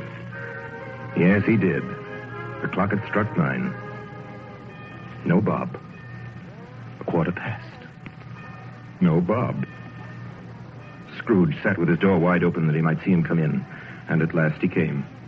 His hat was off before he opened the door. His comforter, too. He was on his stool in a jiffy, driving away with his pen, as if he were trying to overtake 9 o'clock. 8 and 17 and 15, carry the 1, 24, carry the 2, 31, carry the 4, 8 and 6 and 14, carry the 8. Hello, you, Cratchit. Yes, sir. Step this way, Cratchit, if you please. Cratchit, what do you mean by coming in at this time of day? Oh, I'm very sorry, sir. I'm behind my time. You are? You are?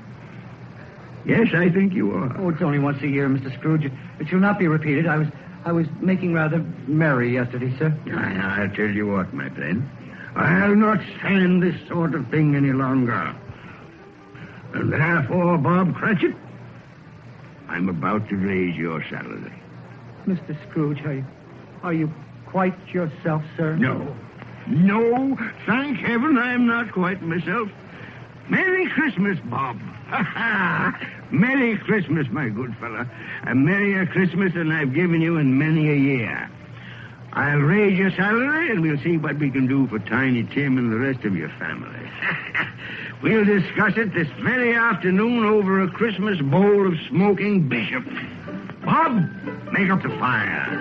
Make it up and buy another coal scuttle before you dot another I.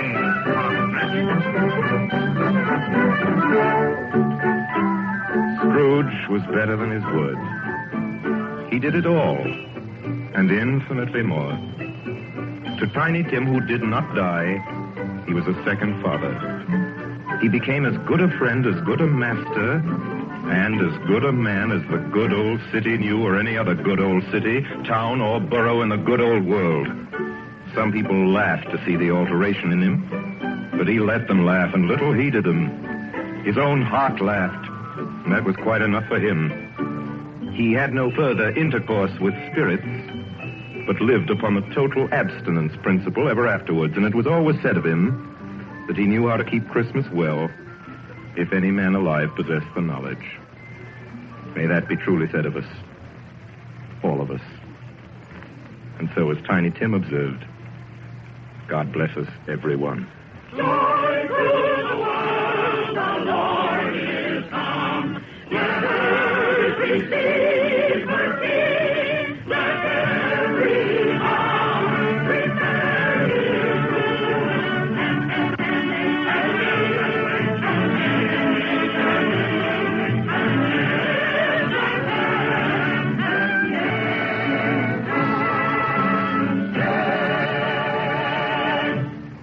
have just heard our annual presentation of Charles Dickens' A Christmas Carol, starring Lionel Barrymore, brought to you by the makers of Campbell Soups. And now here is Orson Welles. At this point in the program, ladies and gentlemen, it is my custom, as you know, to present to you with a few words of introduction our guest of the evening. With your consent, I shall dispense with this tonight to introduce tonight's guest to the Campbell Playhouse audience or to any other American audience is an extravagant and superfluous procedure. For if ever an actor has won for himself a lasting place in the hearts of his fellow countrymen through years of unsparing and inspiring service, that actor is Lionel Barrymore. Mr. Lionel Barrymore. Thank you, Orson Welles. Good evening, ladies and gentlemen. This is the 4th year I've had the pleasure of appearing in the Christmas Carol here on the Campbell Playhouse. And I assure you all it's a pleasure that never tires. As long as I can remember, this has been one of my favorite stories. When we were children, it was read to us regularly this time of year, as it is to millions of children right now. And like many of them, I'm sure, the three of us, Ethel, Jack, and I, with the aid of a sheet and some old ironware, made a play of it. As I remember, we had 3 Scrooges in that production. Mr. Barrymore, who played Tiny Tim? I think we had 3 Tiny Tims, too. But seriously, I can think of no part that I've enjoyed playing again and again as much as I have the part of that squeezing, wrenching, grasping, scraping, clutching, covetous old sinner, Ebenezer Scrooge. And I can think of no happier or more suitable choice for the makers of Campbell Soups to offer the people of America as their Christmas present each year than Charles Dickens' well-beloved story, Christmas Carol. Good night, Orson. Good night, everybody. And a Merry, Merry Christmas to you all. Good night, Mr. Barrymore. Merry Christmas to you, sir. Ladies and gentlemen, for next Sunday night, we're happy to announce our version of a great and truly American story by a great American novelist, Come and Get It, by Edna Ferber. Against a background of the mighty forests of Miss Ferber's own Wisconsin, it tells a stirring tale of the men and women who live and die in the woods in order that lumber may come down the rivers every spring into the cities of the modern world. Like so many of Miss Ferber's epic romances of American life, it was made from a best-selling novel into a highly successful motion picture. Now we bring it to you on the air. The story of a man and his son and the girl they both loved, Lotta, played for us by one of the loveliest and most accomplished of Hollywood's younger dramatic actresses, Miss Frances D. And so until next week, until Come and Get It with Frances D., my sponsors, the makers of Campbell Soups, and all of us on the Campbell Playhouse remain, as always, obediently yours. But just a minute, Benny. Ladies and gentlemen, it's the night before Christmas. And all through the Campbell Playhouse, not a creature is stirring that doesn't join Lionel Barrymore in wishing you a Merry, Merry Christmas. This goes for all of us, from my sponsor, from myself, from all of us, from Don McBain, who runs the machinery in the control room, to Miss Helgren, who types the Campbell Playhouse scripts. A Merry Christmas from Benny Herman and his band of Merry Melodians. Merry Christmas. You get the idea. From Max Sayre's choruses. From Harry Esman and his crew of sound effects technicians. Thank you. And from Orson Welles and his considerable aggregation of dramatic talent, which includes, among others, Mr. Frank Reddick, Miss Georgia Backus, Miss B. Benederet, Mr. Ray Collins, Mr. Everett Sloan, Mr. George Coulouris, Edgar Barry, Erskine Sanford, Tommy Lane, William Allen, Betty Lou Walters, Eric Burtis, and, of course, myself and George Spelvin. A Merry Christmas. How about it, ladies and gentlemen? A Merry Christmas. And finally, as Tiny Tim says, God bless us, everyone.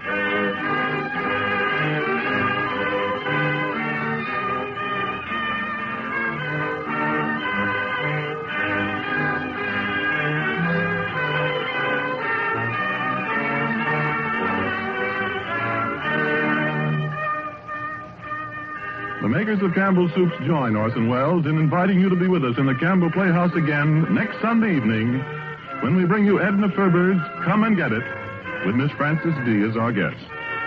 Meanwhile, if you have enjoyed our 5th annual presentation of A Christmas Carol, won't you tell your grocer so this week when you order Campbell Soups? This is Ernest Chappell saying thank you and a Merry Christmas to you all.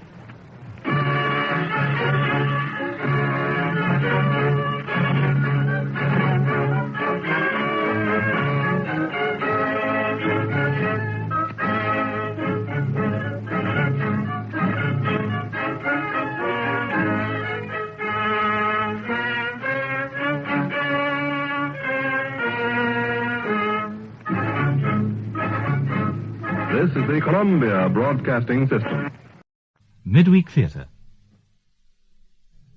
Humpty Dumpty sat on a wall. Humpty Dumpty had a great fall. All the king's horses and all the king's men couldn't put Humpty together again. The Fall of Mr. Humpty. A Nightmare for Radio by Victor Pemberton. With Timothy West and Nicholas Delane. The Fall of Mr. Humpty.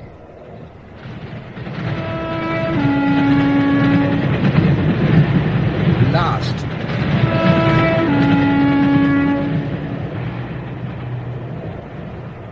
And about time, too. Where the devil did you come from? You shouldn't have sneaked in like that in the dark. It gave me quite a shock. There's these damned lights. Every time we go through that blasted tunnel, they go out. A person could be murdered sitting alone in here in the dark without lights. I didn't see you come in. Goosey, goosey, gander, whither shall I wander? Upstairs, downstairs, and in my lady's chamber. Aren't you a little old to be reading a book of nursery rhymes, young man? But I like them, sir. I like the stories. Stories, but they're for children much younger than you. Oh, no, sir. You're wrong. Nursery rhymes are for grown-ups, too. I know some of the stories off by heart. There was an old woman who lived in a shoe. She had so many children, she didn't know what to do. When I was your age, I was reading Emily Bronte and Charles Dickens. Who, sir?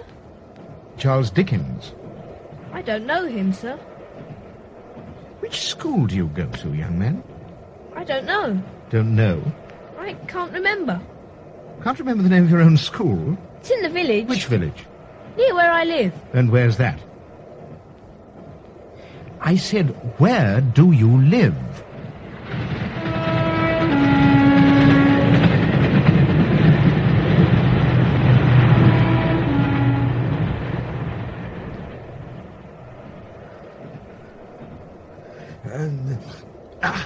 Where are we?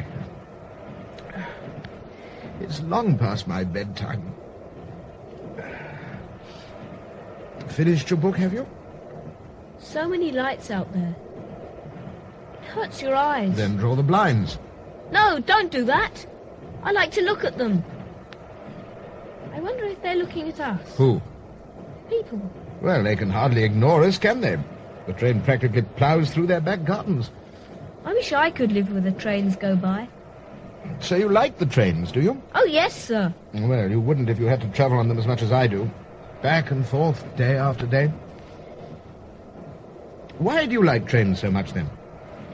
I like the sound they make. The sound? Yes. I keep waiting for it to stop, but it never does. So, what would happen if we pulled the communication cord? If we what? Would it cause a crash? The communication cord is only for use in the event of an emergency. How many people would die, sir? Would it be thousands? Young man, it is now 10 minutes after midnight. Do your mother and father know that you're out at such a late hour? I don't have a mother and father, sir. Uncle John looks after me. Well, does Uncle John know? I promised him I'd be home before dark. Well, then you're not being very fair to him, are you? What have you been doing all this time? I've been on the trains, sir. On the trains? I told you. I like to ride on them. Oh, for how long? Since this morning, I think. Now your poor uncle has probably called in the police to search the whole county for you. Oh, Uncle John would never do that. Which station are you getting off at? Stamfield. Stamfield? But this is the last train of the day. It doesn't stop at Stamfield. Do you understand what I'm saying, lad? This train doesn't stop until we get to Yaxford. That's almost 20 miles past your station. Yes, sir. Well, how are you going to get home? Walk? Don't know, sir. Don't know? You really are a very vague young man. You know that, don't you? What's your name? Jimmy, sir. Well, Jimmy, the only thing I can suggest is that you telephone your uncle the moment we get off at Yaxford. We don't have a telephone at the farm, sir. Well, do you have any money on you for a taxi? No, sir. Whereabouts is this farm where you live? The other side of Stamfield, sir. Just off the old byroad. Oh, well, my car's parked at the station. I suppose the only decent thing I can offer to do is to drive you home.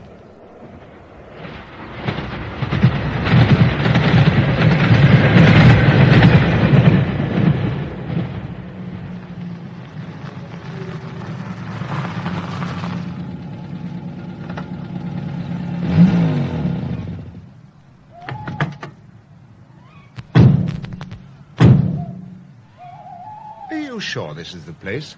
Yes, sir. I can't see a thing in the dark. Where's the farmhouse? It's over that way. On the other side of those trees. Well, I don't see any lights. I expect Uncle John has gone to bed. Bed? And you're not even home yet? Early to bed, early to rise, he always says.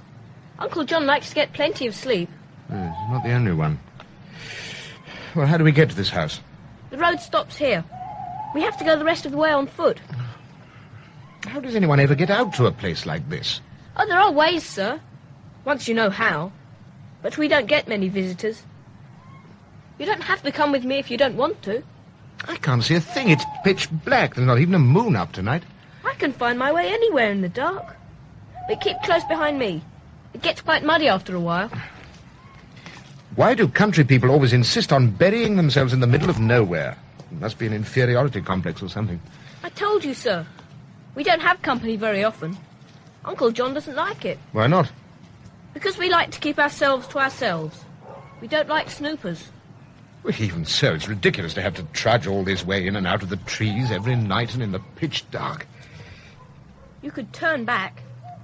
If you're scared, sir. Scared? What am I supposed to be scared of? Lots of things. Being alone in the dark. The only reason most people feel nervous in the dark is because they feel so helpless. But I don't scare easily. Listen.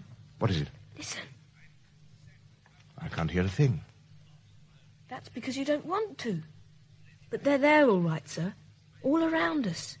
In the trees, the bushes. They're watching us from everywhere. Watching us? Who's watching us? What are you talking about? When it's quiet like this, you can almost feel them stretching out their hands to touch you.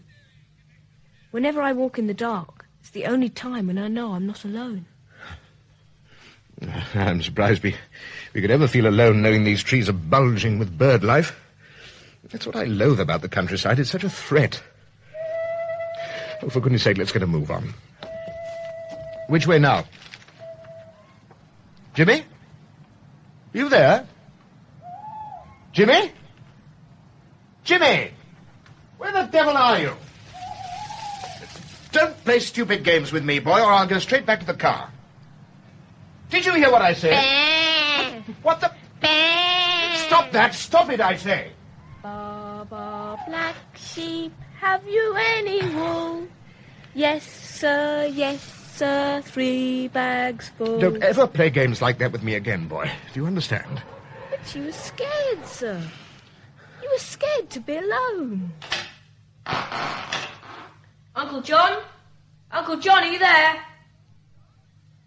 Uncle John? Are you upstairs? It's me. I'm home. It's no good. He must have gone out. Gone out? At this time of night? Oh, yes, sir. He often goes out in the evenings. I'll light the lamp. Is there no electricity? Oh, no, sir. Uncle John would never have that. Why not? These newfangled ideas are a menace. Everyone knows that, don't they, sir? Now, where did Uncle John put the matches? Oh, I've got them. Yeah, it smells damp in here, as though the place has never been lived in. There. Now we can see. Good Lord. We spend most of our evenings in this room. Uncle John reads to me sometimes, but only from the Bible.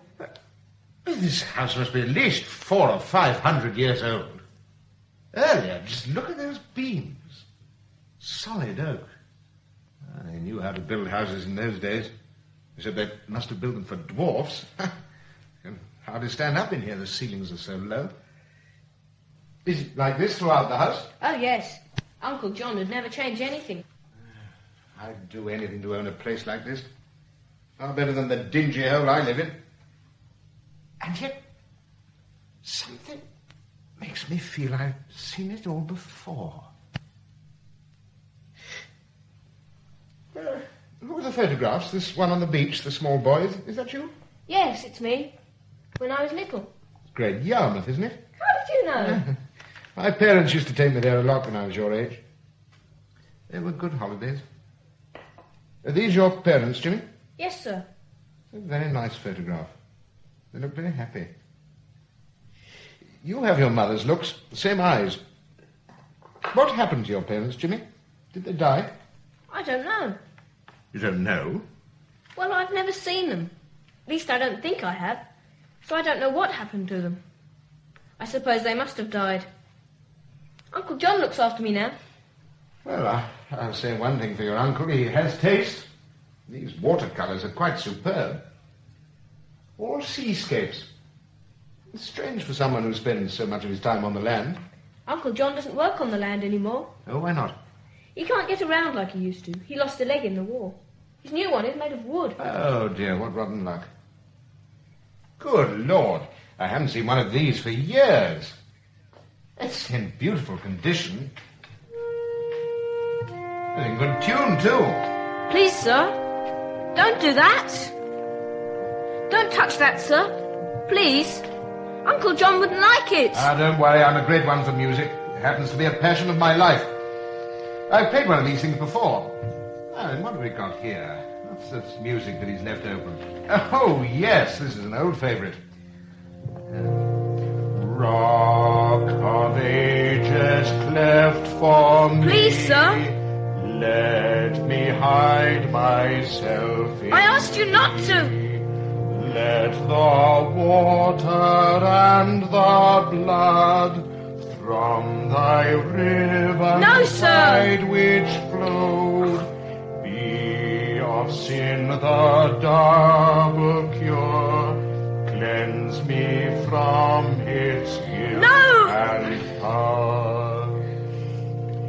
Not the labors of my I said no! Can... what the devil? I told you not to do it. I told you. No one's allowed to play the harmonium but Uncle John. No one. Is there any reason to try and crush my fingers, you young idiot? I'm sorry, sir. Truly I am. It's just that Uncle John is very particular about who plays the harmonium. He's very attached to it. So it seems. Rock of Ages is his favourite hymn. He never sings anything else. And what you're really trying to say is you can't bear the sound of my singing. Isn't that it? Huh?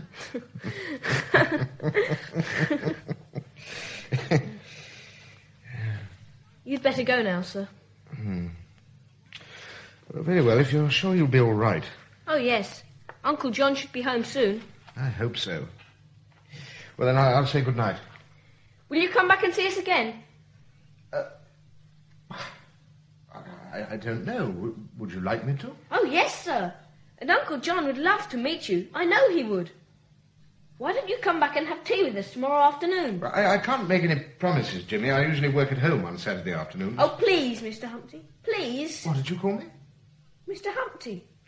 My name's Penfold, Richard Penfold. I prefer Mr. Humpty. It's one of my favourite stories.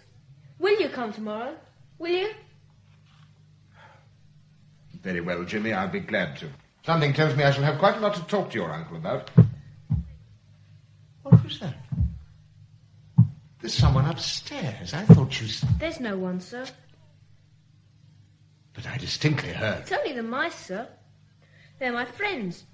They always wait to come out and talk to me at night. It's the only time they feel safe. I shall be angry with them for making you scared. I must be going. Don't bother to come with me. I can find my own way back to the car. You will come tomorrow, won't you? Yes, Jimmy, I'll come. Promise? I promise. Good night. Good night, Mr. Humpty. All right. You can come out now. He's gone. I'm waiting. You're not to do it, do you hear? You're not to scare our Mr. Humpty like that. Because the next time you do, you know what will happen. 3 blind mice, 3 blind mice, see how they run, see how they run. They all run after the farmer's wife, who cut off their tails with a carving knife. Did ever you see such a thing in your life as 3 blind mice? Hello, Mr. Humpty. Hello, Mr. Humpty. For heaven's sake, be careful, Jimmy. I don't want to have to hoist you up from the bottom of that well. But it can't hurt. It's dried up. Even so, your uncle should know better than to leave the well open like this. It's extremely dangerous. I wonder what would happen if somebody fell down there. I wonder if they'd die. Well, I have no intention of finding out, thank you very much. So for goodness sake, be careful, will you?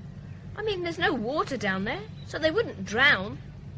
But it's so deep they'd never be able to get out of there again alive, would they?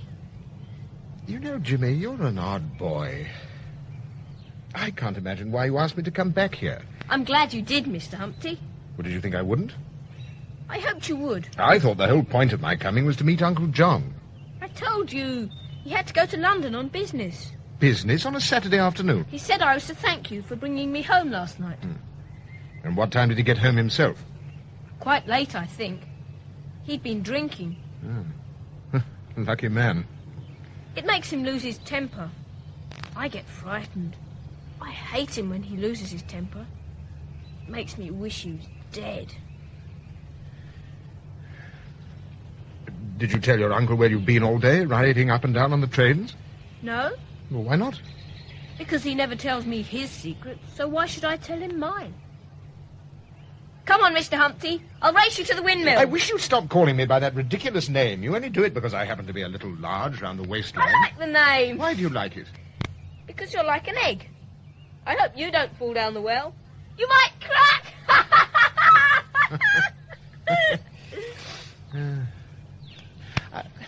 I must say, this is just the sort of place I'd like for my own. Quiet, peaceful, far from the madding crowd. People who have all this don't know how lucky they are. They don't know what it's like to be shut up in a flat all day with no one to talk to but a telephone operator.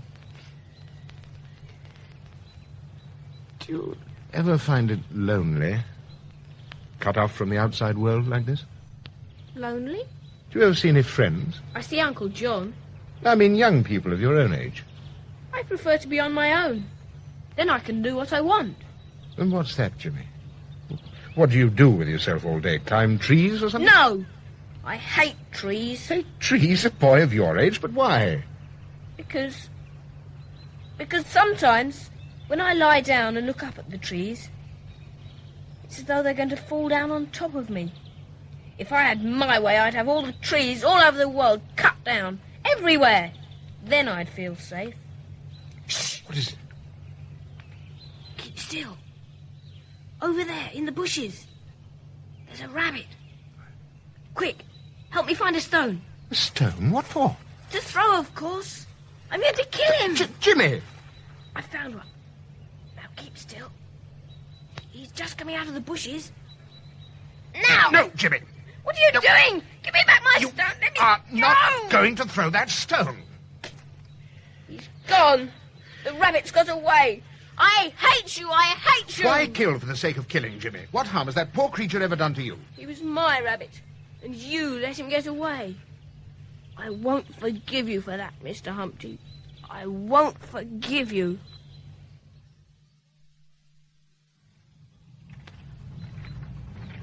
Well, am I forgiven? I'm sorry I had to upset you, Jimmy. But what you were going to do seemed to be so wrong. I could never bear the thought of killing poor, defenseless animals. Well, if you're going to sulk for the rest of the afternoon, I might as well go home. This room is where we used to keep the grain. We can't use the windmill anymore. Oh, I'm not surprised. It all looks rather worn out to me. This is my castle.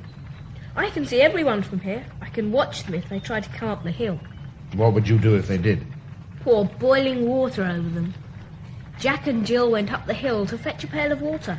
Jack fell down and broke his crown, and Jill came tumbling after. Yes, that's a horrible story. I don't like it. Why not? Because human life is precious. We should treat it with respect. Are you afraid to die, Mr. Humpty? That's an odd question from someone of your age. Are you? Well, nobody wants to die, but it's something none of us can avoid. I saw a dead man once. His eyes were wide open. I wasn't scared. Those are things that you shouldn't dwell on, Jimmy. You should think about life, not death. I wonder what it's like to die. Well, tell me about Uncle John. Why? Well, since I'm obviously not going to be allowed to meet him, I'd like to know, that's all. He's quite old. Are you good friends? Sometimes. Only sometimes. We argue a lot. Oh, why's that? He's very strict. Strict?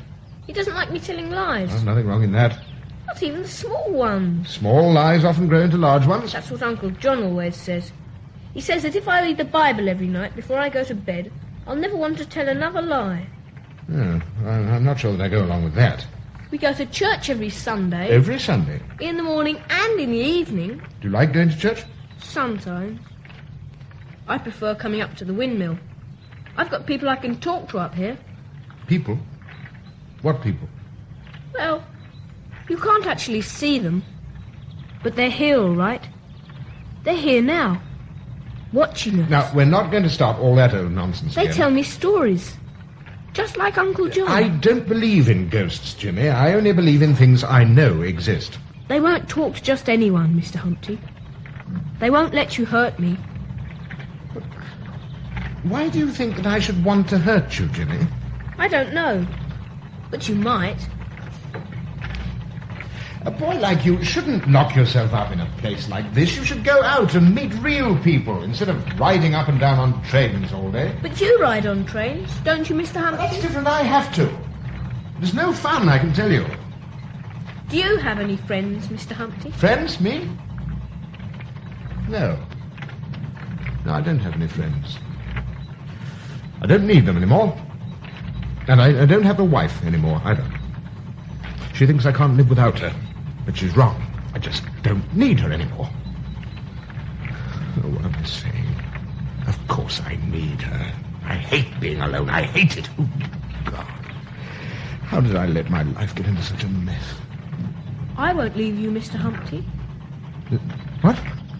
What did you say? I said, I won't leave you. After all, we're friends, aren't we, Mr. Humpty?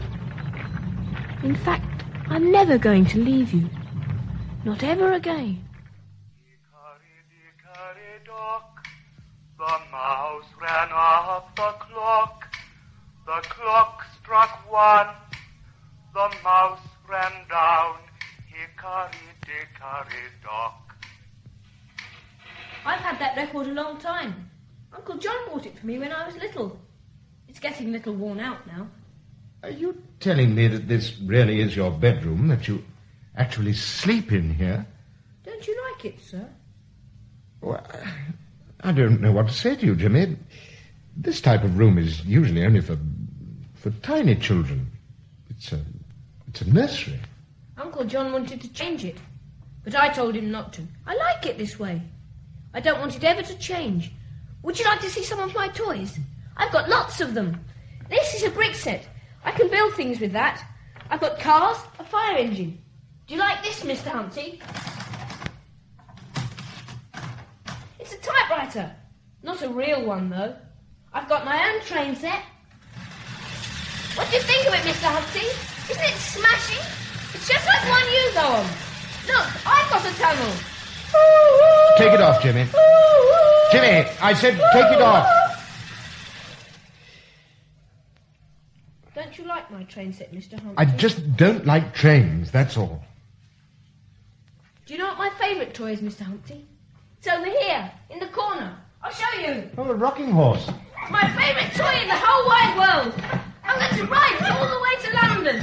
Jimmy, you're far too old for a thing like that. A rocking horse is for small children. For goodness sake, stop behaving like a child, Jimmy. You're old enough to know better. Ride the horse, the Banbury Cross, the bicycle trolley, a galloping horse that trots behind the stables before, and Johnny shall ride to the Jimmy! before. You'd like to ride on my horse, wouldn't you, Mr. Humpty? Only you can't, because you're too fat. That's not a nice thing to say, Jimmy, not even to a friend. What are in all these boxes? Leave them alone, they're mine. Aha, secrets. What's inside them? I'm not going to tell you. Oh, but I thought we were supposed to be friends. You really want to know? Of course. All right, Mr. Humpty. I'll show you. This is my collection. Jimmy. Don't you like it? It's a rabbit. I killed it. How could you do such a thing? But it's ever so easy. I do it with this. It used to belong to Uncle John. Cutthroat razor. He let me have it for my experiments. I've got lots of them in the other boxes. Spiders, moths, cockroaches, a blackbird. I've got some mice too. It's their own fault. I told them not to upset you, Mr. Humpty. But why, Jimmy? Why must you kill? Why must you do things like this? But I only want to see what makes them work, Mr. Humpty. That's all. I'm going home now, Jimmy. No, not yet. Please.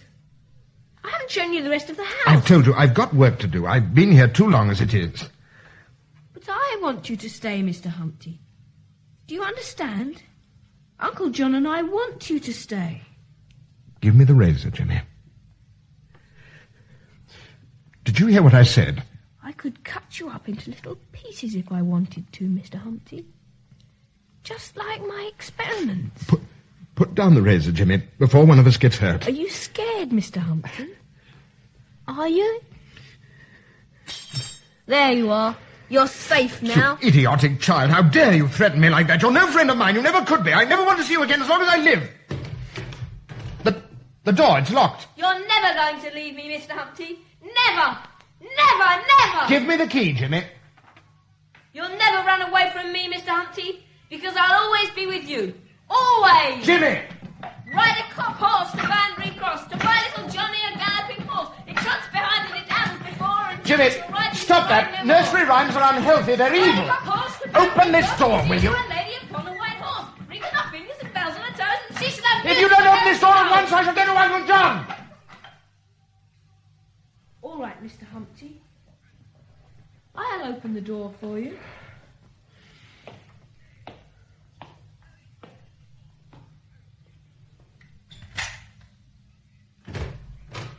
But if you want to go to Uncle John, then just see if you can find him.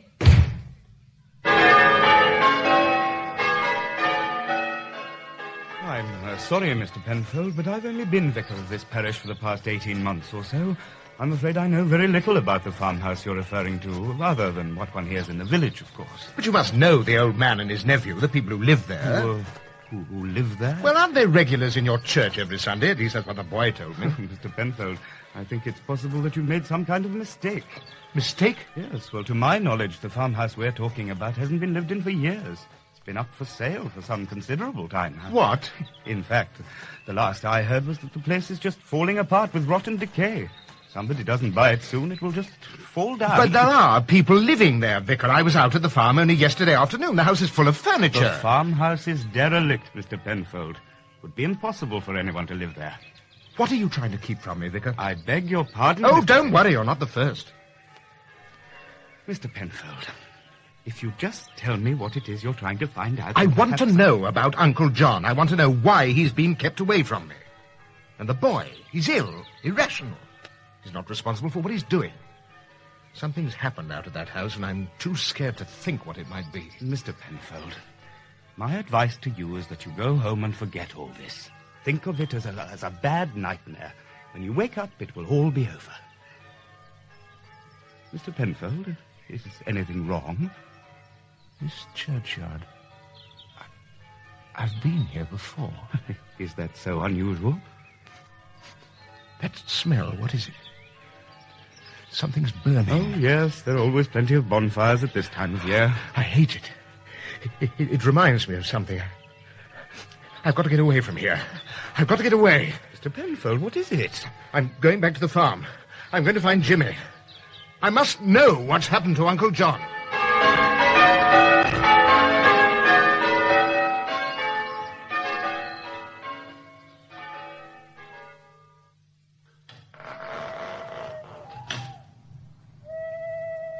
Jimmy?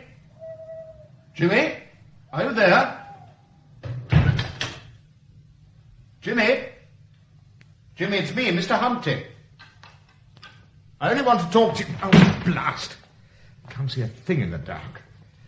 Now, what did he do with that oil lamp? I should have some matches here somewhere. Yes.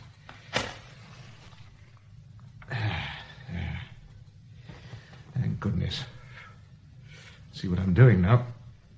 So many shadows. Hello? Is anyone up there? Jimmy? Is that you? Mice. This place must be running alive with them. Probably hiding in every cupboard in the house.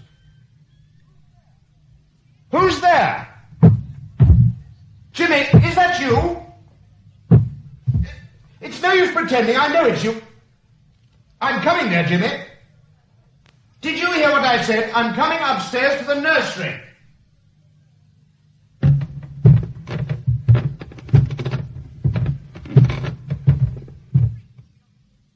Jimmy? Jimmy, are you there? It's silly to play games, Jimmy. I know you're here. We've got a lot to talk about, you and I. Jimmy! What's the point in all this, Jimmy? We're friends, aren't we? You said so yourself. We don't have to lie to each other, you and I. And do you know why? Because we're very alike. Jimmy, I want to tell you something. You were right when you said that I'm scared of the dark. I am scared. Sometimes I lie awake at night too scared to even go to sleep. I imagine there are eyes watching me from the shadows in every corner of the room. I hate the dark, Jimmy. I hate people. Nobody understands. They don't want to. I feel so helpless, Jimmy. You know that, don't you? Oh, my God, the rocking horse. It's only a stupid toy. It's for children. Where are you, Jimmy? You think I don't know your secret, don't you, Jimmy? Well, I do. Where is he, Jimmy? What have you done with Uncle John? Is he one of your experiments, too? There's someone outside. It's him. It's Uncle John. The mouse ran up the clock. The clock struck one. The mouse ran down. Hickory-dickory. No! Three blind mice. What? Three blind Jimmy. mice. See how they run. Jimmy, where are you? Where are you? They all ran after the father's wife who cut Jimmy. the house with a carving knife. Nursery rhymes are the work of the devil. Three blind mice. Did you hear what I said? Humpty Dumpty sat on a wall. Humpty Dumpty had a great fall. All the king's horses and all the king's men couldn't put Humpty together again. Where is he, Jimmy? Where is Uncle John? Let me hide myself in thee. Uncle John. Let the water Uncle John. their blood from thy wounded side that flowed. That smell of sin from the churchyard. burning. Save me, Lord, and make me pure. Uncle John, it's you. It is you. No, Richard, I am not Uncle John. Your Uncle John died a long time ago. He's dead, Richard. Dead, dead, dead, dead, dead.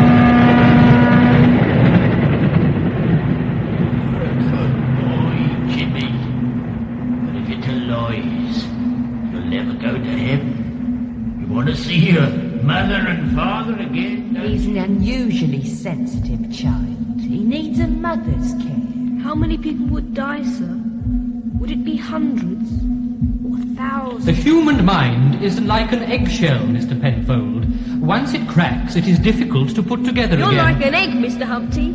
I hope you don't fall down the well. You might crack! We don't need no people, boy. We've got all the life we need right here on the Wretch has locked himself in his room. We've got to get him out of there. You taught me like that, boy. I'm not the living daylights out of here. In my opinion, sir, the boy is mentally ill. He is a prisoner in his own world. After the terrible tragedy that has happened, he needs time to adjust. A sensitive child. Goosey, goosey gander, whither shall I wander? Upstairs, downstairs, and in my lady's chamber. But I'm going to leave. It seems the only logical thing I can do. The farmhouse hasn't been lived in for years. It's been up for sale for some considerable After all, time now. we're friends, aren't we, Mr. Humpty? I'm never going to leave you. Not ever again. Just like your mother. Stubborn. A sensitive child. He needs a long period of rest, time to forget. I don't want to go to church tomorrow. I won't go. I won't go. You can't make me. Think of it as a bad nightmare, Mr. Penfold. When you wake up, I hate you. I hate you. I hate you. He's dead, Richard. Your Uncle John died a long time ago. He's dead, Richard. Dead, dead, dead, dead, dead. No. It's all right, Richard. It's all right. He's not dead. Uncle John's not dead. I won't believe it. I won't. Calm yourself, Richard. Just relax. Who are you? It's Dr. Cooper. You're quite safe now. Dr. Cooper? Then you knew I was here? Oh, yes, Richard. I knew you were here. In fact, I've never been far away from you, not since you began to give in to all this. But I had to let you come back here. This room, everything's changed. I don't understand. There's nothing here. Everything gone. The furniture, pictures. Where's the harmonium? Everything. This room is the way it should be, Richard. Everything about this house, everything you thought you saw, was from the past. Your memory of the past. I don't believe you. It's not possible. I was here. I saw it all. Where's the boy? He'll tell you. He was here with me. He knows. Jimmy? Jimmy, where are you? You won't find him, Richard. I will find him. I know he's here somewhere. Jimmy! You won't find him because he's never left your side.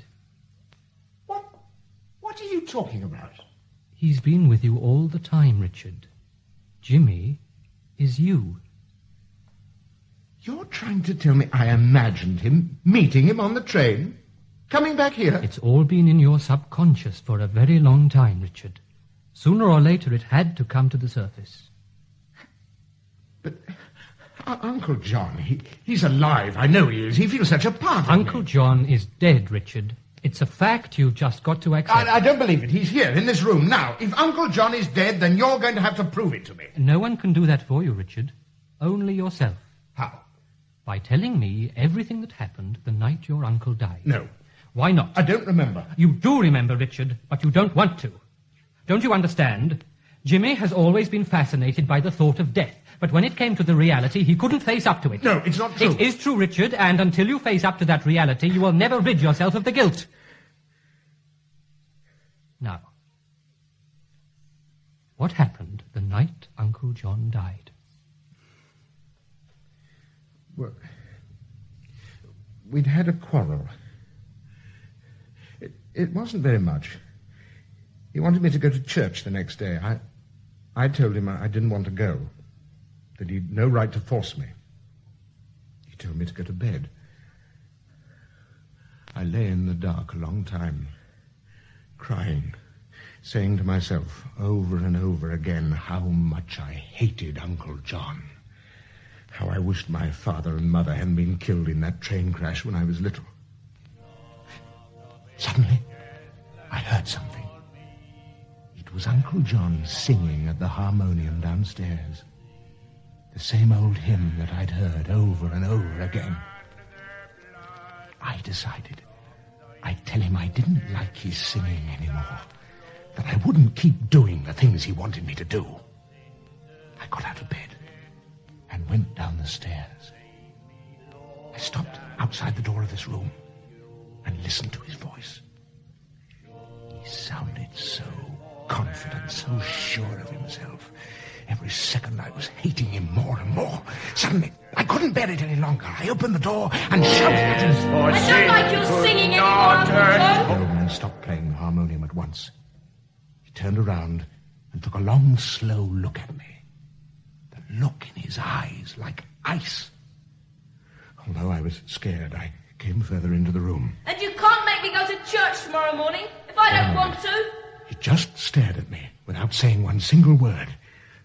Then he reached for his walking stick and slowly came towards me.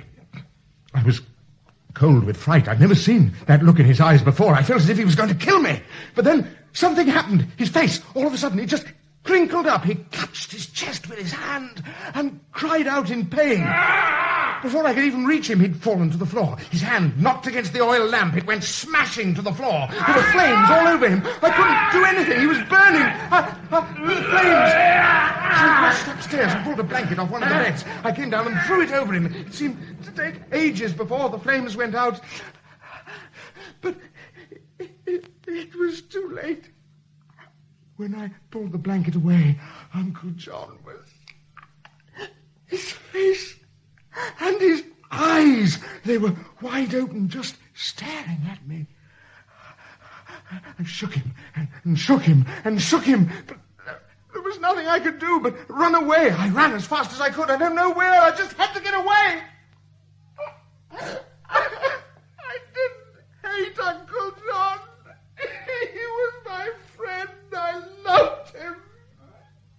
It's all right, Richard. All right. You've done it. You've done it on your own. You're together again, Richard. All the king's horses and all the king's men couldn't do it, but you have. Last.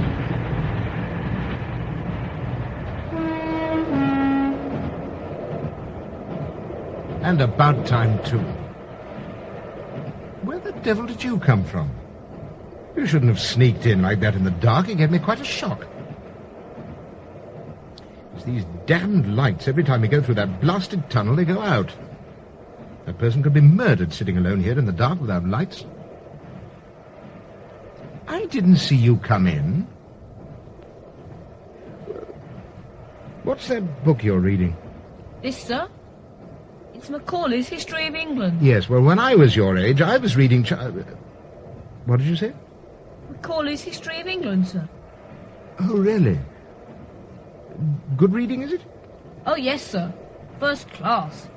I hope to take history for my O-levels. Oh, really? Well, I hope you do well. Thank you, sir. You don't read nursery rhymes, then? Nursery rhymes, sir? I just wondered, that's all.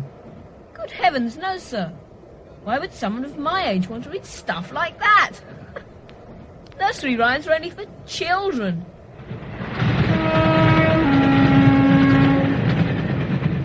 In The Fall of Mr. Humpty, the title role was played by Timothy West and Jimmy by Nicholas Delane. Uncle John was played by Hayden Jones, the Vicar, Sean Probert, the Stranger, David Erickson, the first woman, Carol Boyd, and the second woman, Eva Haddon. The play was produced by John Tiedemann.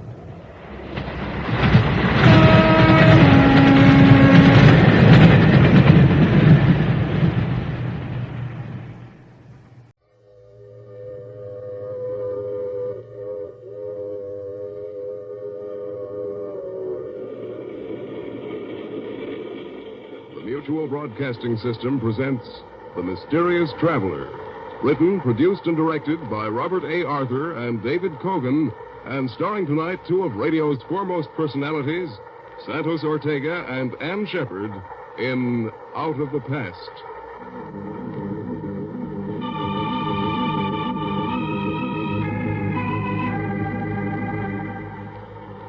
This is the Mysterious Traveler, inviting you to join me on another journey into the realm of the strange and the terrifying. I hope you will enjoy the trip, that it will thrill you a little and chill you a little. So settle back, get a good grip on your nerves, and be comfortable, if you can, as you hear Out of the Past.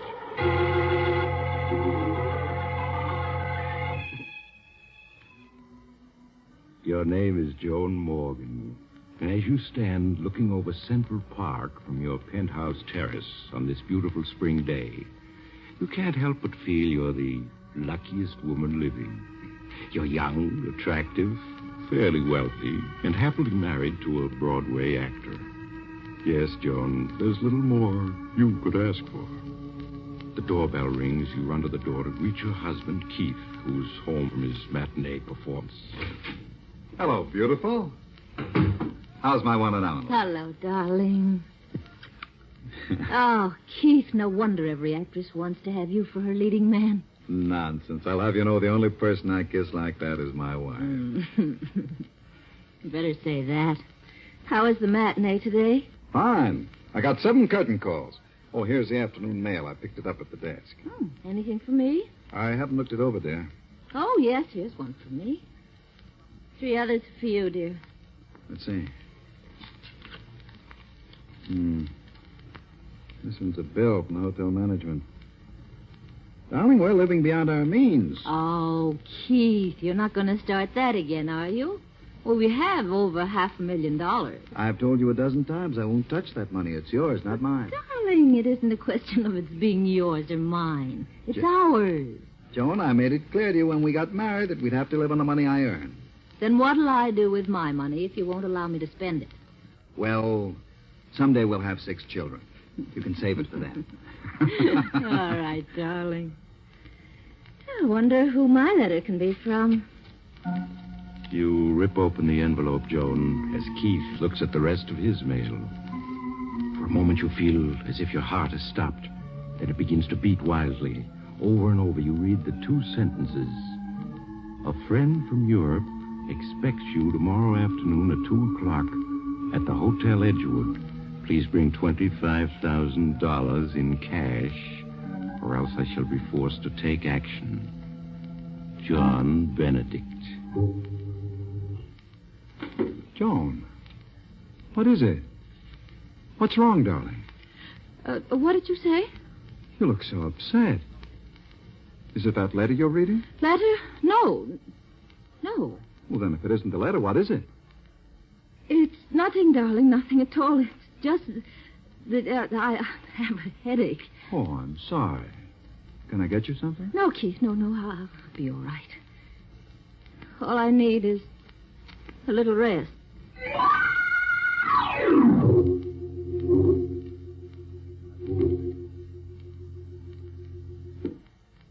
Come in, won't you, Joan? Sorry to have kept you waiting. Martin, you must help me. Why, of course, Joan. You know I'd do anything for you. Sit down and tell me about it. Martin, I'm in trouble. I'm in great trouble. Joan, what is it? What's wrong? I'm being blackmailed. Blackmailed? Yes. By whom? A man named John Benedict. I don't know who he is. But I received a letter from him yesterday afternoon. There's only one thing to do, and that's to go to the police. I'll call the district attorney. No. I can't go to the police. Why not? This man, Benedict, knows something I can't afford to have exposed. What does he know, Joan? Please, don't ask me. I know that you are my father's best friend, but I can't tell you. Believe me, if it ever gets out, it would ruin my marriage. My life. I couldn't stand to lose Keith. I couldn't. I'd rather die. All right, Joan. I think you're making a mistake, but I'll help you. How much money does this man Benedict want? A half hour later, you enter a dingy hotel and go to room 14. As Martin opens the door, he reveals a squalid, dimly lit room.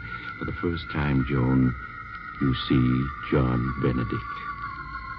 He's a tall, heavy man with coarse features and a thick black beard. In the half-light, he appears to be about 50. His clothes are of fine English cut, but time and wear have taken their toll. He stares at you for a moment, Joan, then speaks. How do you do, Mrs. Morgan? Won't you please come in? Thank you. This is Mr. Walker, friend. Yes, of course. I trust you will forgive me these dismal surroundings, but alas, I am quite penniless. So you thought it would be an excellent idea to blackmail this lady for funds? I am afraid you misunderstand me, Mr. Walker. I am not forcing this beautiful lady to give me 5,000 pounds. Rather, I am, shall we say, requesting a loan. Yes, but if she doesn't give you this loan, you'll ruin her marriage or her life. It would distress me to ruin anyone's life. But then it also distresses me to live in a pigsty like this. A much more suitable place would be the state penitentiary. Martin, Please don't talk like that. Evidently, Mrs. Morgan, your friend is more interested in having me placed in prison than in saving you from disaster. I'm afraid you have not revealed our little secret to Mr. Walker. No. No, I haven't. Well, then, perhaps if we were to tell him, he would not be quite so eager to imprison me. Perhaps if he knew that at one time you had... No. Don't say any more. I'll pay you. Allow me to commend you on your good judgment. Martin, give him the money. Give it to him. Very well. Here's your filthy blood money. Thank you. I think you have been very wise, Mrs. Morgan. Very wise indeed. Good day. In the weeks that follow, Joan, you try to forget Mr. Benedict and the terrifying secret he shares with you. But you aren't successful, are you? Everywhere you go, you unconsciously find yourself fearfully looking for him. Life has become tense, frightening. Then one afternoon, while Keith is at rehearsal of a new play, you receive a phone call. A call that sends you in a panic to Martin Walker's office. Martin, I've heard from him again. Benedict? Yes, he phoned an hour ago. He wants $50,000. $50,000? Maybe now you'll have sense enough to let me turn this over to the police. No, I can't do that. You mean you're going to buy him off a second time? Yes, I must. But you can't. What's to prevent his extorting money from you a third or a fourth time? He'll squeeze you dry. The money doesn't matter, do you hear? Nothing matters but keeping what Benedict knows from Keith. If Keith finds out, it'll mean the end of everything for me. Everything.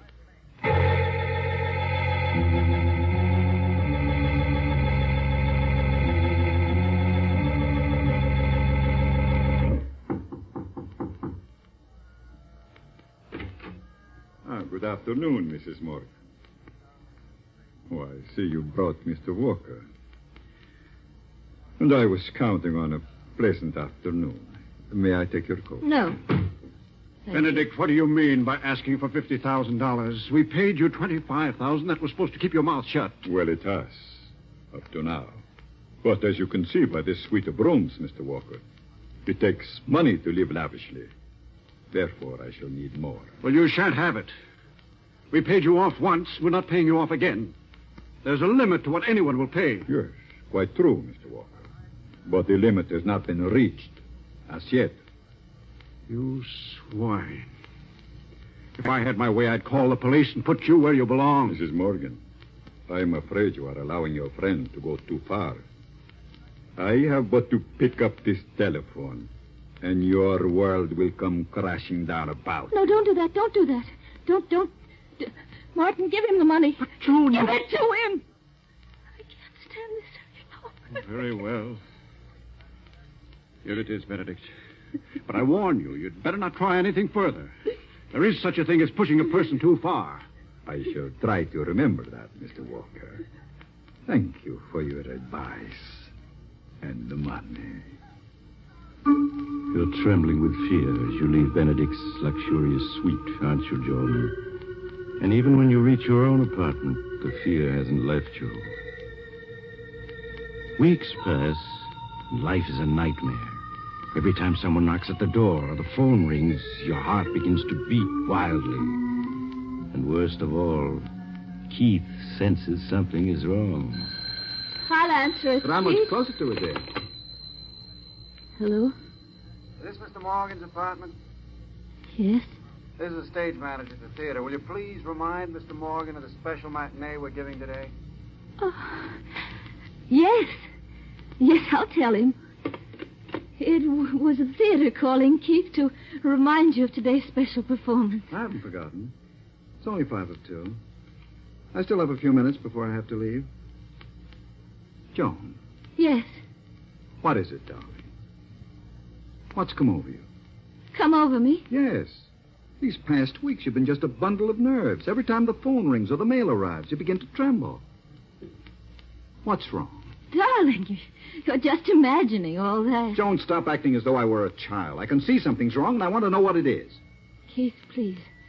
There's nothing...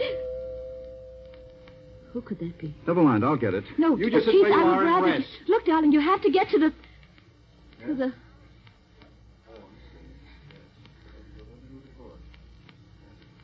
taking him so long?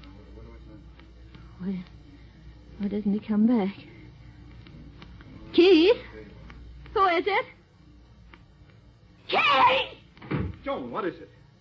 Why did you scream like that? I didn't scream. Who was that at the door? Well, it was just a special delivery boy. He brought this special delivery for you. Special delivery? Yes, here. Thank you. Aren't you going to open it? After all, it is a special delivery. Yes. Of course. I never saw anyone so afraid of a letter. Who's it from?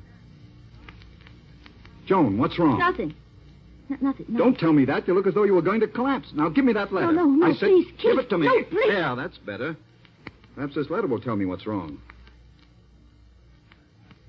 Why, it's only one sentence. I will phone you at 2. There isn't even a signature. What note, Joan? I don't know. You must know, else why would you have grown so pale? I'll phone you at 2. It's almost 2 now. I'll wait for that call. Keith, please.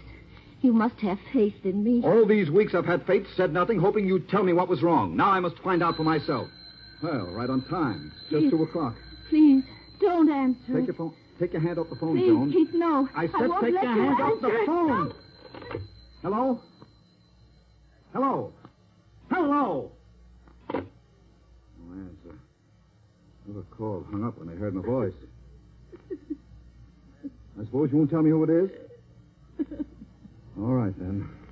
I have to leave for the matinee now. I won't be home for dinner, but when I return after tonight's performance, we'll have this out once and for all. Keith, please.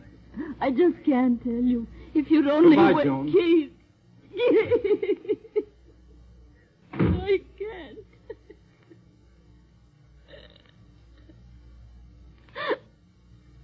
Oh, darling. If only I could tell you. If only I could. But I know you wouldn't want me then. How could you? How could you if you knew?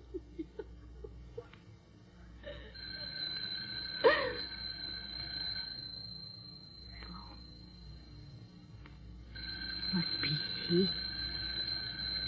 Must be he again. Hello?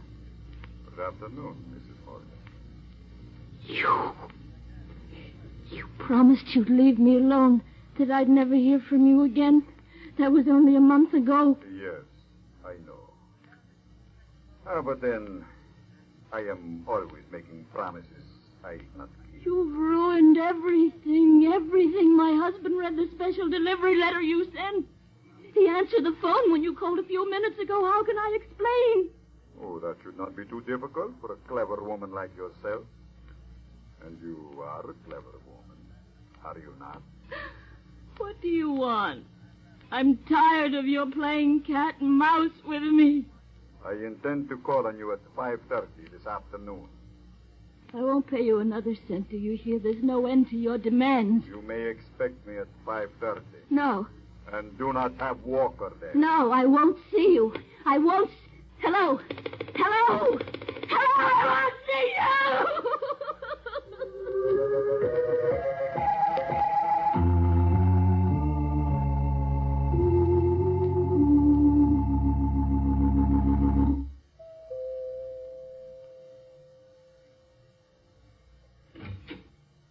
Good afternoon, Mrs. Morgan. As you can see, I am right on time. It is exactly 5:30. This is a lovely penthouse you have. It's good to see you without Walker around. How can you do this to me? I've never harmed you. Why do you insist on ruining my life? Why? My dear lady, the last thing I desire to do is to ruin your life. Unfortunately, the world you and I live in being what it is, I am forced by circumstances to live by my wits. If I give you the money now, how do I know you won't be back in another month? Oh, that is very simple.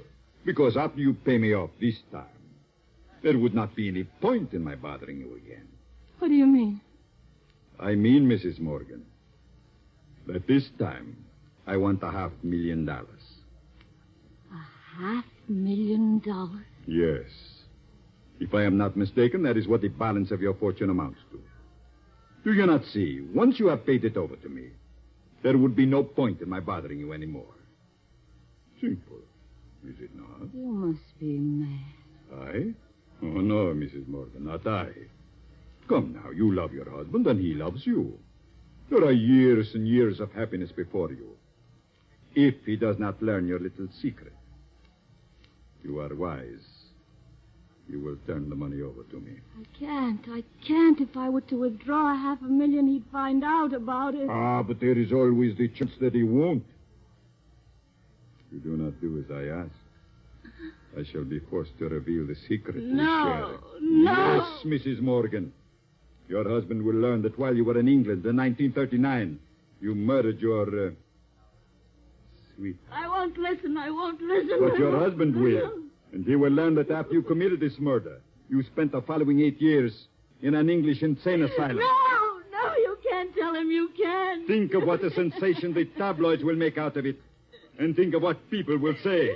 No. Your husband would have to divorce you.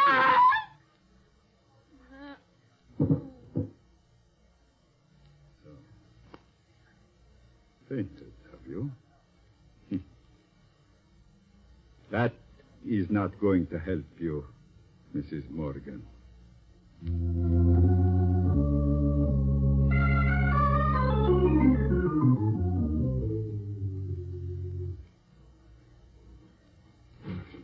Martin, I just got your message at the theater. Where's Joan? What's wrong? She's in her bedroom with Dr. Richards. It seems that she... Here's Dr. Richards now. Doctor, what's wrong? Keith, you must prepare yourself for a shock. Oh, what's happened? Half hour ago, one of your neighbors on the floor heard Joan weeping and screaming hysterically. The manager knew I was your doctor and sent for me. But why was she weeping and screaming? She's had a breakdown. Breakdown? Yes. Well, I want to see her. I must. Very well, Keith, but only for a moment. Mr. Walker, I'm afraid you'll have to wait here. I understand, Doctor. Keith, you must keep a grip on yourself. All right. Joan. Darling. It's Keith. You stay away from me. Stay away, both of you. Don't come near me. Doctor, she doesn't even recognize me. Yes, Keith, I know. I know who you are. You can't fool me. One of you is Mr. Benedict. Maybe both of you are Mr. Benedict. Yes. I know what you're here for, but I won't let you. I won't let you. She's completely out of her mind. I know you're both Mr. Benedict. You can't fool me. Who's this Benedict she keeps talking about? I don't know, Keith. She feels she's being persecuted by this Benedict fellow. He may be real, and again, he may be a figment of her imagination. She's deathly afraid of us. Yes, she sees everyone as this fellow Benedict. I tried to give her a sedative, but she grows violent when I approach. Well, can't you do something for her? I've already sent for an ambulance. She'd be much better off in a hospital where she can have constant medical care. Come along, Keith. How is she, Doctor? Well, it may be a long time before she recovers. I'm going down to the lobby, wait for the ambulance. I suggest you two stay here. Keep an eye on her. I've left the door to her room open. All right, Doctor. Shouldn't be more than a few minutes.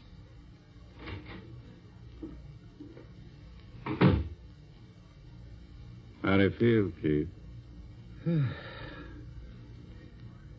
Tired, if you want to know. Well, it's only natural. These past 2 months have been quite strenuous for you. But with $500,000 and a wife who'll probably never be in any condition to ask you about it, you've done quite well. Quite well? That's an understatement. Name one actor, living or dead, who could have given as great a performance of Mr. Benedict as I did. You were superb as Benedict, I admit. Superb? Why, I was magnificent. The costume, the makeup, my accent, simply perfect. I tell you, it was the greatest performance ever given. What a pity you weren't here at 5:30 this afternoon. I'm sure I missed the performance of the age. I outdid myself. You should have heard me. Yes, Mrs. Morgan. Your husband will learn that while you were in England in 1939, you murdered your, sweetheart. That after you committed this murder, you spent the following 8 years in an English insane asylum. It's really a pity I played my greatest role to an audience of one. Well, yes, Keith, but you were probably the highest paid actor in the world. I'm sure that $500,000 for 2 months' work, less my share, of course, is something of a record. Yes, it probably is. I heard you, Mr. Benedict. You can't fool me.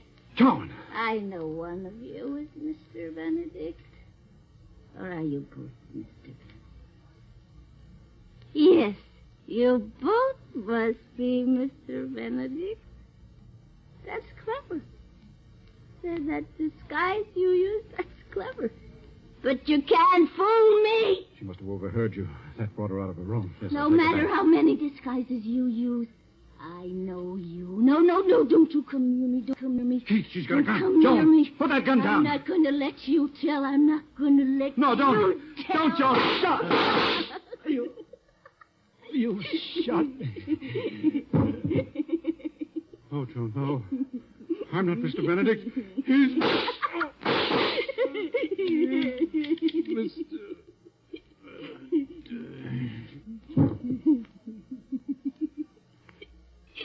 You'll never tell Keith now. Never, never, never.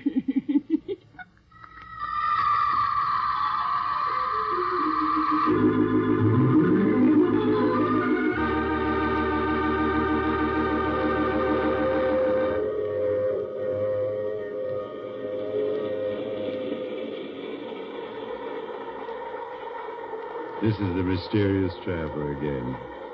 Did you enjoy our trip? Too bad about poor Keith and Martin. Such interesting scoundrels. That fellow Keith was certainly a remarkable actor, wasn't he? But, like so many actors, he overplayed his role, with fatal results. What happened to Joan Morgan? Well, the poor woman was committed to an institution where after several years of treatment, she recovered completely.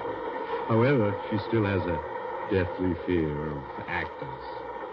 Oh, you'll have to get off here, I'm sorry. But I'm sure we'll meet again. I take this same train every week at the same time.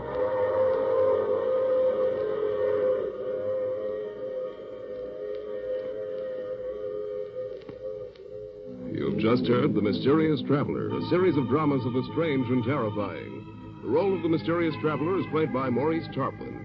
Others in the cast were Santos Ortega, Ann Shepard, and Roger DeKoven. This is the Mutual Broadcasting System.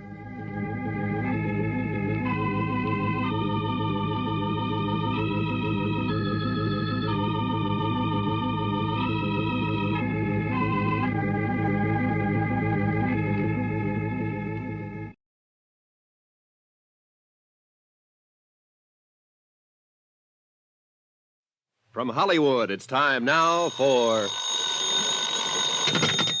Johnny Dollar. This is Joe McNabb, Johnny. Tri-Eastern Indemnity. Oh, hi, Joe. What's up? The Star of Cape Town. Star of Cape Town. Constellation, celebrity, or ship? Wrong 3 times. The Star of Cape Town is a diamond about the size of a jumbo olive. Oh, sounds like it'd make a nice ornament for a martini. Except I'm strictly a lemon peel man. Now, this is serious, Johnny. I'd like you to take a look at it. Now, what's so interesting about it, except it's probably worth $100,000? Make it 150. That's what we've insured it for. Oh? Got quite a history to it. 3 men we know of have been killed over it in the last 50 years. This stone I'd like to see. Where is it? Name of the stone, Johnny. Star of Cape... Hey, wait a minute. In Cape Town, South Africa? That's right. Interested? I'll be right over.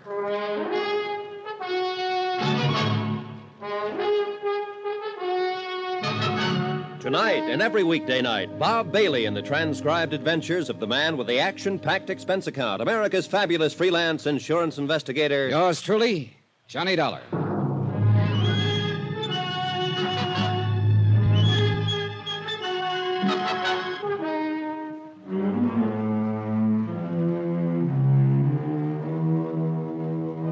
Expense account submitted by Special Investigator Johnny Dollar to Tri-Eastern Indemnity Associates Home Office.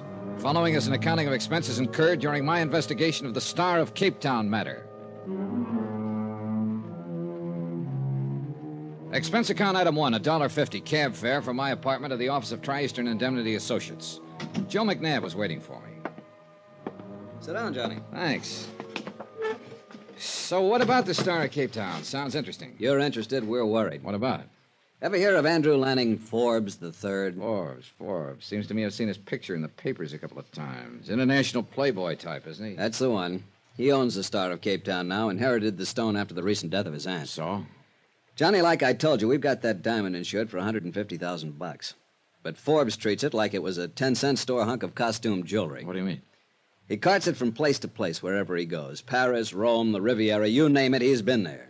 And so has the Star of Cape Town. Ooh, you mean that he keeps it in hotels, safes, stuff like that, but that isn't good enough. We want him to put it in permanent custody somewhere. Yeah, I see your point. But he won't seem to listen to reason. And right now, it's a particularly bad period for us. How come? Forbes seems to be in one of his party-giving moods. He has them every once in a while. About 3 weeks at a time, a big party every night wherever he happens to be. Then he quiets down for a month or two. Yeah, probably resting up. But how come he's in Cape Town now? Who knows? Who knows why he goes anywhere he does? Oh, brother, sounds like a real character. Yeah, but what we want you to do is to talk him out of being a character long enough to put that diamond in a safe place and to keep an eye on it until he does. We got a plane reservation for you tonight at midnight. Tonight? Now, just a minute. Now, look, if it's the money you're worried about, don't be. This means a lot to us. We're willing to pay accordingly. Joe, you may not believe this, but I wasn't thinking about the money. Then what? Those 3 men who got killed over that diamond. You told me about them over the phone. Oh, that. Look, the diamond's 50 years old. Those 3 killings were 20, 30 years ago. Just the same, 3 is always a crowd. And I wouldn't like to see it increase by 1. Expense account item 2, $3.60 cab fare to my apartment to pack and then to the airport, where Joe McNabb met me and told me 3 tired jokes in 2 minutes in a very subtle attempt to keep my mind off the 3 dead men as he gently steered me to the plane. Item 3, plane fare to Cape Town, South Africa.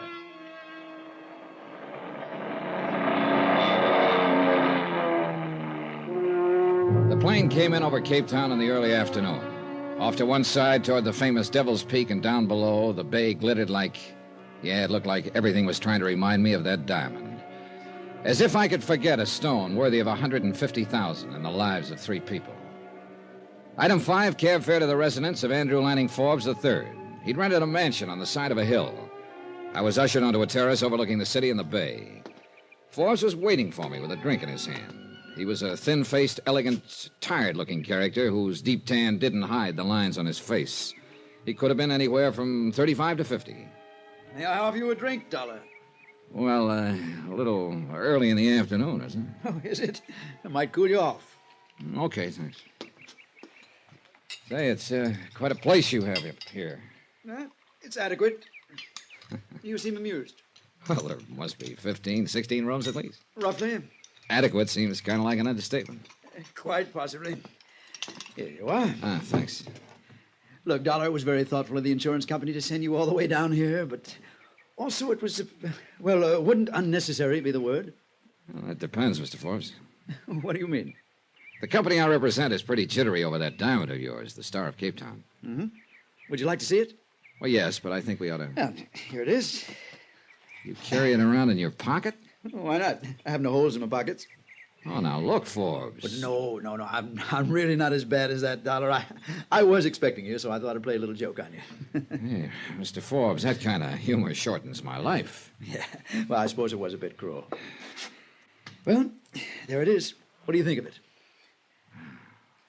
McNabb said it was the size of a jumbo olive. Looks more like a golf ball to me. Quite vulgar, isn't it? Oh, what a cutting job they did on it. Whew, beautiful. Well, there must be 1,000 facets. Yeah, all of them glittering, all of them cold, all of them surfers. Rather like life, don't you think? Look, Mr. Forbes, if you don't mind, let's skip the philosophy for a minute and talk about the diamond. Oh, of course. You're still concerned about his safety. Well, perhaps this will reassure you. Will you come with me? Sure. This way. I have a very efficient wall safe in my bedroom. In here. So, you see, I do take precautions. Here we are.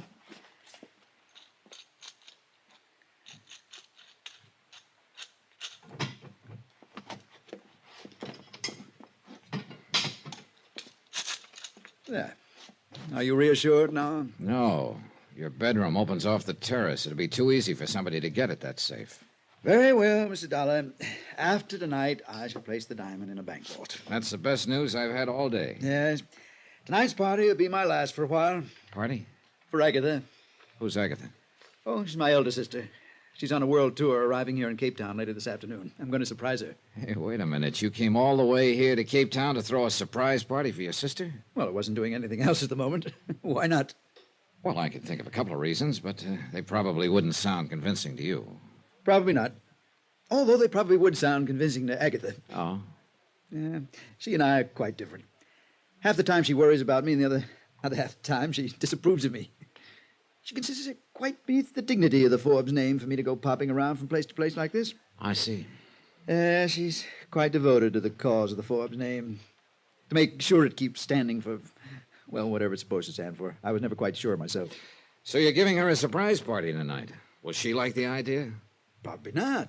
That's what makes it fun. Oh, by the way, would you like to come? Well, under the circumstances, I think I'd better. I wonder if I could have a guest list. A guest list? Oh, good heavens. You mean you don't have one? Well, of course not. I just invite people here and there and wait to see who turns up. Then you don't have any idea who all's coming? Absolutely not. Darling, that's the only thing that makes these parties worthwhile. Oh, great. A character with a quaint habit of carrying his diamond in his pocket, throwing a party where he didn't know who was coming. This was a situation not calculated to help my peace of mind, believe me. Forbes had his driver take me back to town. I stopped along the way at police headquarters and talked to Lieutenant Van Tile, who agreed to furnish a man to help me keep an eye on the party. Expense account item 6, cab fare back out to Forbes' house that evening for the party. I thought I was getting there early, but there were already quite a few people about. A stocky bartender shoved a drink in my hand as I walked in, and I took a look around. Quite a brawl. Then I spotted a girl with honey-colored hair and a green dress that matched her eyes. Well, it was as good a place to start as any. Hi. Hi. My name's Johnny. I know. Oh? I'm Sheila. You a friend of Forbes? My, you are new around here, aren't you? What do you mean? You'll find me at most of Andy's parties. He arranges my transportation. I see. Do you? What's your excuse for being here in this gay, mad throng? You an old friend, too? Matter of fact, no. I just met him this afternoon, and he invited me to come. That's par for the course. Ah, here you are. Oh, Forbes. I'm glad you two have gotten acquainted. Enjoying yourself, Sheila? Delirious. Oh, isn't she wonderful, Johnny? She's always so gracefully bored. You see, Johnny, I perform quite a useful function around here. I'm always good for laughs. Yeah. Well, is your sister enjoying the party, Forbes? Agatha? Why, of course not. Haven't you met her yet, John? No, I haven't. Oh, she's over by the window. The thin, aristocratic, tired-looking lady. Oh, yeah. Yeah, I see what you mean. Well, that's her look of disdain. She thoroughly disapproves of this whole party, and of me, of course. And of me. Come along, Johnny. I'd like you to meet Agatha. Oh, you're taking a chance. She'd probably disapprove of me, too. Oh, no. You look like the respectable type. Thanks, I guess. She'd thoroughly approve. I seem to have another guest arriving. Would you two excuse me? I'll introduce you to Agatha later, Johnny. Yeah, sure. The perfect host, when he wants to be. Oh. Who's the new arrival? Her name is Helen. Andy met her a day or two ago. Well, I'll say this for her. Yes. Isn't she? Sorry. Don't be. I'm used to it. You know something, Sheila? I don't get you. Oh, I'm not so hard to figure out, Johnny. I think you are. You don't like these parties any more than Agatha. Oh, now watch it, Johnny. You start comparing me to her, and she's going to disapprove of you. Okay, but I still don't get it. You don't like the parties or Forbes' other friends, yet you keep... tagging along. Yeah, I've got a perfect attendance record. Why? Well, I guess there's one obvious reason, but that would sound real corny. Maybe not. So let's just say that after you've been riding the merry-go-round long enough, standing on solid ground doesn't seem normal. Oh? Well, maybe if you keep riding that merry-go-round, you'll grab the brass ring someday. Don't bet on it. Sheila drifted over to the bar, where she sat quietly drinking the rest of the evening. I somehow felt sorry for her, but I knew she'd bought her own ticket to the merry-go-round, at least for the first ride. I looked over at Forbes and started sweating. He was showing the diamond off to the party. But before I could get to him, Agatha did. She must have told him in dignified but firm tones to put the ice on ice. He laughed and took it back to his room, so I relaxed. The party dragged on. Agatha managed to look frigidly pained the rest of the evening, but Forbes was obviously enjoying himself with Helen. They danced, then went out on the terrace. Sheila turned her back and concentrated on her drink. Finally, I went over to the bar. Sorry, Johnny. Looks like the bartender's gone home. That's probably a good idea. Good night. She headed carefully for the door and went out. Then I realized I hadn't seen Forbes for 10 or 15 minutes. I went out on the terrace. Nobody in sight. I walked to Forbes' bedroom door. Mr. Forbes? Forbes? No answer. One lamp was lit. Forbes was on the floor. The knife had gone in low under his ribs. He probably hadn't made a sound.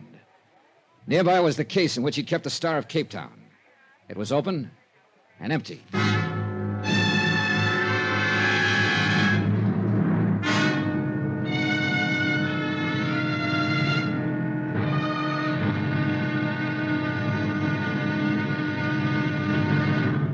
Now, here's our star to tell you about tomorrow's intriguing episode of this week's story. Tomorrow, a girl who is exciting, beautiful, and deadly. Join us, won't you? Yours truly, Johnny Dollar.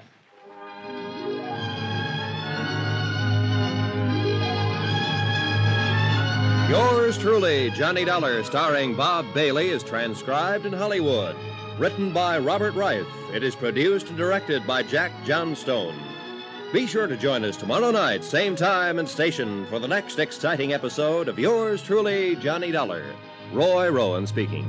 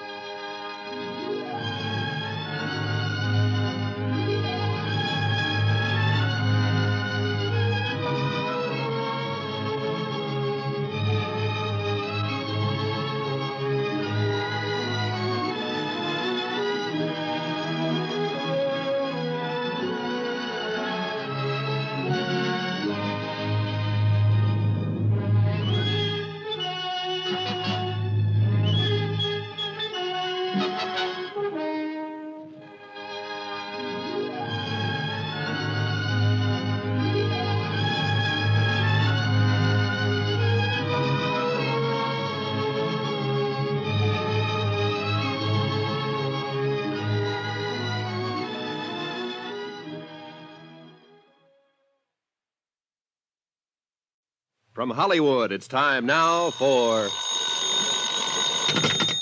Johnny Dollar. This is Lieutenant Van Tile of the Cape Town Police, Mr. Dollar. Oh, yeah, Lieutenant. I've been trying to get you. Anything new on the Forbes murder? I'm afraid not. How about the diamond? It's still missing. Oh, so far we're batting 0. Any suspects? Oh, yes, indeed. Who is it? Not it, Mr. Dollar. They. What do you mean, Lieutenant? How many guests would you say were at Andrew Forbes' party last evening? 60. Then we have 60 suspects. Oh, great.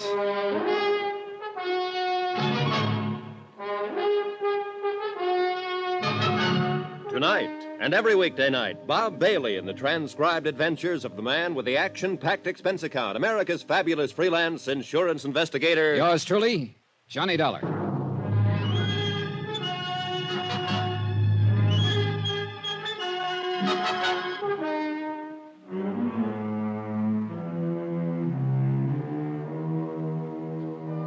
From Special Investigator Johnny Dollar, location Cape Town, South Africa, to the Home Office, Tri-Eastern Indemnity Associates. Assignment, the Star of Cape Town matter.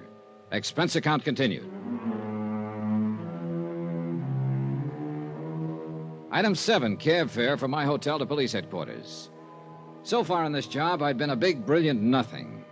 I figured Lieutenant Van Tile of the Cape Town Police might be able to supply a few answers. But as it turned out, all he had on his mind was questions.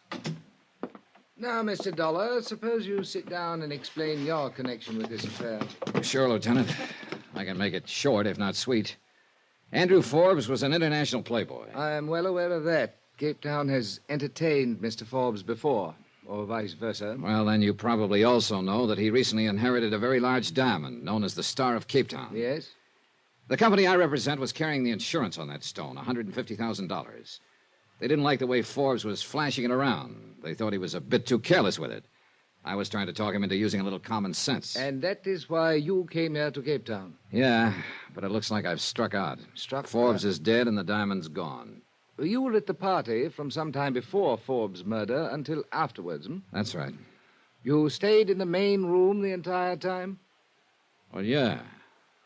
Oh, now look, Lieutenant, I'd hardly fly all the way here to bump off a guy. Just questions, Mr. Dollar, just questions. Yeah, but what I need right now is answers. As do I. These other guests at Forbes' party, did you know any of them? No. Well, I met a girlfriend of his named Sheila, and a couple other people were pointed out to me. Who were they? Oh, Forbes' older sister, Agatha, for one. A real aristocratic type. You can cross her off your list. Oh? Yeah, she disapproved of Forbes, all right, but not to the extent of sticking a knife in him, I'm pretty sure. It would have been beneath her dignity, if nothing else. Besides, she didn't leave the main room during the party either. Then there was Helen. Helen who? Well, I never did find out her last name. She arrived at the party late, and Forbes seemed to zero in on her right away. Zero in? I mean, he spent the rest of the evening with her. They danced for a while, then they went out on the terrace, and... Come to think of it, I never did see her come back inside. And I didn't see Forbes again either until I went to his room and found him dead. I see. We shall try to find this Helen. Can you describe her? Well, I didn't get nearly as close a look as I'd have liked to. Oh? Yeah, from what I could see, a real doll, Lieutenant. Dark hair, turned-up nose, fine complexion. Mr. Dollar, we need an objective description, not an appreciation. Well, at the time, I was more interested in her as a prospect than a suspect. I see. And you say you knew none of the other guests? That's right. We've been unable to find any sort of guest list. Oh, don't waste your time looking. There isn't any. No? Yeah, Forbes explained that he had a charming habit of inviting whoever he ran into. He said that half of the fun was in seeing who turned up. Well, that rather complicates matters, doesn't it? It sure does. Mr. Dollar, diamond thefts are not unknown to us here in Cape Town. No, I imagine not. Here are some photos of known jewel thieves. Mugshots, huh? Please see if you recognize any of these people as having been at the party. Well, it would be a little hard to remember. You know, people were drifting in and out all evening, and there was... Wait a minute. Who's this guy? That is Julio Biak, a jewel thief. Do you recognize him? Starkey guy. Sort of looks familiar, but I can't seem to place him. Could he have been at the party? Oh, it's possible, but I can't be sure. Perhaps it will come to you later. I hope something comes to me sooner or later. That diamond, for instance. But at this point, I had to admit it didn't look very likely. One murder, 60 suspects. You get better odds than that on a roulette wheel. I left headquarters and decided to walk around a little, see if I could coax up some kind of ideas to my next step. I went down to the waterfront and looked around. Nice view, no ideas. Then, as I was walking along a narrow, deserted street, I realized I had company. The shadow from the top of the building next to me ran along the middle of the street, and I could see a silhouette. I stopped. So did the shadow on top of the building. I started up again. So did the shadow. I started edging out away from the sidewalk for a look. The shadow raised its arms suddenly, and I ducked. A large building tile crashed to the sidewalk right where I'd been a second ago. I jumped for a rickety fire escape over my head and scrambled up to the roof. Nobody in sight. That roof stretching out in all directions. Warehouses, loading sheds. Whoever it was could have been a block away by now. Pretty ironic. Somebody trying to take me out of the ball game when I didn't even know which team had the ball.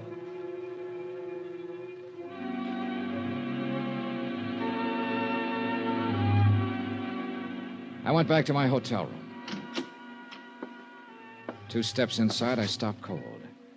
I'd caught a whiff of what smelled like a pretty expensive perfume. It certainly wasn't my shaving lotion. Hello, Johnny. Wow. Sheila. Yeah. Yeah, I remember now. You were wearing that perfume at the party last night. I've been waiting for you. Let's talk. Uh-huh. Any particular subject? Last night? What happened, Johnny? Give me that. You were there, too. You remember. I left before it happened, I think. What do you mean, you think? I guess I had a few too many last night. I don't remember some of it. No? You were making pretty good sense when I was talking to you. Well, after that, I mean. And you were with it enough to react when Forbes and Helen went out on the terrace together. Don't, Johnny. Did you do it? Oh, well, now that's a switch. I'm not kidding, Johnny. You went to his room. There's only one way you'd know that, Sheila. You were outside somewhere watching. Yes. After I left, I went around and back. And? Pretty soon, Helen came out of his room. She was carrying something. Oh, what? Don't worry, it wasn't the diamond. I was close enough to see it. Even if I hadn't been, I guess I'd have known. What do you mean? It was a small bottle of perfume. That was always the first step. Perfume. And always the same kind. Oh, that kind you're wearing. Yes. It's got a great name. Forever. What happened then? I walked around the garden a few minutes, trying to decide whether to have it out with Andy once and for all. I started back toward the terrace, then I saw you heading for his room, so I left. I said, don't, Johnny. If I'd done it, would I have told you I was out in the garden? You would if you were afraid somebody'd seen you there and would tell me about it. Oh? And I suppose you figured out a motive for me, too. Couple of possibilities. You told me you'd been on a merry-go-round with Forbes for a long time. Maybe you couldn't stand the thought of anyone else getting aboard. Helen? That sort of thing's happened before, Johnny. Or maybe you figured the only way to get off that merry-go-round was to get rid of the guy who ran it. And the diamond. That'd get buy you a lot of rides somewhere else. And I thought I was the cynic. You really have a nice opinion of people, haven't you? I'm afraid most of the people I get myself involved with on these jobs aren't very nice, Sheila. I didn't do it. All right, if you didn't, I'm sure Lieutenant Van Tuyl will find out. I know. I'm on my way there now. Oh? He phoned me an hour ago. I thought I'd stop by and talk to you before I went. Johnny, you don't really think I could do a thing like that, do you? I guess not, Sheila. One thing I am interested in, though. What's that? You're finally off the merry-go-round. How does it feel? It isn't real. That merry-go-round was all I ever knew. She walked out of the room looking, well, empty is the best word I can think of. And I kept wondering what she'd been like before the merry-go-round. The rest of the day I spent composing soothing cablegrams in reply to angry ones from McNabb of Tri-Eastern Indemnity. The inquest was the following morning, but the verdict was no help. Death at the hands of person or persons unknown. Lieutenant Van Tuyl told me that Forbes' sister Agatha had decided to shove off that afternoon on the Southern Empress. So I went down to the dock and aboard ship an hour before sailing, hoping I could get in a word with her. Farewell parties were clogging the lounges and the passageways. I waited outside Agatha Forbes' stateroom until she arrived. Miss Forbes? What? Oh, Mr. Dollar, isn't it? Yes, I didn't have a chance to meet you at your brother's party last night. He told me about you. It's too bad you weren't able to persuade him to put that diamond into safety sooner. Miss Forbes, I wonder if you'd answer a few questions about... I'm very sorry, Mr. Dollar. I am completely exhausted. I don't wish to talk about it. But there are certain... I made my statement to the police. There's nothing further to add. About the diamond, however... There's been too much publicity about the entire tragedy as it is. I have no wish to add to it. I'm very sorry, Mr. Dollar. I shall be in New York in a month or so. Perhaps I shall have recovered from the experience sufficiently by then to talk about it intelligently. Only trouble is, by then the diamond could be in Timbuktu or... See you later, Miss Forbes. What snapped me into action was a glimpse of a girl at the end of the passageway just entering the lounge. I couldn't be sure, but it looked like Helen. By the time I reached the lounge, she was nowhere in sight. Then I saw another familiar face over in one corner. The mugshot I'd seen at police headquarters, Julio Biak, jewel thief. And now I had him pegged. He'd been the stocky bartender at Forbes' party, the guy who disappeared just before the murder. He spotted me and ducked into a passageway. I went after him. He turned a corner, and that was his mistake, blind alley. So I closed in on him. We circled. Now, I was at the blind end, and that was my mistake because suddenly there was a knife in his hand. He held it low like an expert. Now, Mr. Dollar. Oh, you must have a trunk full of knives, Julio. All I need is one. Just like the one you slipped into Forbes, huh? And you... He lunged at me. I ducked to one side and kicked at the knife.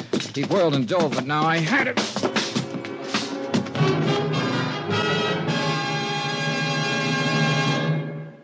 I'm glad you had him sent ashore and locked up, Mr. Dollar. It may be you have found our killer.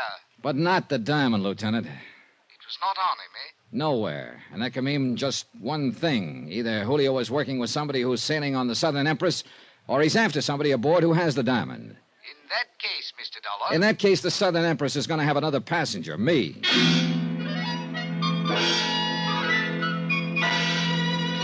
I checked with the purser, who agreed to squeeze me aboard. Then I headed back to my hotel room to pick up my luggage. I could still smell Sheila's perfume in the room. Then as I bent over to lock my suitcase, I spotted a movement out of the corner of my eye. I tried to whirl, but too late. Something hard connected to the back of my left ear, and I went down. And out.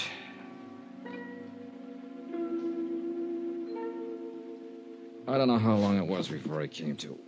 The room was swimming, but I managed to get to the window and look out. Then I realized somebody had voted me the man they'd least like to take a cruise with. The Southern Empress was underway and steaming out of the harbor.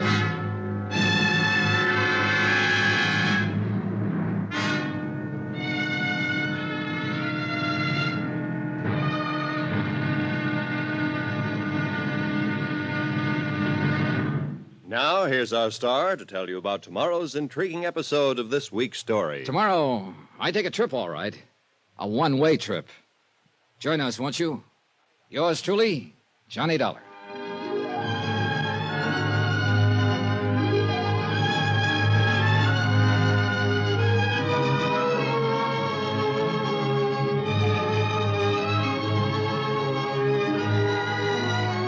Yours truly, Johnny Dollar, starring Bob Bailey, is transcribed in Hollywood. Written by Robert Reif. It is produced and directed by Jack Johnstone. Be sure to join us tomorrow night, same time and station, for the next exciting episode of Yours truly, Johnny Dollar. Roy Rowan speaking.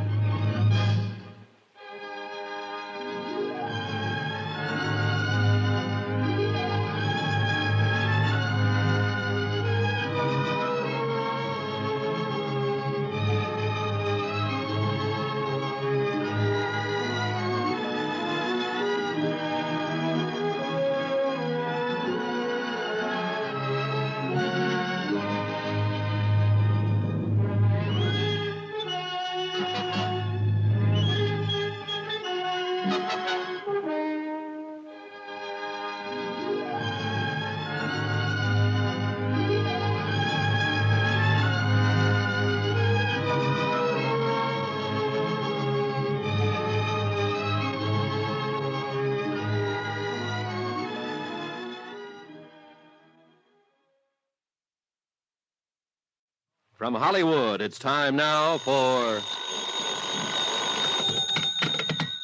Johnny Dollar.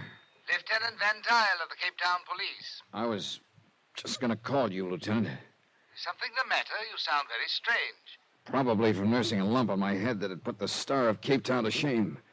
I don't understand. You found the diamond? No. To put it politely, somebody slugged me here in my room a while ago. Why? To keep me from sailing on the Southern Empress. She just shoved off, and I've got a strong hunch that diamond is aboard. That bears out what we've learned from Julio Biac. Did he confess to Forbes' murder? No, but we're fairly certain he's involved. However, he swears he does not have the diamond. Either he passed it to somebody aboard the Southern Empress, or he was chasing whoever's got it. Lieutenant, I've got to get on that ship. You say it is now on the way? And out of the harbor. You wouldn't happen to have a stray helicopter around, would you? I can make arrangements for one with the military. Can you be at the airfield in 15 minutes? Make it 10.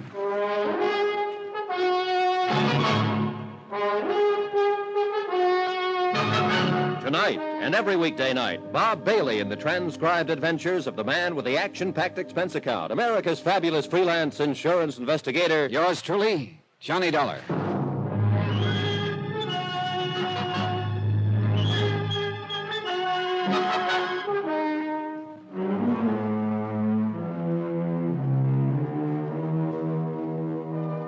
From Special Investigator Johnny Dollar, location Cape Town, South Africa, to the Home Office, Tri-Eastern Indemnity Associates. Assignment, the Star of Cape Town matter. Expense account continued. Item 8, cab fare to the airfield, where the helicopter was waiting for me. I don't know which was throbbing the most, the helicopter engine or my head. On the way out to sea, I had time to try to put the pieces together. But as usual, they didn't fit. A playboy named Andrew Forbes inherits a diamond called the Star of Cape Town, worth 150 G's. The insurance company gets fidgety at the way Forbes is flashing the stone around. So they send me to Cape Town to talk some sense to him. But now Forbes is dead and the diamond is missing. And the fact that his probable killer was picked up aboard the Southern Empress before it shoved off convinces me the stone is somewhere on that ship. But I've got no proof, even though I'm breaking my neck to get there at the moment.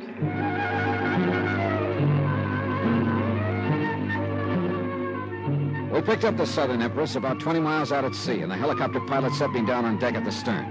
A crowd of passengers had gathered, but I didn't see Forbes' sister Agatha, nor Helen, the girl who'd spent so much time with him the night he was killed. I got me a room, then headed for Agatha Forbes' stateroom. As I stood at the door, I caught a whiff of Forbes' favorite perfume, Forever, the kind Sheila had worn. Yes, what? Wow.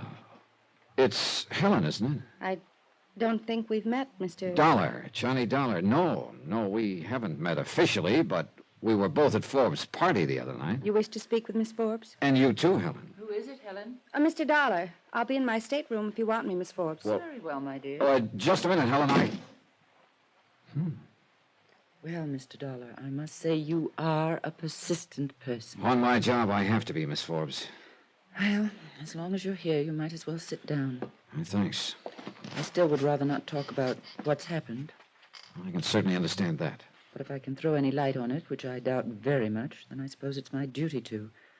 One thing I must ask, however. What is it? That there be as little additional publicity as possible. Forbes' name has been dragged through the dirt enough as it is. I'll do my best. Very well. What is it you want to know? Well, several things. First, do you think your brother could have been killed for a motive other than the diamond? Why, I hadn't thought of that. After all, you must admit that a diamond like the Star of Cape Town would be motive enough to the kind of people my brother thought it amusing to consort with. Yeah, you're probably right. But I'm trying to cover all the possibilities. How about your brother's friend Sheila, for instance? I prefer not to discuss her. But do you think she could have done it? I don't know. I'm afraid I wouldn't put anything past her. All right, another thing, Miss Forbes. I was pretty surprised to find Helen here in your stateroom when I knocked. Why? I didn't know you knew her. I have engaged Helen as my traveling companion. Oh? Kind of sudden, wasn't it? As a matter of fact, it was. My brother had told me about her. For one of the few times in his life, he was right about someone. She's a thoroughly nice person. So you hired her? I think I told you before how exhausted I am by all this. I needed someone to make arrangements for me. At the last moment, she decided to make the trip, and I was delighted. Uh-huh.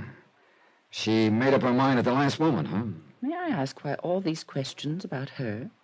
Well, right now, she's pretty high on my list of possible... That's impossible. As far as we know, she was the last person to see your brother alive. And I refuse to believe she could possibly be involved. I hope she isn't. But I've got to run down every lead I can get. If I don't recover the Star of Cape Town, the company I represent is on the hook for $150,000. I have not filed a claim as yet, Mr. Dollar. Nor do I propose to until we reach New York. I shall give you every opportunity to recover the diamond. I appreciate that, Miss Forbes.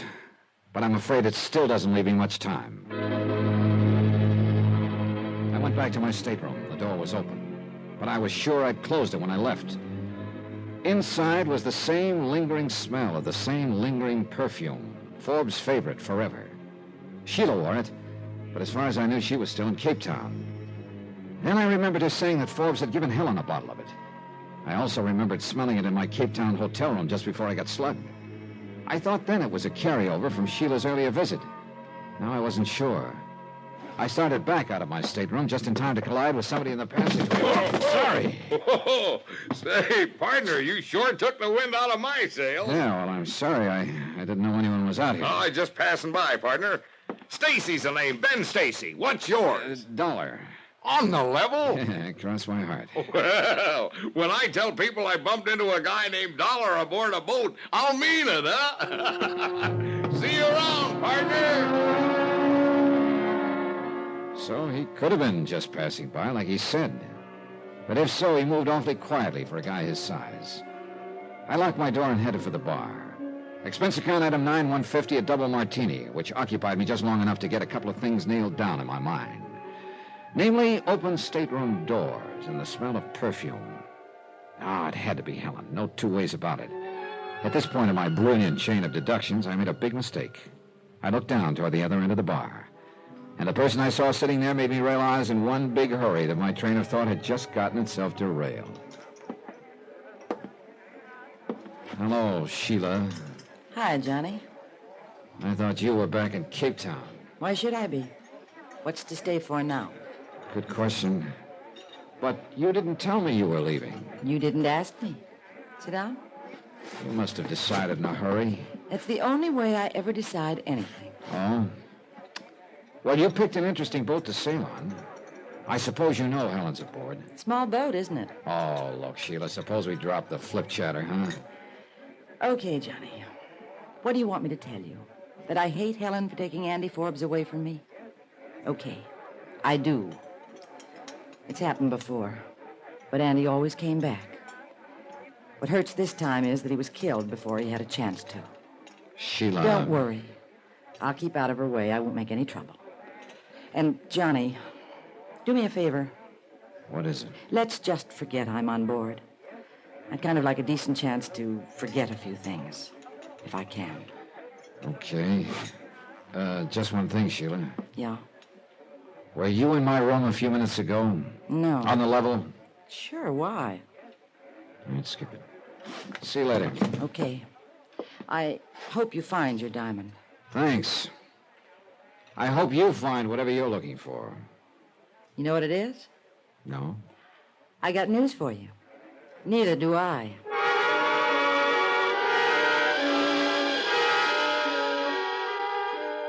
Well, one thing was clear anyway. If Sheila hadn't been in my stateroom, then the perfume I'd smelled must have belonged to Helen. She seemed to be getting higher on my list all the time. I had to have a talk with her, but by the looks of things, that wasn't going to be easy. She was doing a pretty good job of avoiding me. About half an hour later, though, I spotted her topside in a deck chair with Agatha Forbes. Next to them was my old buddy from the wide open spaces. Why, some of the things we got out west you just wouldn't believe. I am certain we wouldn't. I've never been there, but Oh. Hi, everybody. Well, sir, if it isn't Mr. Dollar himself. Now, I ask you ladies, if that isn't just about the most colorful name a fella Good can have. afternoon, Yes, sir. Mr. Dollar. Hope you're a little more rested, Miss Forbes. Thank you, I am. And Helen, I'm glad Miss to see you. Forbes, I wonder if you'd excuse me. Why, certainly, my dear. I'm afraid I have a headache. Why don't you go lie down for a while? Thanks, I think I will.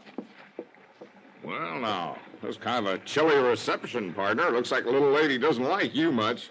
Oh, well, you can't win 'em all. Yeah, thanks. I'm sure Helen's simply tired, Mr. Dollar. Mr. Stacy here tells me he was quite a good friend of my brother's. Oh? Why, sure, partner. Andy Forbes and I was the best of buddies. Well, I didn't see you at his party the other night. Well, he asked me, of course, but I just couldn't make it. I tell you, though, dogged if I wouldn't have been there if I'd have known it was going to be old Andy's last party. Oh, excuse me, ma'am. That's all right. How long had you known Forbes, Mr. Stacy? Years, Dollar, years. Old Andy and me was always bumping into each other in the darndest places. Cairo, Paris, Copenhagen. I tell you, it was always a barrel of laughs when we got together. I'll bet. Why, I'll never forget one night in little old Dakar.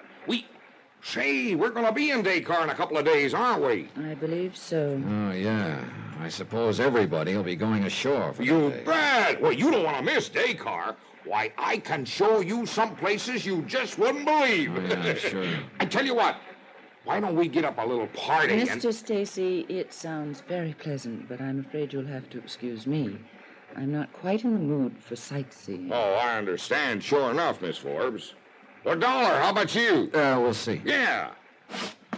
Well, anybody care to join me for a walk around the deck? No, thanks. I gotta keep up my appetite, you know. See you later. But don't you forget about Dakar. It'll be a ball. Yeah, it'll be a barrel of fun. Miss Forbes. Yes? Did your brother ever mention this character Stacy to you? No. Of course, Andrew had many strange friends that he didn't mention to me. Yeah, I'm sure he did. I went back to my stateroom. This time the door was closed and there was no odor of perfume. But when I went in, I saw that I'd had a visitor again, and this time he or she had been much more thorough. The room was torn apart from one end to the other.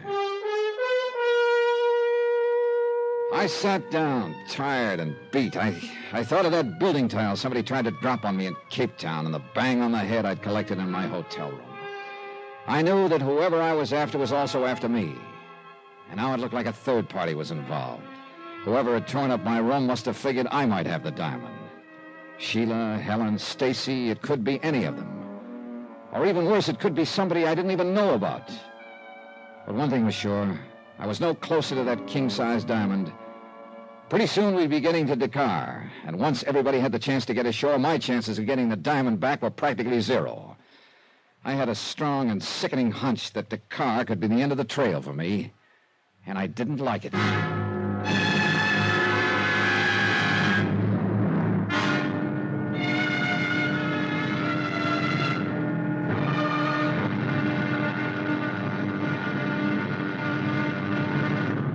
Now, here's our star to tell you about tomorrow's episode of this week's story. Tomorrow, my one good lead jumps ship the hard way. Join us, won't you?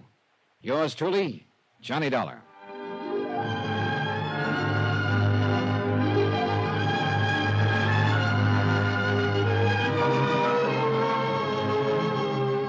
Yours truly, Johnny Dollar, starring Bob Bailey, is transcribed in Hollywood. Written by Robert Reif. It is produced and directed by Jack Johnstone.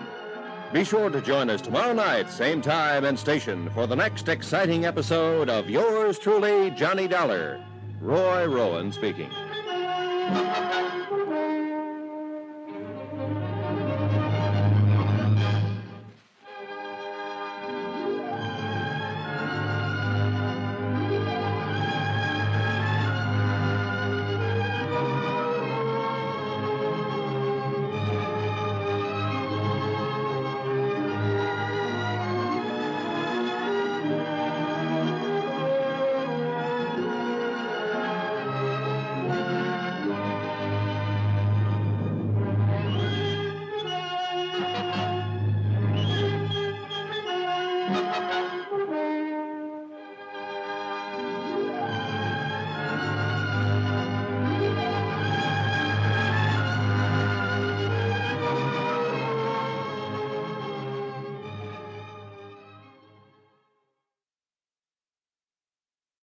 From Hollywood, it's time now for Johnny Dollar. This is the purser, Mr. Dollar. Oh, I was just about to call you. Oh? Better send a steward to my stateroom to put it back together. What happened? Somebody just tore it apart. But why? Oh, looking for something, I guess. The diamond? But why would they think you'd have it? Well, somebody's got me pegged wrong. But what's on your mind? A cablegram was sent to Cape Town about an hour ago, addressed to Julio Biak. Julio? Yes, isn't he the man who's being held on suspicion of murdering Andrew Forbes? Yeah, but the news hasn't been released, and obviously whoever sent the cablegram isn't aware of it. What did it say? Contact me, usual place, Dakar. Who signed it? Well, the name was Corner. I checked the passenger list, but there's no such name. A steward delivered the message to the radio room. I've sent for him. He should be able to tell us who sent it. Nice work, Purser. Could be you just helped me wind up this case.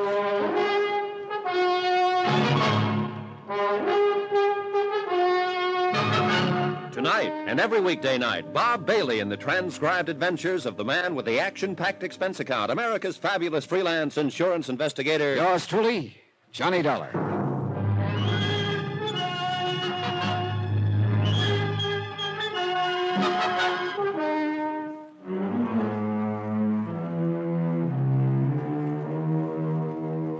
From Special Investigator Johnny Dollar, location at sea, en route Cape Town to Dakar. To the Home Office, Tri-Eastern Indemnity Associates. Assignment, the Star of Cape Town matter. Expense account continued. Item 10, $10. A token of appreciation to the purser for furnishing me the one good lead I've had in this deal.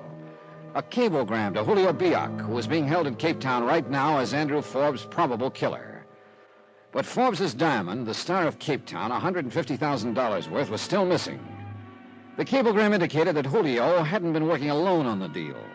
Whoever sent it was aboard ship and either had the diamond or was looking for it. Before long, I'd know who that someone was. I started for the purser's office. Mr. Dollar. Huh? Oh, Helen. I'd like to talk to you. Oh, no, that's a switch. What do you mean? Ever since I got aboard this ship, I've been trying to talk to you, but you weren't having any. I don't know what this is all about, but you've gone too far, Mr. Dollar.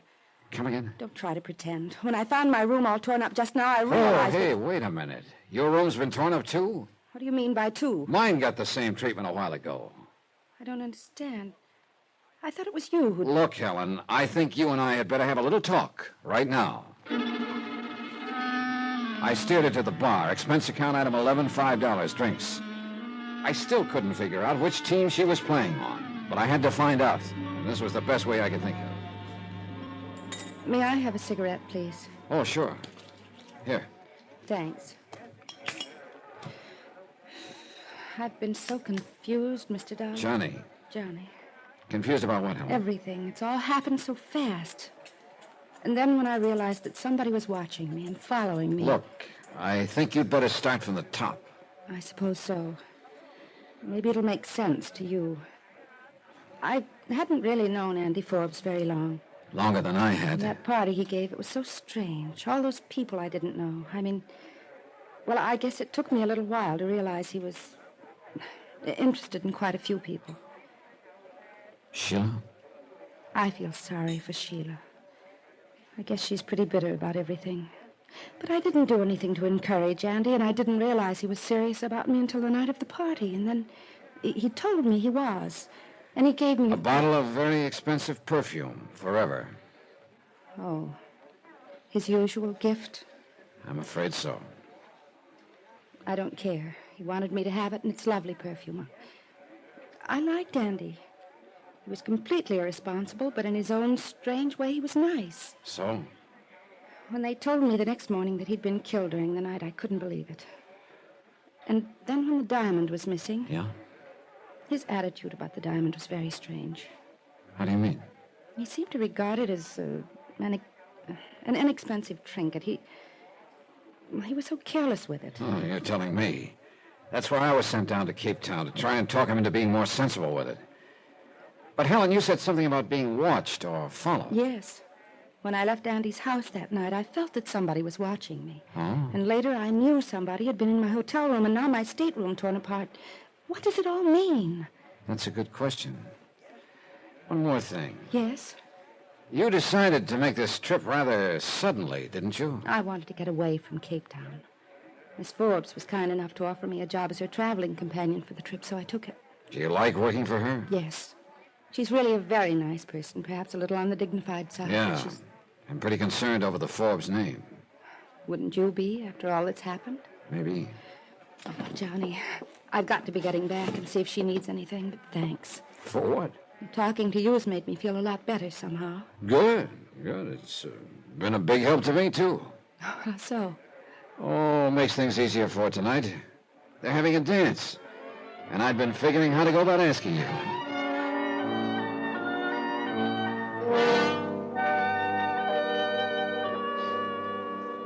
No, dear, there isn't a thing I need at the moment. Then if you don't mind, I'll go to my stateroom and change. Of course, Helen. See you tonight, Johnny. Right. Well, you two seem to be getting along pretty well now. Yeah, I guess so. I'm glad. I'm sure you realize by now that Helen couldn't possibly be involved in the murder or the diamond theft. I hope not. You are a very suspicious man, Mr. Dollar. It's part of my job, Miss Forbes. I still don't have any idea who's got your brother's diamond, and if I don't find out before we get to Dakar tomorrow, the chances are I never will. I don't see how you can be so sure the Star of Cape Town is aboard this ship. I wasn't sure until today. That cablegram convinced me. Cablegram? Yeah, it was addressed to Julio Biak in Cape Town. Biak? Isn't he the one who's under arrest back there? That's right. He was posing as a bartender at your brother's party. We think he's the killer. But apparently whoever sent him the cablegram was working with him and doesn't know he's been arrested. Well, I hope you can clear it up, Mr. Dollar, so that all this publicity will die down. It's been terribly trying. Yes, I imagine it has. I know Helen's felt the strain, too. She's been so nervous lately. Oh, If what? No, I was just thinking. If only Andrew had met someone like Helen sooner, perhaps none of this would have happened. Maybe not. Had I known she was coming to the party, I don't suppose I'd have tried to talk Andrew out of giving it. She's been the one bright ray in all of this. Oh, if only. But regrets are so futile.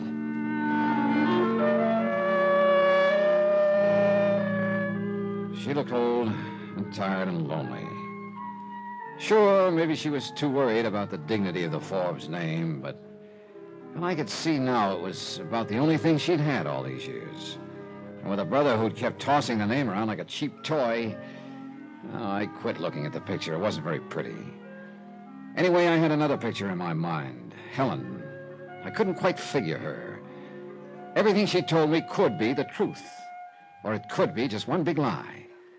And there was something else bothering me about the whole deal, something I couldn't quite put my finger on, a piece that didn't fit, a discord in the tune. But Helen kept pushing everything else out of my mind. And the feeling didn't change any that night.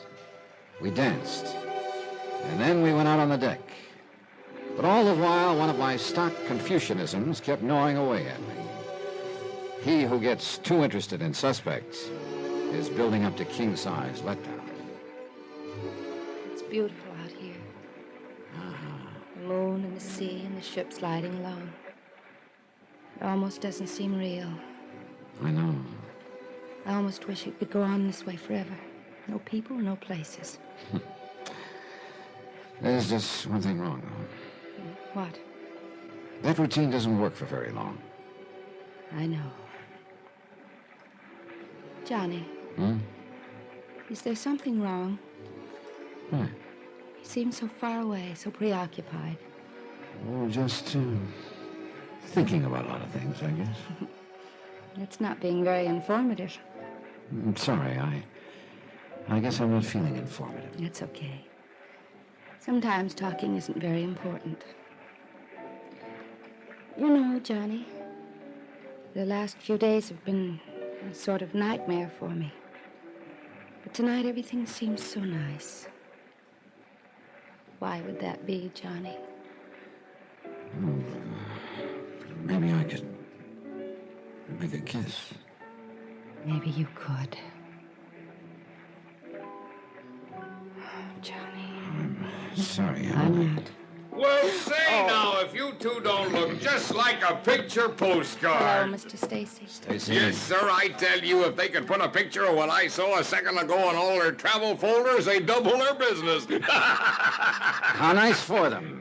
You want us to run through it again for the proper camera angle? Johnny. Oh, come on now, partner. Can't you take a little joshing? Oh, I'll try, partner. The reason I've been looking for you two, we get into day car in the morning. Yes, I know. And you can have a barrel of fun in that town. So you've told us. What do you say we set up a little party? I can show you some places you won't believe. It sounds like fun. How about it, Dollar? Yeah. You can count me in, Stacy. Good. I'll see you in the morning then, bright and early.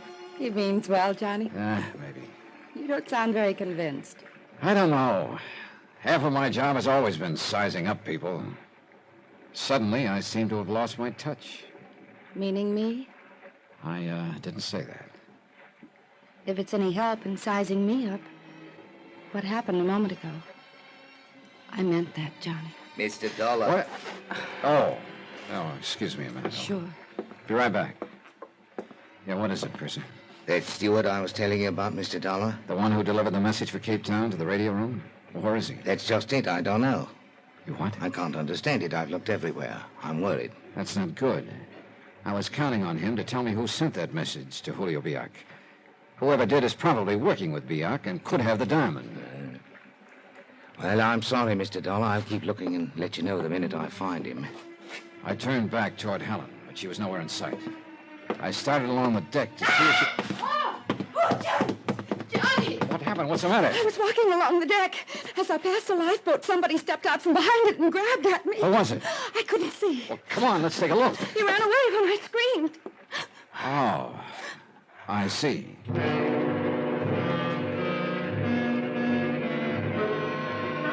So there I was again. Was she lying or telling the truth? I took her to her stateroom and told her to lock herself in for the night. Then I went back to deck and tried for the umpteenth time to put the pieces together. But I didn't have long. Suddenly everything was noise and confusion. Almost by the time I got to the stern, the ship was circling, lowering a boat. 20 minutes later, they hoisted a body aboard.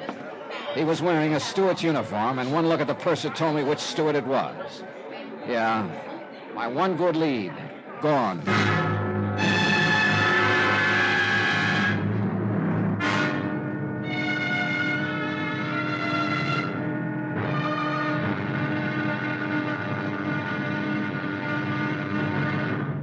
Now, here's our star to tell you about the final episode of this week's story. Tomorrow, I finally figure out the deal, only to find that my opponent is holding all the aces. Join us, won't you? Yours truly, Johnny Dollar.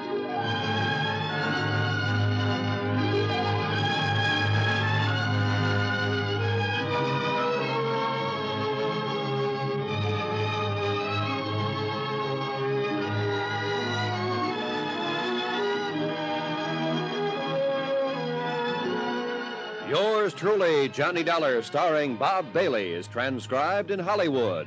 Written by Robert Reif, it is produced and directed by Jack Johnstone. Be sure to join us tomorrow night, same time and station, for the next exciting episode of Yours truly, Johnny Dollar. Roy Rowan speaking.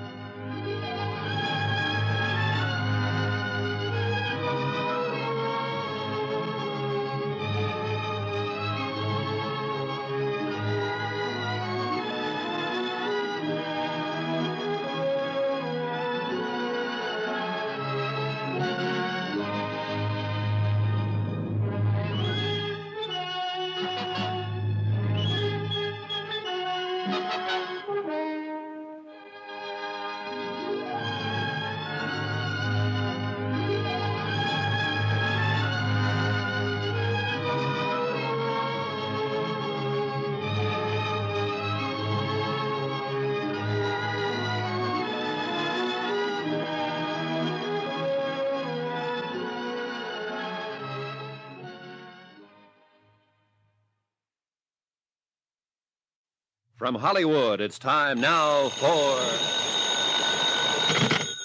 Johnny Dollar. This is Ben Stacy, partner. Oh, hi, Stacy. We'll be docking a day car in an hour or so now. Yeah, I know. Don't forget, I'm going to show you and Helen around the town. Okay, I'll be ready. Say, Dollar, that was a little excitement we had aboard ship last night, huh? That steward who fell overboard? That's putting it politely. Oh, what do you mean? I think he got pushed.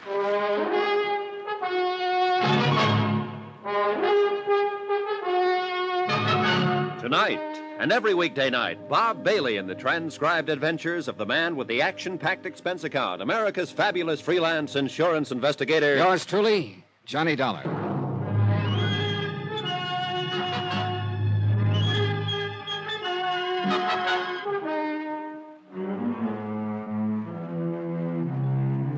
From Special Investigator Johnny Dollar, location at sea on the Southern Empress, en route Cape Town to Dakar.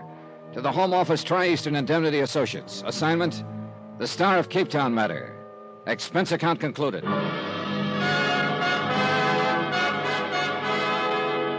Item 12, 50 cents, room service on 2 aspirins. Right from the start, this whole deal had been a series of headaches. Headache 1, Andrew Forbes, international playboy and owner of the Star of Cape Town, insured for $150,000. Forbes was tossing that stone around like it was a cheap toy. He wound up murdered, the diamond missing. Forbes' probable killer, Julio Biak, was in a Cape Town jail at the moment, but his confederate was still on the loose. The steward who could have told me who the confederate was had been fished out of the drink, dead, last night. Now we were going ashore at Dakar, and whoever had that diamond could make it hard for me to find. It could be Stacy, the boy from the wide open spaces.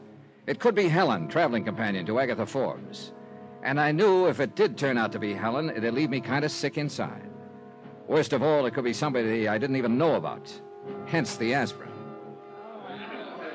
Stacy had asked us to meet him at the gangway at 10 o'clock, but he was nowhere in sight when I showed up.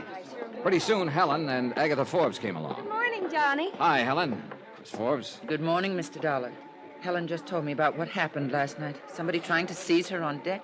How dreadful. Perhaps I shouldn't have told you, Miss Forbes. No, I'm glad you did. Anything happened during the night, Helen? No, I kept my stateroom door locked. Well, here you are. Sorry I'm late. I guess I overslept. You all ready? All ready. Say, now, I'm mighty glad to see you with us, Miss Forbes. I was hoping you'd come. I won't be going with you. I'm going to stay aboard and rest. Oh, come on now, Miss Forbes. Do you good to let your hair down and frisk around a bit.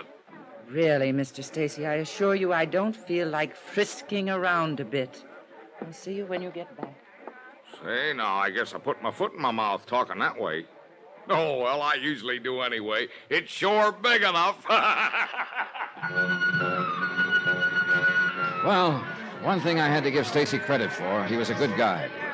He threaded us through street after street in the native quarter of Dakar. Narrow passageways crowded with people in stalls where native hawkers were peddling all sorts of merchandise. This is fascinating, isn't it? Well, like I told you, Helen, Dakar's quite a place. I love it. I wonder if it isn't about time we started back to the ship. Say, just a minute, Helen. I think there's a shop around here you'd be interested in. Silks, perfume, stuff like that. You interested? Sure. Well, let me get my bearings a minute. You need more perfume? Johnny, does it bother you that I still wear this perfume Andy Forbes gave me? If it does, I won't. Yeah, the shop I had in mind is right down the street. Come on. Stacy led us to the shop. Helen began trying on dresses and robes. This I didn't like. If she had the diamond, this was a golden opportunity to pass it along. But there wasn't much I could do about it. Then all of a sudden I realized that Stacy was nowhere in sight. I went outside and started along the street looking for him. Then I spotted a man following me, a native in a burnous. So I ducked down the next alley to shake him. But he didn't shake. Then I noticed that this was a blind alley. The native was closing in, and what he had in his hand looked strangely like a knife. Suddenly, a door beside me opened. Come on in, Dollar. Stacy. I said come on in. A gun in front of me, a knife behind me. I guess I don't have much choice. So, you had your stooge steer me here. I figured sooner or later you'd start looking for me, so I just thought I'd make it easy for you. Oh, thanks. Stick around, Hassan. I may need you. Very well. Hassan's a pretty effective persuader, Dollar. How jolly. So you're the boy I've been after, Stacy. Correction. You're the boy I've been after, Dollar. What are you talking about? A diamond called the Star of Cape Town. Let's have it. Oh, look, don't give me that routine. Forbes was knifed by your buddy Julio Biak in Cape Town. You killed the steward aboard ship to keep him from telling me it was you who sent the cablegram to Julio. Right boy, Dollar. That should mean you've got the diamond. Smarten up, boy. You think I'd have arranged this little reception for you if I already had the stone? Wait a minute. You're the one who was doing all the room searching aboard ship? I'm the one. Now let's have it. I don't have it, Stacy, and I don't know where it is. Oh, you got a real sense of humor, Dollar. So has Hassan. Why don't you show him, Hassan? Very well. Oh! Hey, look, this isn't going to do you any good. It's not going to do your face any good either, Hassan. Hey, look, you... Don't try it, Dollar. I guarantee you'll get yourself shot. Now, look. So you're a nice, brave boy, but you're being foolish. It's no good trying to snow me. I got it all figured out. Just what have you got all figured out? It isn't in her stateroom. It isn't in yours. I searched them both again this morning before we came ashore. That's why I was late. You're talking about Helen? Who else? That's why I steered her to that shop to try on dresses. The little lady who owns it is a friend of mine. She'd have found the diamond if Helen was carrying it. Helen? Yeah, Helen. How do you know she had it? Process of elimination, buddy. She was the only one with Forbes before Julio got to him. I've been watching you and Helen like a hawk, Dollar. There's only one time she could have given you the stone. That was during that tender little clinch on deck last night, right under my nose. Right under? What's the matter, Dollar? Nothing. Yeah, what Stacy had just said popped the whole deal into place suddenly. Right under my nose. Right where it had been all the time. I tell you what, Dollar, you got just 5 minutes to tell me where that diamond is. Hassan will be here with you, and he's going to start persuading again if you don't talk. I had to get back to the ship somehow. That meant I'd have to do some fast talking. I looked at Hassan. I couldn't tell which was glittering more, his black eyes or the knife he held against my throat. One wrong word, and I knew he'd start carving. Hassan. What do you want? You come from the desert, don't you? Why? You're a long way from home. Ever get homesick? What do you mean? Oh, I was just thinking, with half the money from that diamond, you could buy yourself an oasis with all the trimmings. Do not worry. Stacy will pay me well when we get the jewel. Well, what's he giving you for this job? 3 goats and a new burnous? $1. Hey, easy with that knife. It's just that everybody who works for Stacy seems to wind up getting paid off the wrong way. The wrong... Take Julio Biak for one. The guy Stacy hired to get the diamond in the first place. He's roosting in the Cape Town jail right now. You lie. No, you can check on it. Then there's the steward who sent Stacy's message to Biak. He got shoved overboard. You can check on that, too. But I'm sure a thing like that would never happen to you. Go on, Dollar. Okay. I know where the diamond is. How do I know I can trust you? You can come with me to get it. I don't know. At least he was thinking about it, and that's all I wanted. His eyes got that faraway look. That's what I was waiting for. I whipped my arm out and knocked his knife loose. I buried my fist in his midsection. He jackknifed. A rabbit punch finished him off. I dove for the wall just as Stacy came charging in. What the? I kicked the gun out of his hand. I went to work. Stacy was rugged, but I finally made it. I got the Dakar police to put Stacy and his aunt on ice, patched up my face, and headed back to the ship. But there was something else hurting me a lot more than my face. Helen. Johnny. Yeah, Johnny. Where have you been? Your face. What happened? Skip it. I have to hand it to you, Helen. That was a real Class A snow job you pulled on me. What are you talking about? Yeah. It was right under my nose all the time. The perfume Forbes gave to you. Now, where's the bottle? On my dressing table. Okay. Yeah, pretty fancy bottle. Solid base. Or maybe not so solid. Johnny! Uh-huh. In the base of the bottle. Star of Cape Town. I'll bet you're real surprised, aren't you? Johnny, I didn't know it was there. I didn't have any idea. I swear it. She's telling the truth, Mr. Dollar. Miss Forbes. Wow. Well, Agatha, that gun looks sort of out of character. Perhaps. I won't hesitate to use it if necessary. I don't understand. It was cruel of Andrew and me to use you like this, Helen, but we saw no other alternative. Wait a minute. You and your brother rigged this whole deal right from the beginning, didn't you? Sure. Sure, because you slipped yesterday, Agatha, when you told me you discussed your brother's party with him. But back in Cape Town, he told me it was a surprise party for you. Johnny, I still... Oh, it's simple, Helen. That bottle of perfume would have turned up missing when you got to New York. Agatha would have appropriated it. One big question, Agatha. Why all this? Have you any idea what it means to see somebody drag the family name through the dirt time after time with his wild escapades? And have you any idea what those escapades cost? Your brother was in debt, huh? Terribly. We were pressed to the wall. Oh, why didn't you sell the diamond? We were bound by the will not to. But arrangements were made with someone in New York. What we could get for the diamond, plus what we could collect from the insurance. It would be enough. Oh, nice little scheme. But you didn't figure on Julio Biak trying for the diamond in Cape Town and killing your brother in the process. No. First, I didn't know what to do. But it soon became clear that more than ever I had to go through with a plan. My brother's creditors began to make trouble right after his murder. The diamond, please. Oh, now look. Don't you get it, Agatha? You're licked. What do you mean? You've done all this to protect the Forbes name. Of course. You failed. The story's out. No. It's known only to the two of you. How are you going to keep us from talking? I'll do whatever is necessary. Bribe us? Kill us? Sorry, neither one's going to work. Mr. Dollar, do not force me... You're trapped, Agatha. By the same thing that got you into all this, the Forbes name. Are you going to brand it with murder? No. No, I don't think you are. I don't think you could. I don't know. Please, Mr. Dollar. I'll take the gun, Agatha. Thanks. Oh, Johnny. It's okay, Helen. I guess I have failed, haven't I? All the way. Expense account item 13, $375.50. Transportation and incidentals from Dakar home. Expense account total, $1,283.60. I turned the diamond over to the authorities for safekeeping, and Agatha Forbes to face charges of fraud. Julio Biak and Ben Stacy were indicted for the murder of Andrew Forbes. Remarks about Agatha. I guess she did what she did because she thought the end justified the means, which is one of the oldest sucker traps of them all. About Helen? Well, now that she's no longer a suspect, could be I'm no longer building up to a big letdown with her. At least it hasn't come yet, and I'm still waiting. And the waiting is real pleasant. Yours truly, Johnny Dollar.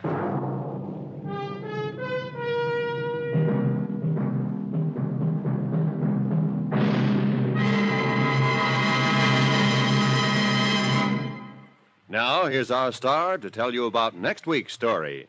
Next week, a yacht that wasn't there and a man who wasn't there. They never were. But that's where I found them. Join us, won't you? Yours truly, Johnny Dollar.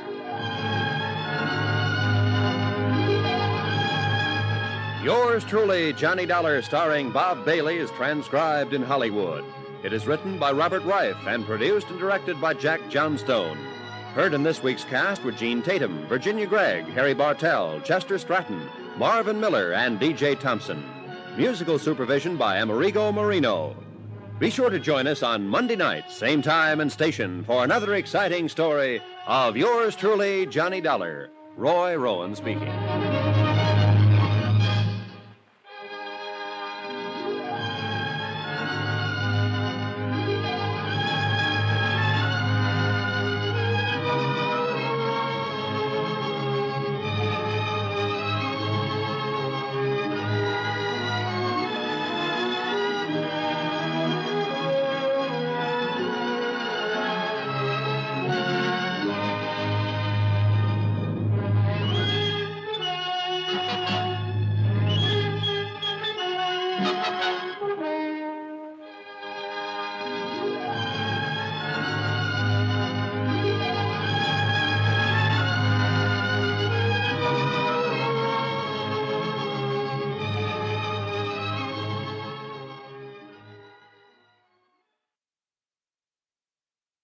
This is ChestertonRadio.com.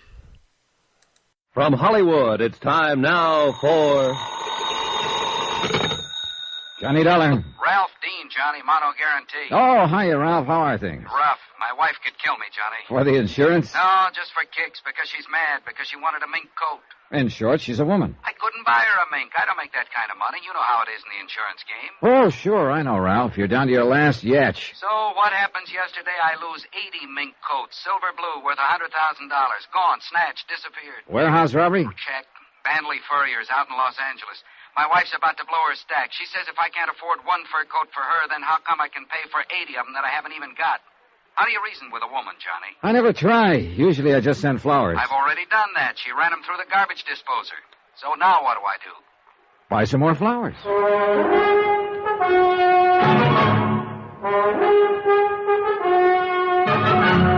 Tonight, and every weekday night, Bob Bailey in the transcribed adventures of the man with the action-packed expense account, America's fabulous freelance insurance investigator. Yours truly, Johnny Dollar.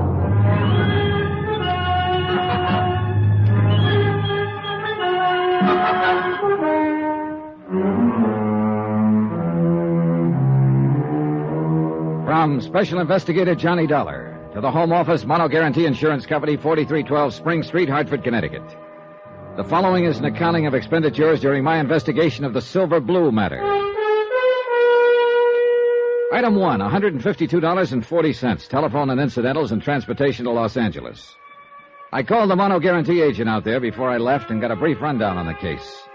Among other things, I learned that a man I'd known and worked with before, Detective Lieutenant Ramon Garcia, had been put in charge.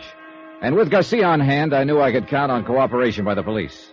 But I still wasn't expecting quite as much as I got. Flight 12 for Las Vegas, Salt Lake, Minneapolis, and Chicago, now loading at... I knocked over the fur joint myself, Johnny. Garcia. Only way we get to see you. How have you been? Overworked, underpaid, frustrated, disillusioned, unappreciated. In other words, fine. Got your luggage yet? Yeah, it's coming right there. Good. We ought to get moving. I've got a squad car outside. What's all the rush? We've got a guy downtown in the hospital I figured you'd want to talk to. Well, he'll wait, won't he? He'd probably like to, if he had any choice.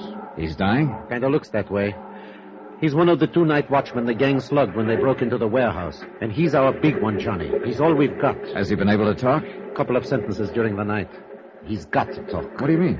He's the only one who got a look at them. When he did talk, what did he say? Gibberish, mostly. He did say one thing, though. They were kids. Just a gang of kids. Oh, that's going to make it rougher. Yeah, in a lot of ways. What do you mean? You'll find out later, Johnny. Come on, let's go.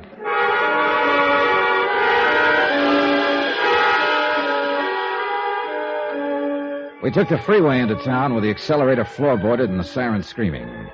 Racing against time and against dying. Weaving in and out through the four-wheel madness that Los Angeles calls traffic.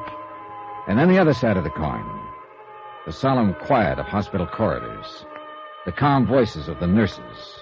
And the blank hardness of sterile white walls. We sat there beside a bed and waited for a man to talk or to die. But the slow minutes passed, and he still did neither. So we waited.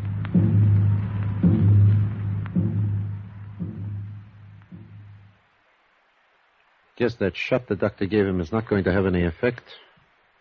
Apparently not. It's a crazy world, Johnny.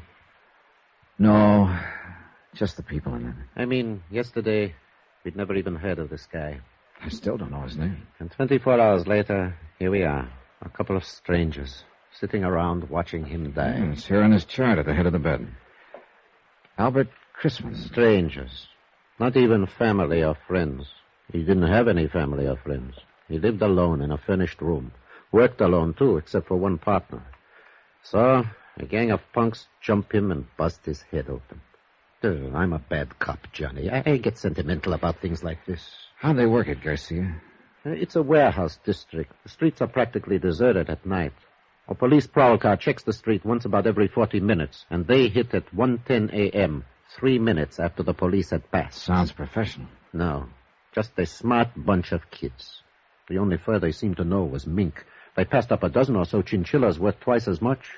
How'd they get in? I don't know. Chrisman hasn't been able to tell us. They must have tricked him into opening the door. What about Chrisman's partner? He was making his rounds. They slipped up behind him, slugged him. He didn't see them. He didn't know what hit him. And nobody outside in the street saw anything? Saw them leave with the furs or anything? Nope. Or if they did, they're not saying anything. Oh, it's a rough one, Johnny. We haven't got a thing to go on. Except Chrisman here. The shape he's in, that's only a straw. If he recognized any of them, if he lives long enough to identify... At least the poor devil can groan. I don't know. I think he's closer to being conscious right now than he's been in the last hour. Maybe you're right. Chrisman? Order? He wants a drink. Yeah, here you go. That enough? You want some more? Who are you? This is Johnny Dollar, insurance investigator from Hartford. I'm Lieutenant Garcia, L.A. Police. Warehouse. The kid. It's all right now. You're in the hospital now. It's going to be all right. My head. Do you feel like answering a few questions, Mr. Chrisman? It won't take long. Those kids, how did they get in? Telegram. Telegram? He showed me the telegram through the window. Yes? When I opened the door, one of them hit me. Did you get a look at the boy who showed you the telegram? Yes. I saw him. Yeah? 18, 19. What did he look like?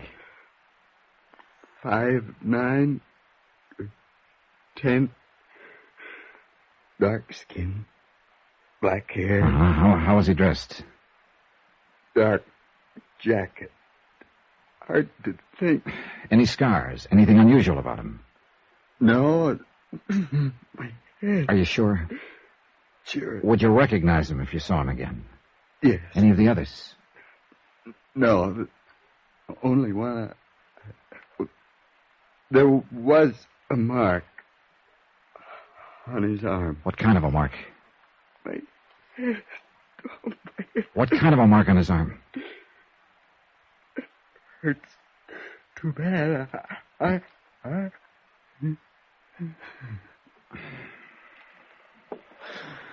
Well, that's that. Yeah, he's passed out again. Well, we got a description. Only one thing wrong with it. What?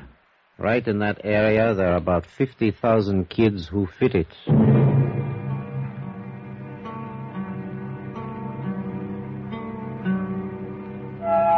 I talked with Mr. Banley, owner of the Furs. Then Garcia and I went down to the warehouse.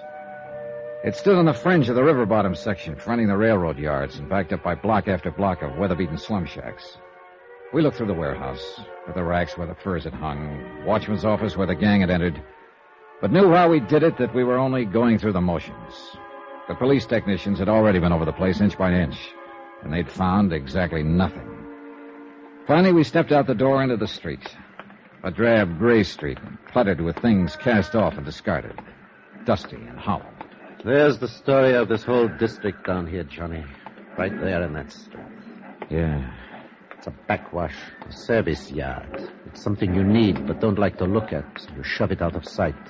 People you need but don't want around. It's the same with them. You grew up down here, didn't you, Garcia? Yeah, I grew up down here. That's why they gave me this case. I know this section inside out. And that's why I told you this one was going to be tough. I think I get the general idea. Those kids came from that slum there to the east. One gets you 9 on that. The people who live there aren't on our side, Johnny. If they do know anything, they won't talk, is that it? They wouldn't tell a cop the time of day. I don't mean they're criminals. Most of them aren't. It's just that they always put themselves on the other side. What about juvenile gangs? Do they operate around here? There are dozens of them. And there's another thing.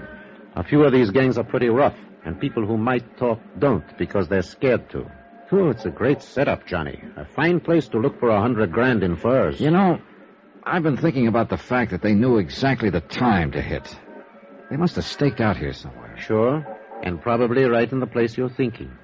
Hey, that lunchroom across the street? No, they had to be inside, or the prowl car would have seen them. That's the only place open at night. Did you shake it down? Like I told you, Johnny, they won't give us the time of day. Uh-huh. What about me having a go at it? Yeah, maybe they wouldn't smell cop on you quite so strong. The owner's name is Red Wellers. He was on that night. See what you can get out of him if you want. I think I will. By the way, Johnny, I know you insurance guys make deals sometimes, no questions asked, just to get the loot back. Sometimes, yeah. Well, before you make any deal on this one, you better remember one thing. Chrisman may die.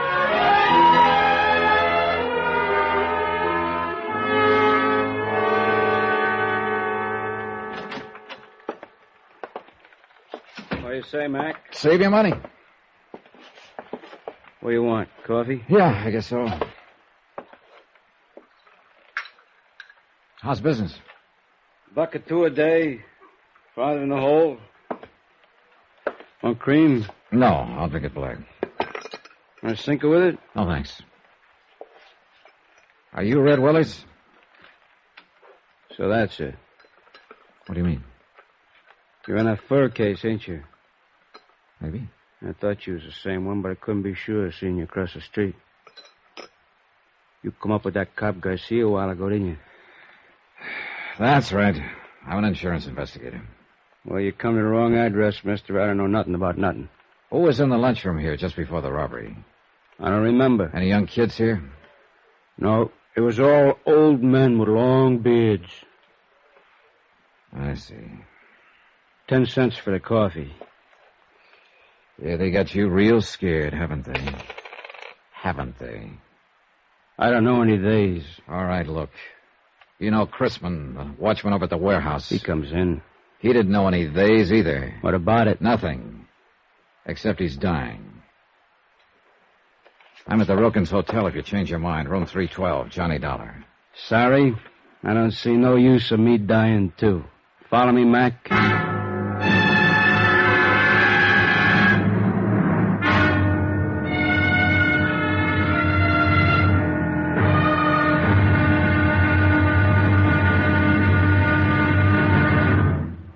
Now, here's our star to tell you about tomorrow's intriguing episode of this week's story. Tomorrow, fear stalks the streets, closing the mouths of a sullen and suspicious people, terrifying a lonely girl, and bringing death in a dusty alley. Join us, won't you?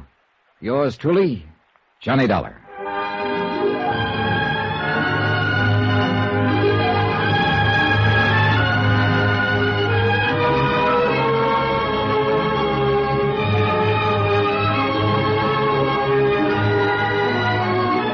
Yours truly, Johnny Dollar, starring Bob Bailey, is transcribed in Hollywood. Written by Les Crutchfield, it is produced and directed by Jack Johnstone. Be sure to join us tomorrow night, same time and station, for the next exciting episode of Yours truly, Johnny Dollar. Roy Rowan speaking.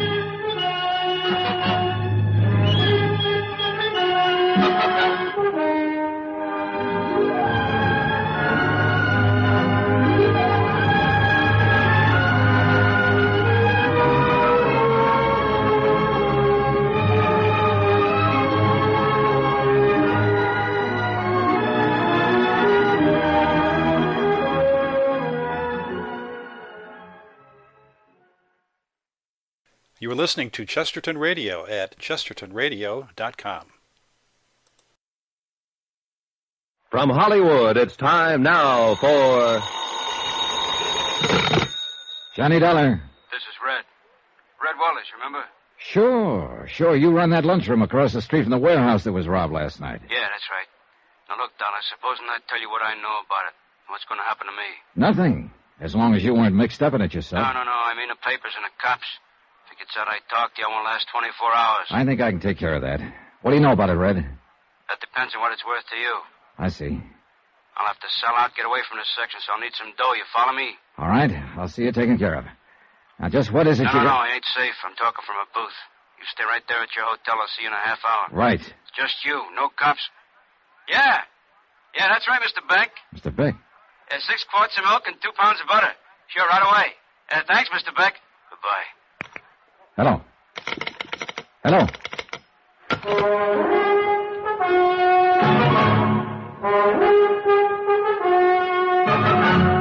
Tonight, and every weekday night, Bob Bailey in the transcribed adventures of the man with the action-packed expense account, America's fabulous freelance insurance investigator. Yours truly, Johnny Dollar.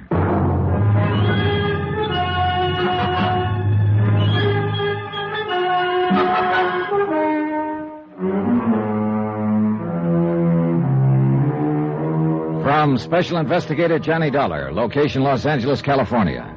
To the Home Office, Mono Guarantee Insurance Company, Hartford, Connecticut. Assignment, the Silver Blue Matter. Expense account continued. Item 4, 20 cents, a phone call to my friend Lieutenant Garcia of the L.A. Police, and a call to Queen of the Angels Hospital. Albert Chrisman, the night watchman who was slugged by the gang of teenage hoodlums during the warehouse robbery, was still unconscious. And Chrisman, unless Red Weller was ready to talk now, was the only lead I had toward finding $100,000 worth of silver blue mink coats. I waited 2 hours and a half for Red Weller, but he didn't show.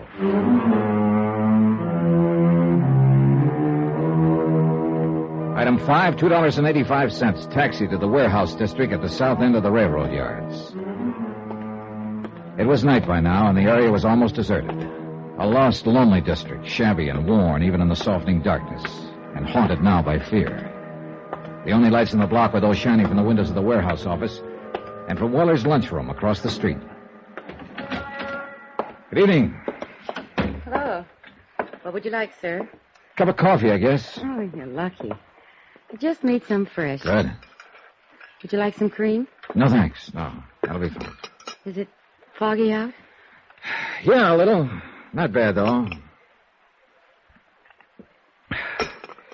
Hey, this coffee's all right. You're a good cook. Thanks. The boss always has me make it when I'm here. He says I do it better than he does. I'll bet you do. Is the boss around, by the way? No, he called me and said he had to go out. That's why I'm working. I'm on in the daytime mostly. Do you have any idea where he might be? No, he had to go somewhere, I guess. What'd you want to see him about? He wanted to see me. Do you know where he lives? Well, he's got an apartment over on Marina. It's about 8 blocks from here. Think he'd be there? No, he wasn't going home. He was going out somewhere. He acted kind of strange. I don't know what he was going to do. May I ask just what business you're in? Insurance. Oh. I'm a special investigator. What do you mean? I'm working for the company that insured those furs. Oh. The furs that were stolen the night before last from the warehouse across the street. Oh. Something wrong? Oh, no. No, of course not. I don't know what you mean. Oh? Can I help you gather up that silverware? Oh, no, that's all right. I don't know what happened. Just careless, I guess. Yeah. Do you live around here somewhere? Well, yes, on Dalton, 3 blocks up. What's your name? Carla Monte. Why are you asking? How long have you worked here, Carla? About a year. Do many teenagers hang out here? What do you mean? Kids, 17, 18, 19. Do many of them come in here for coffee, hamburgers? Well, sometimes, yeah. I've never noticed much. Know any of them? No. I don't know any of their names. Are you sure? I don't ask them their names. Did I ask you your name? It's Dollar, Johnny Dollar. Well, I still didn't ask you. If you want to tell me What are you scared of, Carla? Nothing. I'm not scared. You're not? Of course not. Why would I be scared? For the same reason your boss is, Red Weller. He was scared when he talked to me this afternoon and when he phoned me later. I don't know what you're talking about. Oh, yes, you do. That's why he didn't come to my hotel. He was afraid to. And why did you drop that silverware when I told you who I am? Because you're scared half to death. No. What's the matter with you people down here? What are you doing, crawling into a hole because a half-grown gang of hoodlums starts throwing their weight around? You don't understand. Then suppose you tell me about it. Do you think that's any kind of an answer in the long run? To pull the covers up over your eyes and let them do as they please and just keep hoping they'll leave you alone? All you're doing is making things worse. Oh, you don't know how it is. You don't have to live here. No, I don't have to live here, but I know how it is. Because I've seen it in other places where the mobs manage to take over. And if you let it happen here, then you'll really have something to be scared of. Maybe they've already taken over. Oh, a bunch of kids with a gripe on running in packs so they feel safe? Is that the kind of mob you mean, Carla? No. They're not a mob yet, but they will be if they're not stopped. It seems to me you'd have some sense of responsibility to them, if nobody else. Maybe if other people had a sense of responsibility, kids wouldn't have to grow up in a place like this. Have you ever thought of that, Mr. Dollar? Yeah, I've thought of it. But it doesn't hold water. And you'd think so if you lived here. All right, so it's a slum district. And sure, these kids start out with a strike on them.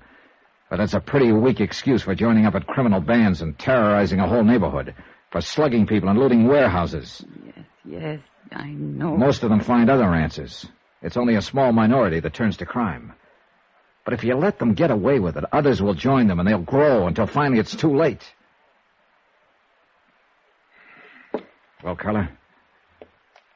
Still nothing to tell me? I can't. I just can't. I see. Well, there's a quarter for the coffee. Keep the change. Good night, Carla. Wait. Yeah? Mr. Dollar, suppose I knew someone who might be able to help you. I mean, who might know something about the robbery. Innocently, of course. If you talk to this person and they agreed to help you, could you keep them out of it? Depends on the circumstances. I'd do all I could, that much I promise. I don't know. I'm not sure. You're not sure of what? Of you. Oh, I know better when I stop and think, but I've lived in this neighborhood too long. Lived with these people and... I'm bound by the law like any other citizen, and I won't break it to help somebody cover up a criminal act.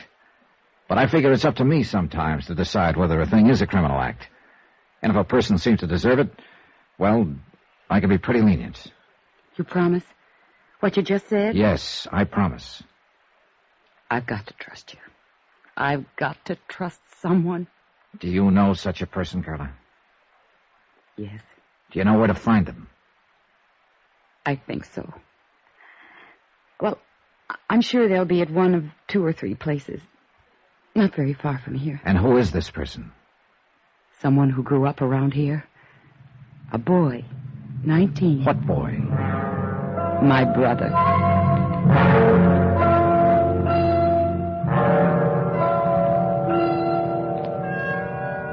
Expense account item 7, $2.70, taxi.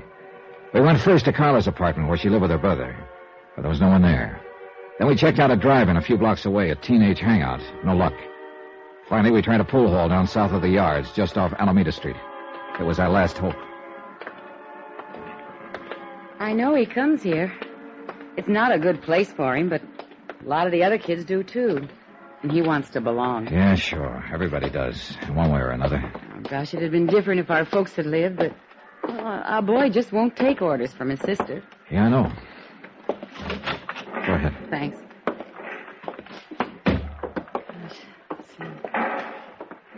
Well, if he's not here, then I just don't know where he... Oh, wait. There he is. Down near the corner. The one with the dark curly hair. All right, come on. Take it easy. Just tell him I'm a friend of yours and you want to talk to him. We'll get him off to one side. Oh, whatever you say. Eddie. Yeah? Well, what are you doing here, Carla? Eddie, this is Mr. Dollar. A friend of mine. I wonder if we could talk to you for a moment. What about? Well, You know better than to come in a joint like this. but I want to talk to you, Eddie. You can talk to me at home. Now, go on and get her out of here, will you, mister? It might be a good idea if you listen to her first. I thought it was her that wanted to talk to me. Go on, get her out of here. All right. If you'll go with us. What for? I like it here. It's a nice place. Yeah? At least it's better than San Quentin. What are you talking about? A warehouse robbery, $100,000 worth of furs. I understand you may know something about it. Innocently, of course. I thought you said this guy was a friend of yours. Well, that's right, Eddie. He's just... Who is he? He's an insurance investigator. Oh, so that's the pitch. He's promised to help, Eddie. If you'll tell him whatever you know, he'll protect Knock you. it off, Carla. Now, look, mister. I don't know nothing about nothing. I never even heard of no fur robbery. So take her with you and get out of here. This may be your last chance to get off before the boat sinks, Eddie. You're not leaving, huh? All right, then I'll leave. Eddie! Let him go. We can't force him to talk. I don't know, Mr. Dollar. I don't understand him. I do.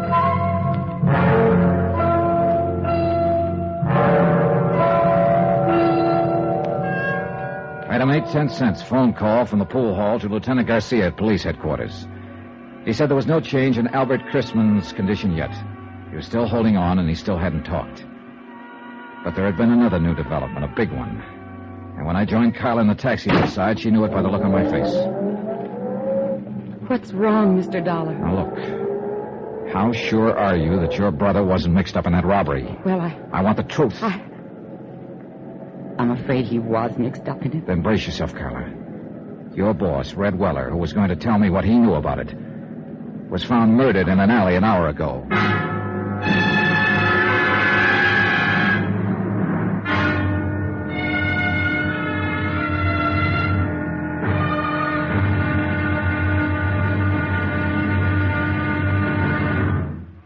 Now, here's our star to tell you about tomorrow's intriguing episode of this week's story. Tomorrow, a lonely, broken-hearted girl, a blood-stained shirt, and a fight with a cornered rat. Join us, won't you? Yours truly, Johnny Dollar.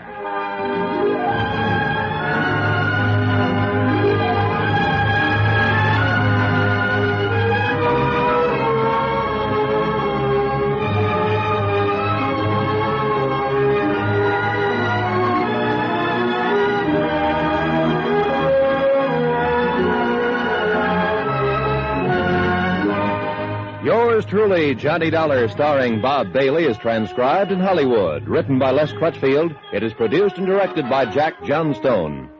Be sure to join us tomorrow night, same time and station, for the next exciting episode of Yours truly, Johnny Dollar. Roy Rowan speaking.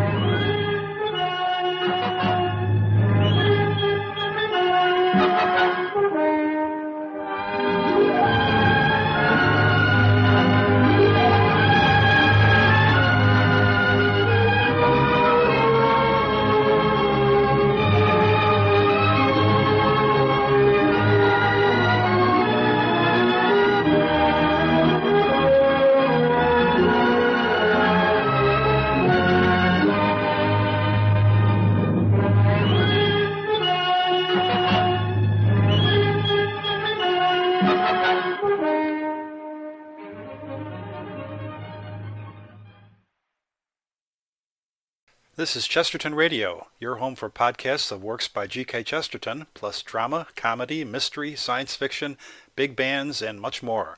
The soundtrack to your Chesterton day at Chesterton Radio. From Hollywood, it's time now for Johnny Dollar. Wake you up, Johnny? Oh, Garcia. No, just finished breakfast. Oh, you special investigators do live. Suppose that insurance company of yours could put me on expense account? Maybe. If you found that $100,000 worth of stolen furs. Just a matter of time, Johnny. Now you're talking like a police lieutenant. How soon can you come down here to headquarters? What's up? Has the watchman talked? Crispin? No, he's still in a coma. But I want to know some more about that kid you mentioned on the phone last night. Eddie Monty. Yeah. Well, I don't know. That was told to me in confidence. Look, Johnny, I'm going to talk to you like a policeman for a minute. A man named Weller was knifed to death last night.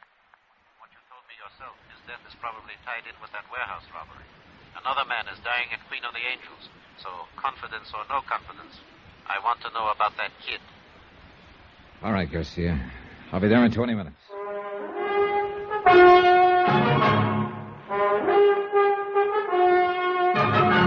Tonight and every weekday night, Bob Bailey in the transcribed adventures of the man with the action-packed expense account, America's fabulous freelance insurance investigator. Yours truly, Johnny Dollar.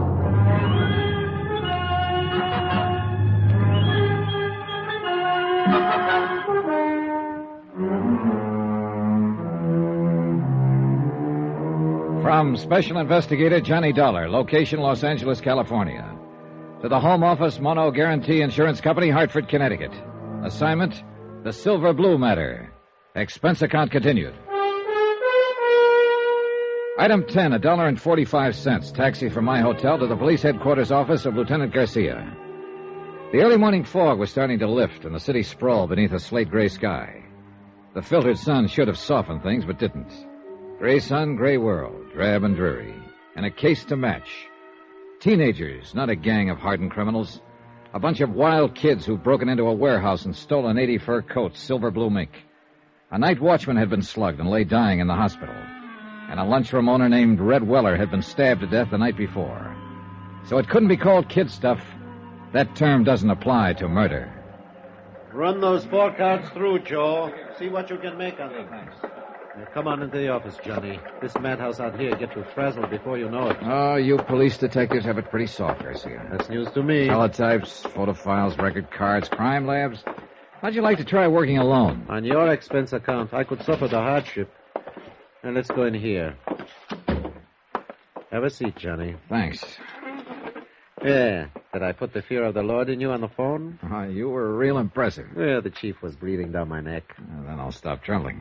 Kidding aside, Johnny, I've got to know just how that Monte boy figures in this.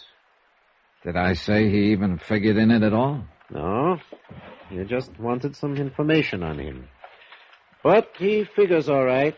You didn't come out here from Hartford to look up the nephew of an old friend. Oh, I've done crazier things at times. He's got a record. You know that? No. Petty stuff. No convictions. Gang brawls, auto pilfering, vandalism, intoxication. Interrogative attitude, sullen, hostile, antisocial. Yeah, that's quite a nephew you've got, Johnny. Black sheep of the family. What's the story? How did you get onto this kid? Look, amigo, I made a promise on this. I hate to break it. It's murder, Johnny.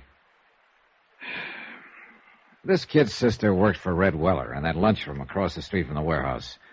Her name is Carla Monty. She's 5 years older than he is. They live together. Their parents are dead. So? So I put some pressure on her, and she told me she thought her brother Eddie might know something about the robbery.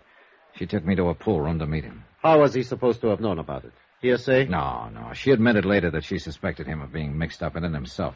Things he'd said, the way he acted. She asked me to help her try to keep him out of trouble. I think he's already in trouble, Johnny. Yeah, so do I.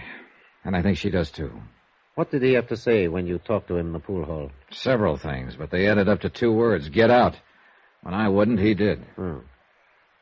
Why do you think Red Weller was killed, Johnny? Well, I think those kids used his lunchroom as a lookout post to spot the prowl car that was patrolling that area. As soon as it passed, they pulled the job. It figures all right. I think Red realized it when he thought back and knew who the kids were. I think that's what he was going to tell me. So they found out what he was up to and knocked him off to shut his mouth. Yeah, it adds up, Garcia. Oh. Now, tell me about her. Carla? What's to tell? She's just a girl, like millions of others. Decent, hardworking, and real sweet. But there's something about her, something special. I don't know what. I don't know the words to use, but... Well, it's there. You feel it. And she's kept it somehow. In spite of everything. I guess I know what you mean. Do you? I told you once, Johnny, I grew up in that district. I know how rough it is. Well, maybe it's even worse for a girl. It is. I know. I had a sister. Oh, I didn't know that. She was a lot like this girl Carla once. Then the district got to her, and she got to be more like Carla's brother. What happened to her? 1 to 5. Possession of narcotics. A couple of other pretty rough charges. She died in Tehachapi prison 7 years ago. I'm sorry, Garcia. Yeah. I don't want to see this girl Carla hurt any more than you do, Johnny. Maybe the hurt will break her, make her lose that something special. But I've still got to pick up her brother and bring him in for questioning.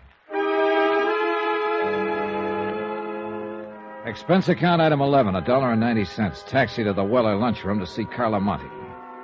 Lieutenant Garcia had a police detail checking known fences and borderline dealers specializing in furs. But so far, none of those contacted had been approached by any member of the warehouse gang. Albert Chrisman, the night watchman who had been slugged during the robbery, was still in a coma, unable to talk. So Carla remained my best, in fact, my only lead to the case. The lunchroom was closed. I paid off the taxi, walked 3 blocks to Carla's apartment house, climbed the stairs, and knocked on her door.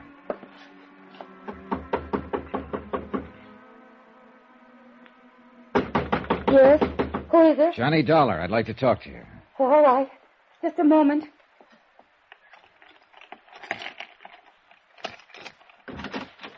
Come in, Johnny. What were you expecting, a major invasion? I don't know. I don't know what I'm expecting. Easy, Carla, easy. It's not the end of the world. Eddie didn't come home last night. Oh? I tried, Johnny. I tried to be a mother and father both to him. What did I do wrong? Well, that's the kind of question that doesn't always have an answer. Have you got a drink in the house? Have I what? Got anything to drink? Well, there's some brandy, I think. All right, get it. Well, I don't know if it's a good brand or It not. doesn't matter. Bring 2 glasses. Pour out a couple of stiff ones. No, I don't Go ahead and pour them, 2 of them. All right. Is this a snapshot of Eddie when he was younger? Yeah. He was in junior high school then. It was taken at summer camp when he won a medal for swimming. That was the only year I could afford to send him. Here you are, John. Thanks. All right, here's a go. Oh, I don't think Now so. drink it, all of it. All right. Good. You needed that. Where do you think he is, Johnny? What's happened to him? Carla, you're going to have to face it sooner or later, and I kind of think now is the time. What do you mean? You've been worried sick for fear your brother would get into some kind of trouble. And you had reason to worry. It's finally happened. No. He's in trouble, all right. Plenty of trouble. You're not the only one looking for him. Who else is? Who do you mean, Johnny? The police. There's an APB out. They want him for questioning in connection with the robbery and with the murder of Red Weller. Oh, no. Eddie wouldn't kill anyone. Maybe not, but somebody did. Some member of the gang that robbed the warehouse. And it looks very much as if Eddie is a member. Yes. I suppose he is. Now, look, Carla. Is there anything you haven't told me about the robbery, I mean? No. I was just suspicious, that's all. Because if there is, let's have it. It's too late to protect him now. The sooner he's taken into custody, the less likelihood of his getting any even deeper. He was out that night. He didn't come home until almost morning. I was worried about it, but I knew it wouldn't do any good to ask him. Do you know who was with him that night? No. Who would be the most likely ones to go along on a deal like that? Any of them. Any of those he's been running around with lately. Any idea where they hang out mostly? Well, just those 2 places I took you to last night. That drive-in and the pool hall. Look, if they did pull that robbery, where do you suppose they take the furs? Well, I don't know. Does Eddie have a car? No, but some of the other boys do. Uh-huh. Carla, would you mind if I looked through Eddie's room? No, I don't mind. It doesn't matter. I guess nothing much matters now. It's gone so far that... Wait. It's Eddie. He has his own key. All right, take it easy now. Be careful, Johnny. Sis, you're gonna have to... What the devil are you doing here? Looking for you, Eddie. Yeah? What for? I think you know. Eddie, you've got to give yourself up. Shut up. Because I got you to thank for this jam. This insurance dick comes around, romances you up a little, and you sell me right down the river. That's not true. How'd you know you were in a jam, Eddie? I got friends in this neighborhood. They keep me posted. Did the same friends tell you Red Weller was about to make a deal to talk? You're whistling in the dark, Dollar. Maybe. I imagine Garcia will find out, though, when he gets you down to headquarters. Get your hand off that phone. Oh, so you've got a gun. Eddie, don't. Please. Keep out of this. Move back against that wall, Dollar. Put your hands flat against that wall. You keep them there. Give me some clothes, Carla. Come on, make it fast. What are you going to do, Eddie? I said get me some clothes. All right, Eddie. You're wrong, though. You're making a big mistake, Eddie. It's no use running. You'll only... Eddie. What's the matter? Down there in the street. A police car just pulled up. You're lying. Stay where you are, Dollar. I'll kill you, Carla. You're the one that brought him here. Trying to let him trap me. I think I'll pull a bullet on you before I leave. You fire one shot and you won't have a chance. They'll be in here before you can get out of the hallway. You better make up your mind, Eddie, while you've still got time. Stay where you are, Dollar. Don't try to come after me. Eddie, please. Give yourself up, Eddie. Stop him, Johnny. I'm afraid it's a little late. Why did you let him go? There was no choice, Carla. He'd have killed you if I'd moved. Well, you'd better give me that list of his friends. The police will want it. Heaven help him. Yeah. That's about all that can help him now.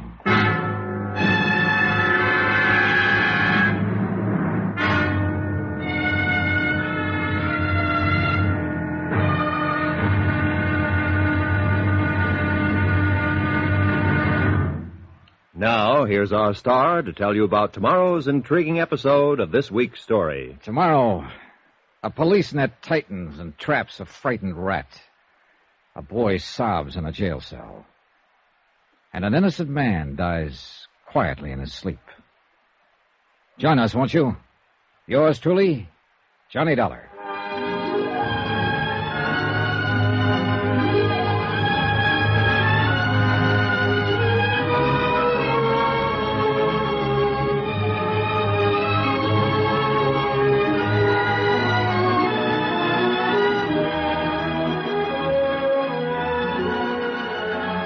Yours truly, Johnny Dollar, starring Bob Bailey, is transcribed in Hollywood. Written by Les Crutchfield, it is produced and directed by Jack Johnstone. Be sure to join us tomorrow night, same time and station, for the next exciting episode of Yours truly, Johnny Dollar. This is Roy Rowan speaking.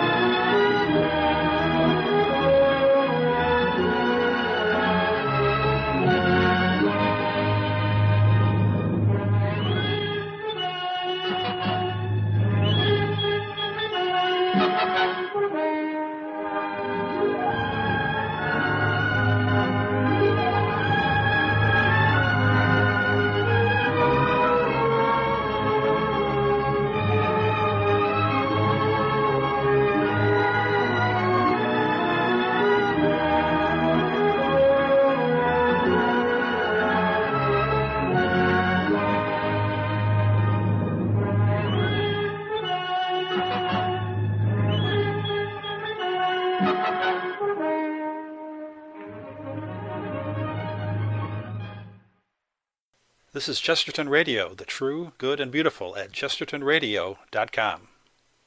From Hollywood, it's time now for... Johnny Dollar. Lieutenant Garcia, Johnny. Are the boys in the police car still there? There are 3 police cars here now. They've searched the apartment house from top to bottom. Any luck? No, Eddie got away. I didn't dare make a move to stop him. He was going to shoot his sister. Well, we'll get him, Johnny. Don't worry about it. I don't intend to. My job now is to locate $100,000 worth of stolen furs, not to go after Eddie Monty. It's the same job, isn't it? Probably. Did you see that list of his friends Carla gave me? I just put out an APB to bring them in. Good. They weren't all in on that warehouse robbery, but some of them were. If they were, we'll take them. We've got an interrogation room down here to sort the sheep from the goats. Yeah, I know. But first you got to catch your goats.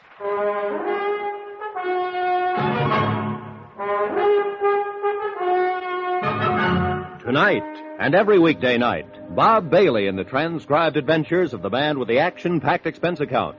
America's fabulous freelance insurance investigator. Yours truly, Johnny Dollar.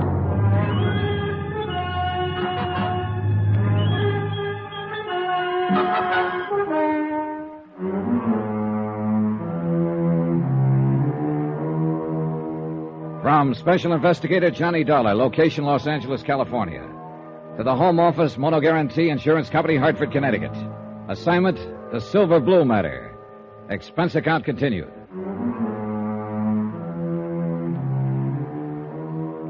Item 12, 2 cents for the way I felt. I hung up the phone and walked to the window, stood there looking out into the street. The police were leaving the apartment to carry their search for fugitive Eddie Monty into wider territory. And Eddie's sister, Carla, sat huddled in a corner, forlorn, beaten, broken-hearted. From the window, too, the view was anything but cheerful. Dirty, cluttered streets lined by row on row of sagging tenements, drab and gray in the weakening light of late afternoon.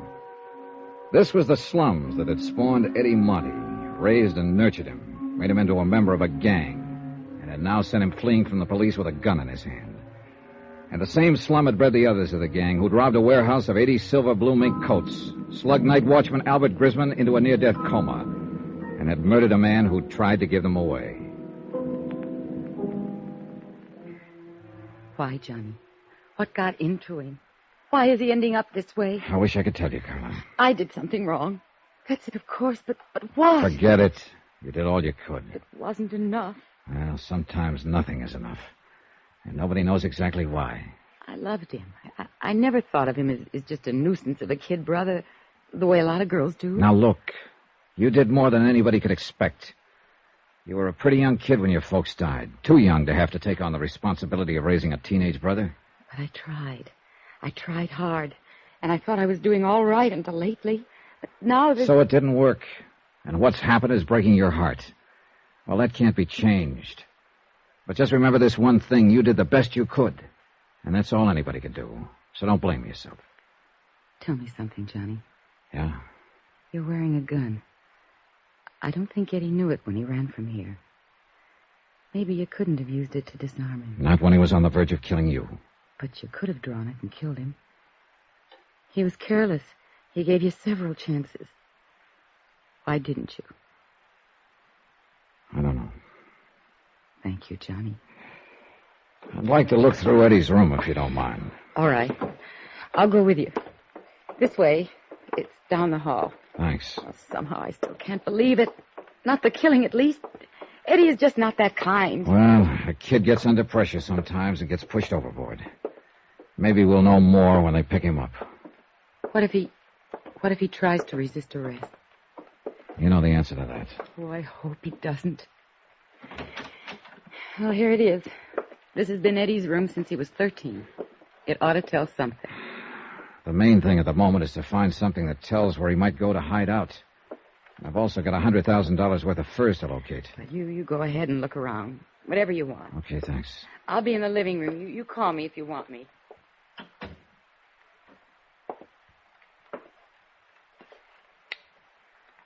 For the sake of company, I switched on a beat-up record player in the corner. And I looked at 6 years of a boy's life, accumulated in one room. Comic books, hot rod magazines, school mementos, knickknacks, photographs. Junk mostly to anybody but the owner. I went through all of it, then through the drawers and chest and through his clothes. Nothing. I looked over the photographs stuck in the mirror tacked on the wall.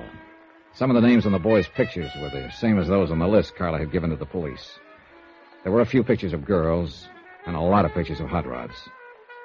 I picked up an envelope of loose photographs lying in the dresser. They were views of a second-hand panel truck, and in all of the pictures, Eddie was standing beside the truck with obvious pride of ownership. One of the views showed the front license plate. I turned the envelope over. The film had been developed less than 2 weeks before. I called Carla back into the room and asked her about it. No, I didn't know he had a car, or a truck, rather. It may not be his, but I'll lay odds that it is. That look on his face is a dead giveaway. I don't know. He sure kept it a secret. He never brought it here once. Do you recognize the background on those pictures? No, I don't. It looks like a storage yard or an industrial place of some kind, doesn't it? Yeah, I'd call it that. Do you mind if I take these with me? Of course not. But why? The gang had to use something to haul those furs away from the warehouse. But if Eddie was keeping the truck a secret from me, it was because he was planning to use it for the robbery. That one or some other one. Johnny, he was in on it all along. Look, Carla, I've got a hunch Eddie is the leader of that gang. Oh, no. I think the truck was used in the robbery, and I think when we find it, we'll find the furs and we'll find Eddie. See you later, Carla.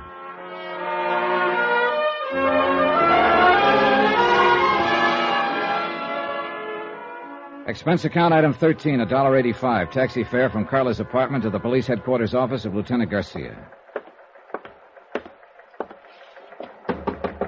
Come in. Oh, Johnny, I've been trying to locate you. Oh, what's up? We picked up 2 of those kids on Carla Monte's list. Friends of Eddie's. Wow, that's a start. Not with one of them. He's in the clear. Perfect alibi. We have something on the other one, though. Want to help me talk to him? Yeah, sure. Oh, say, here are some photographs I picked up in Eddie's room a while ago. We should take a look at them, Garcia. All right, let's see them. The pictures were taken about 2 or 3 weeks ago. Now, if this truck is his sister doesn't know about it. Yeah, he sure got that owner look on his face. Yeah, he sure has. That second one there shows the license number, see? Yeah, I see it. You think they might have used this in the robbery, Johnny? It's a possibility. And we're not exactly swamped with angles. I was wondering, too, if you happen to recognize that background behind the truck. No. Oh, but it looks like it might be down in that area somewhere, the warehouse district. Look, why don't you get some copies made, circulate them, and see if any of your boys can tag the place? Oh, you insurance dicks do get ideas sometimes. Oh, you'd be amazed. All right, I'll do it. And now let's go down and talk to that kid.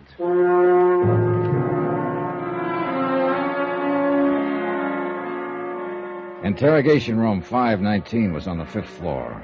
Bare walls painted gray, a businesslike room without a doorman or compromise. Furnished only with the necessary table, chairs, and lights. We stopped in the anteroom and looked in through the one-way glass window. The boy waited alone at the interrogation table, trying to put up a tough, defiant front, but failing by the tremble of a lip and the occasional flick of his eyes. Well, let's go in. Get it over with. The kid stiffened when he heard the door open, but he didn't turn around. He just sat there at the table, braced and waiting. You can take that chair at the side, Johnny. Okay, thanks. What's your name? You already know it. I said, what's your name? Mario Santoris. That's your right name? Yeah. Where do you live? Oxman Place, my aunt. Ever been arrested before, Mario? No. You've got kind of a bad memory, haven't you? Why? September of last year. Arrest made by Officer C.J. Barton. Charge, possession of stolen articles. Hubcap, 2 auto radios, 1 camera. I wasn't convicted. I asked if you'd ever been arrested. Not convicted. It was a frame-up. I didn't have any evidence. No, apparently not. Witnesses for the prosecution refused to testify. Case dismissed. Here, what are you going to claim this time, Mario? Another frame-up? I don't know why you brought me in here. I don't know anything about anything. That bad memory again, huh? I just don't know what you're talking about. It's lucky for us that Eddie Monty had such a good memory, isn't it? Yes. What about Eddie? Huh? What do you mean? Is he a friend of yours? I know him. He's got a fine memory, that boy. Too bad you can't remember things the way he does. What are you talking about? Oh, that's true, all right. Eddie remembers everything that happened. What he did, what Mario did. I don't know what you mean. Well, that's because of your bad memory, Mario. Why, Eddie remembers the name of every boy who was in on that job and just what each one of them did. What job? That warehouse robbery. Have you forgotten about that? I don't know anything about any robbery. Well, there's been a lot of talk. At least you've heard about it, haven't you? I don't know anything about it. Maybe you've just forgotten. I don't know what you're talking about. When did you see Eddie last? I don't remember. Have you seen him since the robbery? No. How can you be sure? You said you hadn't heard of any robbery. I haven't. Still, you haven't seen Eddie since the robbery. Well, Come on, Mario. Tell us about it. I guess maybe I did hear about it. So? Well, why shouldn't I hear? It was in the papers. Everybody's been talking about it, so what if I did hear it? I don't prove anything. But you said you hadn't heard. So I forgot. Guy can forget something, can't he? Yeah. If he's got a bad memory, he can. And Mario's got a real bad memory, Johnny. Not Eddie, though. He remembers how you guys loaded those furs into his truck. How you waited across the street in Red Weller's until the prowl car passed. How you slugged the night watchman, Albert Chrisman. That's a lie. How do you know it is, Mario? You don't even remember it. Eddie does, though. He even remembers the next night. When you stabbed Red Weller to death to keep him from coming to me. No. No, I didn't do that. Of course you did. You don't think Eddie would lie, do you? It's not true. Makes sense to us. Is Eddie here? Do you pick him up? How would we know what he remembers unless we picked him up? Now, how do you think we got your name? Out of the telephone book? It's not true what Eddie says. Well, if you've got anything to say, we'll listen to it. But I don't think it's necessary, do you, Johnny? No, I think Eddie remembers everything. Let's get out of here. Yeah. He's lying! You listen to me. I'll tell you the truth. I'll get a stenographer.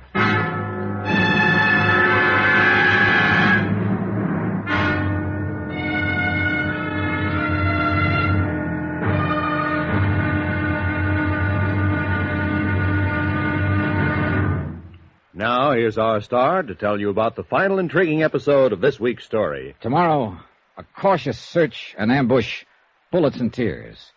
And the end is violence. Join us, won't you? Yours truly, Johnny Dollar.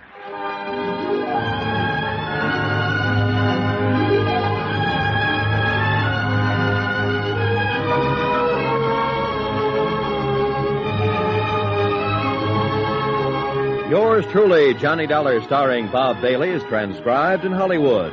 Written by Les Crutchfield, it is produced and directed by Jack Johnstone. Be sure to join us tomorrow night, same time and station, for the next exciting episode of Yours truly, Johnny Dollar. Roy Rowan speaking.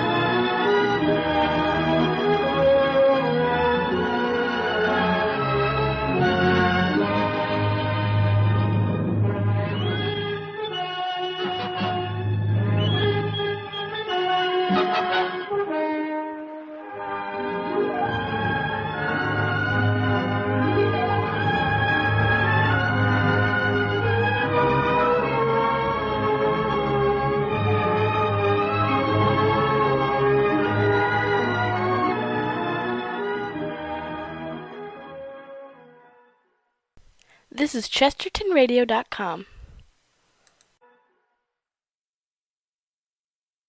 From Hollywood, it's time now for... Johnny Dollar speaking, Lieutenant Garcia's office. Johnny, you're the one I was trying to reach. This is Carla Monte. Oh, I was going to phone you later. What's happening? Have they found Eddie yet? Not yet, but the police picked up one of his friends, Mario Santorres. Oh, Mario, I know him. Well, he's been to the apartment lots of times. Was he in on the robbery? Yes, he just made a statement admitting it. And what did he say about my brother? He says Eddie is the one who planned the whole thing. He must be lying. No, Garcia and I are pretty sure he's telling the truth. I'm sorry, Carla. I'm coming down to headquarters, Johnny. There's no use. There's nothing you can do here. At least I can be there when they bring him in or whatever happens. It won't help. You're better off at home. Now, No, please. Johnny. I raised him. some of the fault must be mine. I can't desert him. I'm going to be there if he needs me. Okay, Carla.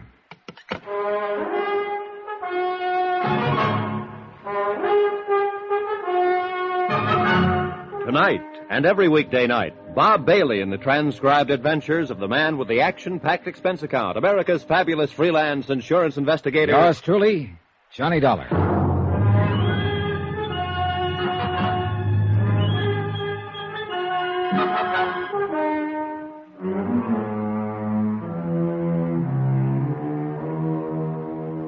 From Special Investigator Johnny Dollar, location Los Angeles, California, to the Home Office Moto Guarantee Insurance Company, Hartford, Connecticut. Assignment, the Silver Blue Matter. Expense account, final page. $100,000 worth of fur coats, silver blue minks, stolen in a warehouse robbery and still missing. A night watchman slugged during the robbery by one of the teenage gang, still lying in a coma, unable to speak.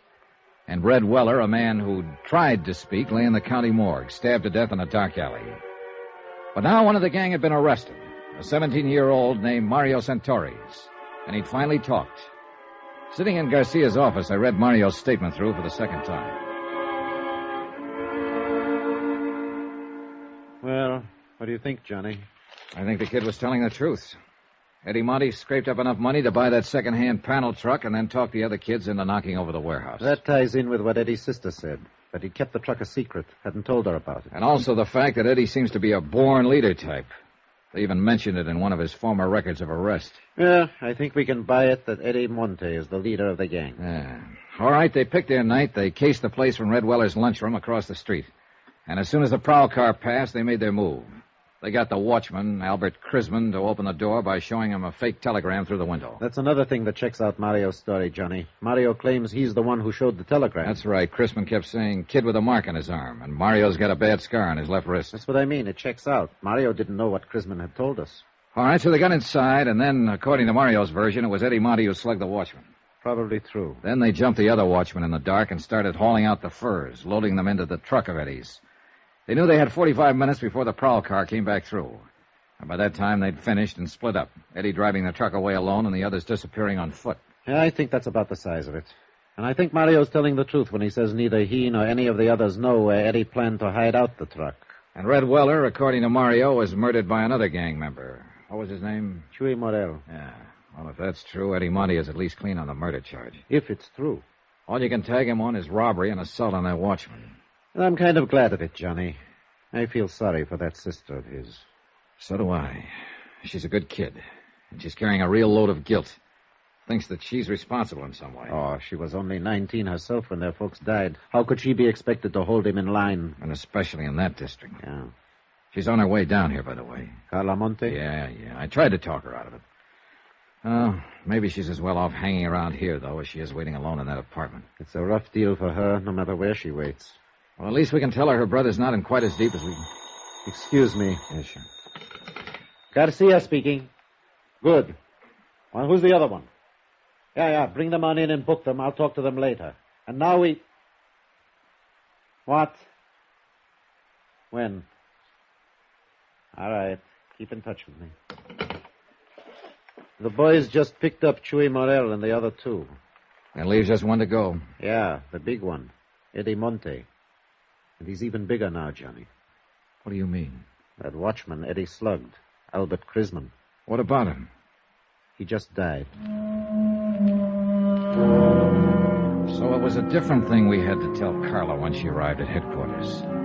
Not that her brother would probably get off on a lesser charge, but instead that an APB was out that every officer in town had been warned. Be on the lookout for Eddie Monte, age 19, armed and dangerous, wanted for murder.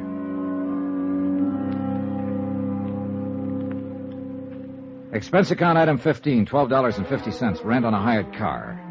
One of Garcia's boys was certain that the background appearing in the photograph of Eddie's truck was somewhere in his district, but he couldn't tag the exact spot. So I decided to cruise that area street by street. Carla Monte, Eddie's sister, went along with me.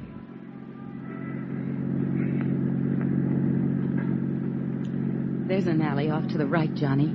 It might be worth a look. Yeah, it runs back toward a lumber yard there. That could be a lumber yard in the background of that photograph. Well, we'll give it a try. This isn't it, Johnny. Sally makes a right-angle turn there before it even gets to the lumber yard. Well, we may as well check it on through. It seems to run clear on down to the railroad yards. Please let us find him. If it's the police, he'll fight. And he'll kill someone else. Be killed himself, maybe. It's out of your hands now, Carla. It's got to work itself out in its own way. And there's nothing much anybody can do to stop it or change it. I know, Johnny. I keep trying to fool myself. All the time, I know. Well, all you can do is hope. Look! That fence ahead of us there. Next to the railroad yards. Yeah, that could be the fence in these pictures. Looks the same. And that storage shed there at the right, that's in one of the shots. Yeah. And that pile of oil drums. This is it, Carla. This is where those films were taken. The truck was parked right at the corner of that shed. Well, it looks as though that off chance paid off. I'm scared, Johnny. Now that it's so close, I'm scared. Don't be. By off chance, I meant just finding the place. He may not have come back here since the day those pictures were taken. You don't believe that, and you know it. Look, Carla. That house back at the corner has a phone. There's a wire running in from the pole. Go back there and use it to call Lieutenant Garcia. Give him the location and tell him to hit the radio and have this whole area blocked off. Got it? Yes. Tell him to cover the railroad yard, too. Sew up this whole section tight. And tell him to make it fast. Johnny. Yeah. Eddie may be watching us from around here somewhere right this minute. I waited until she'd gone. Then I got out of the car and walked toward the shed and the sagging wooden fence that bordered the railroad yards. It was nearly dark now. The high floodlights had been turned on above the crisscross network of gleaming steel tracks. Shadows play tricks at such a time of evening, and I got sudden movements now and then from the corner of my eyes, but yet nothing really moved. And the only sound was the sound of my own footsteps. I stopped several times and stood watching and listening, but nothing moved. There was only silence. I reached the door of the long wooden shed and found it padlocked. But looking in through a broken window, I could see the lock didn't matter. The shed was empty and long abandoned. Between it and the fence was a drive leading toward the rear. And behind the shed, in a loading area, I found Eddie's truck. And in the back of it was $100,000 worth of furs. All right, Dollar. Get your hands up. Eddie, you're in a rut. That's the first thing you said to me the last time we met. I ought to killed you there in that apartment. Isn't one killing enough? I don't suppose you know it, but Albert Chrisman died this afternoon. I know. I got a radio in the truck there. This where you've been hiding out all the time? Look, if I wanted to answer questions, I'd go turn myself in. You may be better off in the long run if you do. Now get... You here alone? No, your sister's with me. Oh, for the love... What does she want to do? Watch me get it? Why don't you give me that gun, Eddie?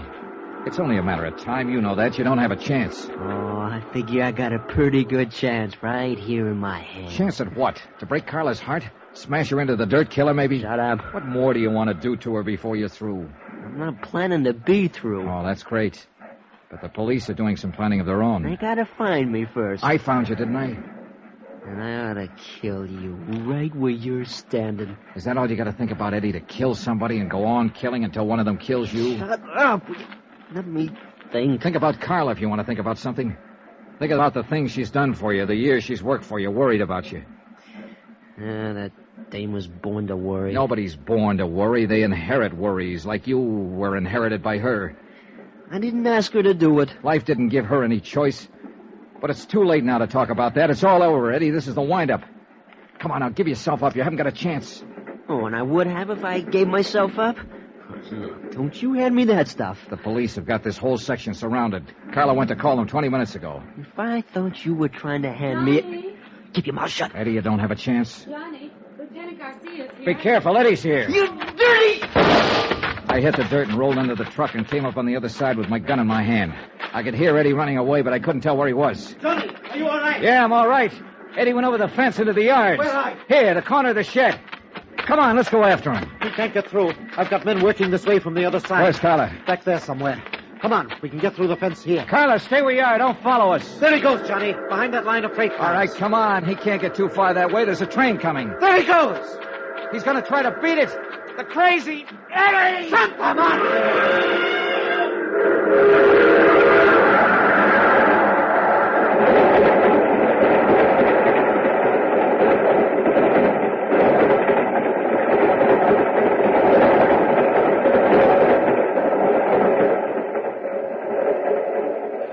I don't know, Johnny. There must be better ways to die.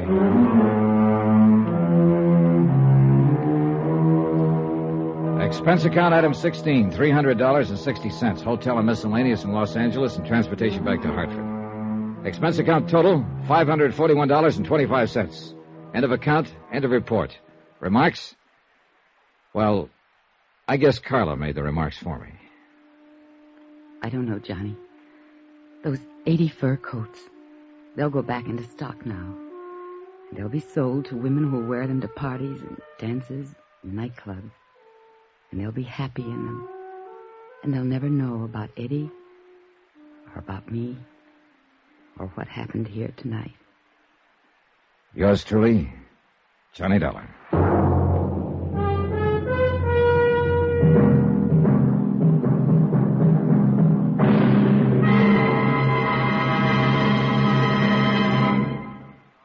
Now, here's our star to tell you about next week's intriguing story. Next week, The Matter of the Medium, Well Done. And a seance or two that I think you'll like. Join us, won't you? Yours truly, Johnny Dollar.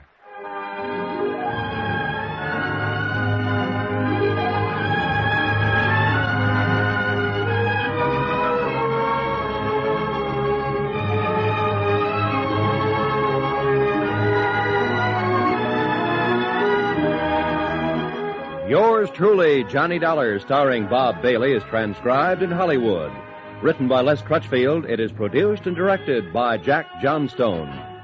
Heard in this week's cast were Lucille Meredith, Edgar Barrier, Victor Perrin, Jack Crucian, Tommy Cook, and Richard Crenna. Musical supervision by Amerigo Marino. Be sure to join us on Monday night, same time and station, for another exciting story of yours truly, Johnny Dollar. Roy Rowan speaking.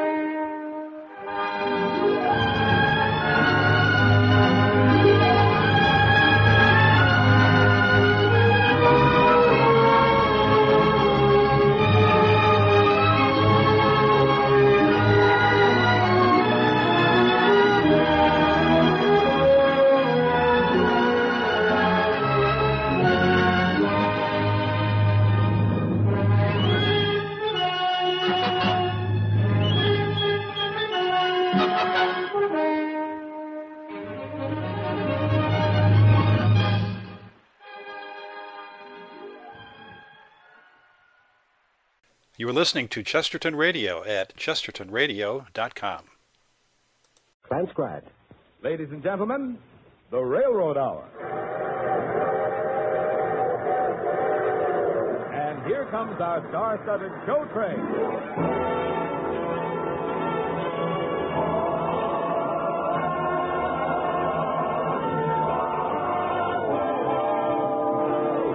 Tonight, the Association of American Railroads presents Victor Herbert's charming operetta, Orange Blossom, starring Gordon MacRae and his charming guest, Evelyn Case. Our choir is under the direction of Norman Luboff, and the music is prepared and conducted by Carmen Dragon. Yes, tonight another great musical success is brought to you by the American Railroads, the same railroads that bring you most of the food you eat, the clothes you wear, the fuel you burn, and all the other things you use in your daily life. And now, here is our star, Gordon MacRae.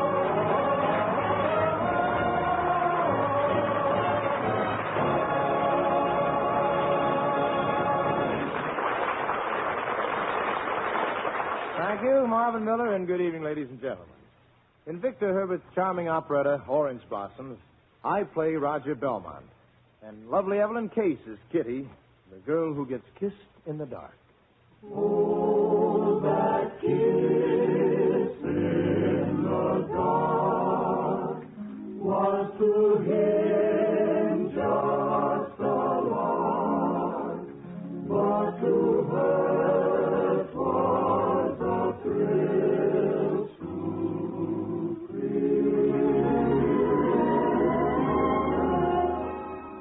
You're my lawyer, Brosick. Do something. Well, Roger, what do you want me to do? Well, it's spring, and I'm in love. I want you to help me. Well, they didn't teach us about these things in law school. Brosick, there's only one woman alive in the whole world, as far as I'm concerned. Well, who is it this time? Ruth? No. Mary? No. Sheila? Absolutely not. Helen. Oh, I thought I'd been in love before, Brosick, but Helen topped them all. It's true that I'm susceptible to ladies. It's true that I've a weakness for their charms. I have always found it simple to succumb to just a dimple or an ankle or a lovely pair of arms. But now my mad philandering is over. Those maids of just one charm have left my mind. For my new love's a complete thing.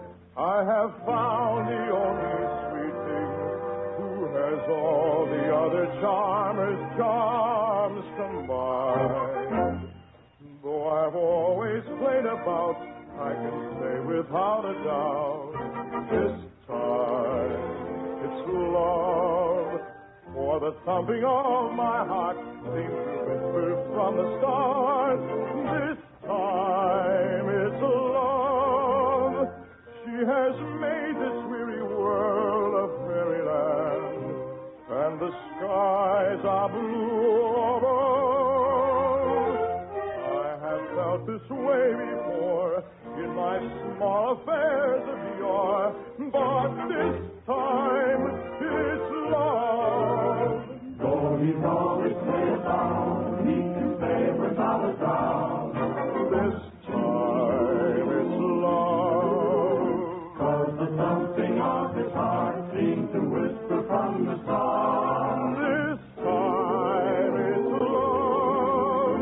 She has made this weary world a fairyland, and the skies are blue above. I have felt this way before in my small affairs of yore, but this time it's love.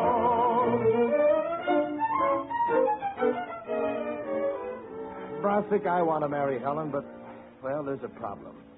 Maybe we can solve it legally. Let's get all this down on paper. What's her full name? Helen de Vaquet. Oh, a divorcee, isn't she? Yes. Aunt Mary and I both met Helen on the Riviera. I loved her immediately, and Aunt Mary loathed her. So she said if ever I saw Helen again, she'd disinherit me. But you saw her anyhow? No. No, Helen left the Riviera a few days later. I would have followed her, but Aunt Mary became ill, and naturally, as her prospective heir, my place was by her side. Naturally. By the time Aunt Mary died, I had forgotten. You had forgotten Madame de Vasquez? Oh, no. I'd forgotten her address. Anyhow, I saw her again, never saw her again until I met her by chance last week. Now we're engaged to be married. I see. Brosick, my aunt left me $17 million. A sum I have the greatest respect for. Well, almost as respectable as $18 million. Ah, but in her will, she says that I can only inherit that money if I marry within the year, and if I do not marry any woman who is the divorced wife of a Brazilian subject. Helen's former husband was a Brazilian? Yes. What can I do, Brosick? I don't want to lose Helen, and I don't want to lose the money. Well, why not marry someone else? Just temporarily, a marriage of convenience. At the end of a year, you can get a divorce and marry Helen. Where can I find a woman who'd do that? I know just the lady. All right. I'm in your hands.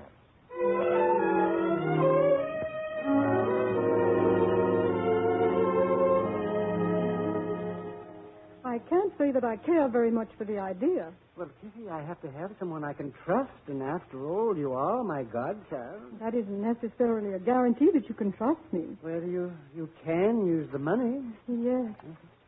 Well, then what's the matter? Oh, nothing really.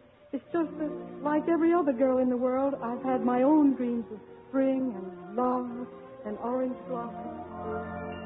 In every girl's heart, there is a dream, a golden dream of orange blossoms.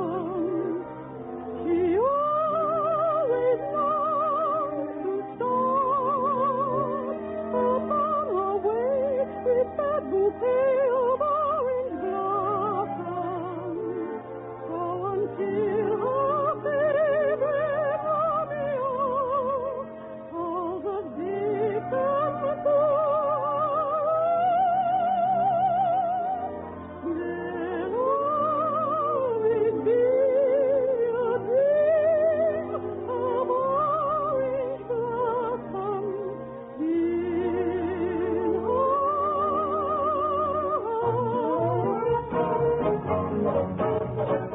We are all in love with you.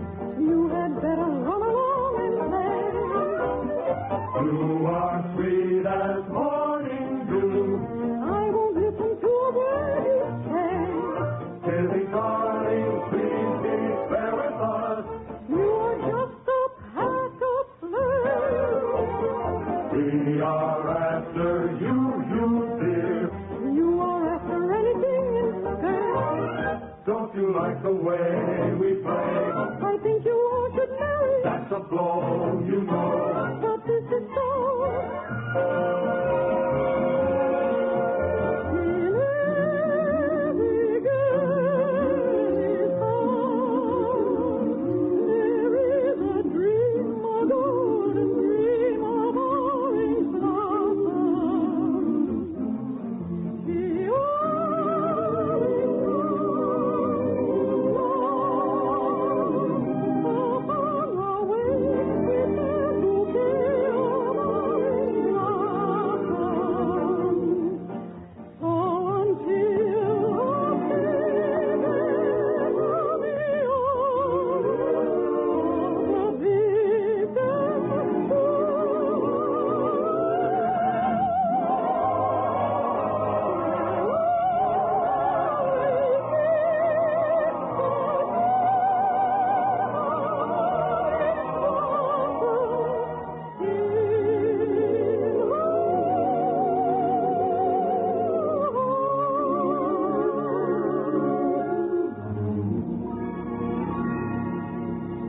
Here are the papers, if you'd like to look them over, Kitty. If you say they're all right, I'll sign them. Well, there's a clause stating that if anything develops of a personal nature between you and the gentleman, you forfeit the settlement.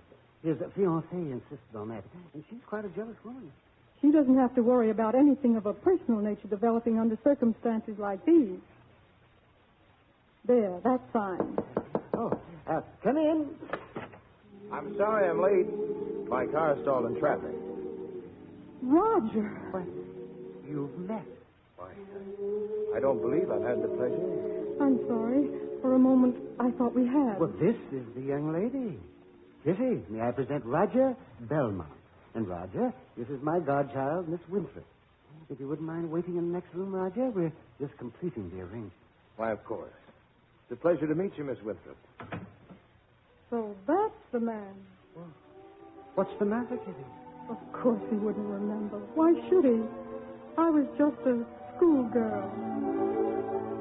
I recall the mad delight of a lovely dance and a stroll into a night trembling with romance. They told me all my love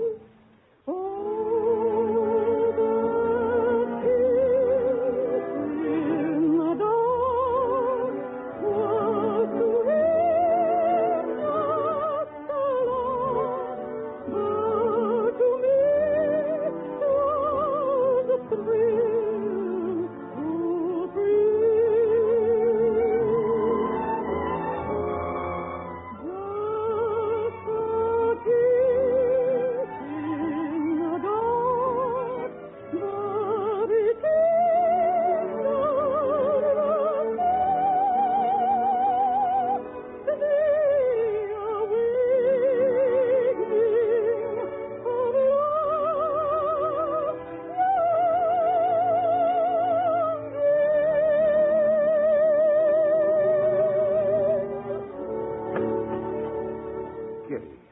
Forgive me. Of course I remember now. We were both such children that I had almost forgotten. Well, that's all right, Roger. Oh, that was love in all its heart, yet today it seems like a sweet but fleeting hour in the land of dreams.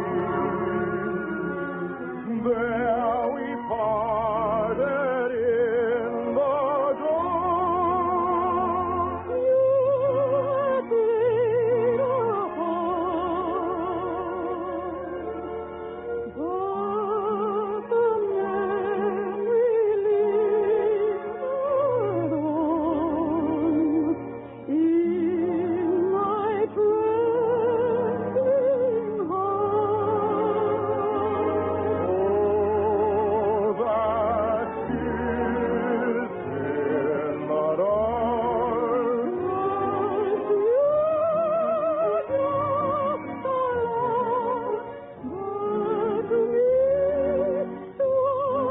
But to me, 'twas real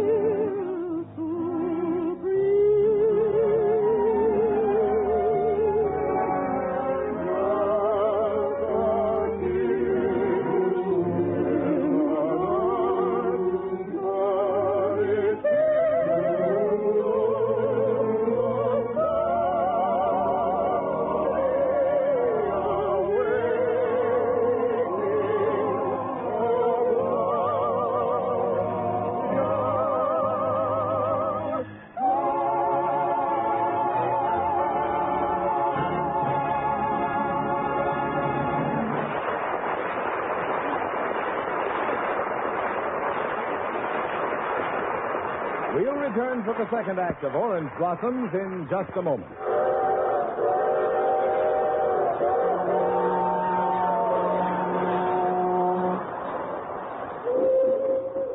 Hear 'em? The whistles of the freight train? Well, maybe I'm just imagining it, but it does seem to me that in that familiar sound there is an added note of pride. Anyhow, today's freight trains have good reason to be proud. For in 1951, the average freight train set a new record in serving you by hauling more tons of freight and hauling them faster than ever before. The railroads set that new efficiency record while doing the second largest job of hauling they have ever done in peacetime. And the important point is, you could not have lived as well as you did. The nation could not have had the goods and materials needed for commerce and defense without the kind and quantity of railroad service performed in 1951. Now, the reason the railroads have been able to do these bigger jobs and do them better stems largely from the fact that since the end of World War II, they have spent over $6 billion on improvements. That money, an average of over $1 billion a year, has bought the new and better equipment and facilities that have given the nation continually better railroad service. However, while the railroads hauled a near-record volume of traffic with record-breaking efficiency in 1951, their net earnings were way down. And the reason is that the wages, prices, and taxes they must pay have gone up so much more than the rates they can charge. That's why, as the railroads carry on with their essential improvement programs, it is so important to all of us that they be allowed adequate freight rates. Only then will they be able to keep on raising the money needed for the continued improvement that can alone give America the transportation it needs for commerce and defense.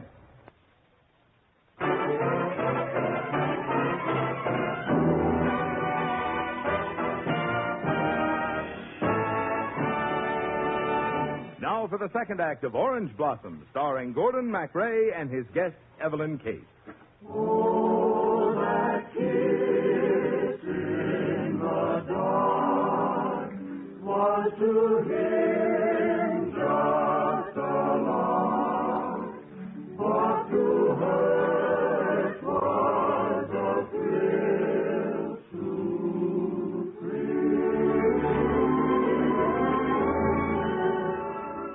So Kitty and I were married. I rented a house for her, and she lived there alone. I hardly ever saw her. Since Helen was my fiancée, she naturally resented any display of affection on my part towards my wife. However, I did go out to see Kitty with my attorney on the day before she was to file for divorce. I wasn't nearly as happy about the whole thing as I thought I would be.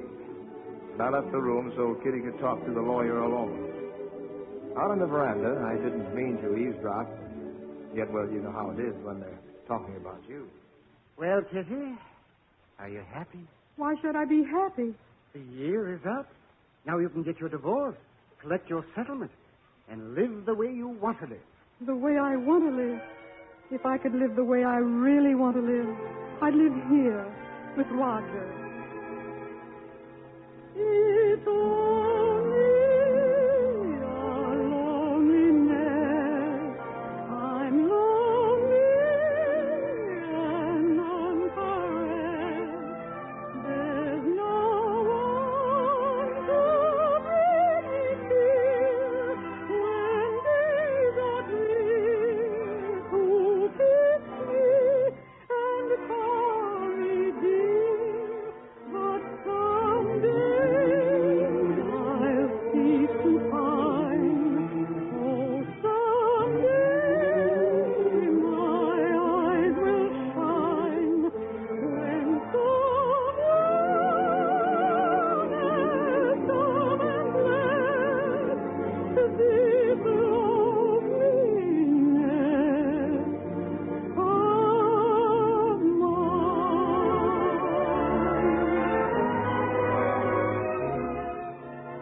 Kitty, I didn't know you felt that way. I had no idea.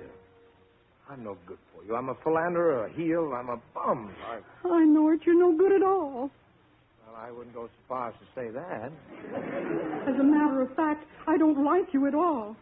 I just want to stay married to you. Kitty, you'll be a free woman tomorrow. You'll meet lots of attractive men. But how could anyone be as attractive as you are? Well, you're right about that. It doesn't matter to you how I feel, does it? All that matters is how Helen feels. No, that isn't all that matters. Kitty, you've got to find a man and be happy, too. Why, any man would fall for you. Tell them all to run along and play. You are sweet as morning dew. I won't listen to a word you say. Kitty, darling, to yourself be fair. Men are all a pack of flares. You'll find one for whom you care. Men are after anything instead. Don't you like the way men play? I ask them not to tarry. Then they'll go, you know. I wish it so.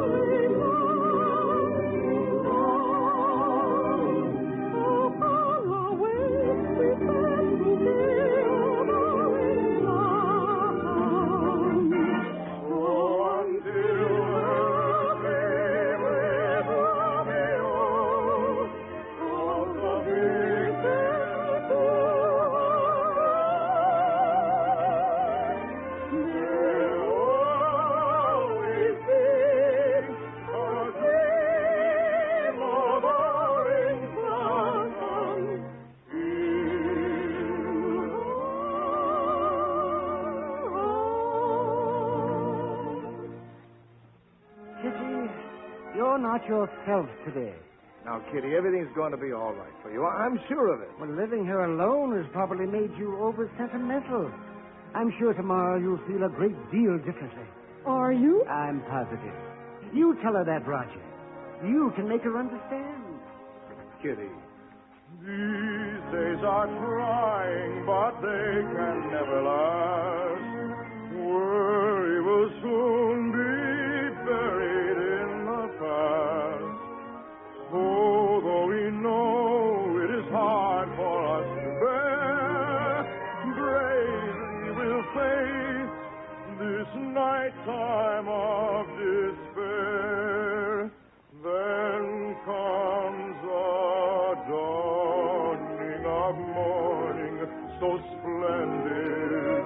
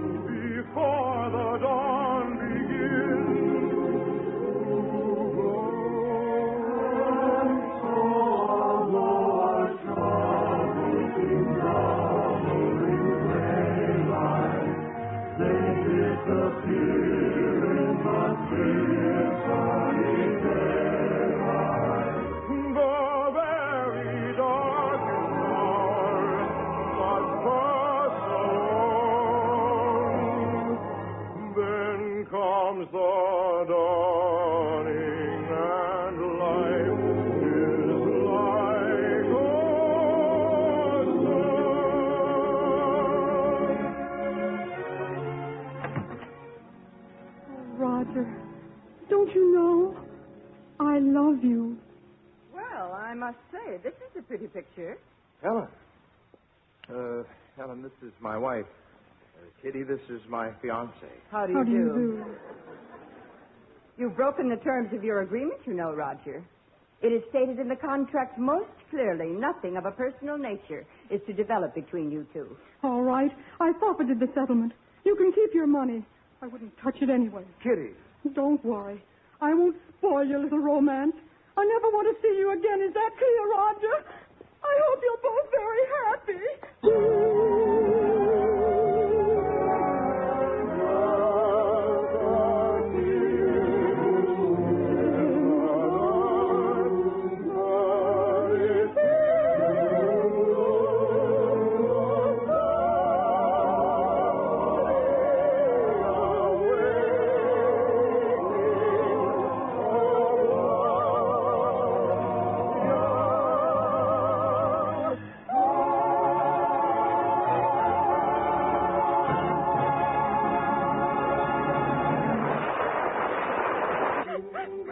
Kitty. Go away.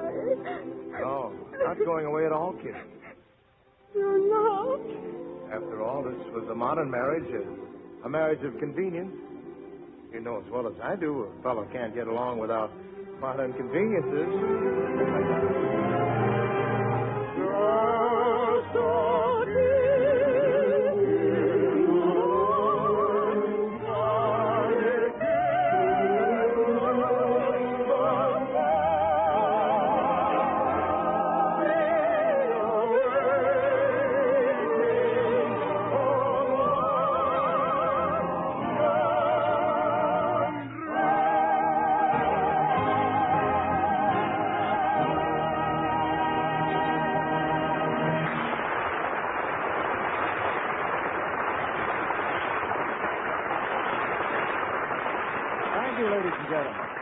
Evelyn Case will be back in just a moment. Now, thanks to Isabel Jewell, Howard McNair, and to our entire company.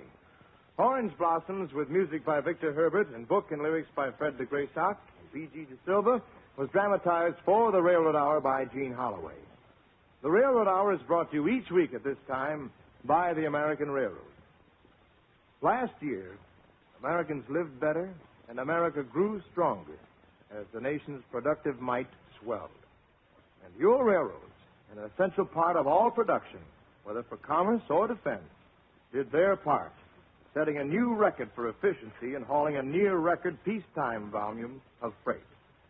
Despite that fact, railroad earnings continued to fall as expenses went up faster and farther than railroad rates and revenues.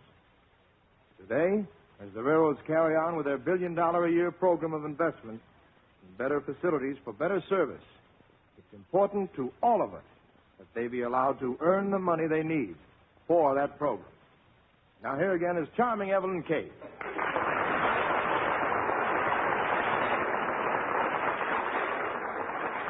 Thank you, Gordon. Tell me, do you have this trouble every week on the Railroad Hour, trying to decide which girl to marry?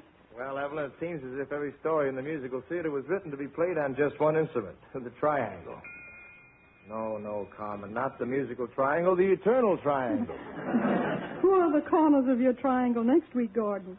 Well, one corner is the devil, Mephistopheles himself, for I'm going to play the author of Faust, Johann Wolfgang von Goethe. And the prettier corner of the triangle will be the gracious star of pictures and Broadway, lovely Patricia Morris. It must be Franz Lehar's delightful Frederica. Well, that's right, Evelyn.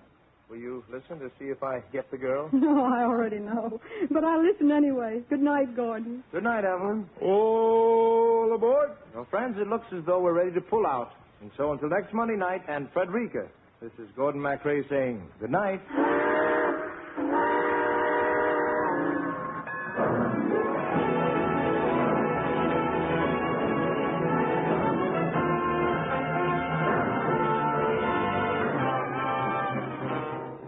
Blossoms was presented by special arrangement with the Tams Whitmark Music Library. Gordon MacRae can be seen starring in Warner Brothers' Starlet.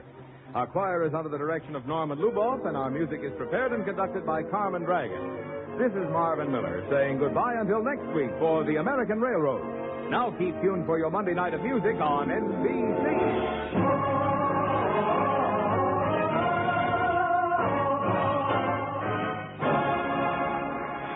The preceding was transcribed.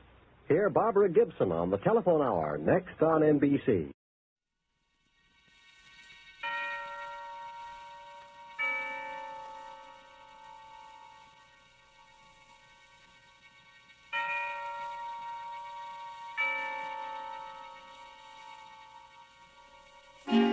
Suspense.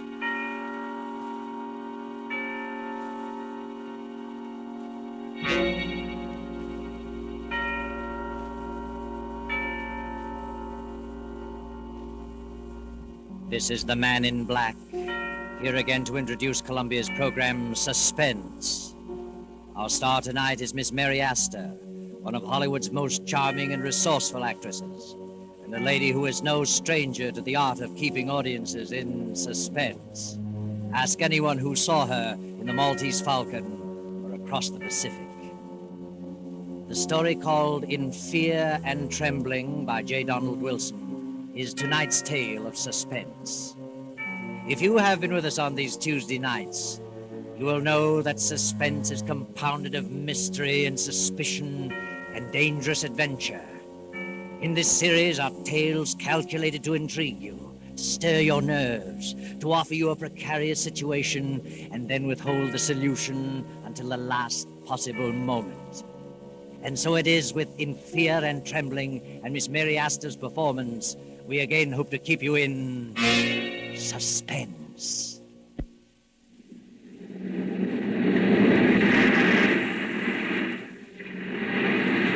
At the edge of the cliff, overlooking the sea, sits a gray stone mansion, weather-beaten by the storms of several decades. To this mansion, Gilbert Durant brought his bride, Lucia. That was 4 years ago. Gilbert and Lucia were quite happy until a year ago, when Lucia's half-sister Beverly came to live with them. Gradually, something began to happen.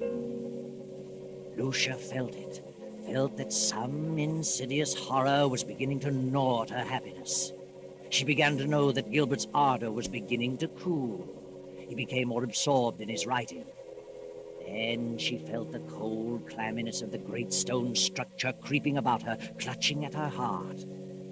Anyone who saw her could tell that fear was growing in her mind, a fear of something which she could not or would not explain.